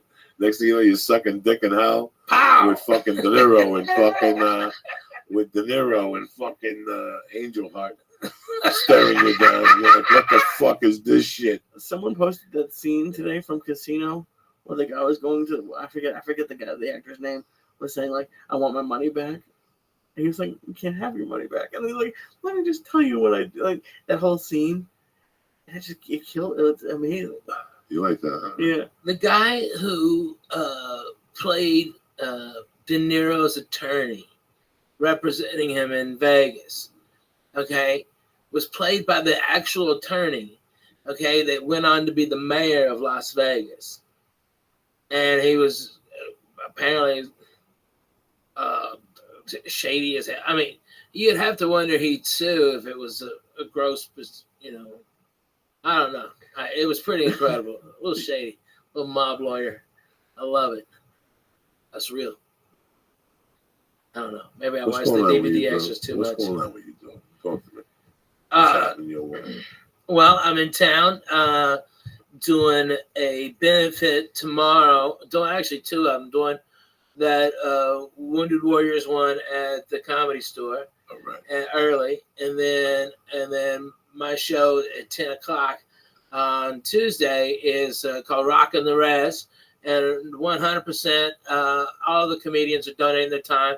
And we got Dane Cook, we've got Margaret Cho, we've got Gerard Carmichael, myself, Adrian, a real actual native comedian, okay? All right, and all the money goes to pay for propane in North Dakota and these reservations where they're allowed to freeze, basically. Every year, people see their kids die, see their old people die. You know, Indians, they keep their old people with them, okay? White folks ship them away, put them in a box, okay? Feed them them happy pills until they fucking die, you know? That's what happens. But Indians keep them close. And so every year people die, and this is keeping people warm who really need it. And so, you know, I'm happy to donate my time. And I think it's going to be a fucking great show. And then where you at this weekend? Oh, this weekend I'm in Oxnard. I'm at the new Levity Live in the mall, apparently. I don't know. I've never been there. Everybody It's brand says it's very spanking. nice. I bet it is, man. They don't really fuck around, dude. Those guys, they kind of get their shit together. You know, I mean, they're always phenomenal venues. And then when they make, like, everyone is like, let me top the last one. Okay? Like, fucking Irvine was fucking amazing when they redid it. Okay? You got umami burger in there. That's a fucking deadly cheeseburger, Jack. All right? And then, boom, this one is the fourth one in Southern California, and it's the newest one. They had to do something bigger and better than Irvine. You know, they got to step up. So they got another Copper Blues in there, which is fucking like 100 beers on tap and fucking like 300 Bobby other Flames beers. sells more tickets than the Copper Blues. The fuck out of here. No, but it's great. It's They fun. do 16 people before the show starts. And then the bartender sits in there like he's got the HIV. Nobody wants to talk to him for 3 hours. After the show, they look at him like, what were we going there for? And they fucking leave. I'm telling you the truth. You look at me all fucked up. I hate those copper kettles. They always got a cover band. Copper Blue. Yeah, Copper Blue. I like a cover band. No, not when I'm on stage and I gotta hear Black Dog. Oh, yeah, fuck by you. some fucking dude singing Black Dog and shit. Yeah. And I'm on the other side. There's too many things on the fucking menu. It's too big for Uncle Joey. I like simplicity. Anyway, I'll be at Oxnard 28th of December. I'll be rocking the mic and shit. Oh, sure. phenomenal. The fucking Wednesday after Christmas. You know I don't fuck around. I know. It's good for you. You get to be in town. Yeah, Maybe. no. You got to stay in town during the holiday. That's what they shoot the planes down. You know, these people are going to start taking planes down with fucking, what do you call those things? A fucking 50 cal Barrett, 50 cal. No. What's those It'll things? take down an airplane. What's those things? Drone. Drones. Oh yeah, drones are gonna As be the knocking shit out of the planes sky. are landing, as the planes are landing, they're Fuck going to take yeah, them right out of man. the airport. Why are you giving people anxiety I'm now? not giving no way. Are you giving me anxiety? Who flies more than me and fucking Ralph and Ray? Not you. What are you got anxiety for? Oh, yeah, All you you're got to do not is on be there. on the I live floor. near an airport. So no, I you don't don't. think they're gonna do that though. I think they're honestly, I think they're gonna attack a comedy club. I really did. And then blasphemous assholes like us, Joe Rogan, somebody gonna get shot. One of us is gonna get shot on stage. I'm calling it a shot. It's gonna be horrific. I hope it's me because at least I can take 42 9mm rounds to the torso without fucking stopping.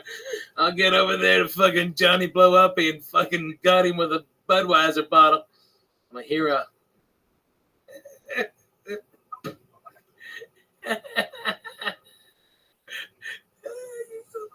That's what we need is a poor comedian getting shot on stage and shit. Poor people in a comedy shop club. Dude, it's gonna happen. No, it's not. No, it's not. I'm God telling you, forbid. man. God forbid, I don't exactly. want this to happen at a band ever again. No, I never. don't want It's this to happen horrible. with kids in an audience watching a band. Man, when are gonna people I gonna fucking start watch loving all their this babies? shit. I watched this shit a couple weeks ago in New York City in Central Park, and I'm like, how much security? Like, if I go to a place to have a good time, and I see 10 machine guns, I was telling somebody tonight I was supposed to be in New York for CISO. I have a bunch of meetings tomorrow. I had one today, and I couldn't do it. But I was kind of relieved I couldn't do it. I can't lie to anybody. Last time I went to New York to do Gotham, I had a great time. I saw my family. I saw my friends. I put flowers on my mother's grave. But I got to tell you something. Maybe it's my age. Maybe it's what I've become. I'm kind of a pussy to all that stuff. I haven't grown up yet to be used to going to a stadium. What's Alex Jones, crazy man?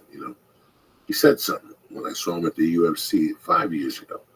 He said that in 10 years there's going to be TSA at parks, malls, and all this shit.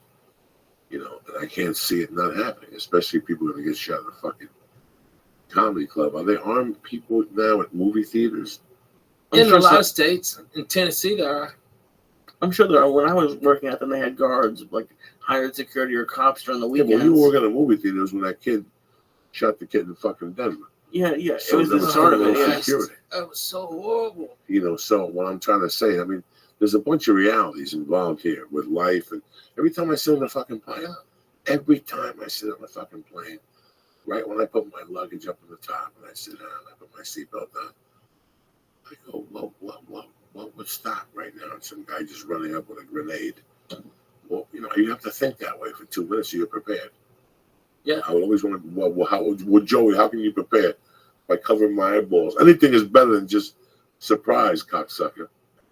I know people like to shit on the TSA. Maybe I have a weird thing. Not me. My but kids fly. I got felt up both ways. Just laying back. I had to stand at a different angle, and they had to run their things up my legs. It was terrible, but it happened both times.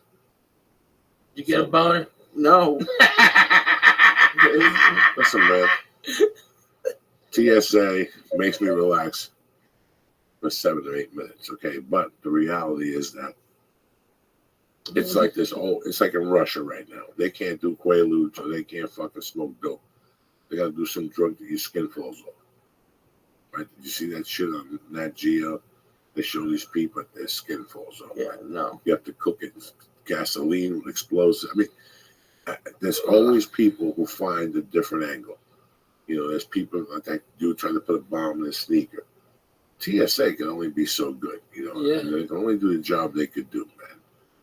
So you can't really, with all these attacks and whatever. Listen, man. My guys in Nashville, dude, are so fucking cool. I mean, like they're like everybody says hello. We have to go do all the pat downs and stuff, and they just like, Rafi, what's happening? High five everybody and walk the fuck on. I mean, these guys are easy breezy, extra sneezy. Those guys are the greatest dudes, and they just breeze you right through. I fucking love the guys in Nashville. You know, listen, man, I love Burbank and stuff, but these are the real. Burbank's a good one, dude. These are the fucking realities, people. That you know, I dread taking my daughter somewhere like somewhere like crazy, like a fucking crazy airport or a Disneyland type of event. I mean, you know, but this, hey, listen, you have to live your life. Yeah.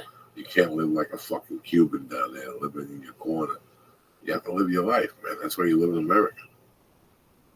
Who knows? And now they're bombing the shit out of them over there. That's how they retaliate, by blowing up planes and shit. Yeah. Once you start fucking with them over there, right now they're shooting people. I saw it on World News today. Not with Diane Sawyer, with my other dog. Diane Sawyer's long and buried. What's the other dude I like? Do you like Stephanopoulos? No, he's not on. He only substitutes for this dude from time to time. I don't know the other guy. I'll watch him. I'll watch Stephanopoulos when he's on. He don't bother. I like that guy. Yeah, me too. He's not George Stephanopoulos. Yeah, I'll watch him. He was like some White House aide. Yeah, he was good. Let me give some fucking quick shout out to my man. It was great seeing the Lalingas family in Chicago. Oh, amazing. I love you, motherfuckers. The old man came out. He knows I love him. It was great seeing Pete the Greek. It was great seeing Josh from 10th motherfucking planet. He took us over to Owls and stuff. You know, I want to really thank the club. I mean, the management, the staff, they were great all week. I want to thank my man Ramir Shaman, Fred Nasser, Coach Lacrosto, Raymond Mayer, Garrett Blahunka, Nikolai Zeppa, Sean Charles, Jason Jackson. I want to thank your boys down there in Austin, Crystal and my man, Bobby. And I'm excited to see my boy in motherfucking Las Vegas next week, Larry, a.k.a. the Toking motherfucking Lamb, all next week at the South Point Casino with my man Larry. He'll be there Friday night, fucking lurking. We'll go eat a little something, and I'll go to bed at 10 o'clock like I always do. Nobody bothers. Nobody gets their feelings hurt about me. No, never. I'm gonna fuck around. How you feeling, Bubba? I'm feeling good, man. So when do you leave? So what do you do Wednesday then? Wednesday, I'll wake up at radio at 7 o'clock up in Fresno, and I'll have my coffee and just go inside and do my show. I really don't like the morning because I got that LASIK eye surgery and I have to wear sunglasses in the morning. Otherwise, it gives me a migraine headache now. I guess I'm under stress. And I get a fucking bad headache. I think it's because of that surgery. And so I'd have to wear shades and look like a douche in front of people. And it's like, it's so annoying. I have to explain myself. And then I'm kind of like a douchebag then, too. It's like, just wish my eyes. Does the LASIK work? Did it take? Yeah, man. I've got great vision. I'm a 2010. When I got it done, I was 2020. The next day, I was 2015. And the day after that, everything was healed up, and it was 2010. I need to get that. I'm like 40 something. I'm terrible. I can't see for shit. Oh, really? Yeah. I can't see dick either. So, and now I don't know what happened. I mean, I can see little things. I know this is low. I know this is Paris. So, what the fuck are you laughing about, Theodore Brown? It's just like funny. I know this is. I can't see Twitter, nothing like that. Like, I can't see my Twitter feed or email. Oh, really? Yeah, I can't see none of this shit. That's crazy. But that's the reality. That's what happens. You really post fun shit, man. I mean, you got a very eclectic taste in music, but they're always jams, like across genres. It's really fucking, you can put out good vibes. I love it. So when I get up in the morning, man, I get up like everybody fucking else. You get up uncertain. Like, what the fuck is that? Like, I went to bed last night, maybe 10 o'clock, because I had it from the weekend. Like, I slept a little in the afternoon. I kept dozing off on the plane. I got 2 hours before I got up Saturday night. That's not enough. I got up at 3 a.m. last night. I died. 3 a.m. Just got up. I laid there for like 7 minutes. I said, what am I going to do? I'm not going to go back to bed. I went and peed. I put the robe on. I went in the office. I did a few bong hits, right? Fuck yeah, what are you going to do? I went on the computer. So it was crack-a-lack, and I pulled out one of my notebooks. I wrote my agenda for the day. I got my week ready. Right? What are you going to do? I did a couple more. That's fucking amazing. Oh, my God. I did a couple more. I didn't even Like make the army, dude. I didn't even make coffee. I did a few more bong hits. Didn't even eat nothing. Nothing. You're better than me. I just went back to bed. I have a question though. About 5 o'clock. Sorry, go ahead. About 5 o'clock, I went right back in there. The doctor said it was freezing. I took that t-shirt off. My titties came out. I put that fucking blanket on with that sleep apnea mask, and I climbed under that blanket. I slept till that fucking alarm went off at 10 after 7. And I would have slept till 9. Trust me. I would have gone deeper than deep. What's your question? I'm sorry, sir. My question was about Saturday night. What? Because we talked after, and you were really pumped after. And I was just saying, I never knew did you what did it feel like? When you finally got to the hotel? Like, what did you do? That's a great question. I sat there and just let everything cool off. I didn't even know what was going on. I had no idea what was going on with me. I knew I just wanted to sit down. You know, at one point I took my shirt off and my shoes. I wasn't getting anxiety. It's something else. It's a different feeling. I put the TV on and tried to get interrupted by the TV. I think I called you. I called a friend of mine, but nothing really mattered. So I got up and I went in the shower. I put the shower on as hot as I could. I just sat there and let the fucking water hit me till I couldn't take it anymore. And I let the water cool off and I stretched my back. I put shorts on and went right to bed like that. You just passed out? I just passed out. Whenever I'm confused and shit, I need to go in the shower. I just go in the shower and let it run on my head and let that hot water fucking rejuvenate my brain fucking cells and shit. And that's it. Because, Ralphie, you've done a lot of specials. Mm-hmm. And even your early ones all of them were amazing, are great, but this is Joey's first. So, going back to your first, can you think about, what that was like? Well, I've been running those goddamn jokes for 5 years straight. I mean, I had laughs every 4 to 5 seconds. And the album went platinum because people thought I got fucked out of Last Comic. We sold 1.4 million. And it was a big deal. And it was just out of the Laugh Factory. But the feeling afterwards, you're oh God, there's oh my God, there's you get to exhale, all right, and then you really take it in, and then it'll come, if it hasn't already, the panic that you can't do those jokes no more because people are gonna see all that shit coming, and you're not the type, because Joey's a real comedian. He won't allow himself, and he'll beat himself up to dig deeper and go realer. Okay, and that's what this is going to do. It's gonna act as a catalyst to spur his writing. And in a fucking year, he'll have an hour and a half, and that's how it is. But for the next month, he's going to be in a little bit of a panic. All right, and no, I'm in no panic at all. Good. Let it breathe. No panic at all. I'm in the state of. Where you at? Where am I at? I'm in the state of. Because I know the whole fucking thing. No, I'm in the state of. It all came down to this. I enjoyed doing it. I definitely want to do another one. I know exactly when I want to do it. I know exactly where I want to do it. I know how much time I want to take.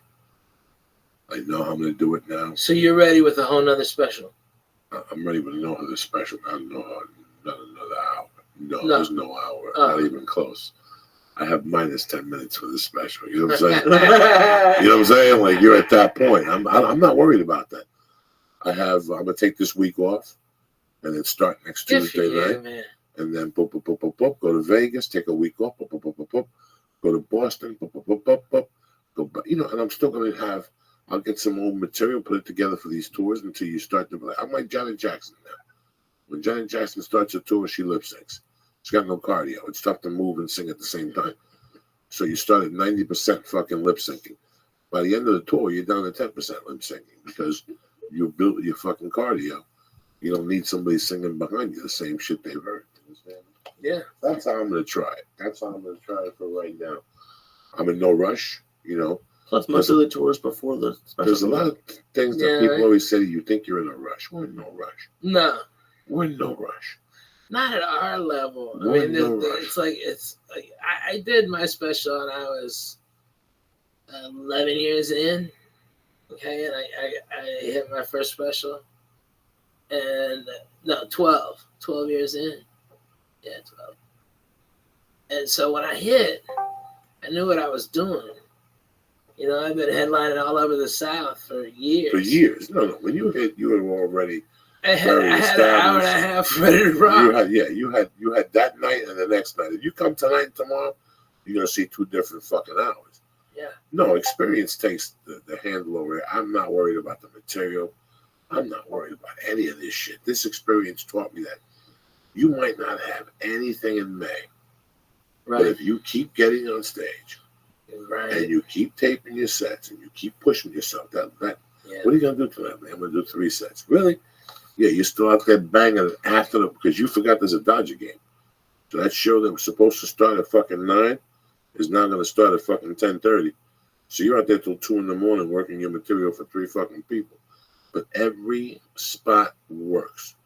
It's really amazing how a friend of mine once told me that everything works in layers. And I didn't know what the fuck he meant. It meant that everything you do builds.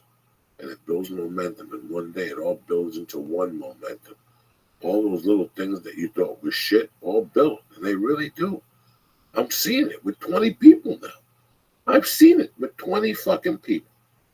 From Ralphie May to fucking Ari to Ali Wong, I've seen momentum build over fucking night like nothing happened. So stand-up is real. I can't imagine being Kevin Hart.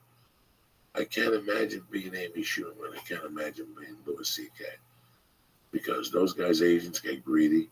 They put them out there. And these guys can't write fast enough. These guys can't write fast enough. You know, when you get to that level, you're doing 80 other things. It's not you in a fucking room anymore. You're not doing bong hits with your friends and drinking coffee. An hour no more. Now it's all different. It's all different. It's all different now. So people can't adjust to that either. I was telling Lee that one of the most important things is grounded. No matter what Ralphie had around them at all times, the 6 agents, the whole thing, I was always hawking them on the phone, tormenting them, making them laugh, keeping them grounded so he wouldn't buy into the fucking bullshit. You don't buy it, they're going to hit you with bullshit. That's it. That's it. There's a ton of bullshit that comes with it. If you keep your friends around, they keep you grounded. You know what, Ralphie, that joke ain't funny. When that agent tells you that joke is brilliant, we love it. And you're up there eating dog shit like that poor kid on the Today Show, Corey Feldman, singing that fucking song. Oh my God, you hear that? You know, can you imagine this poor agent? Kid. What do you do? I wish one of them Lost Boys would come and rip his fucking head off. What do you do when you're that kid's agent and he comes into your office and he sings that song to you? You can't sit him down and tell him the truth. Somebody's lying to that kid. Well, that's tremendous. Well, get me on the show right now. Let me call in 2 minutes. Let me call when you get out of here. No, I'll wait. Call right now. I got Corey Feldman in my office right now. He'd love to come on the Today Show and sing a song. Really? Tell him to send us a demo. They sent us a demo of that fucking song without looking at the kid. He shows up with the 2 broads dressed up like fucking Vacula. Yeah, dressed up like fucking white Dracula. What about them? What about auditioning for that role? For what role? The 2 women. I know one of them is probably his girlfriend, but The other one. I don't know. Those man. poor girls didn't know what they were getting involved into. Trust Oh me. my God. Those girls want to shoot themselves right now. Those girls have changed their hair color. They quit SAG and joined AFTRA. You know what I'm saying? They fucking switched governments. Those two fucking little girls. Our generation had those chicks from the guy. You like me home when you're not home. Yeah. Oh, yeah. Not you. The guy Those that chicks were so fucking hot. Okay, it was a good song, good singer. Basic same formula. Mine is a good singer, good song. Okay, if they just had a good singer and a good song, it would have been great. You know, that was music at that time was like MTV. The better your video was on MTV, the more tickets you sold. It really wasn't about the music, and the music was good. Yeah. The visual effects to the fucking videos in '83 and '84 were fucking brilliant. From Sledgehammer, Thriller, those videos, and that's what sold tickets at those times. That video, the lights are. You know what he's talking about, Lee? Really? Yeah. No. You know what he's talking about? Put on YouTube real quick. I'm going to give you a lesson in TV and music right now. What's in our shirts? Put on Robert Palmer. Just put fucking YouTube on, Lee. When you ask some questions, well, God damn it. Lee, is it time for another mushroom cap? No, it's not. You didn't even get off on those mushrooms. Lee, Yes, we're I not, did. no, you're not, because I'm only getting off a little bit. It's time for another mushroom. No, it's not. Let's do another I'm not one. doing Not you, mushrooms. brother. Just me and Lee. We're in training, Lee. We're always in training. That's Which Robert Palmer song? Addicted to Love. You never saw this, Lee? No. Okay. Oh, this is tremendously. Let me just get this one. It's just And you know what? They've done 10 videos, So 10 hot. different things to copy this. Oh yeah. But I think this guy was the first guy. I don't know and that's why I don't want to say for sure. This is the first guy I saw do it that really made an impact on me. Watch this. You never saw this, Lee. Unless you showed it to me. Oh my Yeah. God! Seriously? Watch Oh, this, I Lee. wish This it is what was I'm you. talking about. Thank God. Watch this, I wish Lee. it was you right now. Hit it, Lee.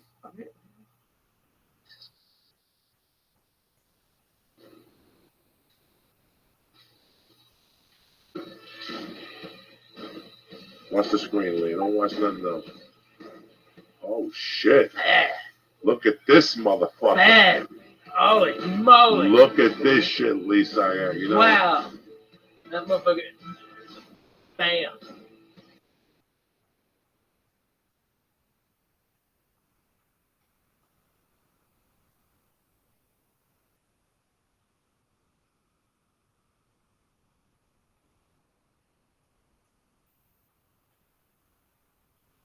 This is tremendous. This really is tremendous. And look at him. He's such a bad A motherfucker. bad motherfucker. This guy's man. a bad motherfucker. Listen to his sound. Nobody's got balls like that. Nobody's got a sound like that.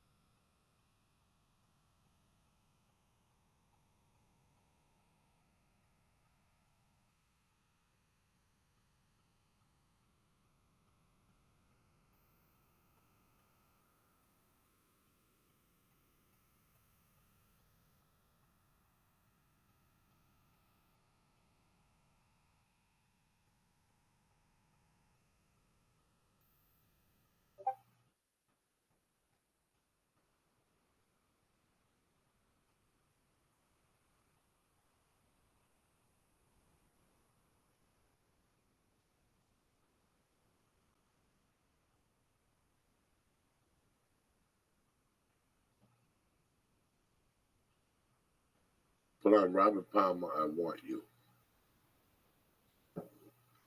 This is when you know this dude is dangerous. This guy has always been dangerous. Nobody knows about this guy. Nobody remembers this guy because everybody thought he was a pop dude. This guy was a pop dude, He was bad. but he went deep with some shit. Right there. Right there. Listen to this. I wish I was you hearing this for the first time. So he went into this Marvin Gaye thing after Marvin Gaye died, right? And this guy was fucking pulling it off, Lee. A white dude took Marvin Gaye's music and flipped it.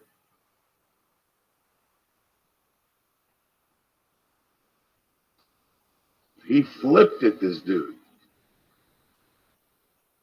Nobody said dick because it was that good.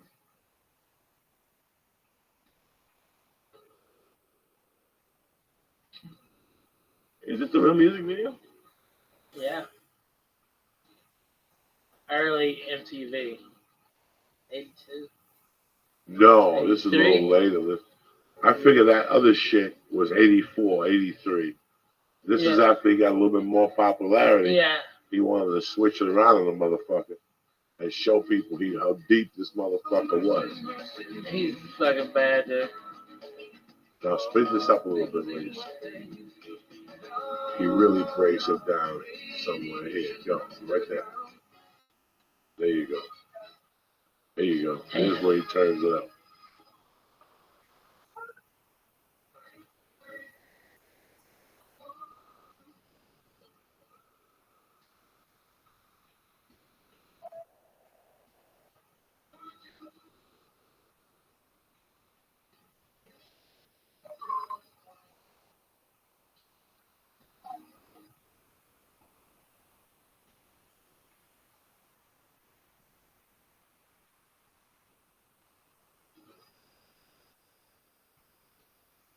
Kill that way. Damn. Yeah, allergies. That is some bad ass shit right there. Because I hate covers. I hate all that shit. And when I first heard this, I looked at him for a little while and I go, you better not be doing what I think you're doing. But he sounded so good and I watched an interview. I was like, you know what, man? This guy is a dangerous motherfucker as a singer. I like all this type of shit, people. I like when a guy takes a thing and puts a spin on it. What's up, Lisa? Are you ready for another mushroom cap? You're going to sit there. It's Monday night. It's the 17th of October. You got dick going on the 18th. Not anymore. I got nothing going on the 18th. Oh my goodness. Might as well. Let's do it. Did we finish all the albums? Yeah, we had what? 1.5? 300. Gummy, whatever. 300. Maybe 50. That's not. We split pretty much the cookie. 350.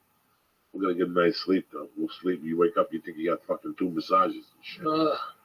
It was a lot of fun. When I went back to the room, I was very, I felt like I had done something. That's what I felt like. I had learned a different concept of comedy that I had never learned before. I had never known, and I never really thought about it because I never thought I would shoot. You know what I'm saying? Like, I never went there with my head. Yeah. I kept it simple, but I got to be honest with you. I feel the same way every Saturday night after I do 5 fucking shows. Really? Yeah, I'm done. I'm fucking done, man. Especially if I fuck around in the daytime and work out and stuff and think I'm Tarzan on Saturday and do the elliptical for 30, 40 minutes and I go on that fucking stage and do 2 shows. I'm not saying, everything hurts. My whole body is electric. Sometimes I only got 4 hours, so I know the shower will fucking wake me up. I don't want to do that. But this week, that shower was one of the best showers 2 weeks in a row, I had a great shower. Last week in Columbus, Ohio, I went in the shower for so long, the fungi nail peeled the level. You know what I'm saying? The fucking fungi nail peeled the level. Like a big ass dip size Frito. And it was the only week I didn't bring my tools with me. When it gets fucking soft like that. You have tools? Oh, I have this whole, I have the comb. Oh my I got the comb. I got the fucking little eyebrow cutter. I got a scissor for your nose hairs. But then you got on the other side, you got like a fucking, you got a needle to mend the, mend the fucking like a button. I got one of those in there. That needle works for everything. What does everything mean? Everything, hash, ingrown hair. That could, that could work on stitches, anything. Anything goes with that. And then I got a toenail cutter that's fucking huge. I can cut a gorilla's fucking toenail with it. Right? I got that. And then next to it is like a chisel. So you pick up the nail and you go in there deep and you chisel that fungi out. It looks like fucking. It looks like fungus and blue cheese put together. And when it gets wet, you cut the nail in holes. It's tremendous, Lee. It's a shout out to Buffalo. What's the matter, Lee? You look a little dizzy. I'm getting a little vomit in my mouth. I tell you. What's up, Lee? I'm ingesting all this information. Oh my God. You want to eat another mushroom cap? Not really, to be honest, but I will. All right, let's do it. What the fuck? It's Monday night. It's the 17th of October. There ain't nothing going on. Okay. I was supposed to have something at 11th and was not going to happen. So I'm just going to fucking do my thing. Yeah. I don't bother nobody. You know what I'm saying? Right. You look good, Lee. We had a nice time this weekend. I Oh learned my a God. lot. You learned a lot. And Congratulations to you both. Yeah. That's You know, nice man, to Joey. Like I said, man. Nah, you too, Lee. Like I said, man, it's a pleasure to see your growth. You know, I was always happy about all your success. You know, you see all these guys that you all came up with, and everybody rates success differently. You know what I'm saying? Listen, man, I don't want to sit in the fucking outside and let people, you know us, man. We're stoned 82 hours of the day. The last thing we want is human contact. You know what I'm saying? I don't want fucking TMZ ever to question me about something.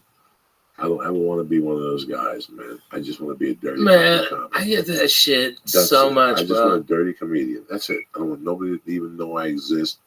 I would never want to be in Amy Schumer's shoes, God forbid. I would never want to be in Louis C. Everybody gets so critical of you.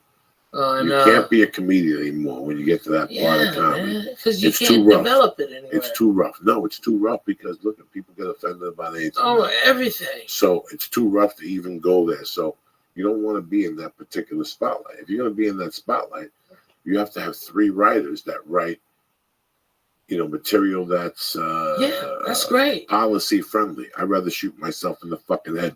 Next topic. What else, cocksucker? Talk to me. You smoking weed? What's going on? You doing jumping jacks over there, Lisa? You ready for another mushroom? I found some acid hidden under one of the albums and shit. Half a piece. Can you imagine? Oh my God. We could break our own record tonight, Lee. Leave me out of we got this, these. We got these green stars Oh my too. God. All right, Lee. I'll take a green The star. sofa No. is a safety safe, okay? Please, Lee knows all Lee, about that okay, fucking sofa. If you feel anything weird, okay, Lee, go to the safety safe, Lee knows okay, all Lee? about the sofa. Lee Just is my, write it out, okay, Lee's baby? my It'll be main like dog. 3 hours. Lee knows all about the Then you sofa. want to take a shower and take a big old shit. I'm telling you, Lee That's knows, how it goes. Lee knows all about the sofa. Lee has been on that sofa a couple times. He's a soldier. Leave my little Lee alone. I love it. He goes, when does Yom Kippur finish? I think it's over. It's over. That's it. Is When's it? the next big Jewish holiday? Hanukkah, maybe? Hanukkah. I don't know. Maybe there's something in between that people need or that people know. Well, we always got to get one more. Well, we got Halloween. Right? You got Halloween. Where you going to be for Halloween, dog? I'm going to be in Nashville. Nashville. Yeah. You're not doing comedy in Nashville? No. What are you going to do for Halloween? Fuck nothing. I'm going to hand out real size candy bars to everybody that comes to the house. What do you mean real size candy bars? The big Well, ones. you know those fun size candy bars? Yeah. Fuck There's those nothing size. fun about them. I No, mean, there's you just not. get started and they're done. Fuck that. I give whole candy bars. I go to Sam's and get fucking cases of them. You know, man, you might Just have sit a out point there there. and fucking just boom, here you go, here you Because go. when you open up a real candy bar, you know where you stand. Right? Where you Like, eat I them. appreciate children. You know, don't toilet paper in my house. You know what I mean? I'm your man. Okay, we're down. Okay, you know, you pay the neighborhood. It saves the white picket fence from getting fucked up. Okay, you know, I mean, just pay it forward a little bit. Okay, their mom will come up. I'll hand them 3. Well, which one you like, Reese? Okay, well, Snickers is bomb too. Oh, you want the Milky Way? This is all caramel. Okay, that's all I got. I'm sorry. But I mean, I go through probably $300 worth of candy. But it just, I mean, kids just light up and I get toys and stuff. Yeah, this Okay. week, this now I'm in a neighborhood. I buy the pint size ones. But you're right. When you have the little fucking things, what happens is, like me this week with the Butterfingers. I just wanted a Butterfinger. Next thing you know, I was eating 22 of them, which meant I ate 3 of those life-size ones. If I would have just stayed a life-size one, I know where I stand. All right, that's it. I'm good to go. You know me. I have the control of a fucking savage. I could say, fuck it. That's it. I had a few of those Butterfingers too. I saw those. You were tearing shit up this weekend. I was not. Tearing shit up, which I'm proud of you. I'm proud. Hey, listen, you know me, dog.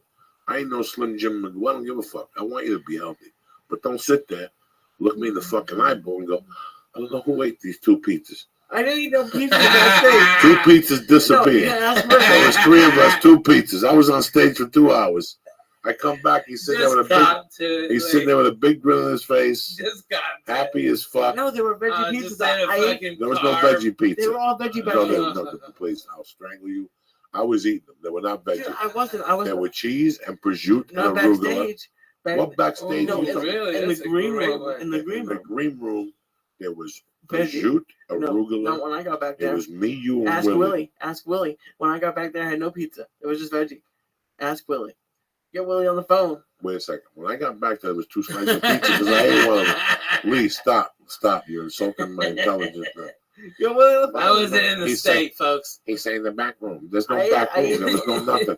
There was one fucking room. I Nobody ate could 3 come. slices in the main room. I did. I ate 3 slices. That was later. Yes. Yeah, no. Somebody ate the ones in the green room. Not me. When I left, there was a pizza and a fucking half. I was sitting at the There was table. no. I just saw a wink. No. I you wasn't and- winking you and at Ralphie him. are cahoots. No. I wasn't there. I was You in can't Portland. Yeah, but Ralphie, There was a we are whole pizza cahoots. that was Willie's, and there was a pizza. I took 2 little.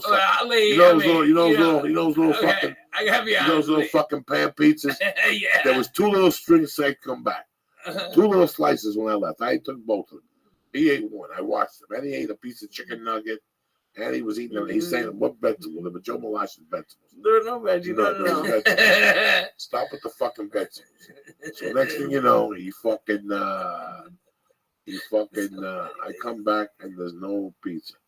And he's sitting there with a grin on his face, high as fuck he was. And I go, what's going on? Blah, blah, blah, blah. And then he goes back to the hotel room. The next day he's talking about chicken cutlet parmesan. His wife just got sick eating shit on the road. Eating bad Korean food. And all of a sudden he's out there ordering to-go food. Yeah, because at the hotel at 2 in the fucking morning. You're talking about 2 different nights now. Are we talking about Saturday or Friday? Where'd you go Friday night? Friday night was the chicken parm.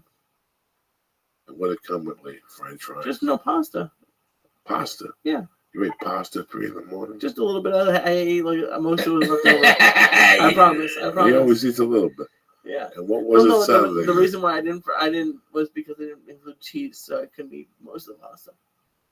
And Saturday was because I had 2 slices, and he gave me fucking edible. Listen to me. No, Ralphie, they bought New Wave, bought 10 pies. Yeah, a ton of pizza. They're so I'm talking cool. about all those Their pizzas. caterings are always good. Yeah. Now, Lee was sitting right there. I had 3 slices. I had 3 3 slices. slices plus the 15 slices No, inside. But that's like a pound of pizza, Dude, I was right? talking to the photographer. Right. Ask him. But the whole time you were licking your fingers, No, it was mingling, not. kissing, what? Yeah. Ladies and gentlemen of the court, I'm watching like a I hawk. was not even. He's sitting there. Listen, anywhere there was I just wanted to pizzas, take 2 slices. Lee was like me in the 80s with cocaine.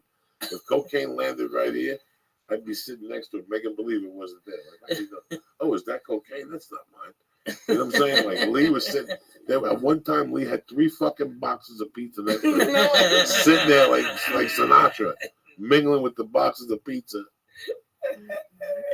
You yell at me all the time for eating garbage pizza. I'm finally surrounded by good pizza. And you're eating it, and then on I the way want to home, take some home. I Well, you want to take should- some home, you and you say should- no. No, I didn't say no. You did too say no. No, I did not. I go, You Lee, did. you're embarrassing me. Just eat the pizza here.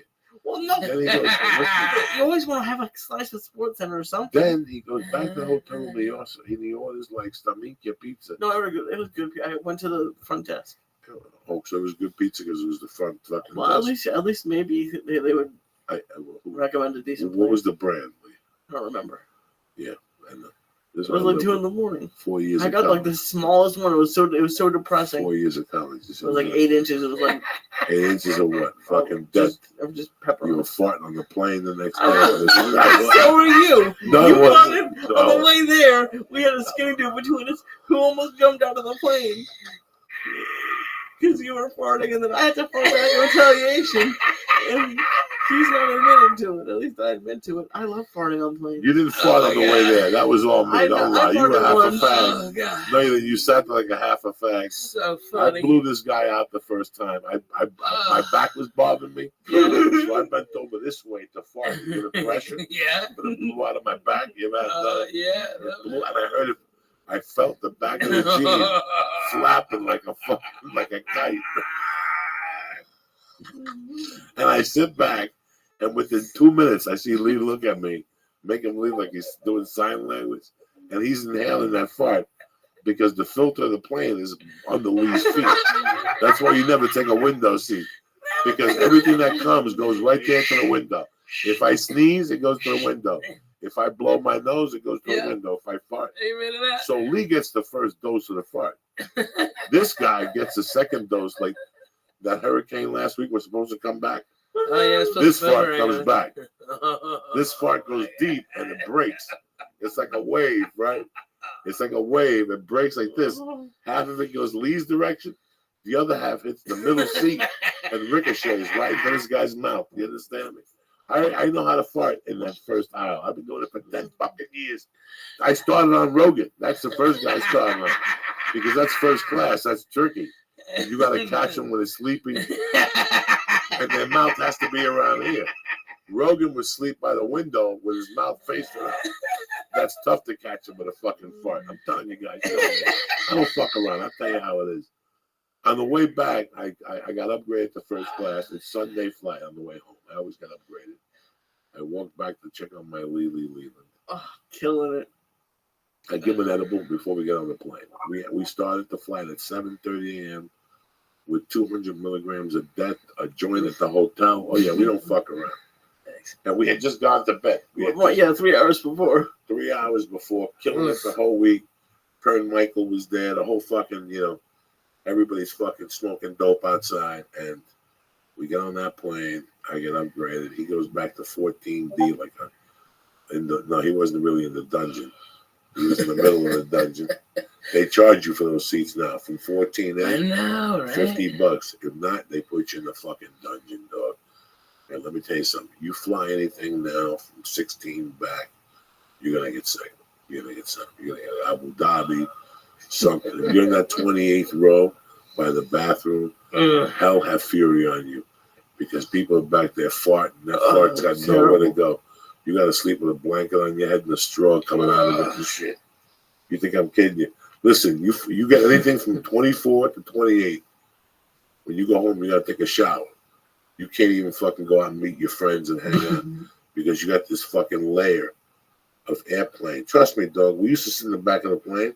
Those are the cheapest seats. Those are the ones that are, when you go on there late and they give them to you a cheap seat for $189. I just got my tickets for Boston. I'm sitting in like 21 and 24. There's nothing in this one here, like $100 a ticket, Really? which isn't gonna happen. So I'm sitting in the back. Are you on Virgin? No, JetBlue.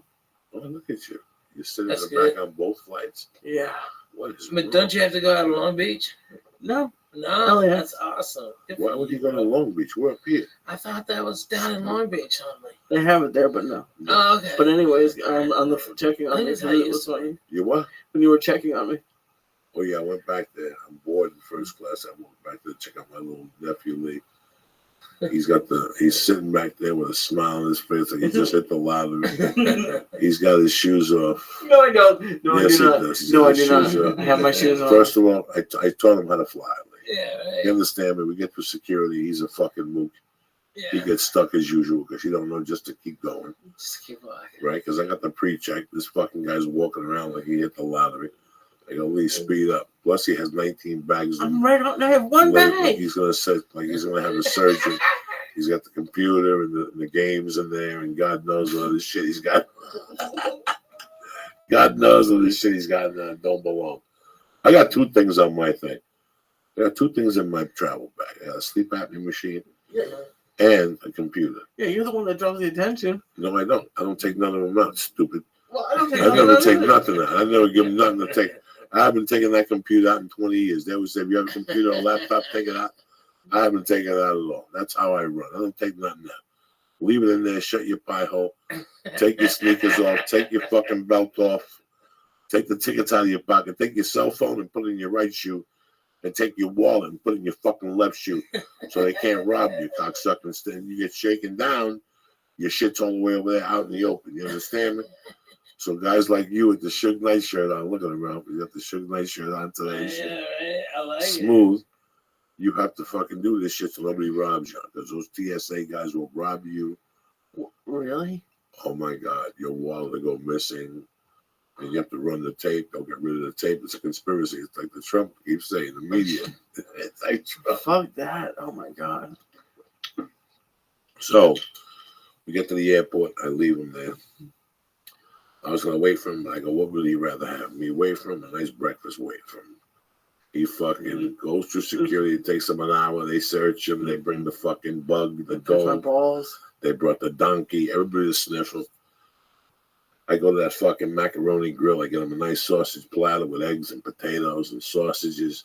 He gets out of security, gets over there, boom. He's got it waiting for him with a fucking Diet Coke. Yeah, perfect. Like a fucking doctor that we are. Wow. I gave him 6 minutes to eat because we Right. we got to get on the fucking plane first. This motherfucker don't work. I got a superstition. I got to get on there first and get off that motherfucker first. I get it. So I tried to sneak him in, but I couldn't do it. But he went to the back. It was cool. It was a good little flight. It was a good little fucking trip, man. I simplified traveling. On the way out, I had to yell at a guy with a Volvo. Oh, classic. Because he tried to play the white fucking Supreme game on me that he was better and take up 2 aisles. So I played his fucking card, and the guy fell apart at the seams at the parking window. Even the black ladies were laughing at him, dog. It was fucking embarrassing. He wouldn't pull up. He wouldn't open his window. It was the worst thing ever. Lee scared the shit out of him. Lee told him, go fuck your mother. It was hysterical. The flying jig out of nowhere. Let me do this, guys, real quick. Yes, go back. Let me talk about one of our sponsors, On It, who I love dearly. I mean, they are our bread and butter. They've been with us since day one. I love them to death, man. And I love them because the products are fucking solid. At least the products that I use are solid. It's the fucking Shroom Tech Sport. It's the Hemp Force Protein, the chocolate, and it's the Alpha Brain. That's my studies right there. Listen, my kidneys can only take so much. I take blood pressure medication, CBD oil, reefer, cocaine for 30 years. They ain't got much left. So I got to be careful what I'm fucking putting in my fucking things. But I love On It. I believe in them. Yesterday when I got home, right before I take a flight, I take that fucking Alpha Brain. That's why I don't fall asleep on a plane. When I get off, I sleep 2-3 hours. I got no jet lag. It's Alpha Brain. But do me a favor. Go to honor.com right now and look at the great selection of supplements they have. If there's anything you like, go to the cart. Put it in there. Press in CHURCH and get 10% off your first order delivered to your door, okay? If you like what you get, go on the Stay On It program. They deliver it to your door on the first of every month. You don't got to do dick, all right? Go to honor.com and press in Church. and get 10% off your first order. Number 2, I want to introduce you to a new product that we're putting on the podcast that I fucking love. When I left, they said they were going to send it to me, and when I got back, they sent it to me, and I asked my wife, what do you think? And she loved it. I mean, so far, so good.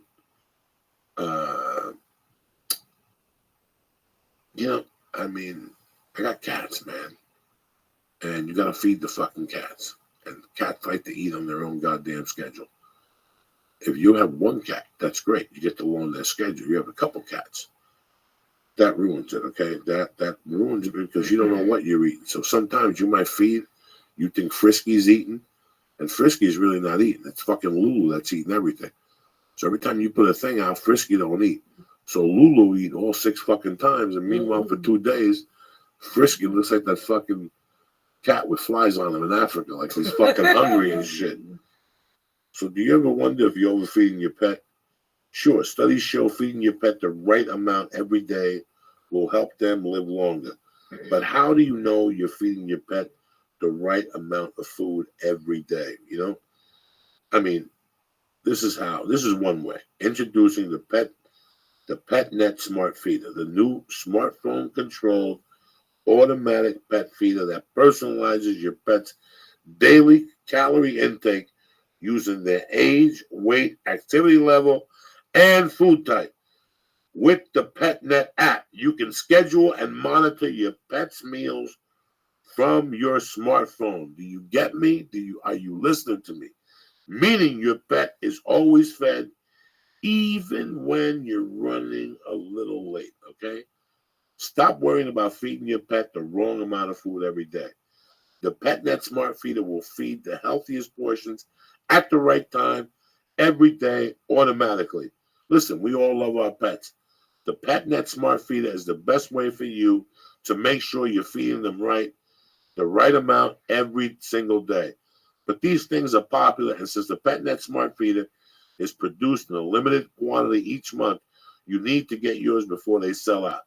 At petnet.com/Joey today. Plus, you'll get free shipping also. Listen, I'm going to test it again this week because I just got back on Sunday. I saw it was there. I asked my wife what she thought. She loves the whole phone control thing. That's the money. Comes with an app, and you got it right there. When, how, that's the whole patois. That if you're running late, maybe you got your cat on a specific diet, maybe he has certain dietary needs. This is for you. The PetNet Feeder. So, the PetNet Smart Feeder. So, do me a favor. Go to petnet.com/Joey today, and you're going to get free shipping. What I'm going to do is this. Get your PetNet Smart Feeder.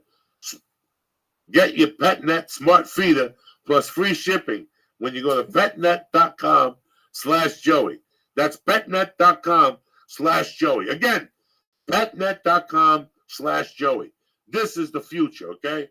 Right now, PetNet Smart Feeder is the best way for you to make sure you're feeding your cat the right way, the right amount, every single day. So again, get your the PetNet Smart Feeder plus free shipping when you go to petnet.com/Joey. What do you think about that, cocksuckers? I love it. Strong. It looks cool. Yeah, I'm sure you could use it with a dog too. Dog, cat, whatever the hell you need. Okay? Dude, Awesome. my man Biscuits, he is fucking the greatest. My little English bulldog puppy, he's fucking the greatest. And that dog is on a regimented thing. I would love to be able to, if I could hook that up to my cameras and be able to feed it, to make sure he gets exactly what he's supposed to get, and then shut it off remotely. Go to petnet.com/Joey, cocksucker, and look at the computer. Done. Look at it, see the options you got, and I guarantee you'll love it because if you travel, that's where you really like it. Yeah. We'll be back Wednesday night. Ralphie May, always a pleasure to have you on. Hey, always a thank pleasure you, to Coco. see you. You make me happy when skies are sad. Nobody Me knows too, it. Coco. How much I love you. You don't get to hang out with many friends. Special. You are my love, my only love. You make me happy. The skies are gray. You'll never know, dear, how much I love you. Please don't take my sunshine away. I don't know that anything else. Vegas next weekend. Where you at, Oxnard this Friday, Saturday, Thursday. Yeah, Thursday, Friday, Saturday, and Sunday, and man, and then off for a week. Thank God. I mean, I've been on a Where you going? eight Where you going? eight state run so far. We got you like atrocities and Come on, exactly. It's Nobody easy. You got a bus. knows how much I love you. Please don't take my sunshine away. Hit that music, cocksucker. Tuesday, I'm at the Improv, Improv. 10 o'clock. Okay, for helping Native Americans get propane and keep people alive in North Dakota. I swear to God, it's a great cause. They're nice people. All right, you don't deserve that shit. I remember we used to have fucking holes in the walls that weren't the windows. You know, it was fucking times. Nobody knows this, how much I love you. Don't take your sunshine away. Hit it, Lisa. Come on, Lee. Fuck yeah. Jam it, Lee.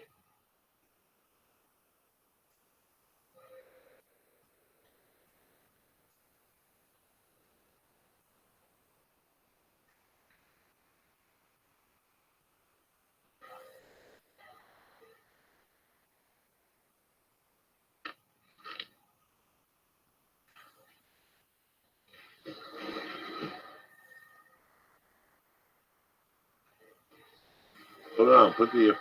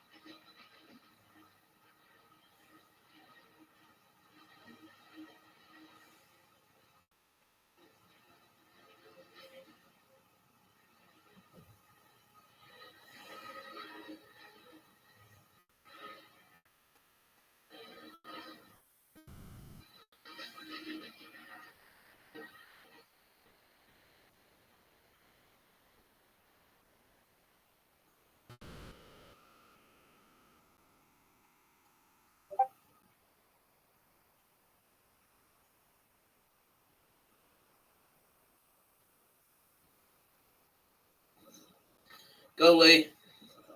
The Church of What's Happening Now is presented by On It.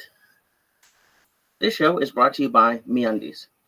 MeUndies are the perfect gift for you and your Valentine's this holiday, and they come in limited edition prints, and even better, for a limited time, our listeners can get a 20% discount off of their first order, and shipping is always free in the US and Canada. You have to go to MeUndies.com/Joey. That's MeUndies.com/Joey. The show is also brought to you by ZipRecruiter. To find candidates in any city, industry, nationwide, post once at ZipRecruiter. Right now, our listeners can go to ZipRecruiter and post for free when you go to ZipRecruiter.com/church. That's ZipRecruiter.com/church. Kick that mule, Lee. It's Monday, bitches.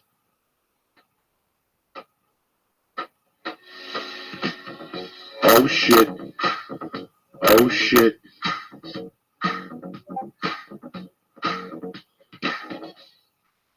Monday, January 23rd. The Church of What's Happening Now. You're here. Lee Sayat, Ralphie May, and your Uncle Joey Diaz. Oh shit. Kick it, Lee. Blow those fucking speakers.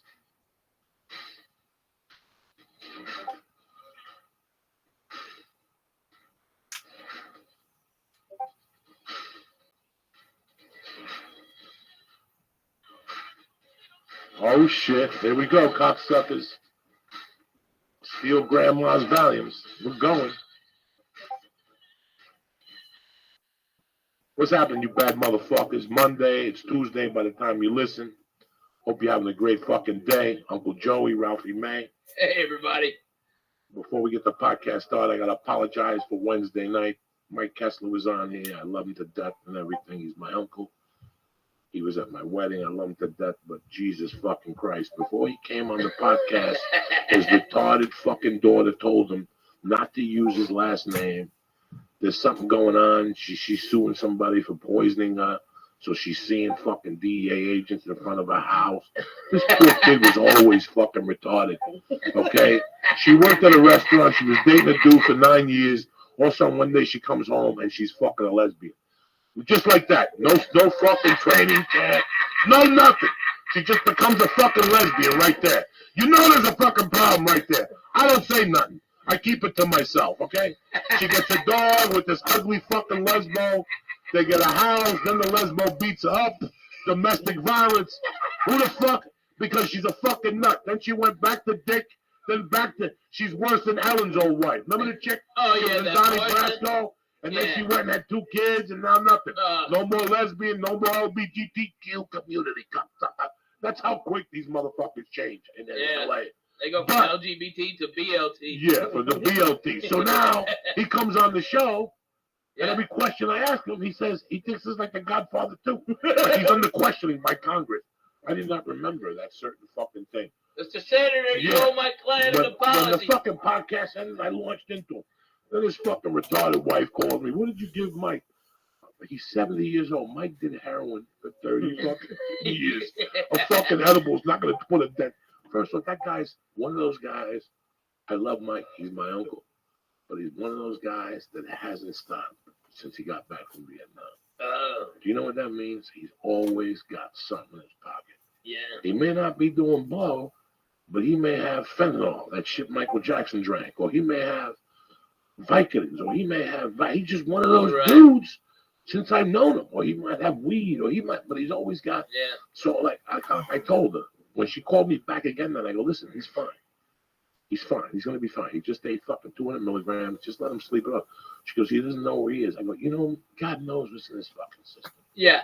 But I go, you were his wife for 30 years, and you're another fucking retard calling me here at 2 a.m. And I thought they were going to take him to the hospital. I'm like, oh, my God. What a pussy. But no, he's fine. He woke up, and 2 days later, he called me, apologized, and he was staying at the Marriott because the retarded daughter, the older one, fucking kept hearing Martians and people at the oh, my God. You know, man, crazy. There's a thin line between mental health and, like, fucking, and you could see it. Like, I'm just fucking crazy and I do drugs. Right. But the mental health issues, they come, and I feel them from time to time. Last night I went off at the Hindu at 7-Eleven because he wanted to charge me 10 cents for a fucking bag. Man. I'm in there every fucking day. Oh, I'm in there every day. And they always give me a bag. Last night, this particular fucking dot gave me like the evil eye and then charged me 10 cents. I fucking went off on him and I threw $1 at him. I go, here's $1, you fuck. I'm family in the 7-Eleven. I've stopped burglaries in here. This is one of the only 7-Elevens in the country I don't shoplift. I give you respect. Wow. I don't even shoplift. I've never Holy shoplifted at that shit. 7-Eleven. You don't shit in your backyard. They're right there. They're good people. Yeah. Family at the 7-Eleven. Yeah. It's not the ISIS 7-Eleven on Chandler and Laurel Canyon. I went in there today, dog. That's straight up ISIS. That's ISIS is all I up wouldn't in eat that motherfucker because they're poisoning you. They're poisoning you with like that gas. They're trying shit out on you. That hot dog will blow up. Yeah, I don't fuck with that. Yeah. I had to drive my friend there today. I was with that dude. When the taquito is ticking, you know what I mean? No, I hate that shit. So yeah, I'm very sorry about the podcast last week, guys. You know, it was never my intention. I had to sit here and talk with myself with Lee, and he kept sitting there. He didn't know where he was. He was tapping on the table. That is He so was swallowing overrated. his nose. He was fucking doing everything to irritate the shit out of me. But anyway, now that's off my chest. How are you, cocksuckers? It's a beautiful fucking Tuesday. Ralphie May, what up? Hey, baby, it's so great to be here in part of the church. I love it. We got the new Pope, Coco Boom Boom Diaz. Where's the package? Look at Lee. Lee's got I got Look Cardinal Lee he Syed, has the to only stop Jew. squinting. Look at him. I know he's back. He's Well, what do you all think? fucked Yeah, Got when the up. shine eyes. when you start me off with I don't know whatever thousands of milligrams you gave me, like it got to the point where the nice lady at the store that we go to told me I need to take a tolerance break. She told me. I've seen her so much that she's like, Which lady? the blonde, the skinny one. She's very nice. I think her name is like Sky or Cute. Oh, Sky. With, Some- with the black, it's blonde over black hair. Real cute. I yeah. I like think her. no, everyone over there is great, but she's like, because I went in there and I even told you I was like, I asked for something new, and she's like, well, you've tried everything. I'm like, no, there has to be something like new that's more than 50 milligrams, and there's literally like I walked around the store 3 times, and there's nothing that you haven't given me, and there's nothing. There's nothing strong enough in weed stores now. Like I have to poison myself with 2,000 milligrams to get anywhere near stoned anymore. Like Isn't it great? Yeah, no You're fucking doubt. very fortunate. Now you're bulletproof, That's Lee. right. You're bulletproof. They I mean, can't fuck with you. They can't Yeah. stop. What if one of those dirty Russian cocksuckers try to put something in you? You'd be like, go fuck yourself, you Yeah. truth Sarah. Yeah. I'm fucking Lee, I've the been telling them flying that for Jew years. Syed. That when ISIS comes, they're gonna poison these people, and you're gonna be the only one standing. Everybody Yeah. else is gonna be on the All floor, these other Jews are gonna be puking and weak. shit. Not And you're you, the only. Lee. You'll be in training. We're You're in strong. training. is that why you go to multiple stores? Like is that like Yes. Is that just they don't know what you're doing? We're doomsday preppers. Well, Ralphie, you're like I've only heard stories about you. I think it's like from Ari and then from Joey about like you had like before mason jars were cool. You had like a pint mason, like a gallon mason jar of just Bro, he weed had a on the fucking- table. On the table. On the table. I still got it. Where was that place at? It That was was, close like Pico. yeah, Off Pico. The first Yeah. place you moved to. When Sean Rouse was living with you. yeah. He had a fucking container in the fucking middle. It was a pound of weed. It was fucking awesome. It was huge. It was one of He those would big go to that ass. place on Mondays and turn out their lights. Turn out the lights. 3 ounces of this, 4 ounces. They would sit there and go, "What the fuck are you doing with this?" I know. And the truth is that most of it I gave it You away. gave it I gave it People in away. The clubs would tell me, like the waiters, when I Yeah. get there, the waiters would go, "You shut up with these fucking Chiba chews." Yeah, and I think it's just the coolest thing to do. You know, I mean, the first time my buddy Ari Shafir, of course, you know Ari, right? You know Ari. Lee. Absolutely, yeah. Okay, Ari. First time he ever saw an ounce of weed, I handed it to him. Here, Ari. You're hilarious. I love you. Here, try this weed. You know, we were the first. He I mean, couldn't in my fucking believe generation, it. He couldn't believe it. in comics, I mean, in 2003 or 2004, I was the first one Nobody. to Was, start making some money, and that was a stoner, you know. So it was like, fuck, we're all going, we're all partying, okay, we're all partying. Coco, take this, try this, and you know what? Joey is a guy that will eat a girl's pussy while melting a coke rock on her clit, and then reach into her pocketbook and get hundreds, okay? All right, and mad that he only pulls out 1s and 5s, okay? All right, he's mad till he gets that 100. Then oh, she came. I'm out of here, right? But when it came to taking weed from me, I had to force it to him. You had to force it to him. You did not. Your pride. You're like, I can buy my own weed. I know you can, but here, take this. oh, you give me and that this Max and OG. this. That Oh my fucking God. Max OG. I missed that shit. Me too, man. 35%. Damn, that was I good. really missed that fucking reefer. That was I good. saw him a reefer. few months ago, man. Yeah. He Like married long that up girl. here. Yeah, he had long hair, and he was doing his thing. You know, Yeah. He said he closed it down. You know, it's amazing how those. He was when Kushmart opened. the word on the street from a lot of people, Kushmut at one time were making 25 grand a day. That would 25 fucking grand a day at one time. How much was like a gram at that point, do you think? 25. Yeah. Jesus.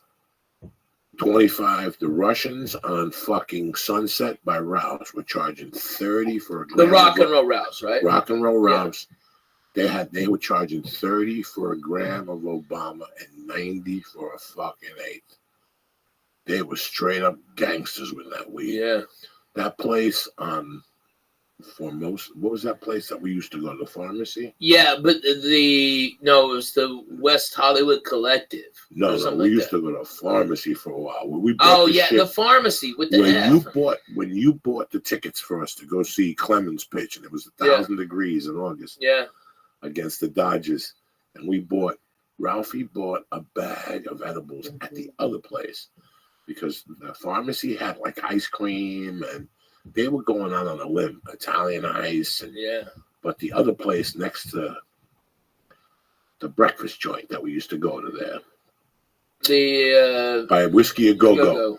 Yeah, that down place there with the black chick, the hot, skinny black girl. God. Yeah, she was fun. They used to have cakes in there, Lee. Ooh. That would fuck you up, like chocolate cake. They were like 400 milligrams. 400 milligrams. And I remember we took them to a fucking Dodger game. And this was before you had the tolerance for it. This was way before tolerance. Right. This is when you ate shit and went home and cried yourself to sleep and shit. Yeah. You went to a Dodgers game? Yeah, we went to a ball game. It was 1,000 degrees. You, me, and John Wesley. Yeah. And we sat right under the sun, dog, with those edibles, getting a fucking suntan and brewing. That sun was cooking those fucking How many edibles. waters did you buy from the water guy when he came by 77? All of them, dude. We were fucking drinking. I handed him We left $100 after bill. 3 or 4 innings. It was intolerable. It was too hot. The ticket was so good that they were bad because it was right in the sun. Right in the sun. Yeah, those are tough in LA. Especially, there's something weird about heat on edibles for me. Yeah, no, they make you sweat a little. Yeah, it makes it I don't know. I don't feel good if I'm too hot. I can't do it edible. I get hot like this. It's one of the weird. Joey always makes fun of me that I pass out in the studio after when it was really hot. When it was the summer, I would take my shirt off. I have no idea why. I don't take my shirt off at the beach, and I was taking my shirt off here with the door open because they turned the AC off, and I was just hot. At least Syed don't take his shirt off in the shower. I don't. He's like Josh Wolf's hat. It's fucking crazy. Let me tell you something, man. That shit makes me sweat like a motherfucker. Oh my god! Like I refuse to exercise. Like if I eat an edible and I get somewhere and there's stairs, like I'm fucking pissed. Even if it's 2 little stars, which will not get me high, they will fuck me up when I'm walking up those stairs. Yeah. And when I run out of breath, it makes my mind think I'm passing out. Yeah. Like I went to radio one time in Boston, the elevator broke.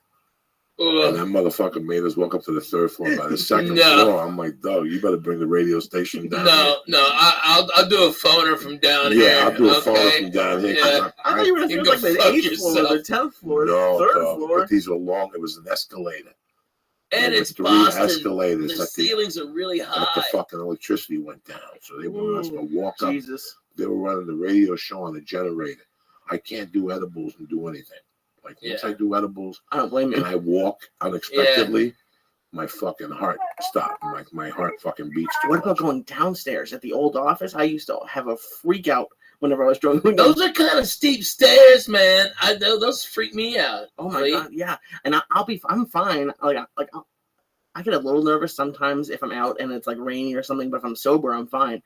That was my biggest panic at that office, was that people were going to see me walking down the stairs and they know I'd be stoned, because it took me like 5 minutes once, because it would take like a couple tries. It was scary, like my depth perception's off. I hear you. It's a different, but I kind of like now going out when I'm stoned. It's fun because I've always liked watching people and giggling at them, but weed just makes that 1,000 times better. Just watching crazy, like I almost want to go back to a city. I've never been in like a city really stoned, like Boston or New York, and like get to like sit and watch a whole city move by. Boston's aggravating, and you have to be very careful they'll leave because those Boston white people are a different type of white people than you've ever dealt with. Case in point, Lee, I had done a show there for New Year's in like 2000. There's ice everywhere, snow everywhere. That's true, yeah. It is probably 18 degrees at the most. And I saw these two guys walk up to a hot dog place and start beating the living shit out of each other because one of them put ketchup on their hot dog. Okay, and they beat the shit out of each other where blood and okay.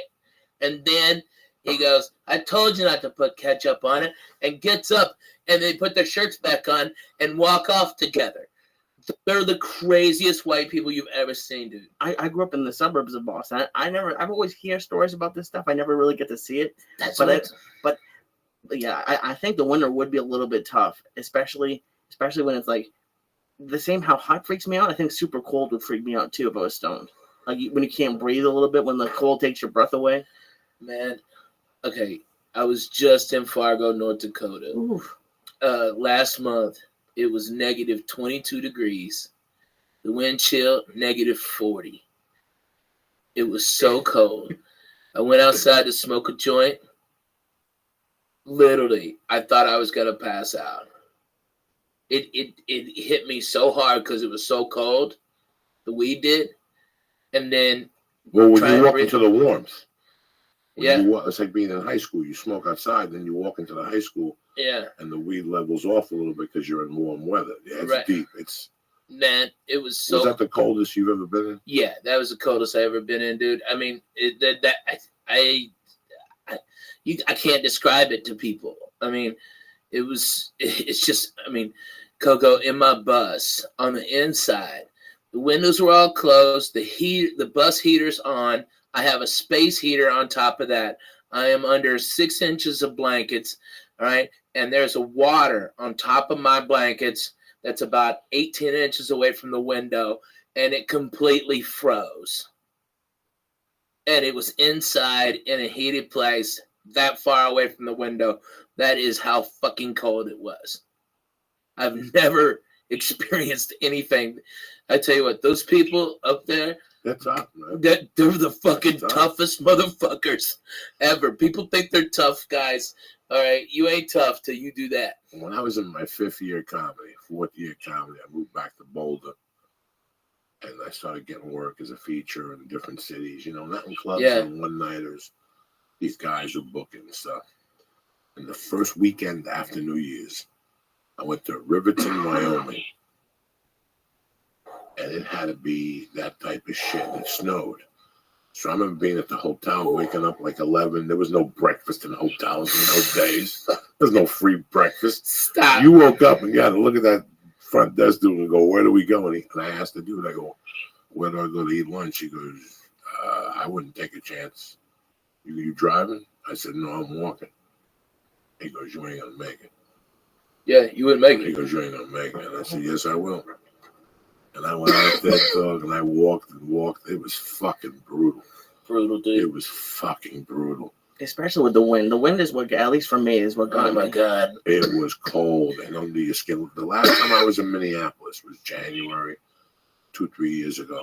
And it was one of those days. And I went outside to smoke. It cut you. And as soon as I went outside, I could feel the jeans getting cold. Like my skin touching against the jeans.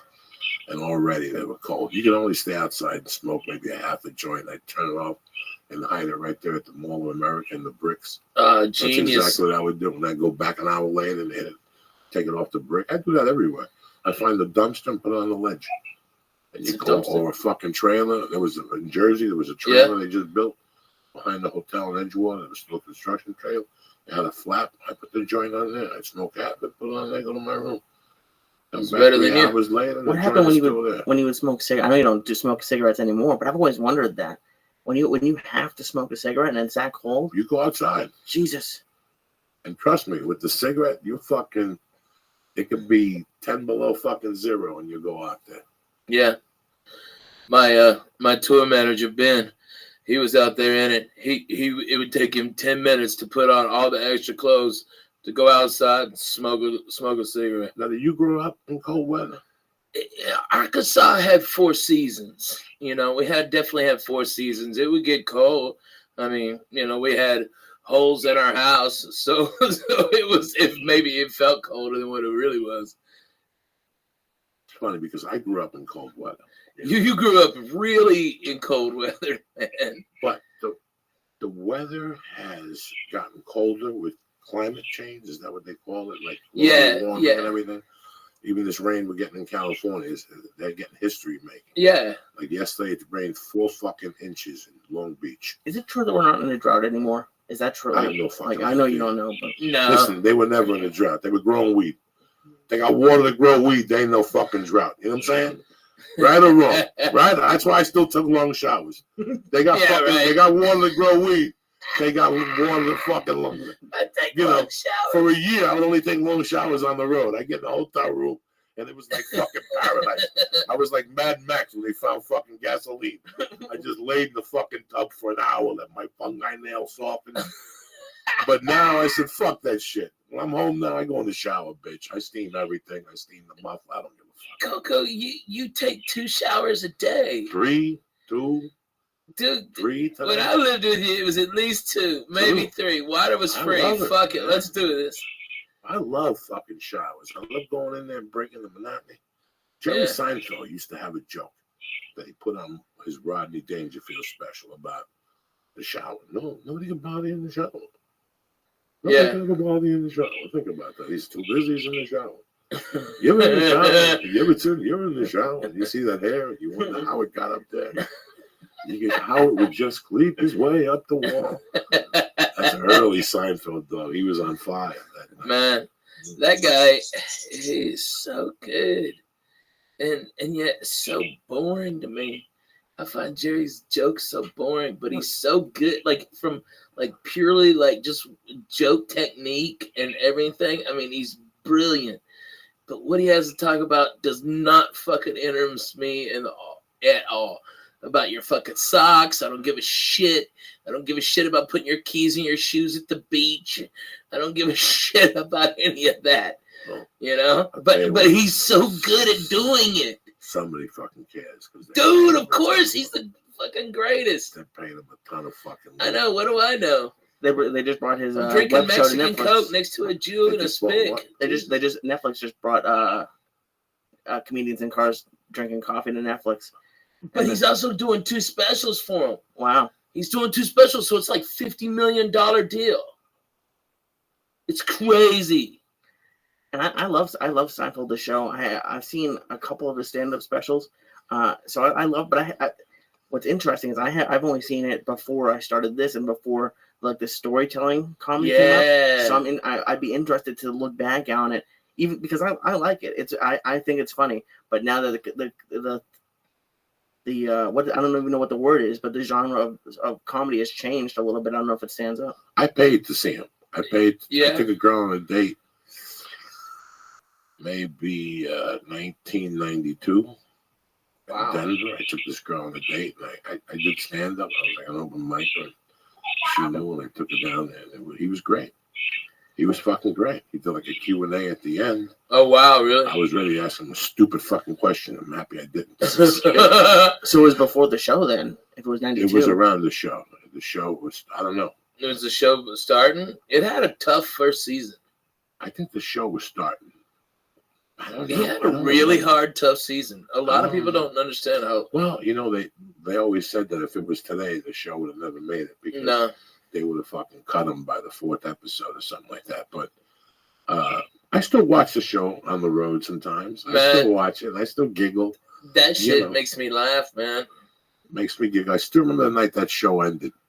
It was like a fucking big deal. Like, improvs didn't even do stand-up that night. No, they got a big screen. It was a Thursday. They got a big screen, and just people came in and watched it for free. John Panette, I saw that episode the other day. John Panette was great, and they were making fat jokes at him, and that's why they went to jail. Hilarious. I love that episode. It was so funny. John Panette was great. Is it on something that you could watch it from the beginning? Is it like on Hulu? I think it's on Hulu. Yeah, it's on Hulu. Yeah. I like to start watching that from the beginning. You know, Yeah. this fucking CISO. They have a couple specials on there, but they have something very interesting, Ralphie. What is it? That when you fucking not doing anything, Yeah. pretty interesting to watch. They have the very beginning of Saturday Night Live. Oh wow. The pilot with Carlin, the whole fucking thing. Just watch for 4 or 5 episodes. Wow. It's pretty fucking interesting. Man. And you won't, it's not going to be, I don't want you to, I'm not telling you it's hilarious. No. Oh my God. Wait till you say, I didn't say that. No. I said, just watch it. Next time you're in a hotel room and can't sleep, just go to CISO TV and press and Joey. They give you a month for free and fucking watch it. Dude, I used your month for free and I watched your special. I watched Dougie's special, Dougie Stanhome, and I watched Lori Kilmartin. And how good is Lori Kilmartin's? Phenomenal. I heard it's phenomenal. Phenomenal. You know what? It's like, I tell you what, HBO and Showtime, they better get their fucking shit together, because between Netflix and Hulu, those motherfuckers are gonna be out of the comedy business. What I like, as far as like those specials I saw in CISO, okay, as opposed to the last 3 specials I've seen on comedy, on HBO. HBO is hot garbage in comparison to Dougie and you and Lori Kilmartin. That's no bullshit. I'm gonna tell you something, man. Times are changing. You know, times are changing and they're moving fast. And I told you that a week after the special came out, I got a call from an agent that I almost signed with. And he congratulated me. He goes, I learned something very interesting this week. That somebody else had put on an HBO special. Nobody's talking about it. And you put on a CISO special. Everybody's talking about it. And everybody's watching it from 9 to 5. He goes, next time one of my clients gets an offer from HBO, I think I'll only do it if they only put it on Saturday night and then stream it afterward. Yeah. Online. If not, it's really not worth it. No. And you learn, you live and learn, man. You know, everything's changing. Your audience now is from 9 to 5. It's the people who go into offices. 10 years ago, they couldn't find us. Now Right. we're all over the place. They listen to Bill Burr. They listen to Jim Jeffries. They listen to Joe Rogan. Oh my Joe goodness. Rogan. 100 million downloads last month. They listen to you. They listen Coco. to here. I mean, yeah, no. It's this game is changing. Mark Maron. Oh my God, yeah. It's fucking crazy. Ever since we had Ray Canella on, I'm always looking. He runs a Roku channel or a YouTube channel. No more. No, okay, he used to. He sold it out or something. Wow. I went to this restaurant the other day, and the owner's daughter was watching a YouTube video of like that guy PewDiePie who plays video games and talks about it while he's playing the games. She was watching that on the 60-inch TV at the restaurant, like because it was her father's place, and she was like, had to be under 10. And I'm like, that's the future. They have cable there, they have all, but she's watching a YouTube video, and it's just it's interesting. Like maybe HBO. Was it a YouTube stream or a YouTube video? It was a video because you could go back and forth. It was crazy. It's like HBO is sort of like the Jerry Seinfeld, like that. Like they're still on that platform, and then YouTube. It's everything is changing. Like I would never have wanted to watch a YouTube video instead of TV. I had a computer when I was growing up, but there was no. I remember I had a Rambo on video disc. There were no real videos or anything. Now that's all. Was it First Blood or Rambo? I think it was First Blood. That's a deadly movie. Is that on YouTube now? Like all those movies are on YouTube? Is that what you're saying? Probably to It's sell. like YouTube Red or something like that. Right, yeah, So I think they're all on there. Right, you have to rent them. You have to buy Yeah, them. it's. But that's the thing. People don't want. All people want now is like, even I saw some like Sam Tripoli tweeted something today. Like someone was like 6,000 people were on Instagram Live watching this workout trainer working out. That's what people want now. They want quick. Like I almost, whenever I'm at home with Paula, we really don't watch movies that often. Like I think this weekend we watched one movie, but it's all TV. Like we all want quick, and it's the movies have been so bad. I think that's why they're going to YouTube and stuff. I don't know. I mean, haven't you guys found? Yeah, man. I mean, I got that Fire Stick, that Amazon Fire Stick, and we had it hacked, and so we get all the movies and stuff like that. Bro, so many of the fucking movies are not worth a goddamn dime. I mean, are total shit. Even for free, there's no point. Yeah. There's no. I mean, we'll turn off a free movie just because this is killing my head. You know, this is a headache. On my TV last week, I love Chael Sonnen. I think he's amazing at trash talk. I pulled up like a 20-minute best of Chael Sonnen trash talk video and had a better time watching that some kid put together by himself on his laptop than a TV show or a movie. It's pretty interesting, and it's I don't know. I mean, I think both of you guys have had a huge career growth from online video. Man, Netflix for me flipped the script, man. I mean, you know, you do 4 with Comedy Central and it's good. You do 1 with Netflix and it's all more than the first 4 with Comedy Central.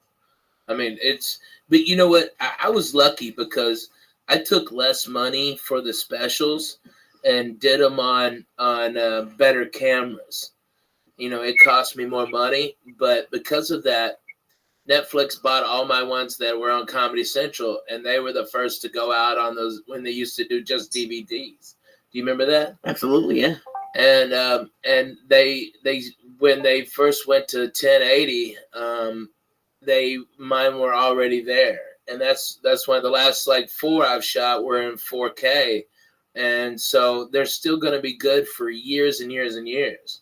And I took less money, but it's better for me in the career. But, man, Netflix, dude, I'm going to Australia in April because of Netflix. I've never told a joke in Australia, and I'm going there. It's crazy. It just opens up so many doors because your special now is worldwide. Yeah. It's fucking it's too...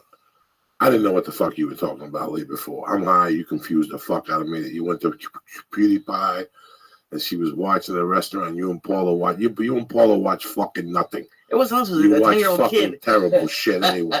You stay home and it's like Jim Jones fucking. It's where Jim Jones gave out the Kool-Aid. You're just waiting to give out Kool-Aid to shoot yourself out.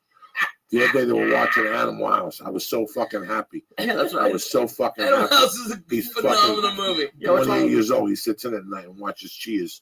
You want to shoot him. You want to fucking shoot him. This is what I got to deal with. He watches Cheers. I like Cheers. I'm making my way through He it. thinks he's in fucking Boston. Taking your way through the world today? Is it taking everything you got? It really is sometimes. Be nice to know. I haven't. Would it sure would help a lot. Come on. I don't even know. I don't even know what to watch anymore. Like, I judge a movie, brother, right from the fucking trailer.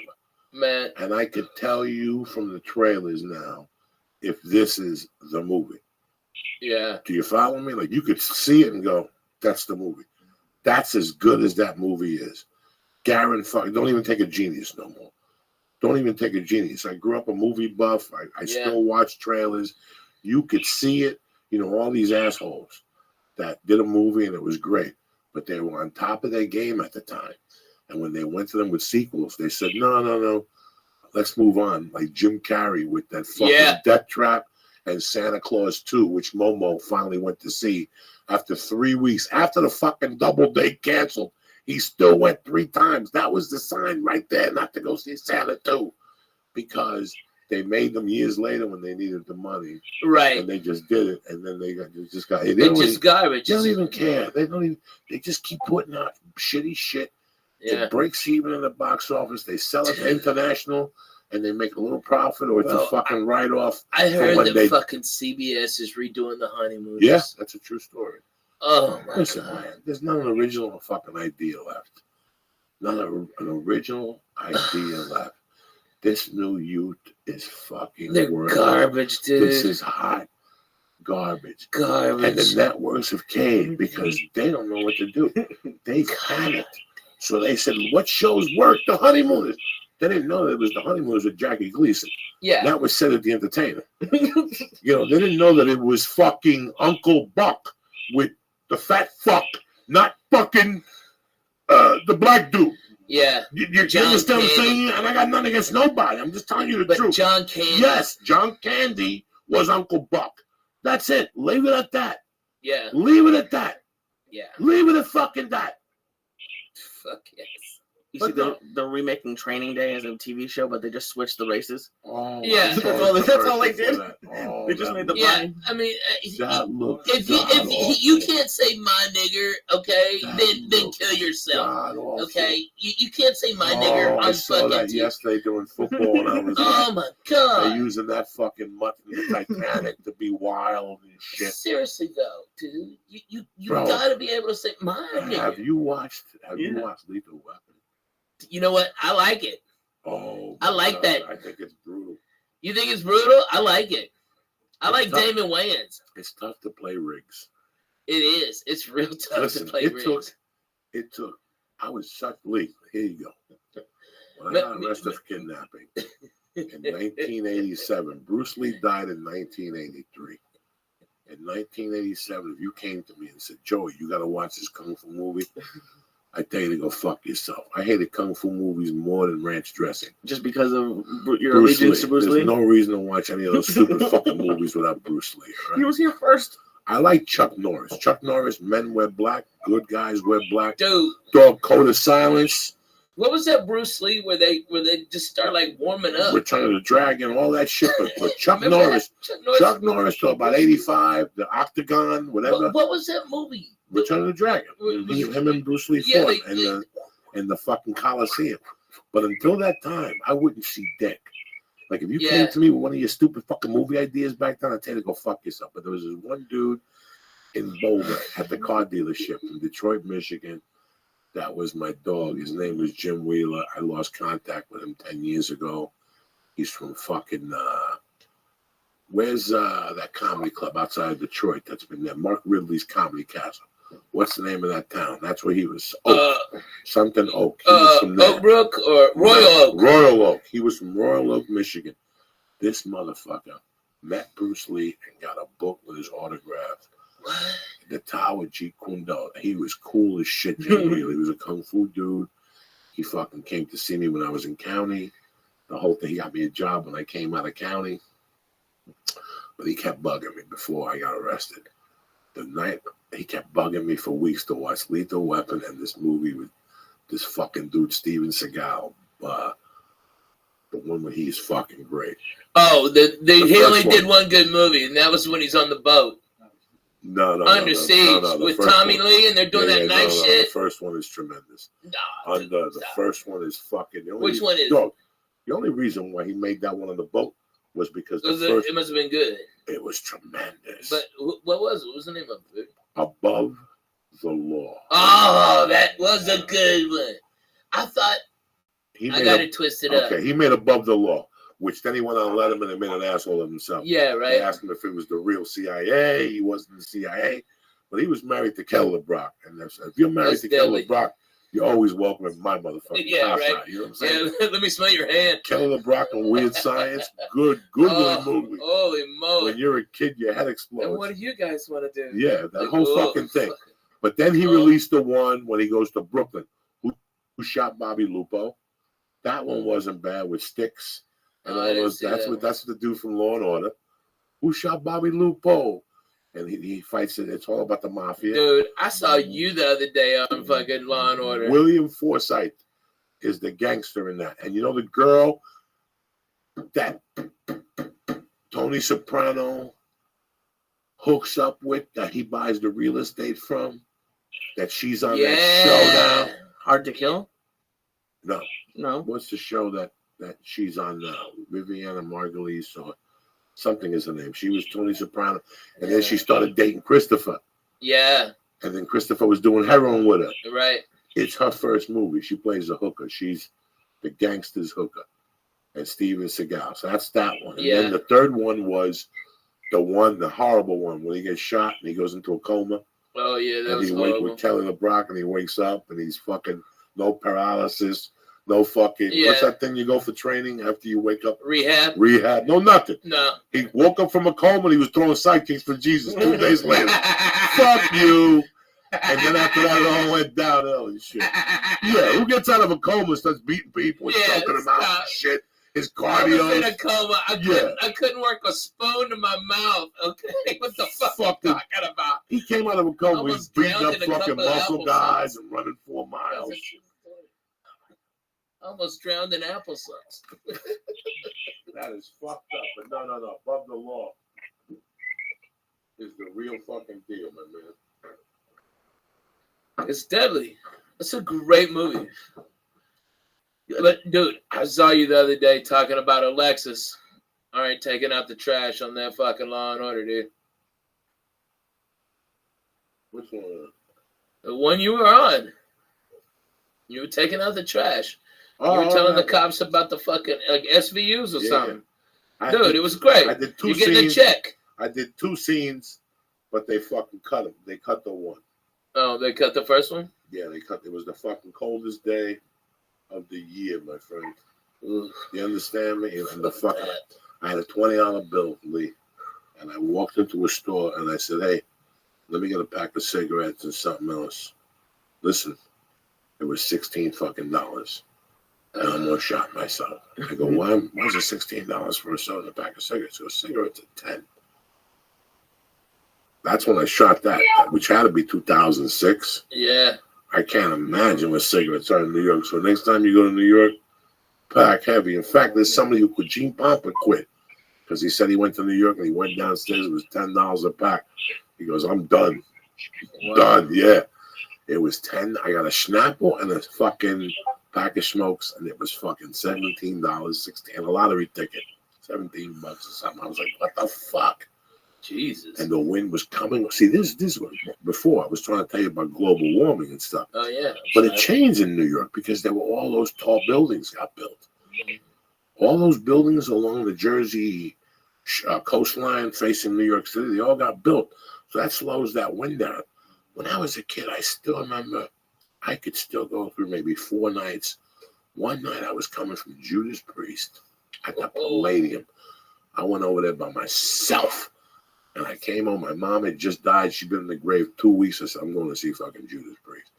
And I went over there and I got off that Boulevard East bus and I was walking up to Kennedy Boulevard. And the wind got me and I was dressed to kill. You know, like not dressed to kill, but like, you know, parka, hooded sweatshirt, boots. That wind got a hold of me, man. My fucking spine almost broke. There was one time in Riverton, Wyoming. Yeah. I remember the night Freddie Prinze died. Oh, wow. I was a kid, and I remember finding out when I was out, we were fucking kids, and we got, you know, in those days, you drank a bottle of Boone's Farm, you know. And I ended up drinking a fucking, like 2 bottles of Boone's Farm, and we split like a $10 bag of reefer. And I walked through the cemetery. There's a shortcut in North Bergen. A lot of people know about it. You're going through 64th Street, right behind the projects. Okay. You come out on 46th Street. And you just sometimes you bump into Santeria people, or sometimes you bump into real devil worshippers and shit. How much time are you saving on this walk with devil worshippers? 20 minutes, but you're a Jesus kid. You're Christ. just 20, 25 minutes. Because at night you got to walk all around Kennedy Boulevard and then walk down 43rd. Now you just crawl through somebody's backyard. Like, Yeah, right. we had a spot where we had made like a little hole. You just come out of somebody's backyard right there. They live bordering the cemetery. But I went in that cemetery. It was fucking freezing. Yeah. It was freezing. I So don't take cool. a shit. So you know me. I'm a Catholic. I'm respectful. There's all these fucking old graves. I looked for the And oldest Gavin's grave. shower wasn't anywhere from, near. like 1891. Like 1891, dog. I went over there and pulled my pants halfway up, and I started looking around real creepy. Yeah. And I took my little dump, and when I pulled my pants on, I had peed in my pants, and the cold weather had frozen them already. I had shingles on the outside. There were fucking shingles on the outside of like that when it gets iced over. Yeah. Oh, that's how fucking cold it was. Like, I still remember that night. Damn. And one night I went to the fucking Island of Insanity party at Hudson County Park. If you go to Hudson County Park in January, it gets so cold that the river freezes. This little island where ducks live. All my friends would go across that fucking pond with kegs, and I took a fucking Quaalude. Oh, this was a great story. You rape yourself? No, I took You a didn't do no Quaalude. Cosby Me, this kid Librano, and this fucking dude, Joe Focaccia. Nobody knew we took these Gorilla Biscuits, and we knew they were strong. So we inhaled these gorilla biscuits. We went to the island of insanity. We got so fucked up at the island of insanity. We had to go, dog. We had to fucking go get something to eat. So we went to the Wing Fun. It was on Bergenland Avenue when we were kids. We were professionals. Wing Fun? The Wing Fun Chinese restaurant. We were on foot, so we couldn't Not walk the chance, chance. jacking No, we couldn't walk the chance. It was fucking freezing. We walked out of Hudson County Park. We made a left, and there was the Wing Fun. But the problem with the Wing Fun was we would always dine and dash in that motherfucker. So as soon as we walked in, these motherfuckers started lining up. They called their cousins, their uncles. So we had money to pay that night. Right. You know what I'm saying? Like, we just sat there. You gotta keep them off guard. We had to keep him off guard. Now, there's this kid, Joe Folk. He's still on Facebook today. And he's got a hook nose. Joe Hook. Joe With the nose. Joe LaFolk. They used to call him Joe LaFolk. So me and Lubes are sitting on the same side, and Joe LaFolk is over here. We're talking. We order egg ribs and pork fried rice and shrimp and lobster sauce and pop. And we're reading. Everybody's And eating. pork fried rice And with we're no giggling, peas or carrots. And all of a sudden, Joe Focaracio's fucking feeding his face. Right? He's feeding his face. And all of a sudden, I could see it was like he ate 4 stars, right? He got fucked up, Lee. And all of a sudden, his face, he just fell into the Chinese food. And he's snoring, right? He's fucking snoring at the table, right? And I'm with Lebrano, and Lebrano's going, Falk, you're embarrassing me, Falk, get up.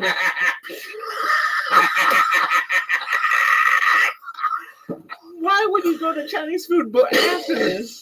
Because we were fucked up and freezing. And in those days, you couldn't go home smelling like reefer and like duck shit. So to tame the high from whatever pill we took, we went to the Wing Farm.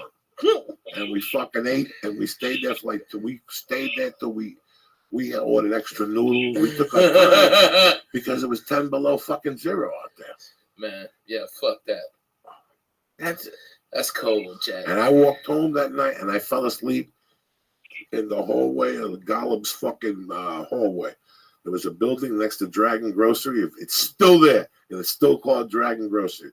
On the way down to my house on Gibbonite Terrace, it's still in the corner there, one of the longest hills in North Bergen that goes this way. And there's a bodega there. And next to it, there's an apartment building. Let's say 3 floors, and you have each floor. I knew the girl on the 3rd floor. And I must have been freezing. I blacked out by the time I got there. I got off Kennedy Boulevard. I blacked out. I still remember I had a baby blue hooded sweatshirt with like a duck vest. Yeah. Like a duck jacket, the whole fucking jacket. So Right. I was pretty warm. I had gloves on and shit, but it gets better. I wake up in this hallway with this fucking, like I slept in a fucking hallway. Was it even a hallway or was it the alleyway? Where people's mailboxes are? Oh, okay. So it's It's in the hallway. it's inside. Yeah. I mean, it was still cold in there, but it wasn't 22 below. I fucking woke up, bro. I went to the grocery store. I bought an orange juice. I drank that motherfucker, and I tiddled my way down the hill. But I know you love orange juice. dog, I had this fucking jacket, right? You motherfuckers love orange juice. I don't drink orange juice no more. Can you believe that? Oh my God. I wish used you had drinking I orange used to have this feather jacket in those days. And one day my man Veneri had a Mustang, like the 2-door white one. That was the only car that the family had that was white. It was his sister's. And once he got old enough to drive, they gave him the Mustang. So he's driving on Kelly Boulevard. Somebody says, "Can you give us a ride home?" He goes, "Come on, get in." We all get in there, but my duck jacket gets caught in the hook. And he left the window open. So within 3 fucking minutes, the wind was hitting the duck, and there was feathers all over the fucking car. He was pissed at me for like 6 months. You know how hard it is to vacuum feathers out of your car? Veneri. What's Tony better, that cocksucker? Took him a year to get all those feathers out of there. Fuck you. So funny. Coco, you're hilarious. I wanna be around to pick up the pieces when somebody breaks your heart. Well, he's going through changes tonight. See, you don't go through these changes when you're at home with mama holding hands, watching fucking Cheers. I don't eat 11 red stars and 1.5. Do you not pick up a bag of fucking stars every Tuesday? Yeah, but that's the whole bag. So what do you do with it? You stay with it. That's what I'm talking about. You go into training. As you used to do with me. Oh yeah, baby. What's up? Who leave you to learn Yeah. that misery The picture behind you. loves Yeah, company. China. Wait and see. I mean, I want to be around. Unfucking believable. Man, you know, I was doing a show in Louisville at the old Improv when it was there. And I ran into Tony Bennett, and he said his assistant, which was like a 30-year-old hot chick. And he was performing the next day. And I go, Mr. Bennett, if y'all are just putting it out there. Mr. Bennett, I'm a stand-up comic, huge fan of your music, Anthony, and I'd love for you to come over and see the show. Didn't think a thing of it. That was a waste of my breath, right? He came to my show and stayed 2.5 hours for that show. I didn't even know he was in there. And at the end, I was doing those finger banging shirts, and he goes, "Hey Ralphie, can I get a shirt? You know, the fingers."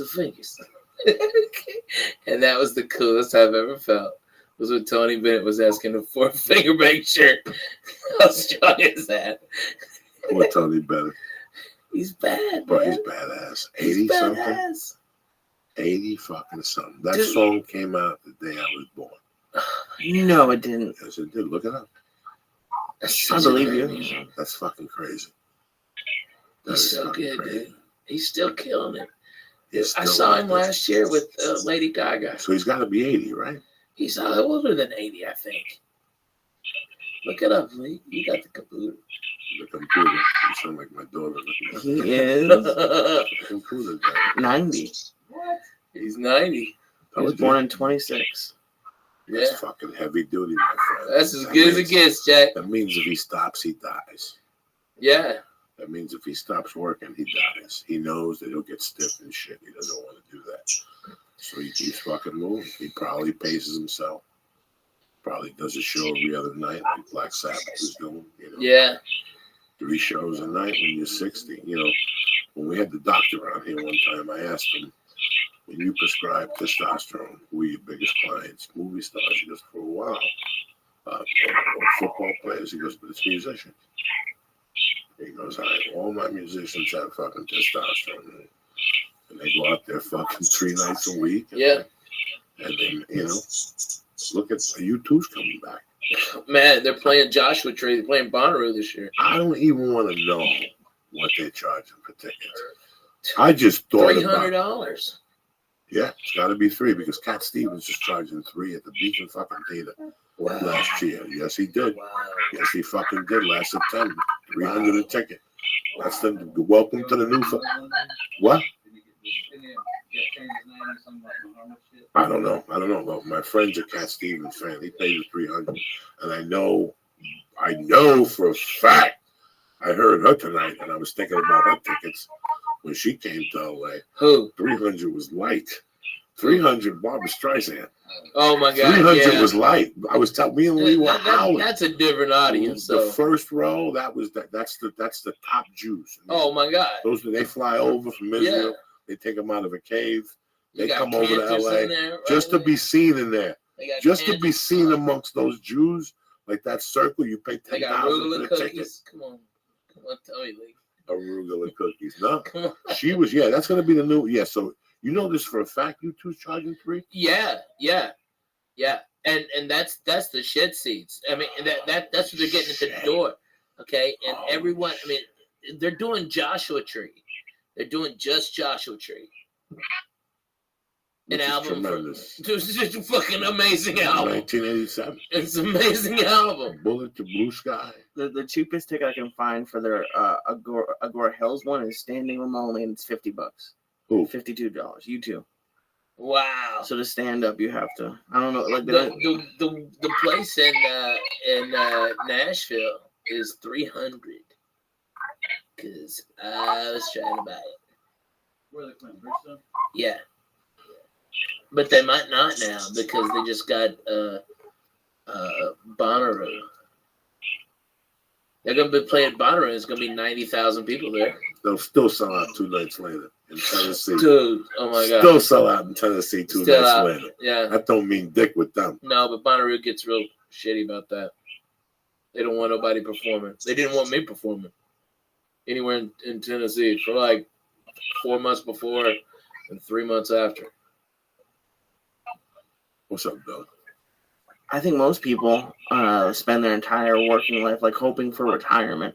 Do you guys think about retiring at all? Is that even a goal? I mean, that could be like doing nothing or doing a couple shows a week. I don't know what that would even mean for you. That's a YouTube tribute band. No, it's Hollywood U2, and that's just opening for them.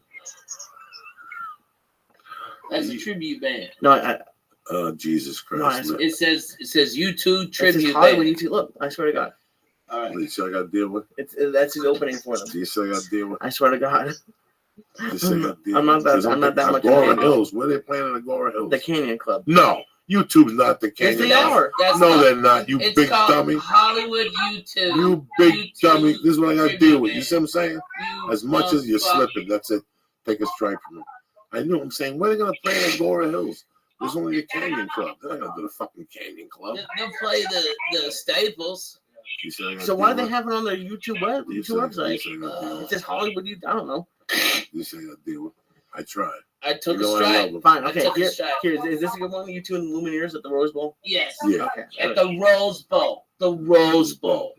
Not the fucking Canyon Club. I thought they're opening up at the tour. I don't know what the Yeah, jeez. Where's that song before? Remember Black Sabbath when Ozzy was stuttering? Where is it? Yeah. We should just put sound bites on this shit.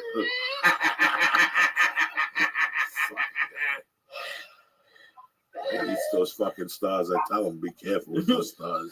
I know. You can't be in training every night. I tell them $55. every- Okay, it's $55 for standing room only at the Canyon Club for a U2 tribute band. Okay. Oh my God. So, gee, okay. Who would pay that? I don't know. I gotta man. get their fucking emails. No shit. Them fucking morons. Oh my God. I went to see the cheer. Oh my God, they were so. They were so Oh amazing. my God, I went Maybe they're March. just tricking people like me who didn't know. Yeah, you'd be up there, U2 Bono. and it's some fucking chubby dude. Yeah, it's How much? Bobo. How much they want for tickets? And at the Rose Bowl, they won $250. I told you. Oh shit! The Rose Bowl is fucking huge, man. It hold 60,000, 70,000? Oh my God! Hold on a second. Yeah, look at the price of these tickets. This is California. And that was for general admission below. Up top, they went. I'm sorry, $430. I guess maybe that's a better angle. I don't know. It's saying.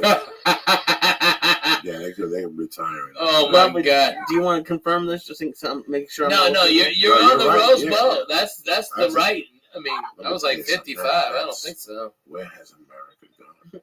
Oh, dude. This is why I'm watching Cheers. This is like Okay. Leave me alone. All right, all let's- Leave me let's- alone. Leave me Well, no, alone. I'm saying it's the same thing. It's the same time period, in a way. Wow. What time period? Not exactly, but like Are that. they listening to YouTube on Cheers? No. Well, maybe 80s, 90s. I don't know.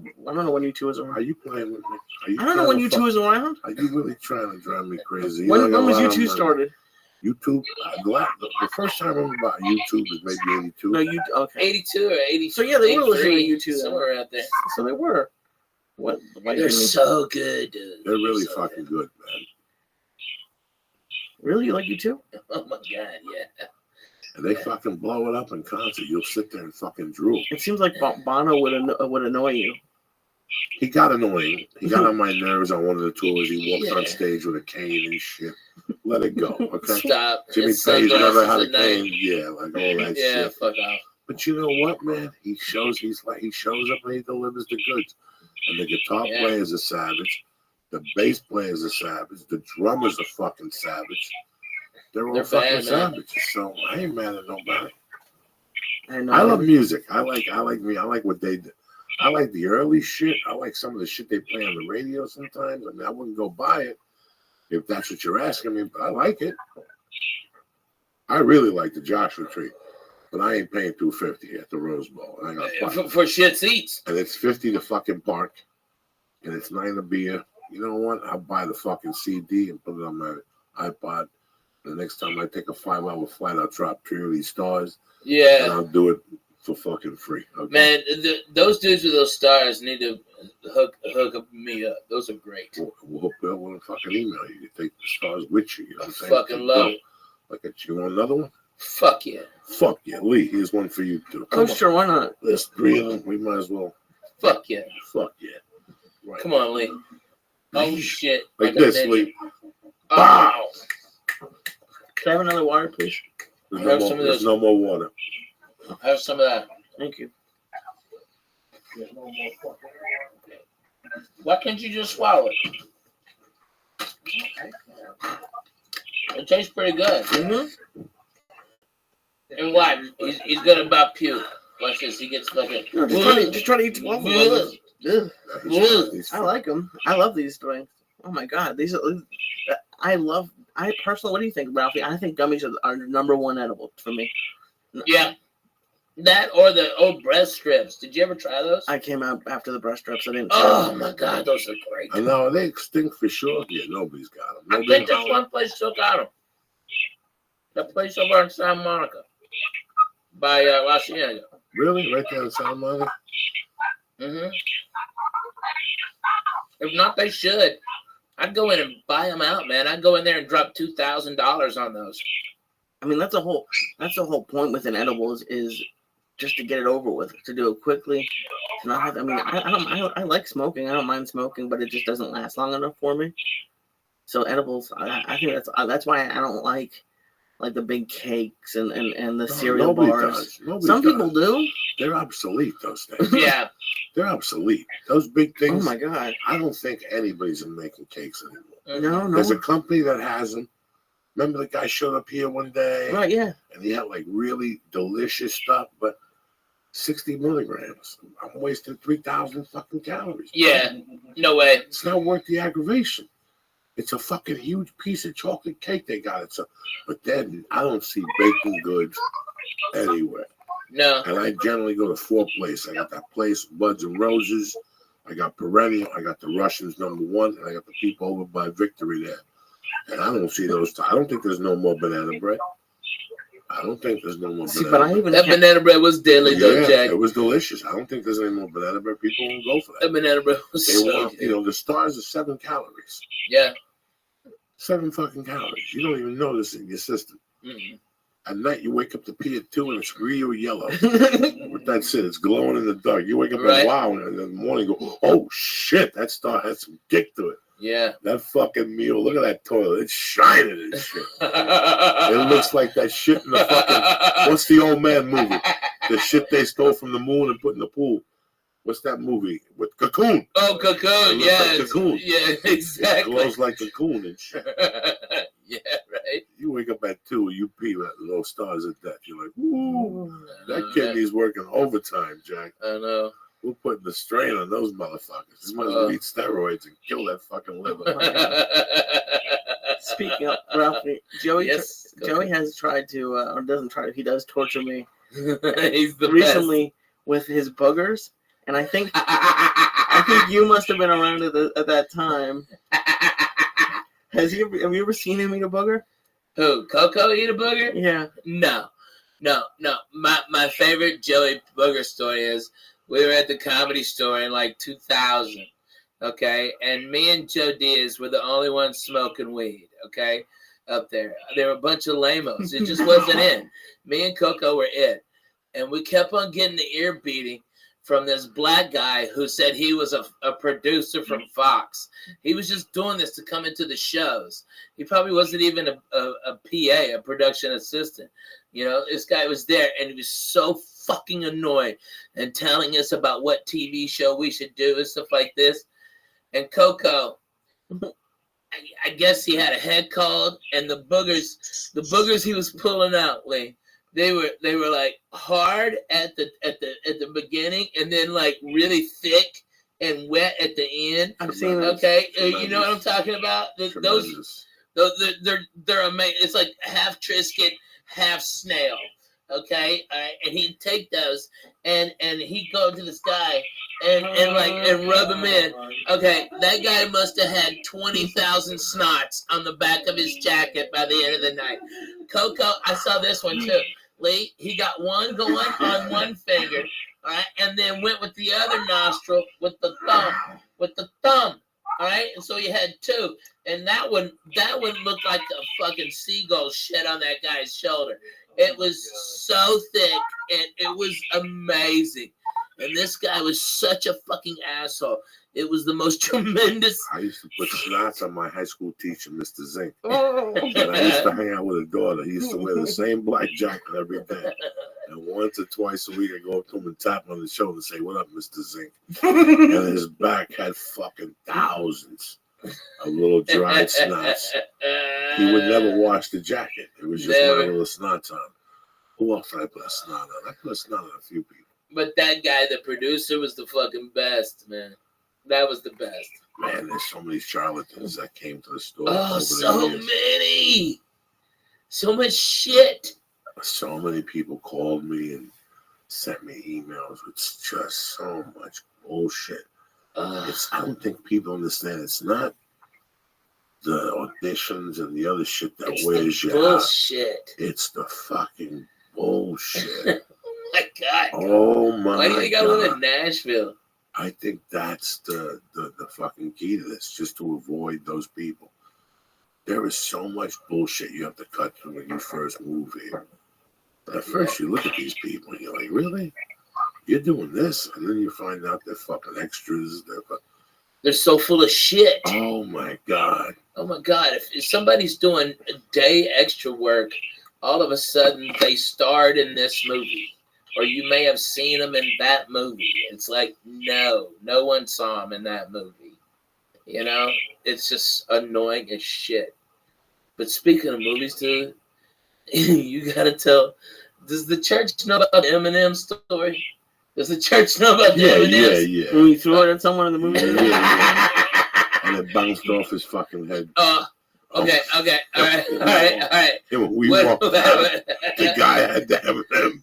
He was showing it to the manager. But he had a big ass bald head and he had a red spot where you hit him with that fucking Eminem. You're triggering me right now, Ralphie. This is bald hate. Oh my God! Like it was a fucking peanut M&M. So that fucking red spot That's was what that I big. It was that You big. whipping them in this part. Oh my God! No, I don't think we were whipping. No, you whipped the couple. No. You whipped the couple, No. motherfucker. It What I wasn't was just doing- a lob. It was a bam. No. What I was Bam! doing was I was throwing them up in the air. Let me tell you, there was a couple of overhanded, man. There was a couple of overhanded. You went through a whole big fucking box of fucking M&Ms because I bought them and I'm fat and I wanted them. Yeah, me You too. went That's what I was thinking. I was like, why are you throwing these down? But not the bag, the box. Those big boxes when they used to do it right. Oh my God! And that guy getting hit. Yeah, it wouldn't be better to lob it because it's going to pick up steam. You probably throw it to the top of the You movie. can hear the Eminem in his head. He had it wet in his hand. And then the movie started. And throughout the movie, he was looking for the Eminem. He looked back. He had the flashlight out. He had the club manager in there. He had everybody in there.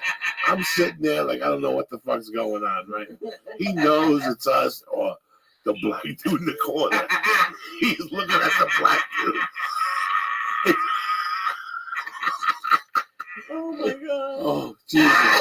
It was fucking terrible. He knows it's me and Ralphie. There's 9 people in the movie theater. Yeah. It's either me and Ralphie or this black dude sitting there by himself with his hand on his cheek like Napoleon. And he's looking it up like it's either curtain number 1 or curtain number 2. He takes the peanut, he goes out there. The movie ends. I thought he went home because his head hurt.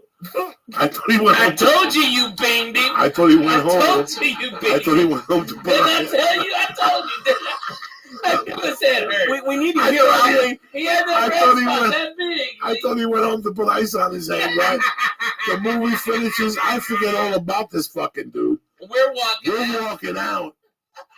And he's got the fucking peanut like a baggie with Like evidence. It's evidence. Oh my god, and we're dying. We'll end up lining it up to the bruise on his head. I need this fingerprint.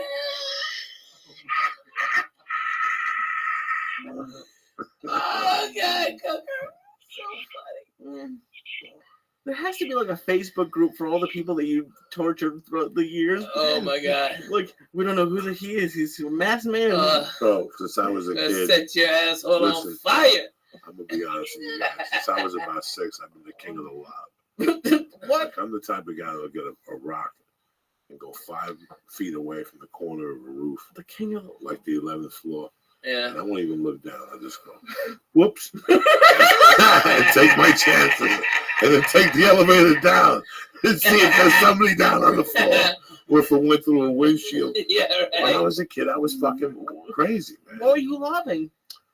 Rocks, pennies, whatever I could get up to that roof and get away with. You were gonna kill I somebody? was thrown off the roof. I didn't give a fuck. I was crazy. I did not know. I did not know. You know, when you're 5 and 6 and you run around, you don't know and you don't give a fuck. And then my family took me to Puerto Rico. And we went to fucking San Juan, and we got in a hotel. And the hotel we had like the 5th floor. And my mom and the ladies went out. It was just ladies and me and the ladies' boys. It was me. The kid's name was Johnny Crespo. And there was another kid there. I forget. That my moms were all friends. I had to be like 7. And when they left, I went out in the balcony and started throwing ice cubes off the fucking balcony. And I could see the island. And, you know, I would throw like 10 of them and get the timing right. You know what I'm saying? Like a couple would be walking, all of a sudden it land over here. And they go, fuck you. And they walk, you know, sideways and keep walking. So I would sit there for like 10 minutes, you know, and that one night, right there, I threw it. And I saw the thing hit this dude, and he goes down, his wife goes down. And I run into my room, I put the bucket in, you know, the whole fucking deal. And within like 20 minutes, they knocked on the door. And the guy had to be taken to the stretcher, the whole fucking deal. They measured where the ice cube could have came from. They wanted to check the balcony. They checked the balcony. Some of the ice cubes fell out and it was watered out. So they asked us to fucking leave and they were going to press charges. It was a fucking, I told you, I was a devil when I was a kid, though.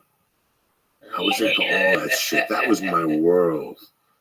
Throwing shit at people and tormenting people. That was my fucking I world. don't know if you remember, but do you have did you feel like it was exciting to do something? Did you know it was wrong? Like, I remember as a kid doing stupid stuff. I used to buy, my mom had a bar, and in the jukebox there were 45s. Okay, and I lived on the 3rd floor on 205 West 88th Street. And there used to be like a parking garage where people would park their cars and walk on. I'd be on the 3rd floor, but I was in the deep corner. So I would take the 45s and whiz them out my window, and they would whiz out and go down. And from time to time, you hit somebody and go, "What the fuck?" Like I would hit them with a 45 to the head. And then I turned into, you know, once my dad, and I thought about this when I'm writing this book. I thought about that time period. It was a scary time period for my mom. One time I almost set the building on fire. I fucking went behind 88th Street and I started lighting little papers. I love doing that shit. You light one paper, you light 2 papers, and you push the envelope until the side of the building is on fire. And I gotta tell you something, guys. To this day, I remember taking my dick out and pissing. Like, this is going to put out that fire. That was your first thought to pee on it? And I peed on it, and I ran away, and I went to my room, and like 10 minutes later, I saw the fire department back there and shit, and I was giggling to myself. I was one of those lunatics. I was one of those crazy fucks. So what's the house is burned down and you're giggling? Man, Coco, have you ever told him about what you used to do to Bobby Slayton? No, leave Bobby alone. Dude. Please leave him alone. Please. Dude. No, leave him alone. Oh my God. No, please. I don't want no drama over there. There's no drama. No, I please, talked leave about him. it with him this summer. We were dying laughing. No, you didn't. I did. No, you didn't. I did. Are you not gonna tell these people? No. Oh my God. I feel bad. I can't. Hey, listen, Bobby. All right. I need you to go outside. All right. There's a rock right by your mailbox. Underneath that rock is a package. All right. I tell you what, because I got to go pick it up. You go out there and leave your money there. All right. And I'll be right back. Okay. All right. The best was when I talked to him and he'd tell me where he was at on Friday night. He told me where he was at on Thursday. So he's in Tempe. Let's say he's in Tempe. All right. I know if he's in Tempe, I know the hotel he's staying at. Okay. So he can't figure this out. I would call the hotel. I'd have this lined up from Thursday. Once he told me on Tuesday where he was going, I would start my torture chamber on Thursday. He would ask me if I knew anybody in that town. And I said, I'm not sure, but let me call the blind Mexican. My torture chamber. And I'd make up a name of somebody who's down there and he had a particular type of cocaine. I wouldn't know at this time. It could be, I would tell him it was El Chapo's cousin. He's got the coke from 1984, you know. But I would start setting him up on Wednesday. I would ask him, are you taking some down there? Wait, he goes, I'm taking a little bit, but I'm going to probably run out by Saturday. Perfect. I'd cave him. I'm going to talk him into doing it on Friday night. I'm going to talk him into doing it all on Thursday. So Friday night, he's got to struggle.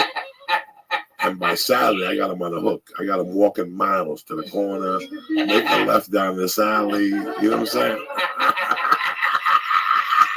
All for no payoff for you. Just I'm at home howling my ass off. That's it, though. When 10 minutes later. All right, so I'm on the, listen, you know, it's 2 in the morning. It's 1:30 in the morning. I get home, I'm stoned. But it's 3 in Houston. It's 3 in Houston. It's probably 5 in New York, right? Oh my right. God. So let's say I know Ralphie's in New York. I'll call Ralphie at 3 in the morning. He knows. Yeah. And if he's up, he'll pick it up. Tell God what he's doing. And I'll break his balls about spellbinders. They redid the floor or something. Right? When I get off the phone with him, I leave him with like a question. Like I go, Ralphie, here, let me know if I can do that weekend. Whatever. And when I got off the phone with him, I'm like, who can I torture? And I called. This is why I had Slayton in the box. By this time, he's looking all over Tempe. He can't find no blow. And this is when I set him up. You know, I tell him, I get him perfectly. I call the hotel, ask him what the name of the bar is on the corner. I call the club. No Yelp. Oh, yeah, no Yelp. I call the club, ask him who the waiter is. Oh, I'm a professional.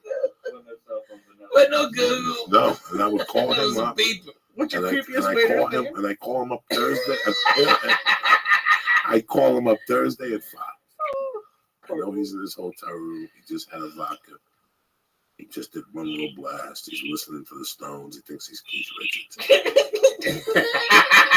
About 5:45 is when I put the first call in. What's going on? No, I'm sitting there. Hey, did you find out if you can get me any? I said, listen, I'm waiting to hear right now on the amount. I did speak to Chapo's cousin. And he's on the mule right now. I'm going to give it to a friend of his in Tucson who's going to bring it to you on Friday night. You know that junk you brought down with you? Do it. Get it away with it. Because you don't even want this around you when this shit comes up to you. The shit they're bringing is what the 3 wise men showed up with. And I get him salivating at the mouth. And then I call him again at 10. I tell him I got in touch with him. Got in touch with him. And what does he want? And he tell me, I don't know, 2 or 3 grand. You know what? I like you. They're going to bring you 7. One big fucking rock. Wait for me tomorrow, okay? And then he called me all day, and I wouldn't answer the call. Can Coco be at my house going, nope. No. No. He'd be calling me all day, and I'd be setting him up. And then I call him, and I go, Bobby, where you at? Listen, good news. He's on his way. Click, hang up on him. You know what I'm saying? Where you at? Listen, Bobby, hold on. You there? Bobby, you there? And he'd be yelling, I'm here, pick up. And I'd hang up. The next day's when the torture really began. Okay, it's when I call him, go to the corner to the Stagecoach bar, sit at the table and ask for fucking Manny the waiter. Oh, I get him going. And he wouldn't know whether to ask him or Manny the waiter was in the town. And then once that foiled, he'd call me back. But see, it's like jiu-jitsu. I did the first attack, but I'm already anticipating the second. By the time he calls me, he's going to say, I went into that place. I sat there for 3 fucking hours, and the fucking waiter didn't say nothing to me. His name was Manny. I go, what the guy look like? I don't know. What the fuck? They all look the same. You know, he's Mexican. He 5'8", brown hair. I go, this guy's fucking white. You stupid. Yeah. But he's gone now. He's gone now. Now the mule's coming. You would call him and then I would call him that night and tell him to meet him at the fountain down by the University of fucking Arizona State down there. Walk to the fountain. But I can't. It's raining. Go to the fountain. He's going to meet you at the fountain. Would you ever go like real deep, like, but don't take your car, they can see you, take a bus? Oh, I would. No, I never took him to those murky waters. Okay, listen. I was there when Coco said that he had the yellow Peruvian gold. Okay, and Bobby, you can hear Bobby, oh my God, I haven't had that in forever. It's the Peruvian gold, all right? And Bobby, I'll put it outside. I'll put it in your mailbox in an envelope for you. All right, I'll be right there. All right, have that goddamn money. Don't fuck around this time, Bobby. Don't fucking. And then he'd hang up, and we'd sit there for 3 hours laughing. I would have 3 coke dealers on the hook at one time, and I would torture 2 of them. Would just get tortured. Like if they said to me, "I'm gonna leave it in my mailbox," you just doomed yourself, because that comes with 1,000 stories. And by the way, this is exactly how he does it whenever we're doing like a lot of edibles or something like that. He'll call me starting 2 nights before, tell Paula to stay at her mother's. Do you have your intro? I don't want her to find you on the floor. You know what I'm saying? Oh my God. That's so funny. I'm saving that acid to crack him. I'm When he sees this acid, I'm waiting for the fucking perfect night. You almost give me a panic attack on Wednesday, by the way. That's why I took a lift here, by the way. I never do that anymore. I took a lift here because he had tortured me for about 36 hours, and I was convinced that it was the strongest, most potent in the world, and I was gonna freak out. Did you take a lift home that night? I had to. My car wasn't here. So funny. All right, so talk to me about this fucking Vegas thing. Man, it's great. We're at Harrah's. How many weekends a month? At first it's going to be 4. I'm starting next week, and I go for 4 weeks. And 4 weeks straight you're in Vegas? Yeah. It's just Thursday, Friday, Saturday. At one show at 10 o'clock. It's the best show in Vegas. Thursday, Friday, Saturday, 10 o'clock. That means you can go out, have dinner, okay, at a reasonable time. You can get some drinks in you. Come see me. You're done at 11:30. And that's perfect. That's when Vegas starts rocking. You know, it's so much fun. So they go right from you to fucking playing blackjack. Fuck yeah. I'll be out there with them. These guys at Harrah's, I mean, Harrah's is a Caesar's property. They give me chips to go out and gamble with. I'm going to be on the $5 chip. That's fucking cool. You know, these guys are really, really spending a lot of dough. They're giving away trips. We ought to do one on here, bro. You know, you love your fucking fans. The church people, I love them. Why don't we send a couple of them out there to Vegas? Whatever you want, brother. Dude, let me get it together. Church guys, church members, listen up. We're going to fucking get a thing together where you listen to Coco, all right, and my brother Lee, and I will fly you to Vegas, wherever you are, Canada too, wherever the fuck you are. I'll fly you to Vegas on me. We'll put you up. You come do the show, all right? Maybe we can get some of those stars or something. I don't know. We'll work something out, okay? All right? So I'm talking to you guys like D in Colorado, Noble, Darren Noble. I love him. And my man Ookie Spooky. I love that guy. Spooky, Tammy Winkler. Oh, that's my girl and shit. She's bad. She's everywhere. Let's give some shout outs while you mention it and shit.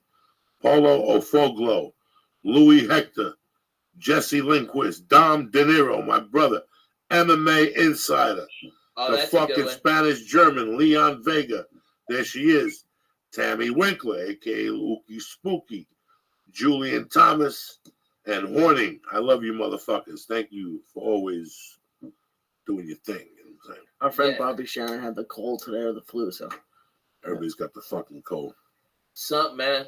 Get well. Yeah, I told him to get well. He put something up there. No, this is good. You're in Vegas for 4 weeks straight. Yeah, man. Everything slows down for a while. And then Right. where do you go for 2 weeks after that? I'm going, those 2 weeks, I've got a weekend in Canada at 2 casinos, Calgary and Winnipeg. And then I think I got a week off. And then I'm back at Harris for a couple weeks. And then Couple more weeks in a row? yeah. And then I go to Australia. I'm in Australia for 2 weeks. And you come back to Harris? Yep. Go right back to So Harris. this is how many weeks all together? 28. Nice. 28 weeks. And, the deal they're throwing at me is phenomenal. I mean, I can't ask for anything better. A suite that's bigger than any apartment that we've ever had. And you're gonna stay there all weekend? No. Well, I'll stay there Thursday, Friday, Saturday, and I get the fuck out. Dude, I'm taking a page out of Dr. Coco's book. Sunday is for my house, my family. I either got to go see my dog or I got to come see my kids or something, I can't be in Vegas more than 3 days in a row. It's crazyville. it's tougher, especially when you like buffets. Like I love buffets. If I hate live there, buffets. you hate buffets? Yes, I'm going to do you a favor, Lee. Any food you're eating at a buffet, somebody did not want that food. They picked something else besides that. That's disgusting. Think about that. They're all breathing on it. They got AIDS. They got those little plastic. Stop. covers. Stop. They don't stop AIDS. Ask Coco. He knows. That don't stop AIDS. AIDS jumps right at you. I know. I love buffets. I miss Chinese buffets from back east. They don't have it out here. Good. You're lucky. You're too fat to do that. You can't do that. I love and that's why I can't. But I love it. If I lived in Vegas, I'd go every day. No, you would. That's disgusting. I wouldn't let you. I am I love disgusting food. What do you mean? What do you eat? Everything bad. Everything bad? Yeah, I love it, and that's Seriously? yeah. I love burgers and not buffets, but what do I like at buffets? Buffets are like Asian food, like dumplings, Chinese food. I hate breakfast buffets. I think breakfast buffets are a waste of time. I like brunch. Why? You can make eggs are $8, and they always charge like $30 for breakfast buffets. Dude, let me tell you something, Lee, because you're young, you don't know. Blowjobs and egg benedicts are exactly the same. You can only get them in hotels. Okay? All right? That's it. All right? You can't get them nowhere else. All right? I'm telling you, that's what you want, man. That eggs benedict is the fucking what's up. I'm excited that you're taking a breather and just gonna Yeah. chat. And you'll come back here on Wednesdays or on Sundays? Yeah. I'll be doing a lot of Los Angeles press, so I'll be coming in on those off days and stuff. And, maybe I can come in here and hang out with you guys. I love it. I love it. Shit, bro. Even if you got, you got other guests, I just want to hang out with you. You 'cause still I love drive it. by Ghana when you come to town? Every time I'm going to do it tonight. Does it remind you? It does. It keeps me humble. As I remember where I fell in front of my house where you thought, Ralphie, get up. They're going to think I mugged you. Ralphie, get the fuck up. You got to get up. They're going to think they're going to take me to jail, Ralphie. About a month ago, something happened. There was a lot of traffic on Laurel Canyon, so I went the long way. It was like 1:30 in the morning. And I shot up that street. I parked under that tree. And it was pretty, for like 10 minutes, man. It was like I was waiting for you. Yeah. It was like, for fucking 5 minutes, I just thought about Ricky, and I thought about Gavin, and I thought about Celine, and the fucking sisters from Houston, and I thought about Doug Stanhope, and the fucking crazy buddy who had the apartment originally. His friend. Matt Becker. And just how many years we've been down there walking what around. about that neighborhood, man? I mean, Dougie was there. Mitch Hedberg was there. You were there. I mean, everybody was in that neighborhood, man. Nick Apollo, Josh Wolf. Yeah. It was a great little neighborhood, man. And you got to see it now. It's like, there used to be that hotel on the corner. Right. on Vista. And I Was that hooker hotel, right? It was like a dead hooker hotel. I remember making a turn one day and seeing the pool, and it was fucking algae with cigarettes in it. There was a condom floating. I'll never forget looking up, and there was a mom with 3 kids and a husband, and they were tourists. You know, like when they sent them the picture of the hotel, the pool, Right. lined up, it was like, and they were fucking. I remember going, what a waste to come to fucking California there. But there used to be a print shop there on the corner named Charlie Chan Printing. Yeah. I gave that motherfucker millions of dollars in the beginning, from printing the resumes to Headshots to cutting them. Charlie Chan. But Charlie Chan. there used to be this kid. I don't know how the fuck I met him. It was right around the time of the longest yard, when weed was starting to percolate, and he just popped out of somewhere. He had this weed that killed Lincoln, fucking Louis Pasteur. This weed was fucking everybody up. He was a Dallas Cowboy thing. He had a Dallas Cowboy tattoo on his head. And he would always give me weed, like sell me weed, but it was fucking high powered. And he was a guy that got so fucked up in LA one night that he went out with his friends, snorted a bunch of blow, took a pill, didn't even know, got on a plane, and woke up in fucking Florida. And they called his parents and they put him to rehab for 6 months. In Florida? Did they even let him leave Florida? Like something weird, man. Like it was just, the story was amazing. I forget what the fuck his name was. I can't believe he just came into my mind right fucking now. Wow. What a weird situation. We met some fucking characters down there, man. That was a long fucking time. Listen, next week I'll be here 20 fucking years. Wow. 20 fucking years. On February 19th, on my 54th birthday, I'll be a regular at the store 20 fucking years. Wow. Wow. I never did nothing. You know what I'm saying? Yeah, right. Just to be at the, and dog, the whole time. I'm at 18. Yeah. Oh my God. Yeah, you were here right after me. You came right after. What? Oh my God. 18. God damn, Coco. It don't seem like it's been that long. Mercy. You had the manager that had the cancer. One foot in the grave, another on a banana peel, Robbie. Banana peel, Robbie. You got to sign with Jimmy Masala, Jack. Okay, Coco, let's go. Fuck. You cracked me with that one. I was a nice kid.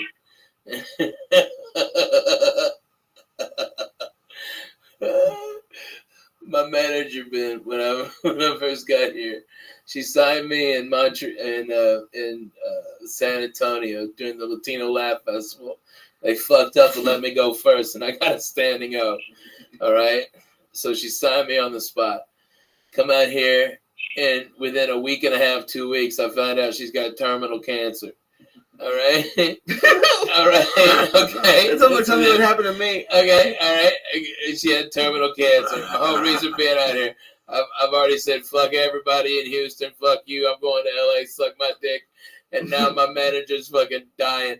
All right. But she had you. She had Monique Marquez or somebody. Yeah, she had Medina. somebody else. Okay. So Yeah, one Joy day, Medina. she was a little kind of fucking dirty.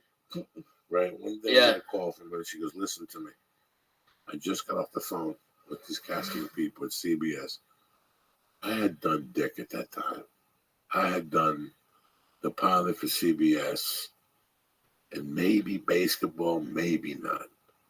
She called me. At that time, I was getting tormented by people. I was at Ken Phillips. Yeah.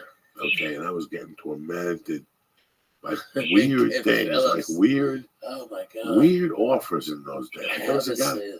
There was a guy that went to the Comedy Store every night to torment a bunch of comedians, and I was one of them. And he had a company that booked extras. And he would come to the Comedy Store and go, what are you doing tomorrow? I'm going to put you in. Like, he would come around while they were shooting Titanic. I moved here when they were shooting Titanic. Everybody had a job for you in the Titanic. They had 4 different casting people sending 50 people a day down to Rosarito, Mexico to work on the Titanic. You would go to a place, they'd take a picture of you, within an hour, you were in a fucking van taking you to Rosarito. They had the ship there, parked. They put you on there, and you didn't know you were going to be union. You might not be non-union. You were in Titanic? No. That was the big ticket sell Okay. when I got here. So if you wanted to get to be in a movie, you go to Rosarito, Mexico, and they cashed you for the day. Remember at the end, they had all those violin players and all those. Yeah. There was thousands of people on that fucking boat, or at least it looked like it. You know what I'm saying? Mhm. That was the hot job. Every fucking backstage, everybody could get you an extra job on the Titanic. But this specific company would be at the store every night tormenting me. Listen, you could be in the movie tomorrow. What if the director likes you and he upgrades you and he gives you a line? You know, come on down tomorrow morning, take a Polaroid. What are you Polaroid? And then I would question, Why? what are you Polaroid for? If you already told me I got the part, yeah, tomorrow I get it for you. They just need a Polaroid to see what size shirt you wore. What the fuck? It's going to cost you $40. So in those days, you were getting $35 a day or something fucking crazy. Like you were getting like $75 a day or something. And you had to pay him $30 or something crazy. That's no fucking deal. You know, there were a lot of those guys. But you get to spend all day on a bus to Mexico. Yeah, but I wasn't going to Mexico. Some people fell for that fucking trick. What, you want to go to Mexico? No, I'll get you an extra Titanic too. Cocksucker. So I get a call from her. I'm salivating a mouth for a role to fucking because they didn't like me as a stand-up comic. And there was a hot show at the time. I forget what the fuck the show was. And she called me one day and she was telling me her father owned the Latin Quarter. Yeah. He knew Cuban people and the whole thing. And she goes, I really like you. I'd like to work with you. She goes, usually when a manager signs you, don't have a job for you. I got a job. You're going to make $10,000 on or some shit. She goes, they want to meet with you this afternoon. Sign with me. Come to my office. Sign with me. I'll send you right to the audition. So I was like, you know what? Send me on the audition, and then we'll talk. What the fuck? There's no trust here. And she was like, no, you got to come down and sign the paperwork. And I thought that was something kinky. And then a week later, Ralphie came up to me. Yeah. And he's like, she's dying. What do you think? And I'm like, you know what? Say la vie, bitch. Go sign with the Laugh Factory. She's dead and buried. This guy's got one foot in the grave, another on a banana peel. This- What are you doing, Ralph? Is she this putting guy's any got- money in your pocket? You know, Fuck at that time, the Laugh Factory was the hottest club in LA. Hands Yeah. down. The hot club, not the Improv was hot on Mondays and trendy on Thursdays. Right. When I mean hot, I mean that if you had a set at the Laugh Factory 3 nights in a row, something was going to happen. You either got an agent, Yeah. you got an audition, you got a commercial. That's how the first 3 roles were just industry. All the time. All the time. All the I time. can't tell you how many auditions I got just from doing Monday nights. Yeah. Gilbert Escobar show. How many auditions? How many That was a calls great show. on Monday nights when that genre was very hot? That was the Yeah. hottest show in LA. When It you had was. Pablo, Carlos, Deadly. and Willie going in there every Monday, and then Paul George Rodriguez- Lopez would go in George there. Lopez would go in there. Paul It was deadly. Rodriguez. It was really a fucking deadly Monday night. It was the hottest Monday night. Then they had Freaky Monday, and that got really hot. That was the genre at the Improv. Yeah. And that was a great night because they put Yeah. white dudes up till about 8:35. Then about 8:35, they put like a mixed guy up. Mm-hmm. Like somebody confused a white dude with an afro or somebody. Yeah. They would put David Tell up. He would kill that motherfucker, and they would start Black Night. He would. David Tell would go up there on those Monday nights and sizzle that fucking room. Blow it up. Blow that fucking room up. Oh, I believe that. I was laughing at the white guy with the afro. No, there's always some that spot. That 8:35 spot they always reserve for somebody who's Right. a little on the rough side, because then the black show started. So why did they call it Freak? What did they call it? Freaky Night? Freaky Monday. Why? That's just, because it was freaks. The hot chicks were there. People were ordering that. That's where all that bottle service. It started all that shit at Freaky Monday. Yeah. And fucking they incorporated Miami everywhere else, but Freaky. I'm not saying as a city. I'm saying as an improv. Right. I'm saying as an improv. That was the first club to really have Monday nights. And then Monday night at the Laugh Factory was Latino night. Banging. Monday night at the Sold comedy out. sold out. Monday at the Comedy Store was an open mic, Yeah. 52 people. Yeah. That's how different it was then. Yeah. The Improv was packed. The Comedy Store. Comedy had Store was there. nobody on Monday night. 50 fucking people. Watch that microphone. Okay. It's not a slip out and shit. Oh, really? Okay. Yeah, I'm you'll sorry. be cool. No, you're cool, brother. Yeah, I in didn't wanna those mess it days, up. I there was just a wanna- complete different. Tuesday nights, the main room at the Comedy Store was 500 people. The original room had 8 people, tops. Yeah. Tops. I remember leaving like the bars to walk over there to do the spot because you needed to have $15. Yeah. But there was guaranteed 8 people. Wednesday night, 64. Thursday night, 110. Or it was sold out Yeah. on Thursday night, and then Friday and Saturday it was sold out. Right. But it was always dead, the Comedy Store. Now it's completely different. Now 20 it's years only later, the place to go. It's the only place to go. The Improv and the Laugh Factory is dead. Yeah. So that's how it changes.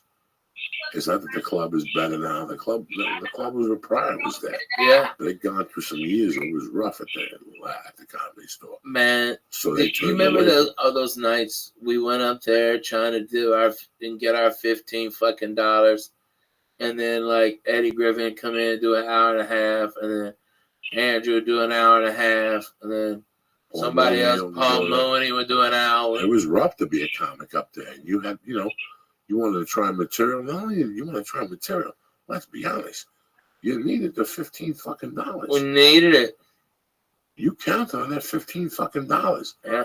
They paid you every 2 weeks. It was like if you got the main room and 3 spots, you were okay. I mean, you weren't going to pay the rent with that. No, but it was But it kept in nice. Chinese food and reefer and yin yin. That ching ching you took me to Chin Chan. Yeah. It wasn't bad, man. Mm-mm. It's pretty interesting how we, Green Tea House. The Green Tea House. And 20 Hoy's Walk. Before the podcast started, Ralphie and I were talking about how many people we had been out here with, and we were talking about what they were doing now. And it's pretty funny how we weren't saying nothing bad about them or anything. We were just talking about the situation that the only reason we're in this position here is because we stayed here. Yeah. This isn't no genius fucking move. Just outlast everybody else. That's it. That was it. Is it tough skin? What is it? We just stuck it out. We just believed in the dream and stayed, and things happened. Ralphie's been kicking ass for 12 fucking years, But this is the podcast with Lee, the whole thing. This is 20 years in the making. You know what I'm saying? Without a doubt. Without Dude, we fucking- were doing this without the cameras and the internet. 20 my years- fucking- in your 20 years ago. 20 years ago. At night, after the Comedy Store, till 4 in the morning every night. Oh my God. Drinking Bloody Marys, Lee. And I was you. Getting fucked up on new drugs all the time. It was awesome. It was awesome. I can only imagine. It's 4 in the morning. Lee, how long you know me? How many nights have you seen me in all those years at 4 in the morning? the only times is when we woke up to get an early flight. That's That's it. it. We got never 2, 4 in the morning.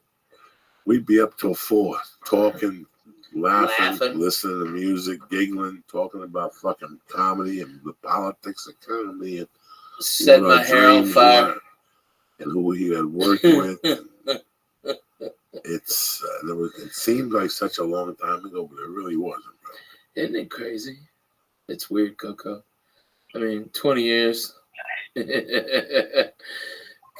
damn it, man. If when you got here and when you were skinny and you were showing your dick on Doug Stanhope's fucking door with the picture, okay? Did you fucking know that you would be here for 20 fucking years? No.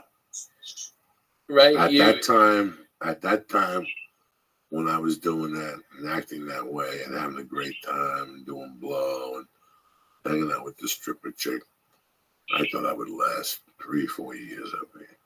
Yeah. How close did you guys move back? Like, or how? Like, did you ever seriously think about it or no? When I got into that last fucking tussle with the stripper, that fucked my head up for a month or two. I got on a plane and went right to Miami for like 5 weeks. And he paid me like $500 a week, and I bought clothes again. And I bought a black bag, and I bought T-shirts and underwear. I mean, I had to start from fucking scratch, guy. Yeah. I had to start from fucking scratch. Where was all your stuff? I got towed in the apartment. Oh, that was that. The apartment got towed. I The couldn't apartment. get into the trunk. The fucking headshots, the boxing The gloves, trunk was in it. the frisbee. I got a lot of your clothes out, but all the good stuff was in the back. No, there was nobody got nothing out. That motherfucker, they had that car under high patrol and shit. Dude, they did. They had that did. car. There was no way they would even let me go in the fucking trunk. I begged them at that police station, guys, you can keep the car. I'm done. I understand. But at least let me take my shit out. Nope. They caught me when I was taking a shower. And all my shit was in the car. I was taking a fucking shower at a girl's house in Van Nuys. The tickets were from Hollywood. And I went out, and the car was fucking gone. I knew they were going to clip it any day. And in those days, I'd always take my big bag of clothes in with me. But that particular day, I just wanted to just take the little set of clothes, and they got me in fucking Van Nuys. And that was the end of that car. With all that shit. And then her and I got into a blowout. And I'll never forget, I threw a fucking ribeye at her on the street. She maced me, and I threw something at her. The tooth. And then she threw a roll of pennies at me. And I'll never forget that once she got in the car, and I said to myself, I just threw a pot roast at her or something. Like an uncooked that was marinated that we were driving with in the car. I said, you know what? This relationship has to fuck deadly end. weapon. And I called Joe Chadwick in Miami.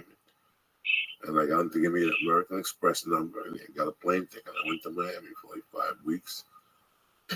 And there was, what's that fucking store that the clothes are real cheap? TJ Maxx. Whoa. Even cheaper. Marshalls. Old Navy. They had an Old Navy in Coconut Grove that had winter clothes for dollars. Because who buys winter clothes? Right. I would go to Miami in January, and they would buy winter jackets for January for 2 weeks. They would be $3, $5, fucking $6 out of a brand new banging fucking jacket for the winter on the road. You know, shit like that. I just bought clothes in there. It was, I came back. I stayed on Ralphie's floor. On the couch. Come on. On the couch, the floor, John Westling. We made Westling sleep on the floor. All right. The big guys got comfortable spots. But when Lee, this is the truth. When we couldn't sleep, we we're all talking, and it's a studio apartment, and just get quiet, and then Joe Diaz would fart and then like giggle, and then we'd start laughing and fucking so one of us else would fart. We couldn't get no sleep. So Coco goes, put on that Joey Medina album, and we put on his comedy album. Oh my God! It was a bootleg show of his, and we never made it past 5 minutes. We were all out. No, you did not. Yes, I swear to God, that was every the running time joke in the morning. it was like, Dog, hey, how put far that did you get? CD How out. far did you get? That How shit far got- did you that get? shit got magic fucking powers. Oh my God, we never got past 6 minutes. How many comics friends go to like insane asylums or like I can't imagine being a friend with you guys are brutal. Like listening to someone's they're a year or more of their hard work and you're like, I'm going to sleep in 6 minutes. This is better than a long time. We're dicks, Lee, but it's the truth. That's what we did. I mean, was it better to lie or is it better to tell the truth? Oh, tell the truth. All right. I love it. I'm just saying. Oh I'll tell my you God. what, man, Ralphie, I wish you all the luck in Vegas. I'm happy you're doing this. Thank you, It'll sir. settle you down a little bit. You've been on the road a long fucking time. Long time, A man. lot of miles, A bro. lot of miles. You I got mean, nothing to prove. Theaters, small arenas, Oh my comedy God. clubs, crushing it. It's nice. You went to Vegas. You take a little breather. You get some Yeah. sun. You breathe some desert air. yeah, man. Yeah. You And, jump in a you know, fucking it's steam like- bath. You know what I'm saying? Yeah, you know, the I get to work out. I get a steady thing going. You know, I'll be in just 2 time zones a week, not 6 like we were in December. Okay, you know, I'll just be in my house or in Vegas, and it's like that's the greatest. That's the greatest. I mean, it don't get much better than that. You can't wait to travel. There's one day you go, you know what? This fucking 1 hour and a half before the flight shit's getting fucking old. You know what I'm saying? Yeah, man. It gets fucking old. Yeah. Man. Today we were thinking that. All right, man, let me read these things and we'll get you the fuck out of here. I know you got All right, Coco. do radio tomorrow. I love you. No, I love you too. I'm happy you came on. You know, I'm happy you came on tonight. Man, you're fucking fans, dude. They're great people. They're so nice. I don't even call them a fan no more. They're fucking family. They show really up. are. They're gentlemen. The fucking clubs even say they're so gentle. they They're come so in nice. stoned to the gills and they fucking They order tons of food. They get I cotton thank mouths and them. they This is drink. why I do this. They're so good. The other day I got Lee. You would have died. I almost sent you to that. I told you, looking to sponsorship, you know, this and media and this, and it's all bullshit because I don't want nobody fucking with these people. Yeah. You know what I'm saying? If anybody's gonna fuck with them, it's gonna be me.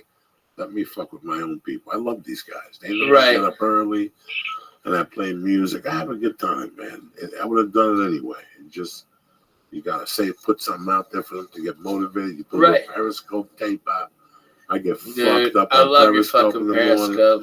You know, man, listen, it's an outlet now that we don't have to fucking wait to pitch something. Yeah, right. That's it. Those days are done. You feel like doing something, do it. Do it.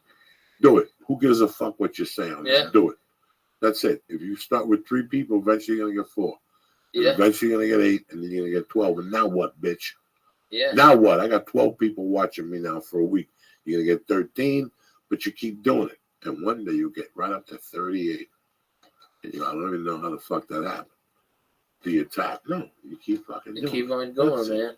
Nobody's special here, bro.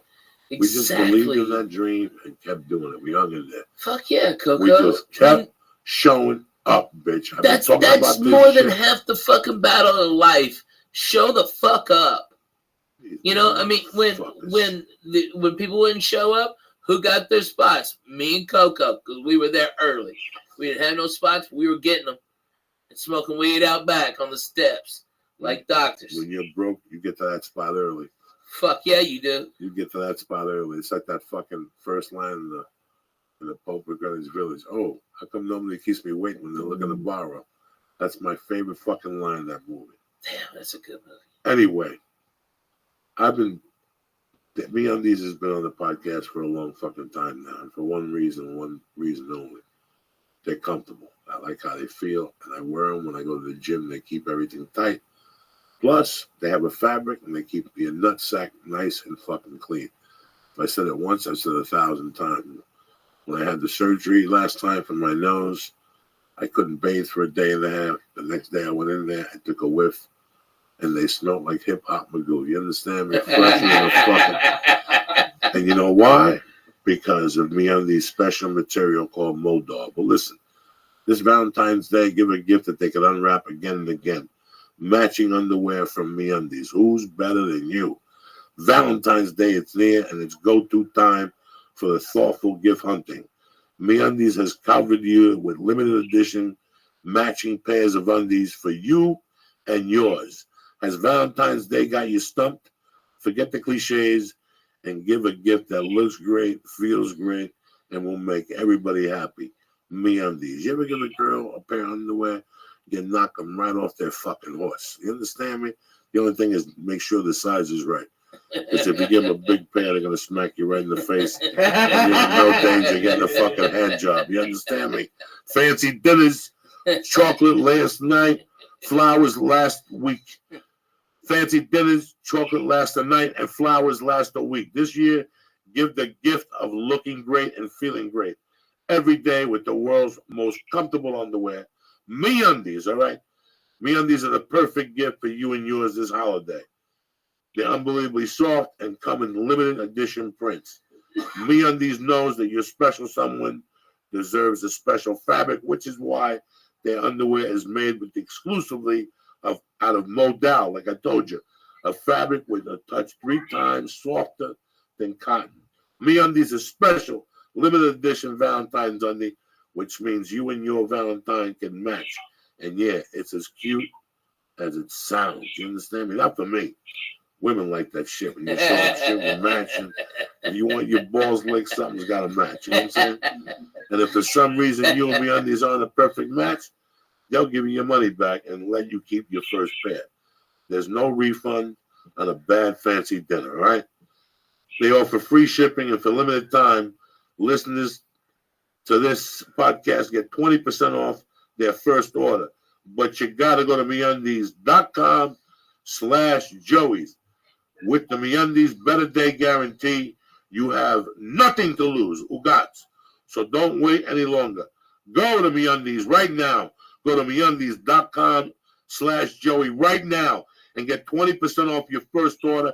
Get the matching Valentines. Get the red with the fucking black polka dots. She's going to love it. Fuck the flowers. Hit her with the underwear. The one she's got on, you rip them off. You throw her on the floor. You eat that monkey. And then you put the new pair on. You say, Happy Valentine's Day, honey. I love you.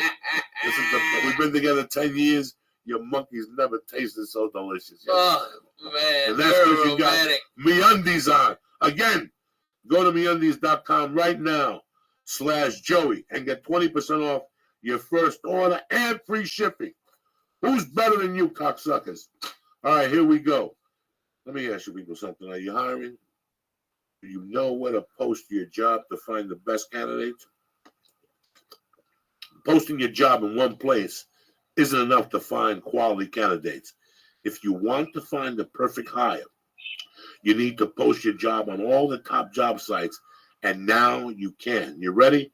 With ZipRecruiter.com, you can post your job to 200 plus job sites, including social media networks like Facebook and Twitter. You ready for this one? With a single click. Find candidates in any city or industry nationwide. Just post one time and watch your qualified candidates roll into ZipRecruiter's easy-to-use interface. No juggling emails, no calls to your office. Quickly screen candidates. You rate them, and you hire the right person. Boom, fast. Find out today why ZipRecruiter has been used by Fortune 100 companies and thousands of small and medium-sized businesses. And right now, my listeners can post jobs on ZipRecruiter for free by going to ZipRecruiter.com/church. Again, ZipRecruiter.com/church. That's ZipRecruiter.com/church. One more time. That's ZipRecruiter.com/church. All right, do me a favor. Go post jobs on ZipRecruiter right now for free. I want to thank Onnit. I want to thank MeUndies. And I want to thank ZipRecruiter. But most of all, I want to thank my brother Ralphie May for stopping in. Thank you so much, Coco. You know, I hope you guys support. It's a pleasure, man. Listen, man, if you haven't gone to Vegas, I'll tell you what.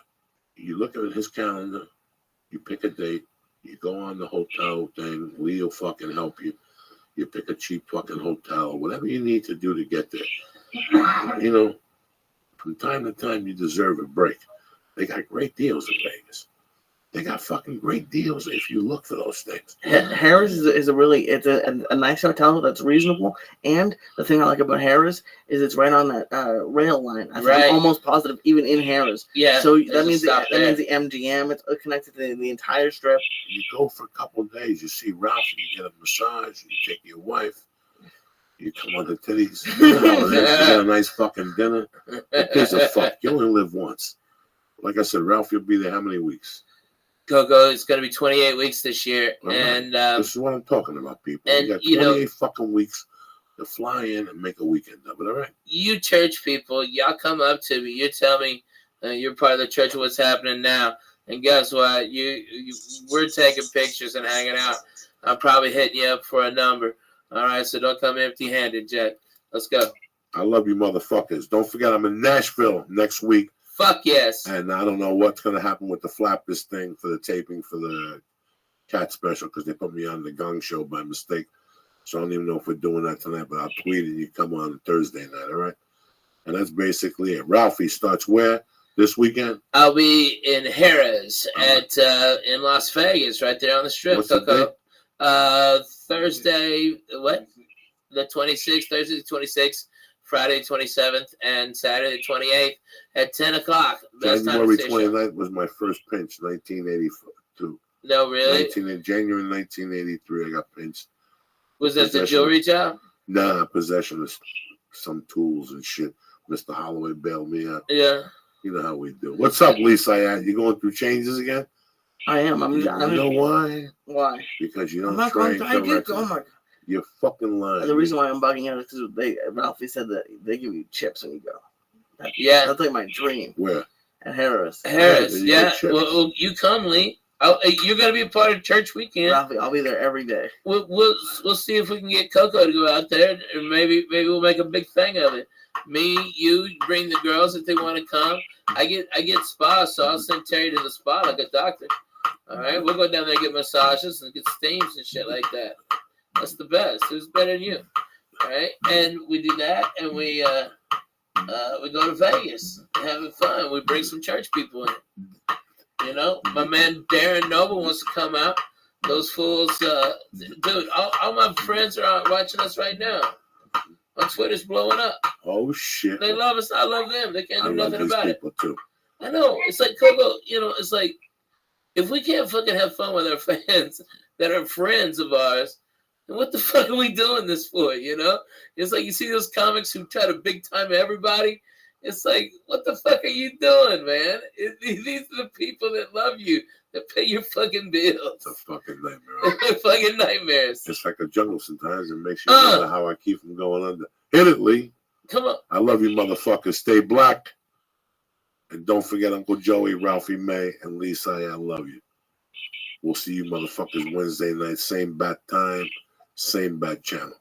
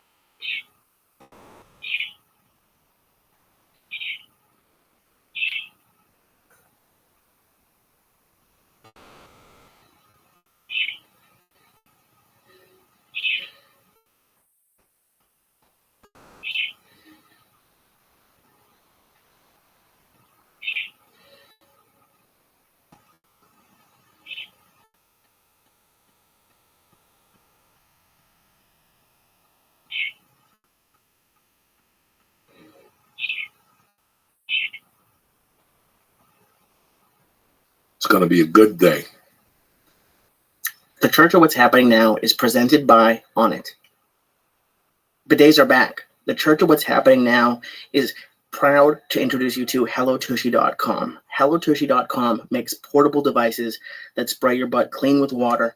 Go to HelloTushy.com/church right now to get 10% off. That's HelloTushy.com/church. Oh, shit. Here we go, cocksuckers. This is Donald Trump's favorite song. What? Come on. What? This is what he hears in the White House every night. This is what the Obamas left for him. What? Tell him to get that. Here you go, cocksuckers. The Church of What's Happening Now. Wednesday, February 8th. Who's better than you? Kick that horse, Lee. Come on. Come on.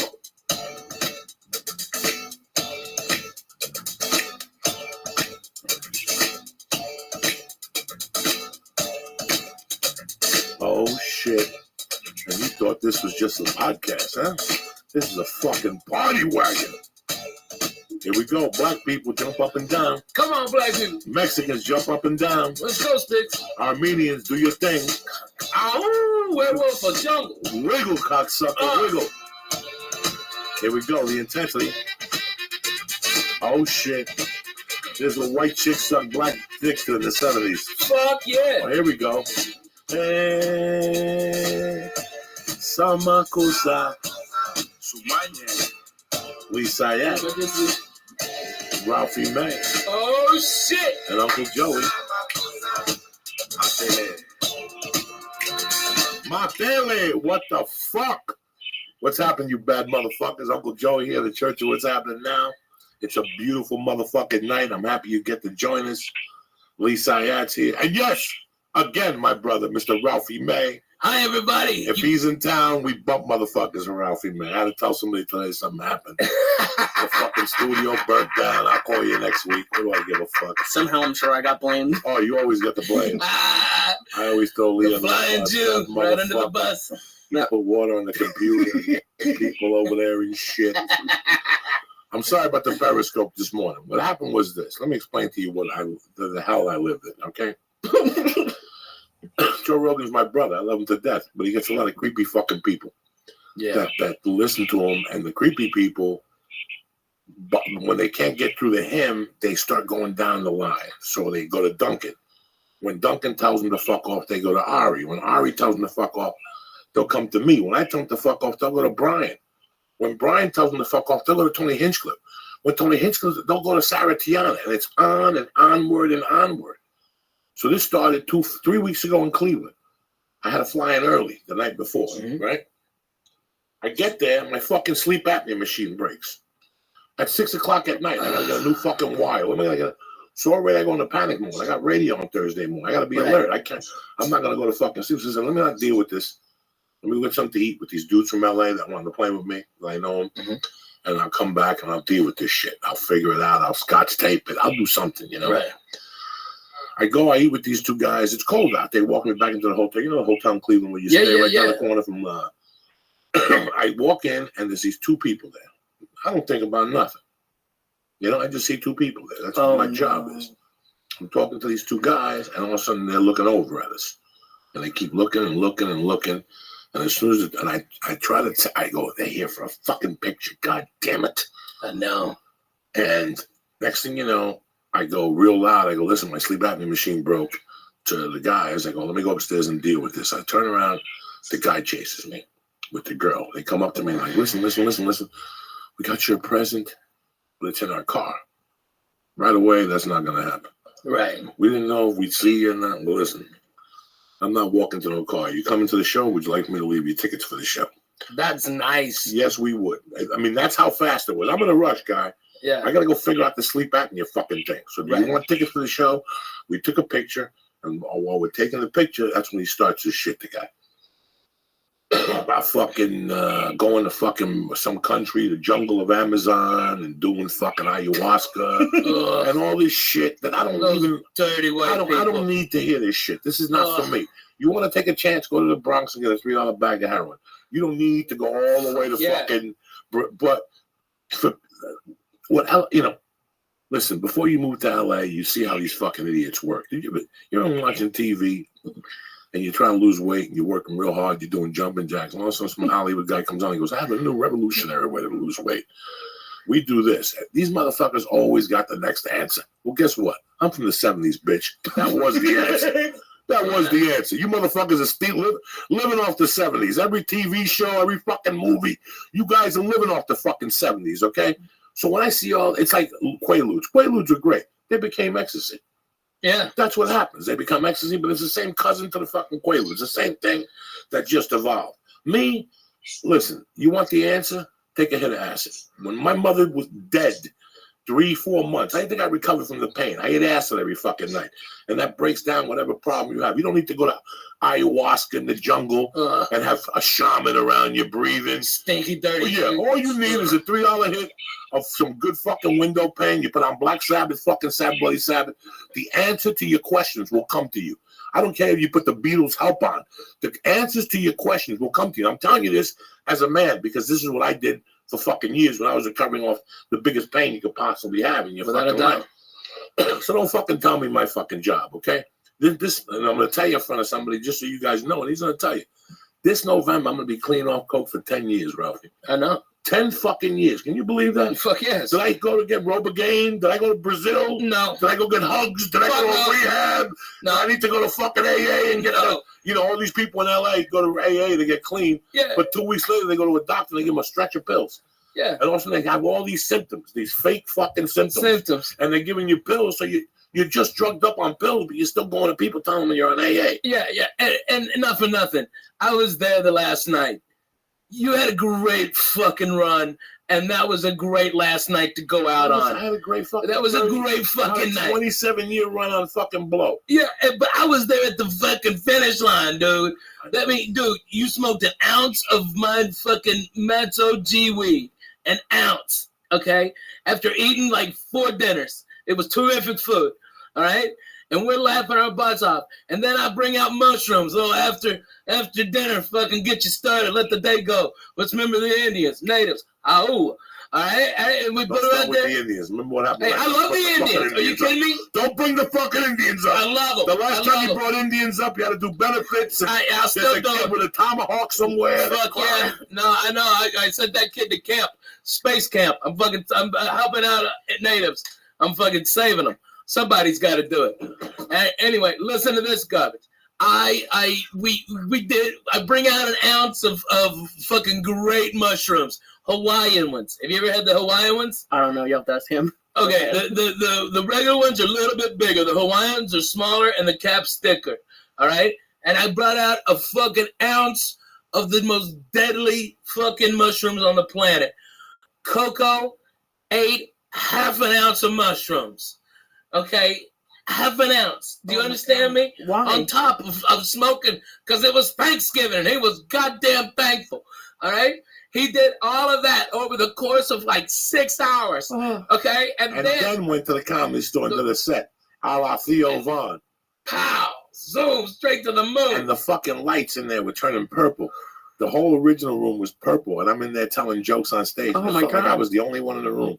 I couldn't even see the audience members. I got in my fucking car. So funny. And I got the fuck out of there. But 10 years with no drama.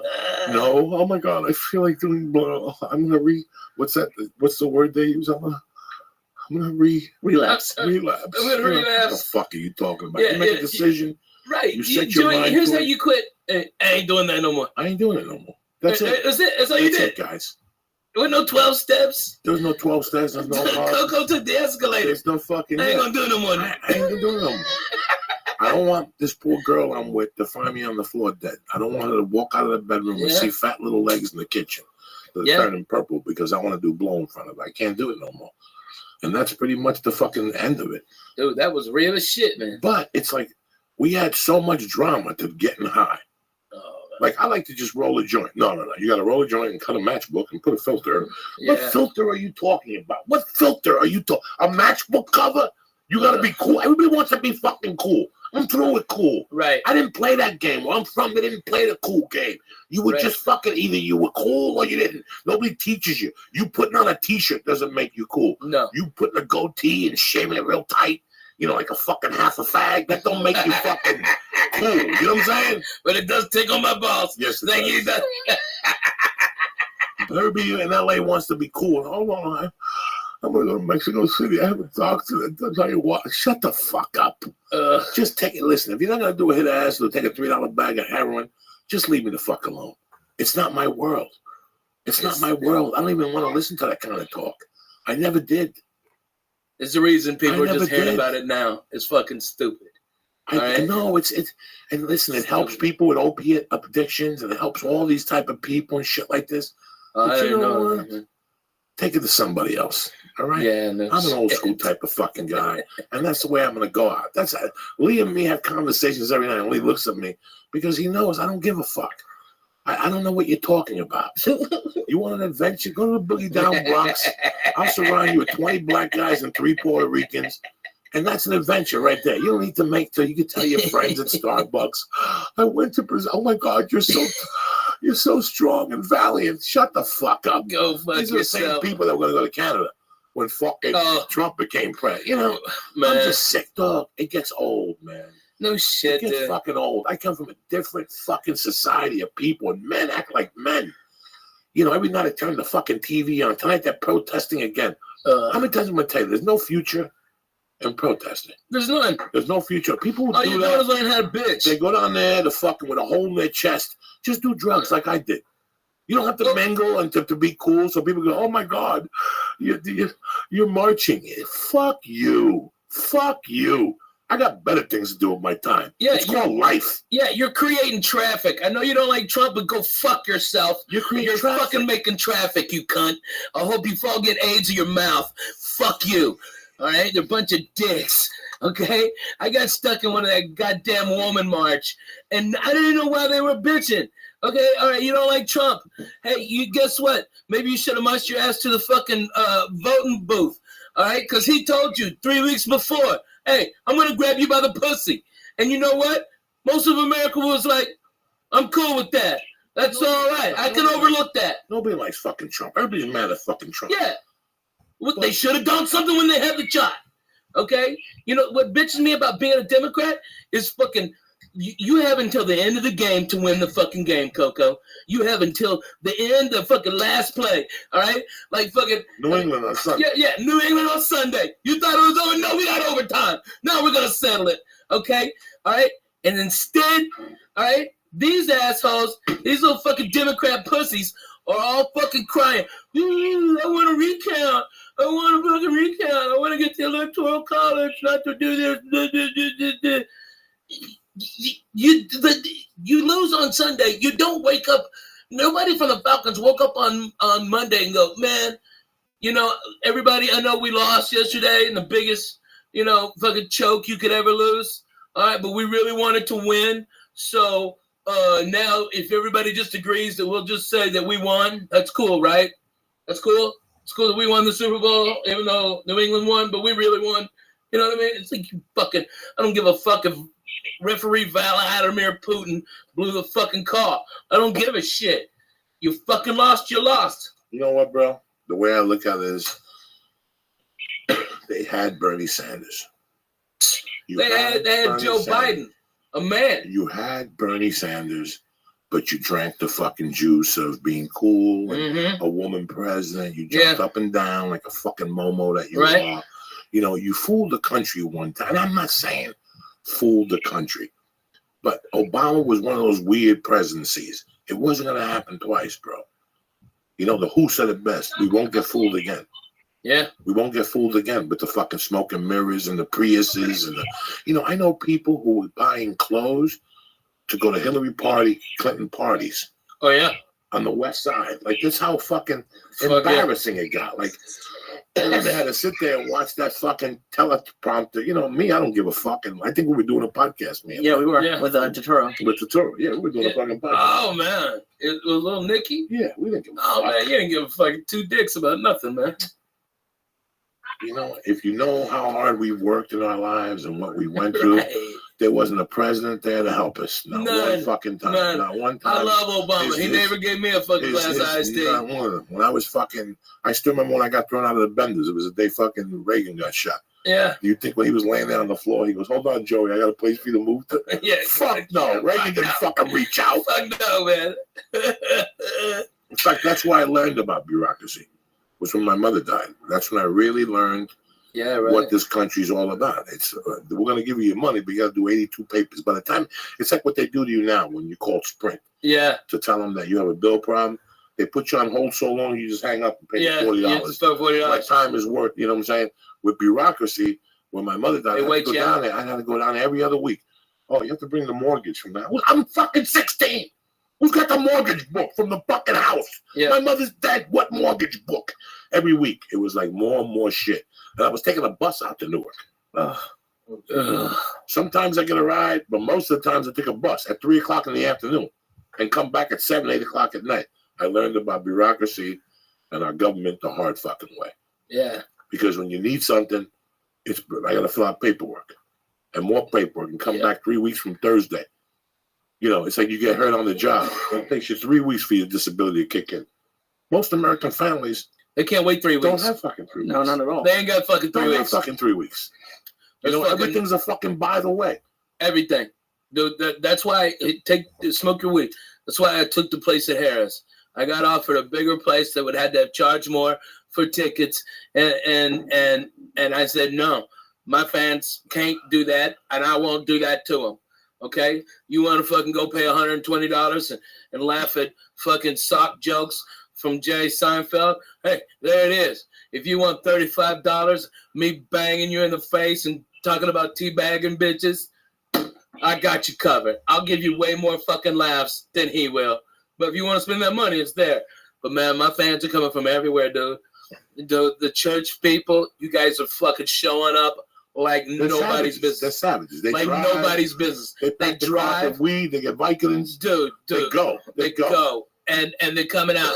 And because of all the love you showed me my first 2 weeks, church, we're gonna do a giveaway, all right, where I'll be talking to Lee. Let's fucking get all of you fucking the real deal motherfuckers, okay? All right? And you fucking win. You start tweeting about me and Mad Flavor and the Flying Jew, okay? Tammy's the official winner. She's the first winner. Oh yeah. Oogie Spooky. Oogie Spooky. Oh yeah. She's winner. already fucking done. She's good to go. She's Yeah, coming she's July or good. something. Good. She's won. That's no problem. But we gotta get some We got more. Larry out there just cultivating. He hasn't even gone to the show. Well, Noble D, I'm bringing. Okay, so I'm bringing Darren. from Okay, Denver. from My man from Colorado. Denver. So I got that party going. All right, I'm gonna bring George out under the auspices that it might be a sports show. George who? Of course, George from fucking Jersey. No, he ain't going. He ain't going nowhere, right? going I know he's got a girl. He's got this little thing. Go fuck He ain't yourself, going George. nowhere. Hey, bring me the chicken francese, lemon francese pizza, and just keep it like that. I All don't right? think he goes there no more. What? How can you not go there? With chicken francese pizza. Yeah, it's okay. Did you guys see what Yoel Romero put up today?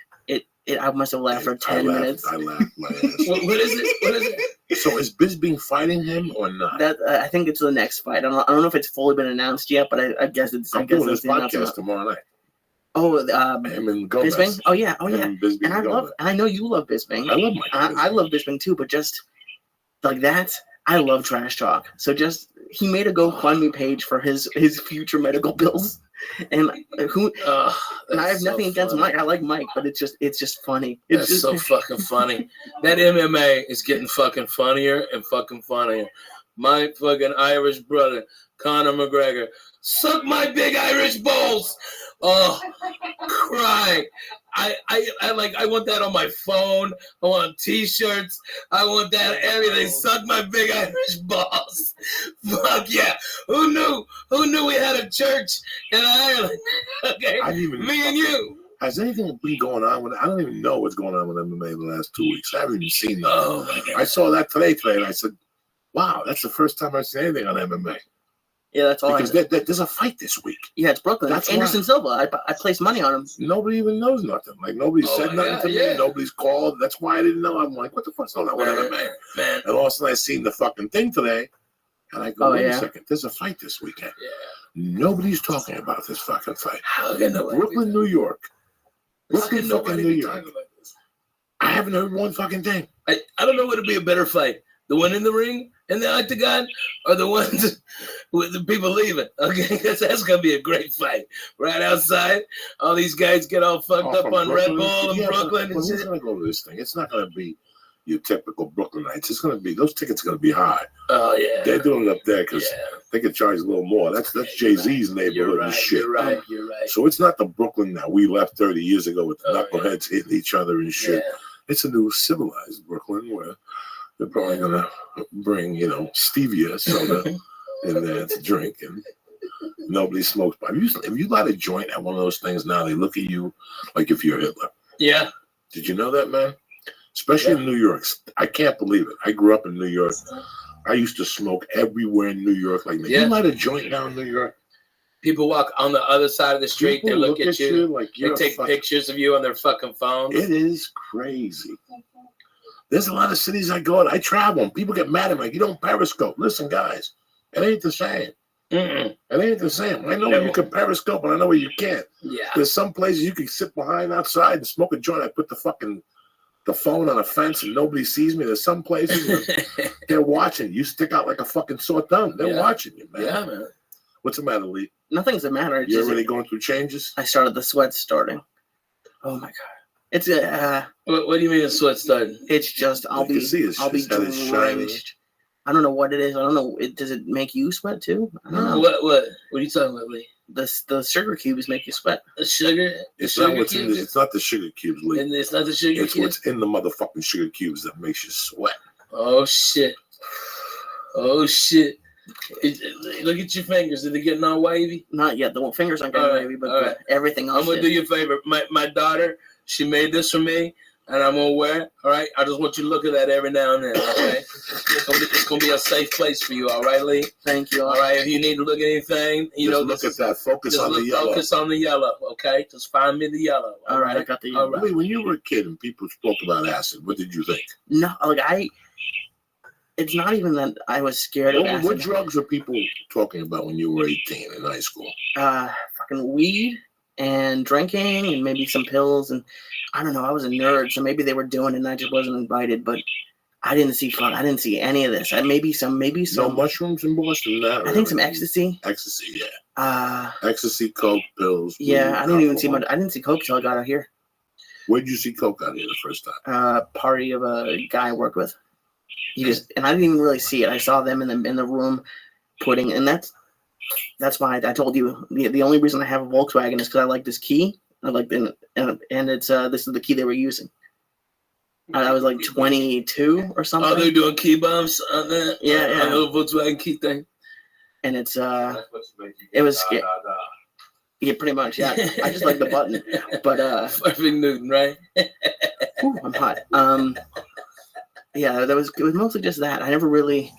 I think my introduction to like psychedelics is the podcast with like you talking about it, Rogan talking about it. I've never even dreamed of it. Let me tell you, at 12, we were fucking doing mushrooms Oh my every god! weekend. Every weekend in Clarksville, Arkansas. All right, Boy Scout camp didn't fucking matter. Fucking anything, camping, deer hunting, fuck didn't matter. Fucking shrooms were on the menu. And Jack. they're everywhere. Everywhere. Everybody had cow pastures. Everybody, you just go pick, keep them dry so you don't get mildewed. All right, and boom, you're done. Okay, and then there was like the creepy guys who were like over the 21, who were always trying to fuck our high school girls, who had parties like the Red Cup party bonfires. And that's when I first smoked a joint, was there at that party. My buddy Joel, god damn it, Joel was cool, motherfucker. He had long hair, hippie motherfucker. Dad was a Vietnam vet. But Joe Penny, I knew I'd get it. Joe Penny, rolling fucking penners. That's where I thought that name came from. The little penner joints was from Joe Penny because he rolled little joints. All right, and he saw me because that guy wouldn't. He thought I didn't pay for my Red Cup, and I'm like, you dumb. I was a wise ass. I was like, you fucking dumb fuck. out. Like I'm just walking around the woods with a big red cup, and I just happened to fucking bump into you, you fucking dummy. All right, and he wouldn't fucking give me any beer, that fucking cocksucker. So Joe saw it, and then when we were leaving, by the way, I smoked. I thought he was like, "This is marijuana." I'm like, "Is it gonna kill me?" And he's like, "No." And he was right, Coco. He was fucking right, Jack. I smoked 5 joints that night of that Mexican dirt weed. Okay, we even played that game where you load up one joint with a big ass seed, and everybody takes a joint. We all power smoke until the seed blows up, blows their face like those old cigars. That's the greatest weed game. Nobody can play it now because there's no fucking seeds in the weed. All right, and we did mushrooms and you'd always save up your money for wine coolers so you could try to finger bang girls. All right, that was our fucking move. Finger banging the chicks with the Bartles and James Mountain Berry was the pistas de resistance. That's what it is. Woo, you are getting sweaty, Lee. Oh, dog, it's open the door for him, please. He's gonna have a heart attack. Oh my god. You all right? Oh yeah, I'm fine for now. I'm And just. you're having a panic attack too, so breathe out of your nose, Lee. I'm not having a panic Hey, attack. Yes, Lee, you are. I while can you're on see. the Twitter right there, hey, because I'm not on mine, put it on to add me to the full thing so people can see this about the church because I didn't know the church's Twitter handle. All right, and Ben, before you get too fucked up, text Aaron to send it out. Okay, yeah, up the ass. I want everybody to know because I want all my fans.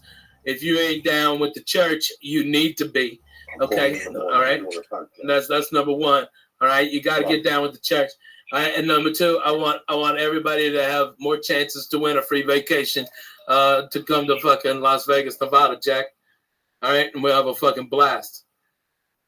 I like it. I like it. How's Right? anxiety, Lee? You all right? Ooh, it's Just breathe out of your nose. No, I'm Eat telling- another Chibo chew. Drink no, water. it you'll really be hasn't fine. started kicking in yet. It really hasn't. So what are you sweating from? Cause that's the part That's that's the kicking. anxiety. It's- You thinking about it. You do this to I'm yourself. not thinking about it though. No, I can see it in your face. I can see it too. He's Stop right. thinking about it. I'm not thinking. It's just I just That's why you sweat. Your face Stop. is so fucking red. Shut up. Stop it. Stan, you're that's not how- thinking about it. You're thinking about it. You sit there and you fucking boil in it until it's Yeah, just that's have why a you good get time. bad chips, dude. I swear. When was the last time you looked at the yellow? You look at the yellow. Right, look at the Focus yellow. on the fucking yellow. All right, don't Look at the fucking yellow, look lady. at the yellow. There you go. All right, good He's got man. his little Suge Knight I shirt know. on tonight. He's all right. Fuck yeah, gonna he's be doing all it. right. How's every shirt I have a Suge Knight shirt? Because Come on. That's your street name, Suge White. Suge Okay, Knight. Suge White. He's bad. He's bad. So who else Please is on say this yes. trip over there on Friday nights? Is it Man, a big comedy scene? no, dude. I think I'm the first one to have No, George Wallace isn't in Vegas. George Wallace isn't there anymore. They've got that piece of shit Vinny Favorito has got some the Orleans or something. I don't even know where his fucking piece of shit ass is. That guy's the worst fucking human ever to get behind a microphone and call himself a comedian. I hope he gets 3 types of cancer in his ass and his mouth. Not the fast kind, the slow kind. So they think they can cure it. All right, he's a fucking pestilence on fucking humanity. Ralphie, Fuck Ralphie, that piece of relax, shit. relax. I'm sorry. You get flashbacks. I get overheated about that Vinny Favorito. It's a piece of shit. All He right. paid his dues. He paid his fucking. He did his time. He didn't He pay got his bookie. tortured. He didn't pay his fucking bookies.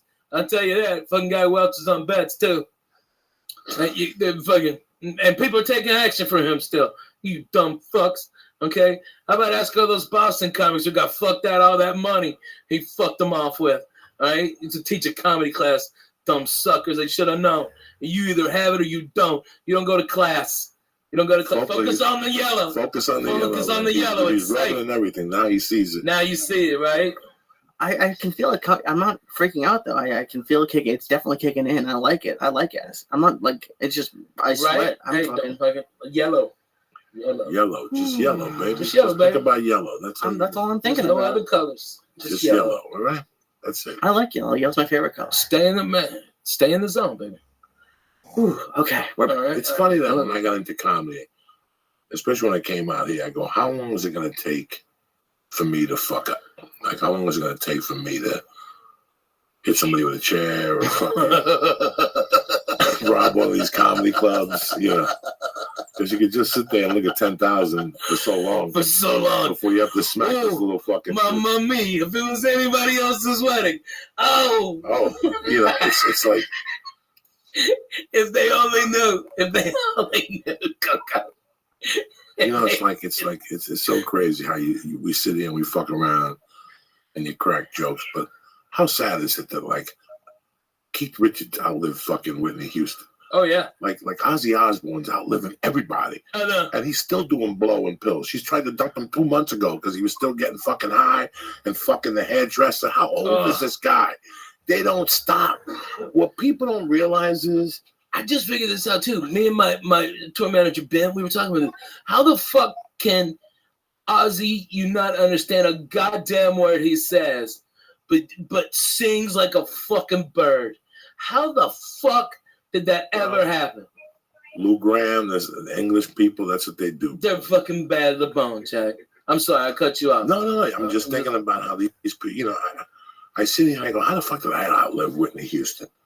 Like, especially during the Martel Cartel day. Yeah.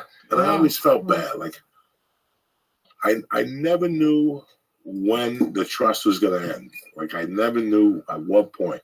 I didn't know if it was going to be being on the road with Mark Babbitt one day. You know, like, and him being, no, because when I heard he's lost all his teeth. Yeah, when I first moved here, he used to book these shows with Carlos and when what's his name was still very hot. What's the Mexican guy? The Paul Rodriguez, and he was booking and George Lopez. and George Lopez. I mean, that was Mark Babbitt. Mark Babbitt was driving back to Texas with 30, 40 G in cash. Yeah, because he would take the money from the safe at the laugh stop and use it to finance his tours. She was a millionaire. She's somewhere. Is she still alive? No. He bought it. I mean, he didn't buy it. He didn't buy it. No, he didn't buy it. It was an old lady who owned. What was her name? No. You're thinking of the Austin woman. Right. Okay. What was the name of the lady in Boston? Because Pete was a stepson or something. Yeah. Right. And she owned a bunch of country bars, but she just thought it was a good manager, and she bought it from Sandy Marcus, okay? And Sandy and her husbands are the ones who started the Last Stop, and then Sandy sold it when she wanted to get out to this lady who was a multi-millionaire, probably worth $150 million more, because she owned like the men's club, she owned the biggest country bars, she had a majority of stake in Gillies when Gillies was hot, and fucking Urban Cowboy. This woman had so much fucking money, and this was just one of her things. And she liked comedy, but she wouldn't even come in, and that's how she got Pete in there. But before Pete, man, with 3 hands, Mark Babbitt was taking money out of that place. So he was taking the money out of the bank, and then he was pulling what I was doing as a kid. You borrow $25,000 on Friday, as long as you have it back Monday before the bank opens. You give back $30,000. Like I said, I had a friend who worked at a bank in the early 80s. That was the deal. Friday at 3, Monday at 9. You better have my money to put back in that fucking bank vault. But I'm getting $5,000 off the top. And he did it every fucking week, this kid. Yeah. But he could never be light on a Monday. He only... Wow. You couldn't do that now. No fucking way. No fucking way you can do that now. Let me tell you how good they had it wired. This kid that I'm talking about in particular, I knew him. I grew up with him. And one time when my mom died, he worked at a bank. And I was telling his younger brother, I got these checks, I got this credit card. He goes, talk to my brother. Talk to my brother. So I called the brother, I met him. I gave him the 2 checks, the credit cards. He calls me 2 days later. He says, meet me at Nick's. So it's, my mother had just died. They had just shot John Lennon. Oh, wow. It was just the week when they shot John Lennon. Like, they shot John Lennon on Monday Night Football. Yeah. During Monday Night Football, I picked up an envelope on Tuesday. Like, I gave him those checks on Saturday. Yeah. And the next day, when I was in school, his brother came up to me and said, call my brother. He wants to talk to you about something. I called him. He goes, meet me up at Nick's 8 o'clock. Wow. I went up there. He gave me an envelope that was 4 inches deep. All fucking bills were $100. My mom was dead, but will this take care of things for a while? Forever. I mean, Forever. No shit. I got that money and I put under I moved in with this family and I moved on and I put the money under my underwear and they would never fucking know. I would just, it was like a real ATM machine. Like Wow. I hid my jeans on top of it. Yeah. And I would just dip my hand under and take $100 bill and go out at night. Wow. Like that's how spoiled that was. Like that, at that point. And you never thought about saving any of it? Oh yeah. Oh yeah. I thought about saving it and Yeah, investing. Go fuck Not yourself. investing, yeah, I was 17 years old. Yeah. Okay. Yeah. I'm gonna invest in what? Getting a blowjob Yeah. from fucking From that Gabby. girl. Yeah. From Gabby. That's what I'm gonna invest in, Lee. There's no investments, Lee. Not You investing. took that. You took that to the bar and you invested it. You want to hear something for fucked up, Lee? Sure. Is that not only did he just say, "Oh, that was fine," he was still working. All right, him and his buddies, they would drop out of trees on unsuspecting gay guys and beat them like gorillas till one That's flag correct. beat all They y'all. weren't Okay? unsuspecting gay guys. They were Perverts. and pedophiles that did not know what they wanted to do yet. Because listen, man, those guys. And these guys would drop out of the fucking trees like gorillas. You want me to tell you something? My friend just went to the mayor's ball, to my buddy's ball. Yeah, he's done. My friend just went to my buddy's ball on Friday. Veneri Yeah. had his first ball on Friday, $175 a ticket. Oh, wow. Why does he have a ball? Like for his like? Because he's a commissioner or he's an assemblyman. I love it. And he told me that the guy we used for bait as kids was there. And I go, how does he look? He goes, bro, that dude hasn't aged a fucking day. He said he still looks like an Italian model. Oh, wow. We used to take this kid, and the reason why we used him is because he had a connection. I know that if we ever got arrested, this shit would get squashed. At the end, right before they really press charges, this kid had too much juice. Right. That's the reason why he said take him. I'd split him right 50-50 right down the middle. But all he had to do was just bait. That's all he had to do was just bait. We did the fucking kicking and the pulling and the fucking... All right, so to explain to him, okay, so he'd be out there and then horrible, dark, fun time. Did you ever say that? Did you ever say that to yourself? Like someday when you guys will be 50, you go, that was a terrible, horrible, fun time in my life. You know what I'm saying? Like, it was that dark and terrible. Like it was dark. Like if I think about it now, it was dark. Like even the daytime, it was dark. Like there was no sunlight in my life then. And it was it was like my junior year. It started my sophomore summer going into junior year, where you heard rumblings. There was this Davy Thomas, this Thomas family, and they were the kings of it. The family who owned Wendy's? They were the no. These kids did not own Wendy's, trust me. with the joke. And they were the first ones. That 64th Street crew were the first ones that started going to Boulevard East, and then the word started getting out. You can make some money. It's, you know how people drive Lyft now. Oh yeah, right. That's how it was then. You Yeah, right. Get some money. Go on to Boulevard East at night. Oh my god. Like that's how fucking it was so well known. Spare change. Bro, you know what's crazy? When I read the Iceman's book. Yeah. Oh my The god. Iceman used to live in West New York, New Jersey. And he said that in the 60s, he would just kill people for practice on Boulevard East. Get the book. Wow. Get the fucking book. He goes, I really couldn't give an actual account of how many people I killed. Because there was 3 years I was just practicing. He goes, I'd go to a bar on the west side Yeah.